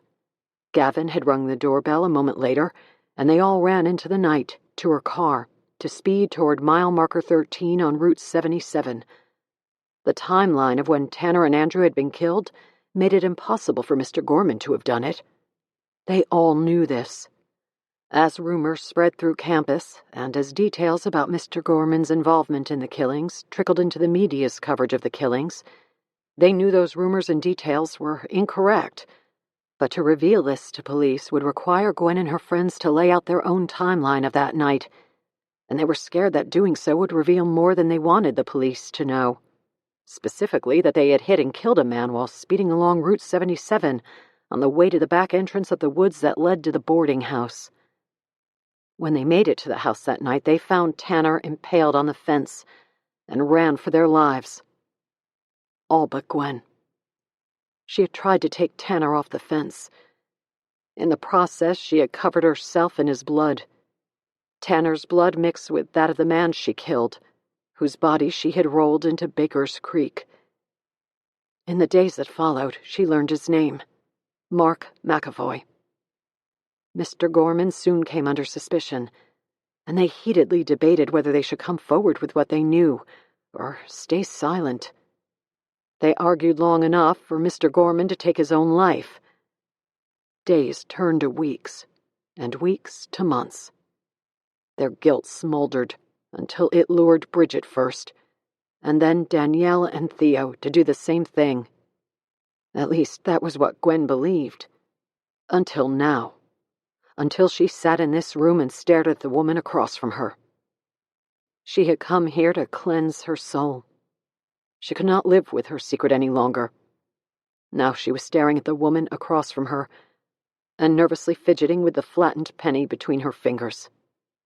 She cried again and wanted to scream, but she knew it was pointless. Chapter 86. Back on the lanai, the cardboard box sat on the patio table. Detective Morelli fingered through the folders until he pulled one from the box and opened it to his notes.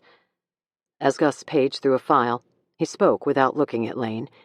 He turned one page after another, shuffling through the notes as if looking through a forgotten childhood diary. I was called out to Oak Point Yard, a rail yard in the Bronx. Teenage kid versus train, and I was the detective on call.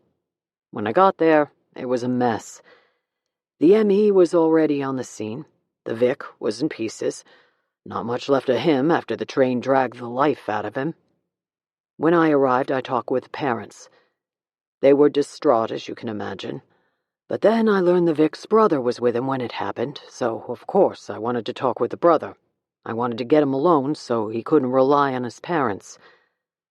But I could sense right away a weird dynamic between the parents and this kid. Then I heard that the family was fostering this kid. They had taken him in 6 months earlier. How old was he? The foster kid was 14. The kid who was hit by the train was 16. Gus took a sip of beer and turned the page in the folder. Lane got the impression that Gus didn't need his notes. The retired detective seemed to remember the case as if he had worked it the day before. So, I managed to get the kid alone. He told me that he and his foster brother had been playing on the tracks and that they had done it a bunch of times before. Said they went out there to flatten pennies on the tracks. Lane's forehead creased in concentration at the mention of the flattened pennies. The story went like this, Gus said. They'd each put a new penny on the rails, then back away and watch the train run them over. The night the brother got killed, they were doing the same thing, only this time, the brother got too close to the tracks and the train hit him. Lane nodded and cocked his head. That's a tragic story. Maybe, if it were true.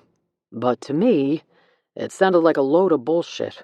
First off, the kids said they'd done it many times before, so you'd figure they get better at it with each time, not worse. Lane shrugged and pouted his lower lip. Yeah, I see your point, but kids are dumb. They're risk-takers.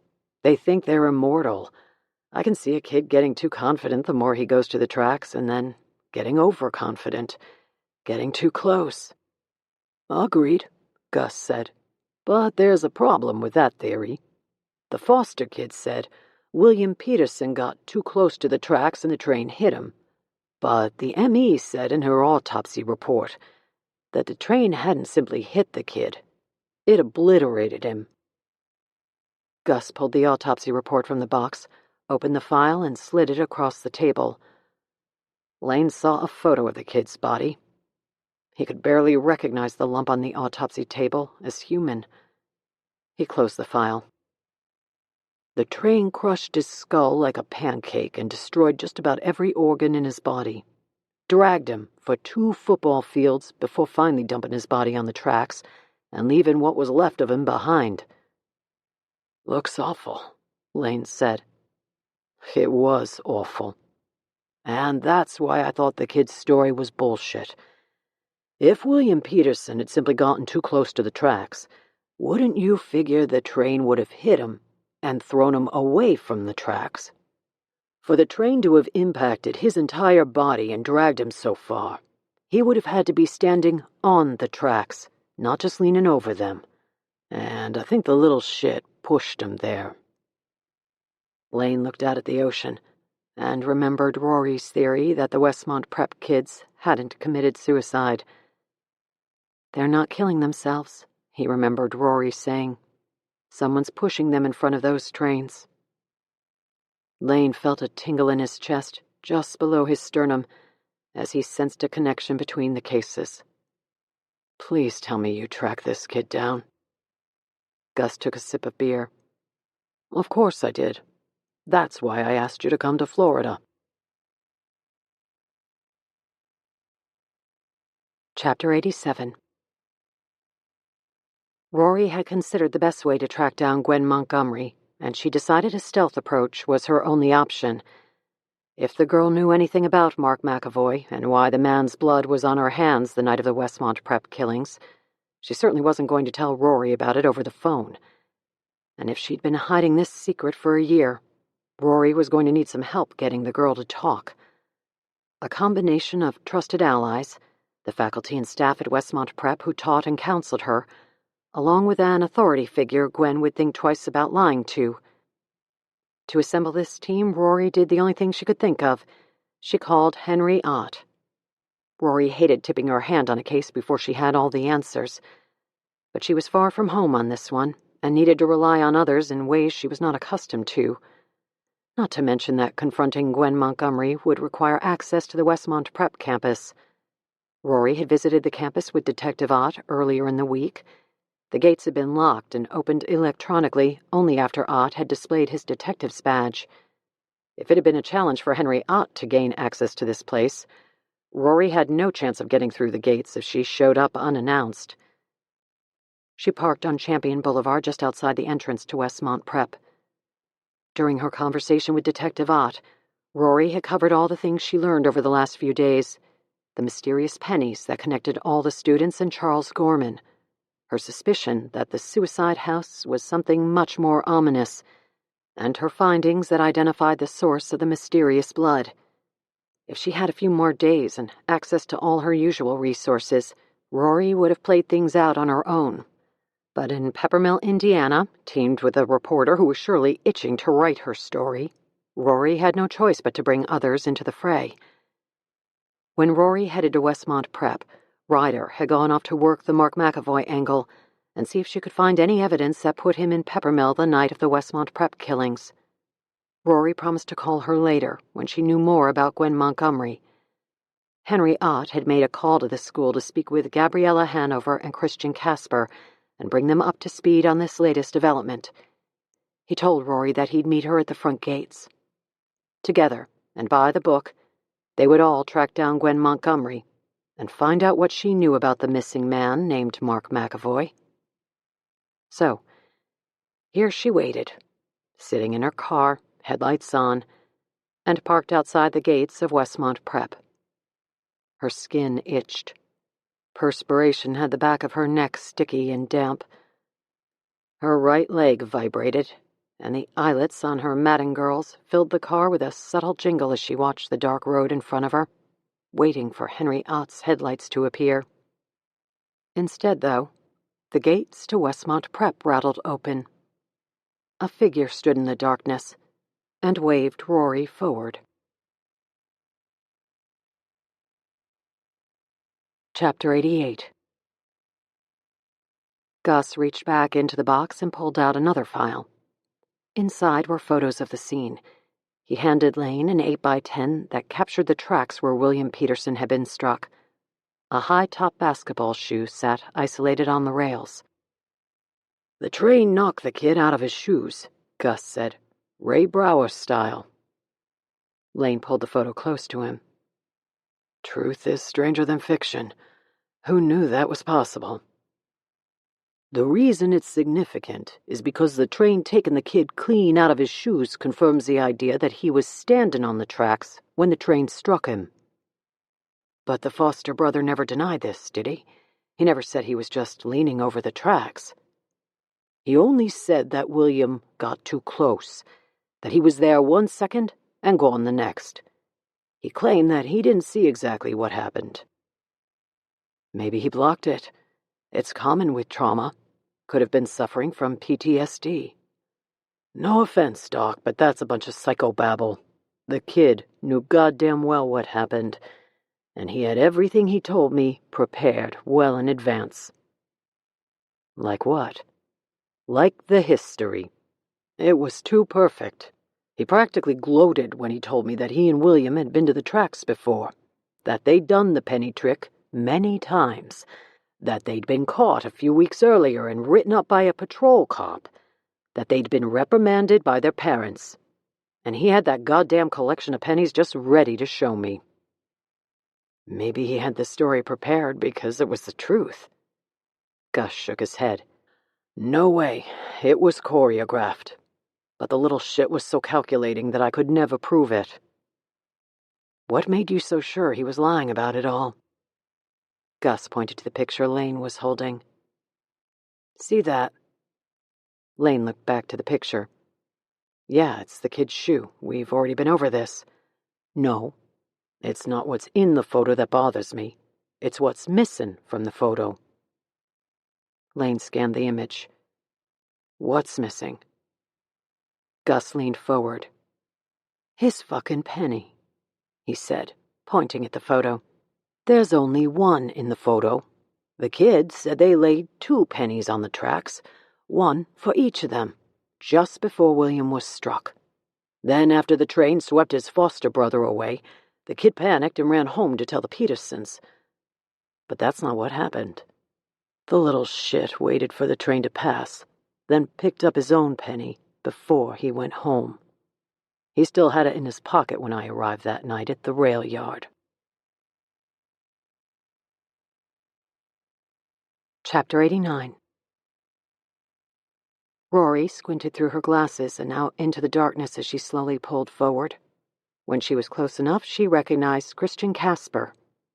Just as Rory passed the gates, he stepped forward and approached her window. Rory adjusted her glasses and rolled the window down. Dr. Casper leaned down. "Miss Moore," he said. "Good to see you again." Rory remembered the awkward meeting from Wednesday when Doctors Casper and Hanover had driven her and Henry Ott out to the abandoned boarding house. The memory of her refusal to shake Dr. Hanover's hand reddened her face and sent butterflies floating in her gut. Dr. Casper clearly remembered the incident, Rory figured, because he didn't offer a hand tonight.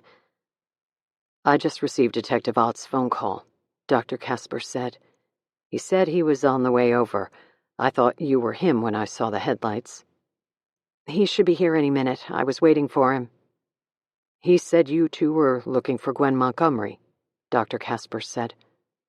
"Correct. We need to speak to her about last year. Something's come up." "Does this stem from something you found during your visit to the boarding house?" "Partially, yes," Rory said. "After I received Detective Ott's call, I checked with my staff. I'm sorry to inform you that Gwen went home yesterday. The summer session ended yesterday morning. She left in the afternoon. She won't be back until the fall semester begins in a couple of weeks. Is this an urgent matter?" "Possibly," Rory said, not wanting to confess all she knew until Detective Ott was present. "Where is home for her?" "Michigan, Ann Arbor." "Would it be possible to get her contact information, phone number, and address?" Dr. Casper paused and offered a tight smile. He was hesitant with his words. "I'd need to speak with Detective Ott before I could give out personal information about one of our students." Rory nodded and adjusted her glasses again. "Of course." She checked her watch. "I'm expecting him any minute." "Why don't you pull into guest parking? We can wait in my office. I've called Gabriella Hanover and she's on her way over. I'll pull Gwen's file while we wait." With the base of her neck wet with perspiration, Rory pulled past the wrought iron gate and into Westmont Prep. Chapter 90. Lane continued to stare at the photo of the lone, high-topped gym shoe sitting on the tracks and the single penny that accompanied it. Finally, he put the picture down. "Did you ever ask the kid about the pennies? Why they both weren't on the tracks that night?" "No," Gus said. "I figured I'd save it for later, but later never came because I could never get anywhere with my suspicions." "Did you tell the foster parents?" "I never came right out and said it, but they were as suspicious as I was.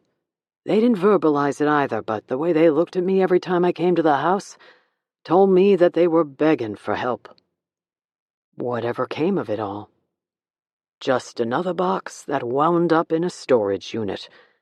I was up to my eyes in homicides. This case was considered suspicious at first, but eventually labeled an accidental death by the ME and stamped clear of the NYPD's docket. There was nothing I could do." Lane stared Gus in the eye. "Something tells me you didn't simply let this die." "I didn't. Not for a while, anyway. I couldn't peg that kid for William Peterson's death. But something about him felt sinister. His eyes, maybe. His demeanor, I don't know. But something about him had me on edge. So, I looked into him. Researched how and why he entered the foster system. What did you find? He was placed in state custody after his father hung himself from the bedpost in their home. The kid found him. Christ, where was the mother? The day before the kid's father killed himself, his mother suffered a mysterious fall down the stairs. The day before. Gus nodded. I pulled the case file on the incident. Looks like the ER doctors indicated that the woman's injuries were not consistent with a fall down the stairs. Someone had beaten the shit out of her. Lane thought for a moment. The husband? Maybe. He would be the most likely suspect, but he killed himself that night. The kid found him the next morning, called 911. So, the kid's father beats the mother to death, makes it look like she fell down the stairs, and then he kills himself. With no other family, the kid ends up in foster care. Nope, Gus said. The kid's mother didn't die. She was beaten to within an inch of her life, but she lived. She spent half a year in a coma. When she woke up, she was an invalid. She was never able to take care of herself again. With his father dead and his mother in a near-vegetative state, the kid became a ward of the state and went into the foster system. 6 months after the Petersons took him in, William died on the tracks. What happened to the kid's mother? Gus reached into the box and pulled out another file. Like I said, that's why I asked you down to Florida. I think our two cases might be linked. Chapter 91. Rory turned off the engine after she pulled into the guest parking lot. She opened the door and climbed out into the night. Dr. Casper waited on the sidewalk. It was 9 o'clock, the August night thick with humidity and ripe with mosquitoes. Rory slapped one that landed on the back of her neck, drawn, she was sure, to the sweat that had collected there. Was Detective Ock going to be long? Dr. Casper asked. Rory recognized the apprehension in his voice, as if he were talking to a child lost in the supermarket. Did your father say he would be gone long, sweetheart? Rory had heard this level of condescension her whole life. Of course, Christian Casper was a psychiatrist, and after their meeting on Wednesday, and the awkward encounter when Rory refused to shake Gabriella Hanover's hand, she was sure Dr. Casper had created a working diagnosis for her antisocial behavior. It likely included an underlying fear of germs that produced her social anxiety, to go along with a touch of agoraphobia. He had surely placed her on the spectrum, and had considered a long list of medications that would fix all of her problems. A fat mosquito landed on her cheek and Rory slapped it away, bringing her back to the present and taking her away from her distrustful thoughts. Not long, Rory finally said. He told me he was heading right over. Let's head inside. It's much cooler and mosquito-free. Dr. Hanover will be joining us, and security will notify us when Detective Ott arrives. Rory followed Dr. Casper to Teacher's Row and up the steps to the number 18 duplex. Chapter 92. I did some research on the kid's mother today, Gus said, opening the file he had pulled from the box. The family had no money and no insurance. She spent 6 months in the hospital after her injuries, and when she came out of the coma, and it was determined that she would need long-term care, she became a ward of the state.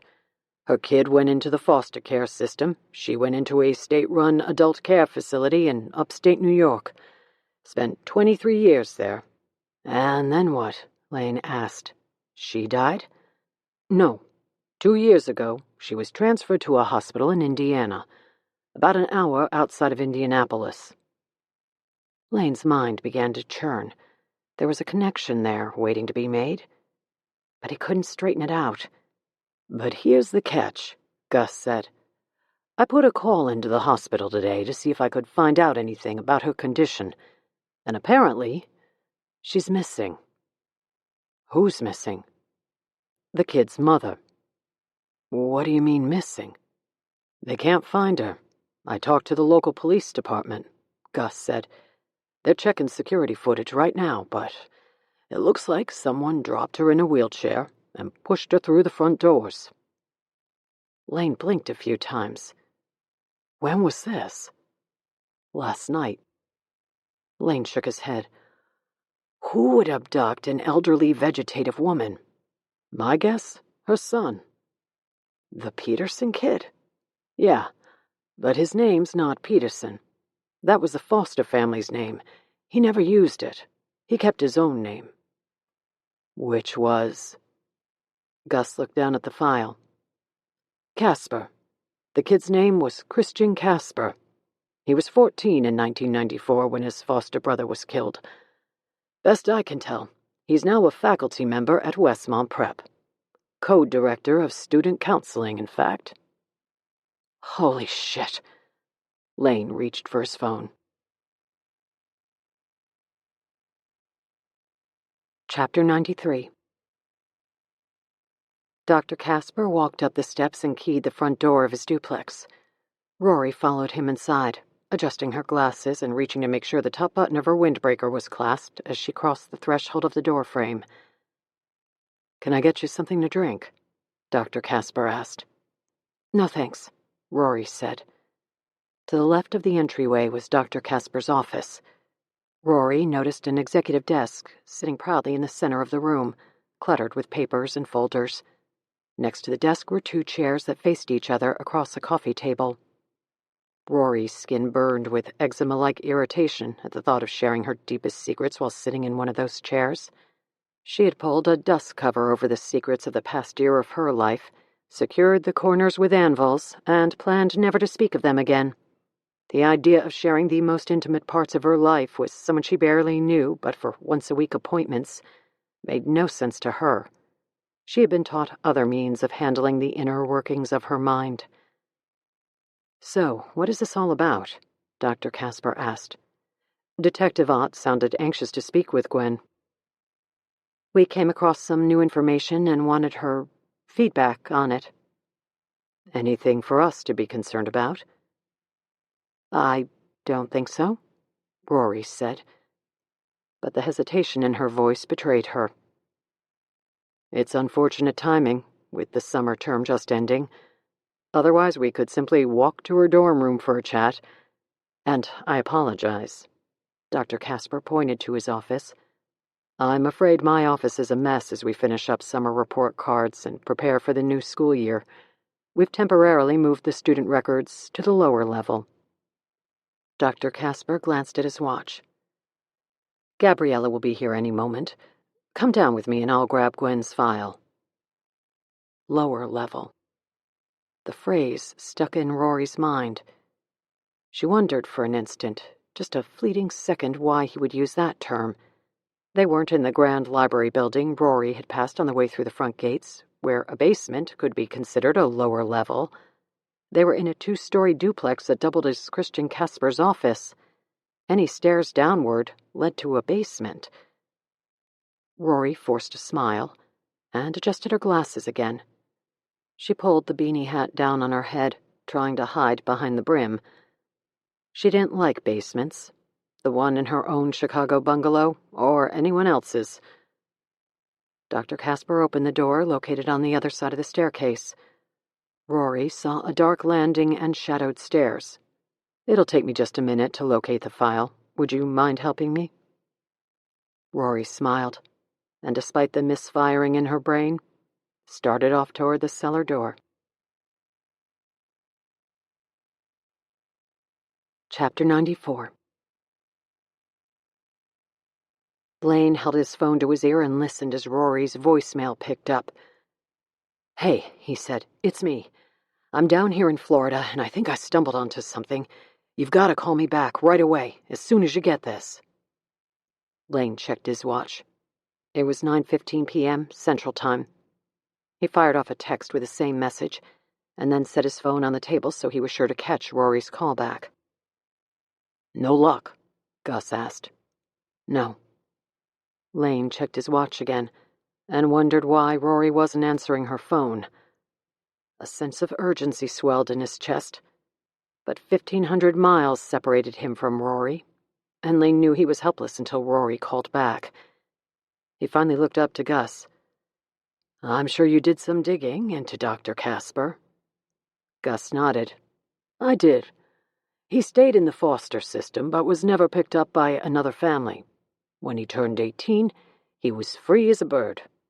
I lost track of him back then, but after you called, I tapped my contacts, and we did a records search." Gus turned the page in the folder in front of him. While he was in the foster system, he managed his way through high school. Then he applied for and received a grant to go to college. It's pretty rare for a foster kid who never found a home to make it past high school, but this kid did. He went to New York State College. Gus looked up from the page he was reading. Guess what happened to his freshman year roommate? Lane shook his head. Casper lived in the dorms. In October of his freshman year, his roommate killed himself. Casper found him hanging from the rafters when he came back to the dorm room one night. Lane remembered the profile he created of the Westmont prep killer. The organized nature of the crime scene indicated that this was not the first time he had killed. Lane had also guessed that the killer came from a broken family and likely had developed an unnaturally intimate relationship with his mother. This maternal bond was in opposition to a troubled relationship with his father. It seems everyone around this guy dies, Gus said. After college, he went to medical school. Eventually went into psychiatry, specializing in adolescent and juvenile psychotherapy. My source tracked down an old patient of Casper's from when he practiced in New York. Casper's previous patient is almost 30 now, and had only the nicest things to say about his old shrink. When asked if Dr. Casper had any unusual techniques or practices, the guy said that Casper had a unique way of calming his patients during therapy sessions. Lane waited a second. Which was... He had them fidget with a flattened penny. Guy said that it worked so well that after a while it was like an infant sucking on a pacifier. Lane's mind was firing, and the urgency in his chest grew to something closer to dread. When combined with everything that's happened at that prep school, Gus said, it's either a very eerie coincidence that so many deaths surround this guy, or it's proof that we've stumbled onto the footprints of a lifelong serial killer. Lane grabbed his phone and dialed again. Pick up, Rory. Pick up the goddamn phone.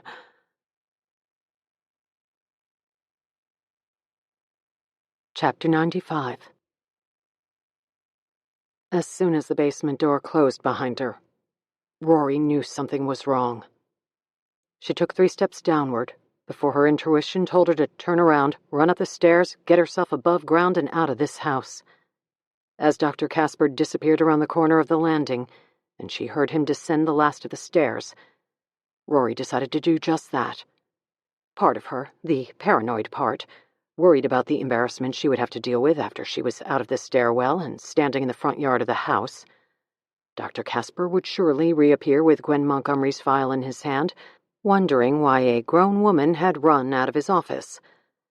But that same distrustful part of her mind was screaming for her to leave this setting. Adrenaline from her fight-or-flight system washed through her body, quickening her heart rate and increasing her blood pressure.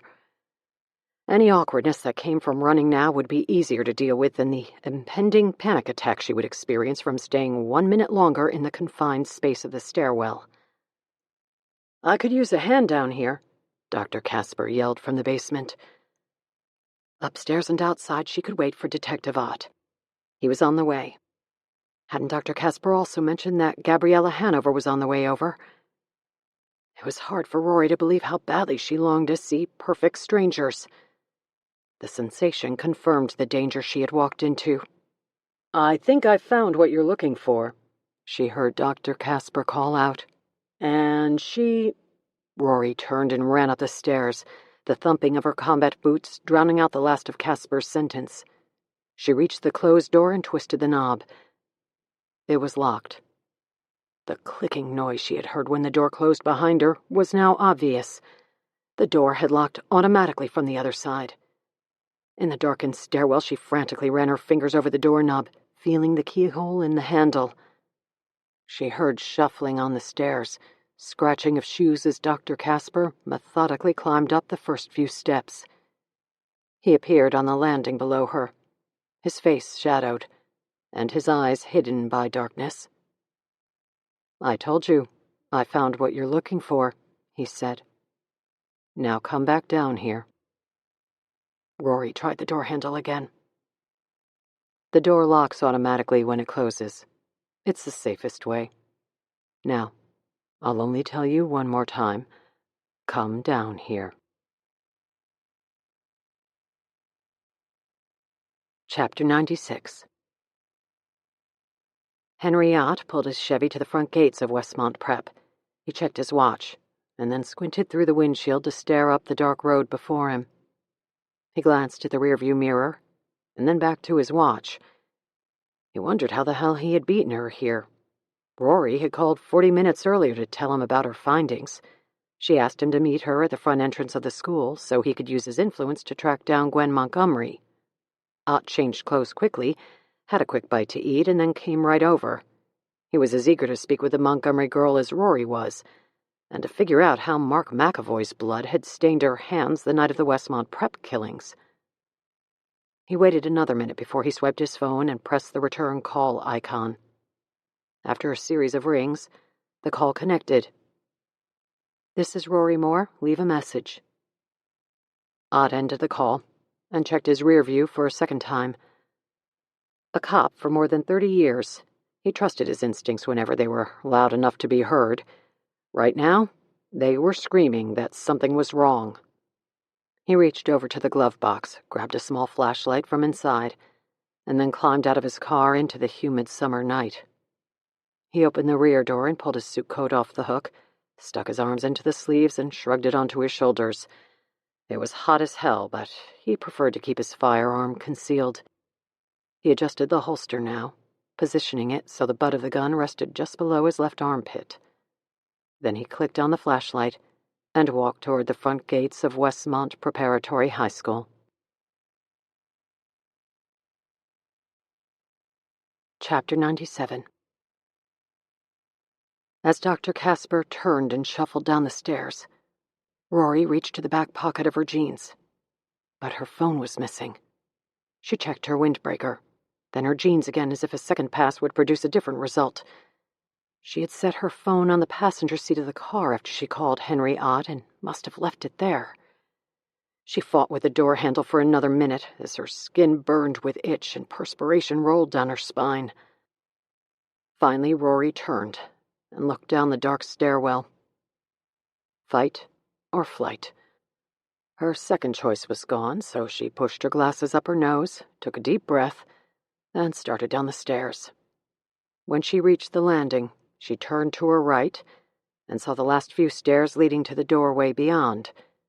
It was brighter here, light from the basement spilling onto the bottom steps. She took the last few steps slowly. At the bottom, she saw file cabinets lining a wall and a desk cluttered with papers. For a fleeting instant, Rory thought that perhaps she had misread the situation, that the danger she felt was only in her mind. But then she saw Dr. Casper through the doorway to her left. He was sitting in a chair with his legs casually crossed. A leather-bound journal was in his lap as if he were reading a novel and enjoying an evening glass of wine. As Rory moved through the doorway, another image came into view. Sitting across from Dr. Casper, propped up in a wheelchair, was an emaciated woman with sunken eyes that were open but seemed blind to the world around her.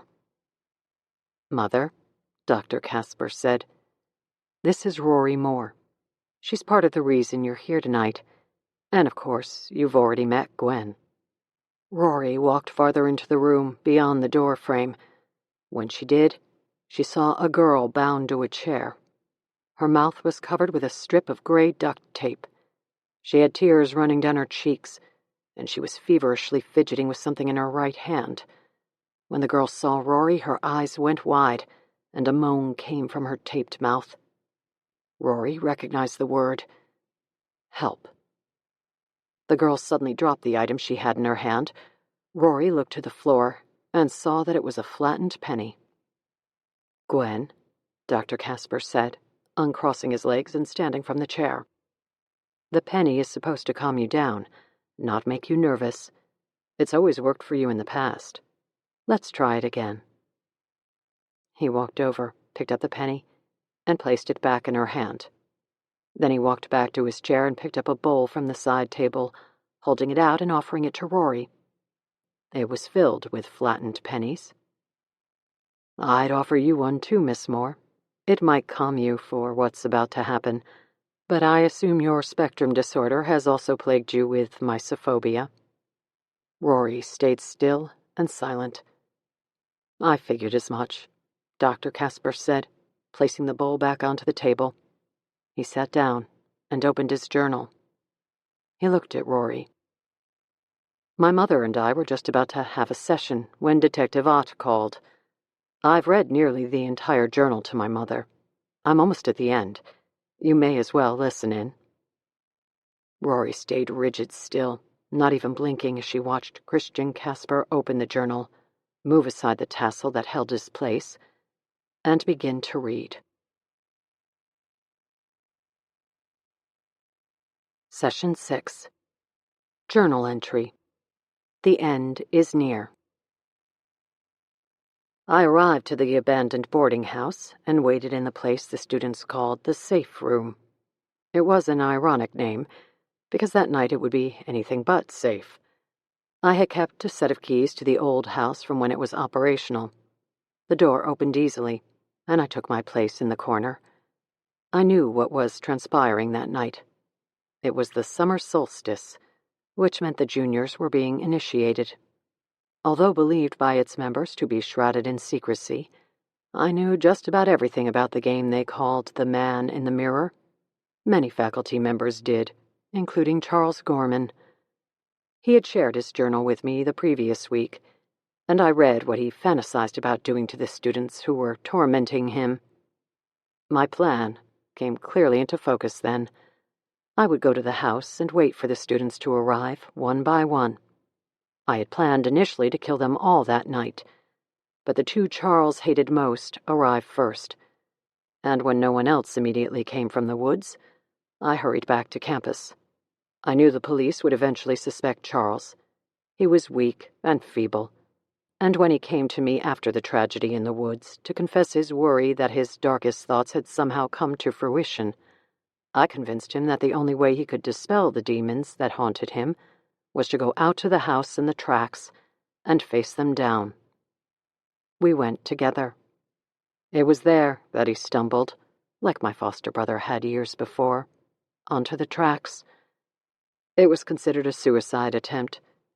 I wanted to rid the world of the weak and feeble, the type of person I had once been. But somehow Charles survived. It was better that way.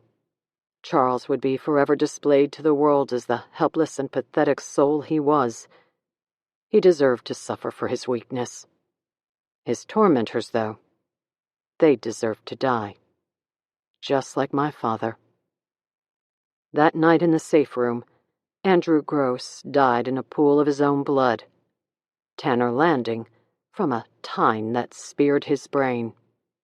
I had to wait on the others, but slowly, one by one, they came to me during our therapy sessions and confessed their guilt for having driven Charles Gorman to murder and attempted suicide by hiding from the police the fact that they had seen him that night, alone in his home, and that the timeline of events made it impossible for Charles to have gone out to the abandoned house. But something else had occurred that night that also plagued their souls. They had accidentally killed a man. A man they then dropped in Baker's Creek. They each came to me, desperate for my help, frantic to find a way past their guilt. I offered the perfect solution. The only way for them to clear their conscience, I told them, was for each of them to face their demons in the exact place that produced them. Bridget was first. I convinced her to go to the abandoned boarding house. I offered to accompany her. to stand next to her as she faced her demons at the train tracks, at the exact location where they all believed Charles Gorman had attempted suicide. When we made it there, she closed her eyes and waited for the train to take away her demons. Just like with my foster brother years before, it was almost too easy. Danielle and Theo followed. Everyone believed they were suicides. But then the reporter arrived, and the podcast began. New interest formed around the suicides, and despite my best efforts to quell that curiosity and end the podcast, I knew it was only a matter of time before they came back to me. I'm at peace with it all, though. I knew this day was coming. Back when I peeked through the keyhole of my bedroom door and allowed that weak and helpless child to die, the one who watched his father beat his mother. I knew this day would eventually come. When Gwen came to me yesterday, I knew the day had arrived. She had a grand plan to go to the police, but I knew I couldn't allow that to happen, Mother. Not before you and I shared this last moment together. I closed the journal and looked at my mother. I felt the presence of the other two women in the room, Gwen bound and staring at me, and Rory Moore, surely panicked beyond rational thought. Do you think what I've done is wrong, Mother? There was a long stretch of silence, but tonight, eye contact alone was not enough. Mother, do you think what I've done is wrong? Not at all, she said. I smiled at the reassuring words. They washed over me and calmed me. Of course, those were the only words my mother has been able to speak since she woke from her coma more than 25 years ago. Still, I enjoyed hearing her voice. I needed her reassurance that I have lived my life to her approval. I am who I am today, and I've done what I've done throughout my life because of her. Because of the things she allowed me to witness through the keyhole in my bedroom door. Because of her weakness. I placed the journal onto the table next to my chair. I stood, reached into my pocket, and removed the knife. I unfolded it and locked the blade into place. I took a step toward my mother, knowing this was necessary, despite how difficult it would be. Chapter 98. Rory listened as Christian Casper read to the cadaverous woman who sat across from him. Had he called her mother? She thought so, but the scene was so confusing that Rory wasn't processing things correctly or logically. She only knew that she felt that same sense of obligation now as she had the year before when she stood in a cabin tucked in the woods. A few minutes earlier, when she stood on the stairs, her main goal was self-preservation. But now, it was something else. The other women in the room needed her. Rory could no longer consider running.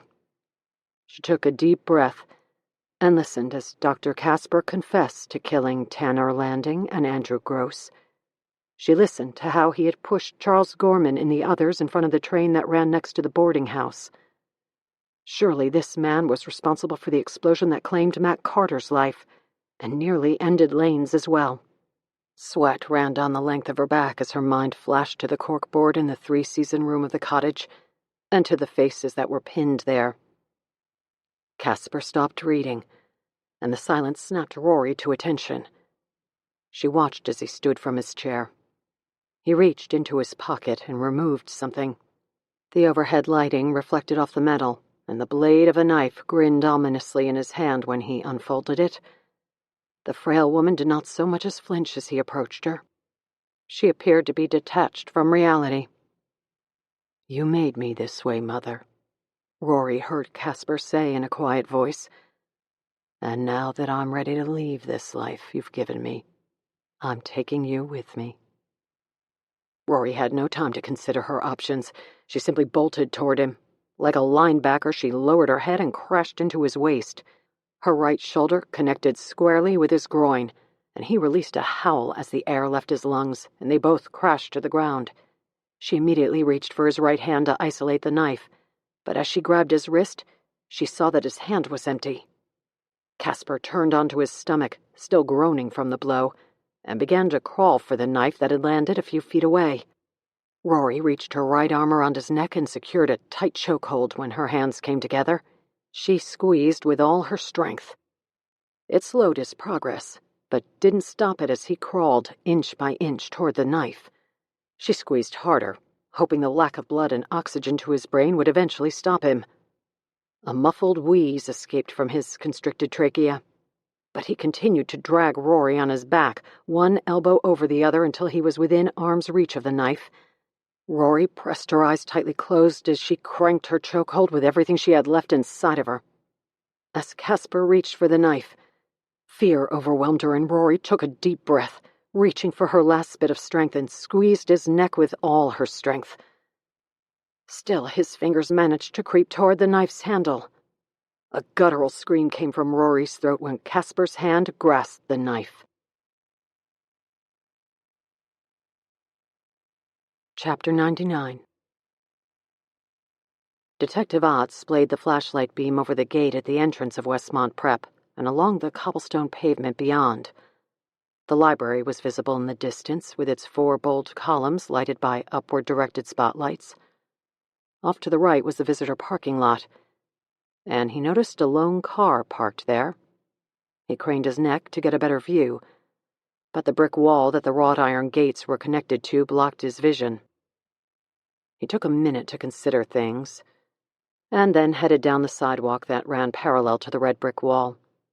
The barrier was 8 feet tall, and he walked for a distance that he estimated put him in direct line of sight to the visitor lot. He dropped the flashlight into the breast pocket of his suit, reached up to the top of the wall, and pulled himself upward so his head peeked over the upper edge of the bricks. He grunted as he exerted himself, and not for the first time he considered that he was getting too old for this shit. But old or not, his instincts never led him astray.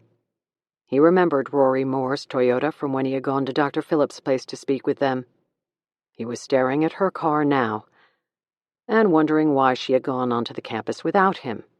She told him she would wait outside the gates. Ott pulled himself upward and lifted his right leg until his heel reached the top of the wall. He groaned and grunted until he was straddling the bricks. He swung his left leg over until both dangled on the campus side of the wall. An angry knee from college football would protest his next decision, so he didn't give himself time to change his mind. He placed his palms on the bricks, lifted his rear end up, and jumped. He crashed to the ground, and was thankful to find grass instead of concrete. Still, his knee ached when he landed. He headed off to the parking lot and shined his flashlight into Rory's car. He noticed her cell phone on the passenger seat. He took only a minute to look around before he walked onto the path he remembered was called Teacher's Row. It was from here that he had walked into Charles Gorman's duplex the previous year. He stood there now, looking down the quiet path that ran in front of the buildings. That's when he heard it. A muffled scream that came from the duplex to his right. His eyes went wide as he reached for his gun. He heard another scream and ran toward it. Chapter 100. The scream that came from Rory's mouth as Casper's fingers found the knife's handle startled her. It was foreign and animalistic, and Rory couldn't believe it belonged to her. But she knew what it meant. She was in a fight for her life, and the unfamiliar voice inside of her was screaming for her to do everything possible to win it. When Casper grasped the handle, Rory released her chokehold and rolled off of him. Like a vacuum unclogging, she heard Casper inhale a giant lungful of air. Rory had her back to him and was on a mad dash for the doorway. Her only hope was to get to the window well she had spotted on the way down to the basement and crash her way through it before he gained his bearings. She didn't come close. He was on her in an instant, hurtling himself into her from behind. She went face first into the doorframe, the dry wall caving in from the impact of their bodies. Rory screamed again as she managed to slither around so that her back was to the wall and they were face to face. Casper brought the knife up. Rory had just enough time to grab his wrist as he pushed the blade toward her neck. Surely her mind reasoned in some strange tangent of thought. This was the same knife he had used to slash Andrew Gross's and Tanner Landing's throats. Banging came from upstairs. Someone was pounding on the front door. She saw Casper's eyes go wide. His jowls vibrated with effort as he pushed the knife closer to her. Rory's left arm alone was not strong enough to stop the knife's progress, so she brought her right hand up for reinforcement. When she did, her hand brushed across her left breast and she felt the pinprick through her jacket. In a flash, she ripped down the zipper of her windbreaker, reached to the breast pocket of her shirt, and withdrew the Folger Gruden brush. It was the last one she had used on the Kitty Joy doll earlier that morning, meant for fine sculpting and with a needle-like point on the handle. As Casper pushed the blade of his knife toward her neck, Rory jabbed the pointed handle through his left eye socket. Like a ruptured balloon, he deflated in front of her and crumbled to the ground, his face flopping onto her Madden Girl Eloise combat boots and coloring them red with the blood that poured from his eye. Chapter 101.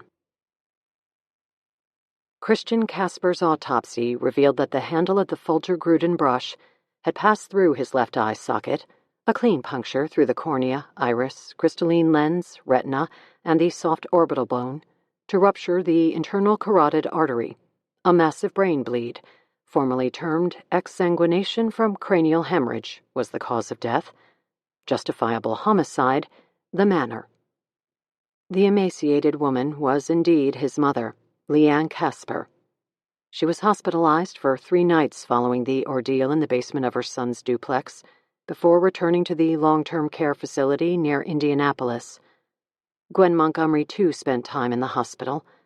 She had no physical injuries, but her mental state, already tenuous from the past year, was at a breaking point. A week after her release, she found some relief from finally sharing her secret with Detective Ott and the Peppermill Police Department. She and Gavin Harms were facing involuntary manslaughter charges for the death of Mark McAvoy, whose body had been fished from Baker's Creek.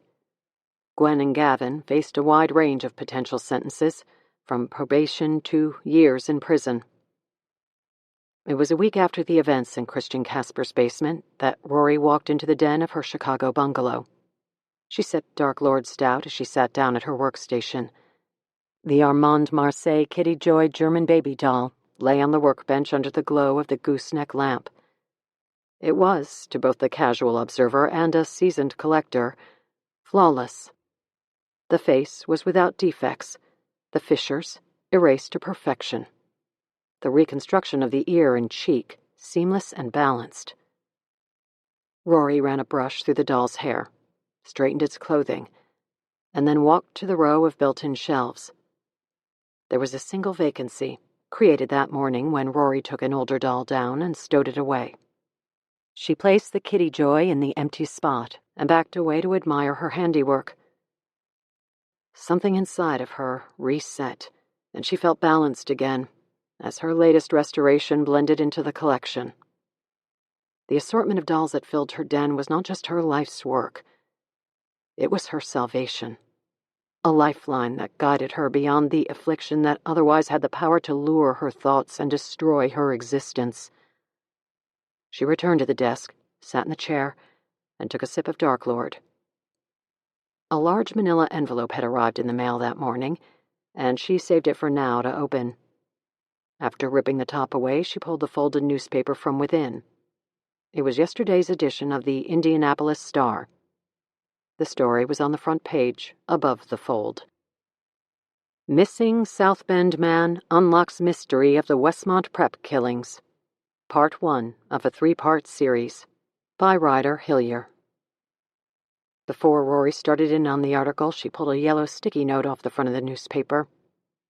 Rory, my meeting is tomorrow. Thank you 100 times over. Ryder. Rory took another sip of Dark Lord. It was her first and last of the night. She had to be sharp for the flight the next day, although this time she would have Lane as her seatmate. and the flight to Florida would surely be much more enjoyable than her last.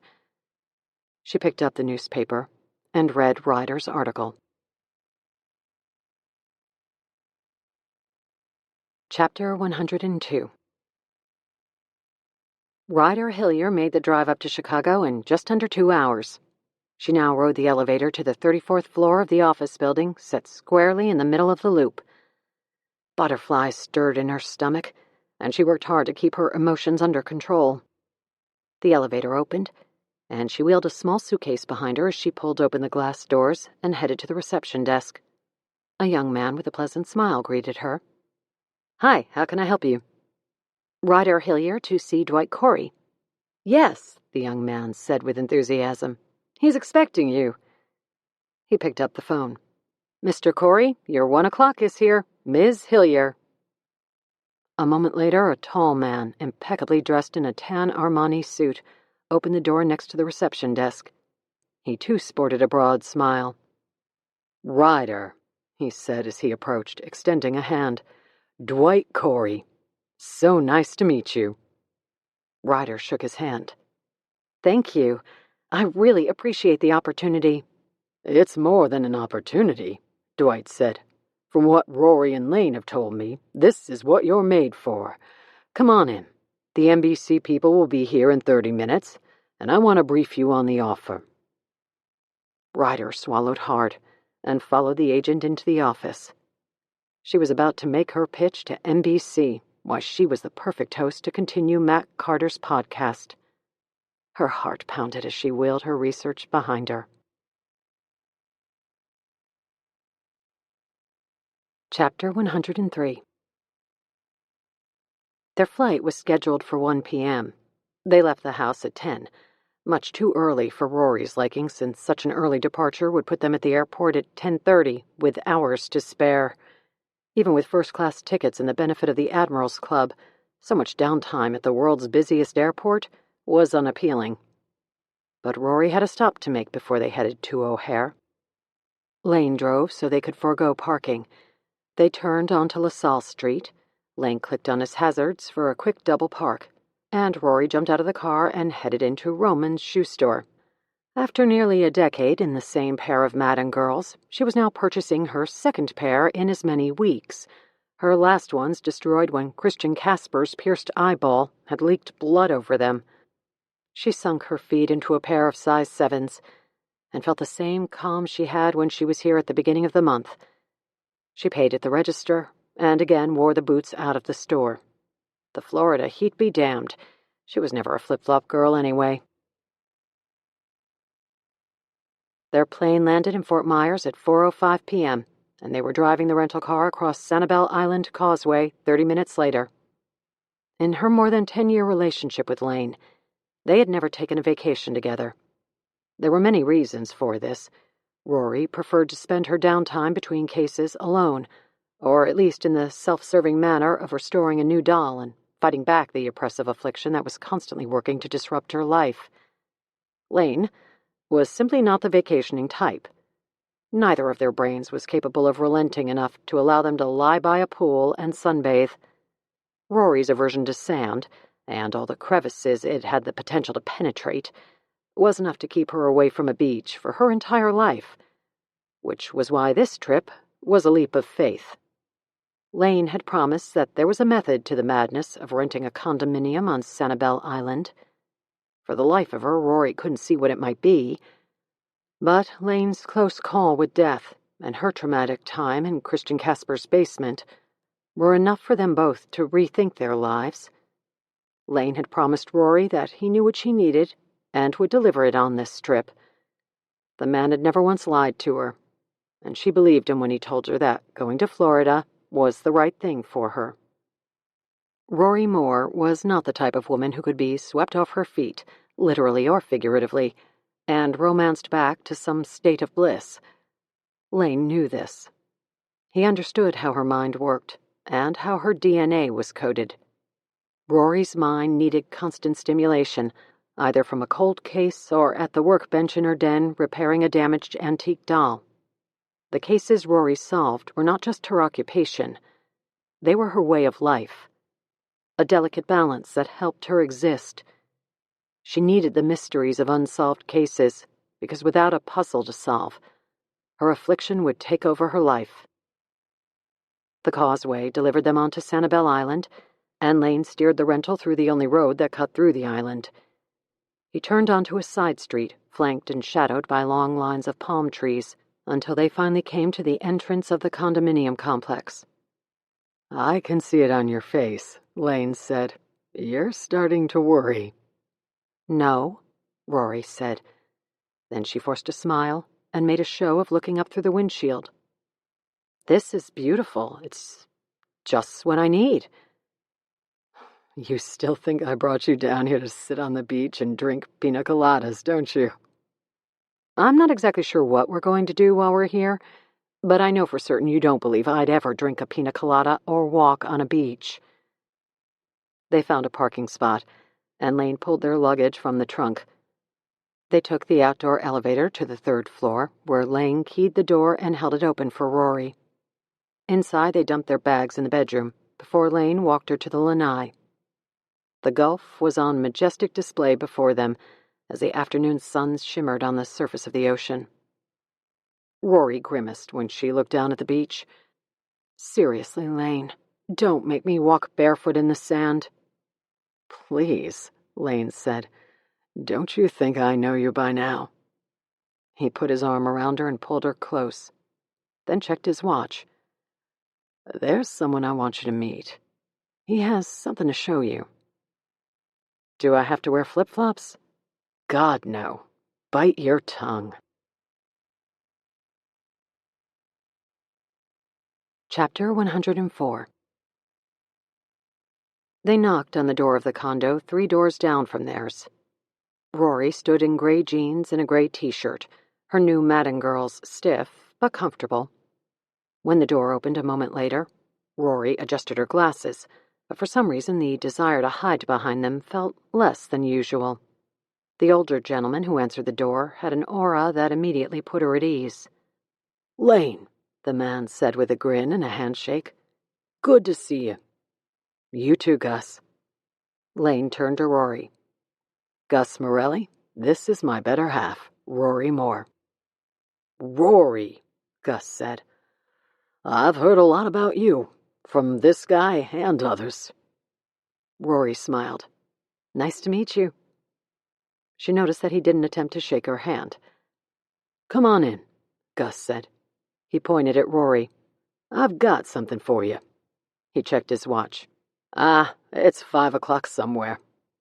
Inside, Rory stood close to Lane as the man opened the refrigerator and produced a bottle of Dark Lord Stout. "A real son of a bitch trying to get my hands on this stuff, but Christ, is it good." He peeled the wax from the top and popped it open. "Doc, can I pour you one?" "No," Lane said. "The dark stuff upsets my stomach, but I'll take a light beer if you have one." Gus pointed. "La Rubia is on the bottom shelf." Gus handed Rory a glass. It had been perfectly poured, with a thick gray head over the black stout below. "Cheers," Gus said, holding his glass out. Lane held up his bottle of beer.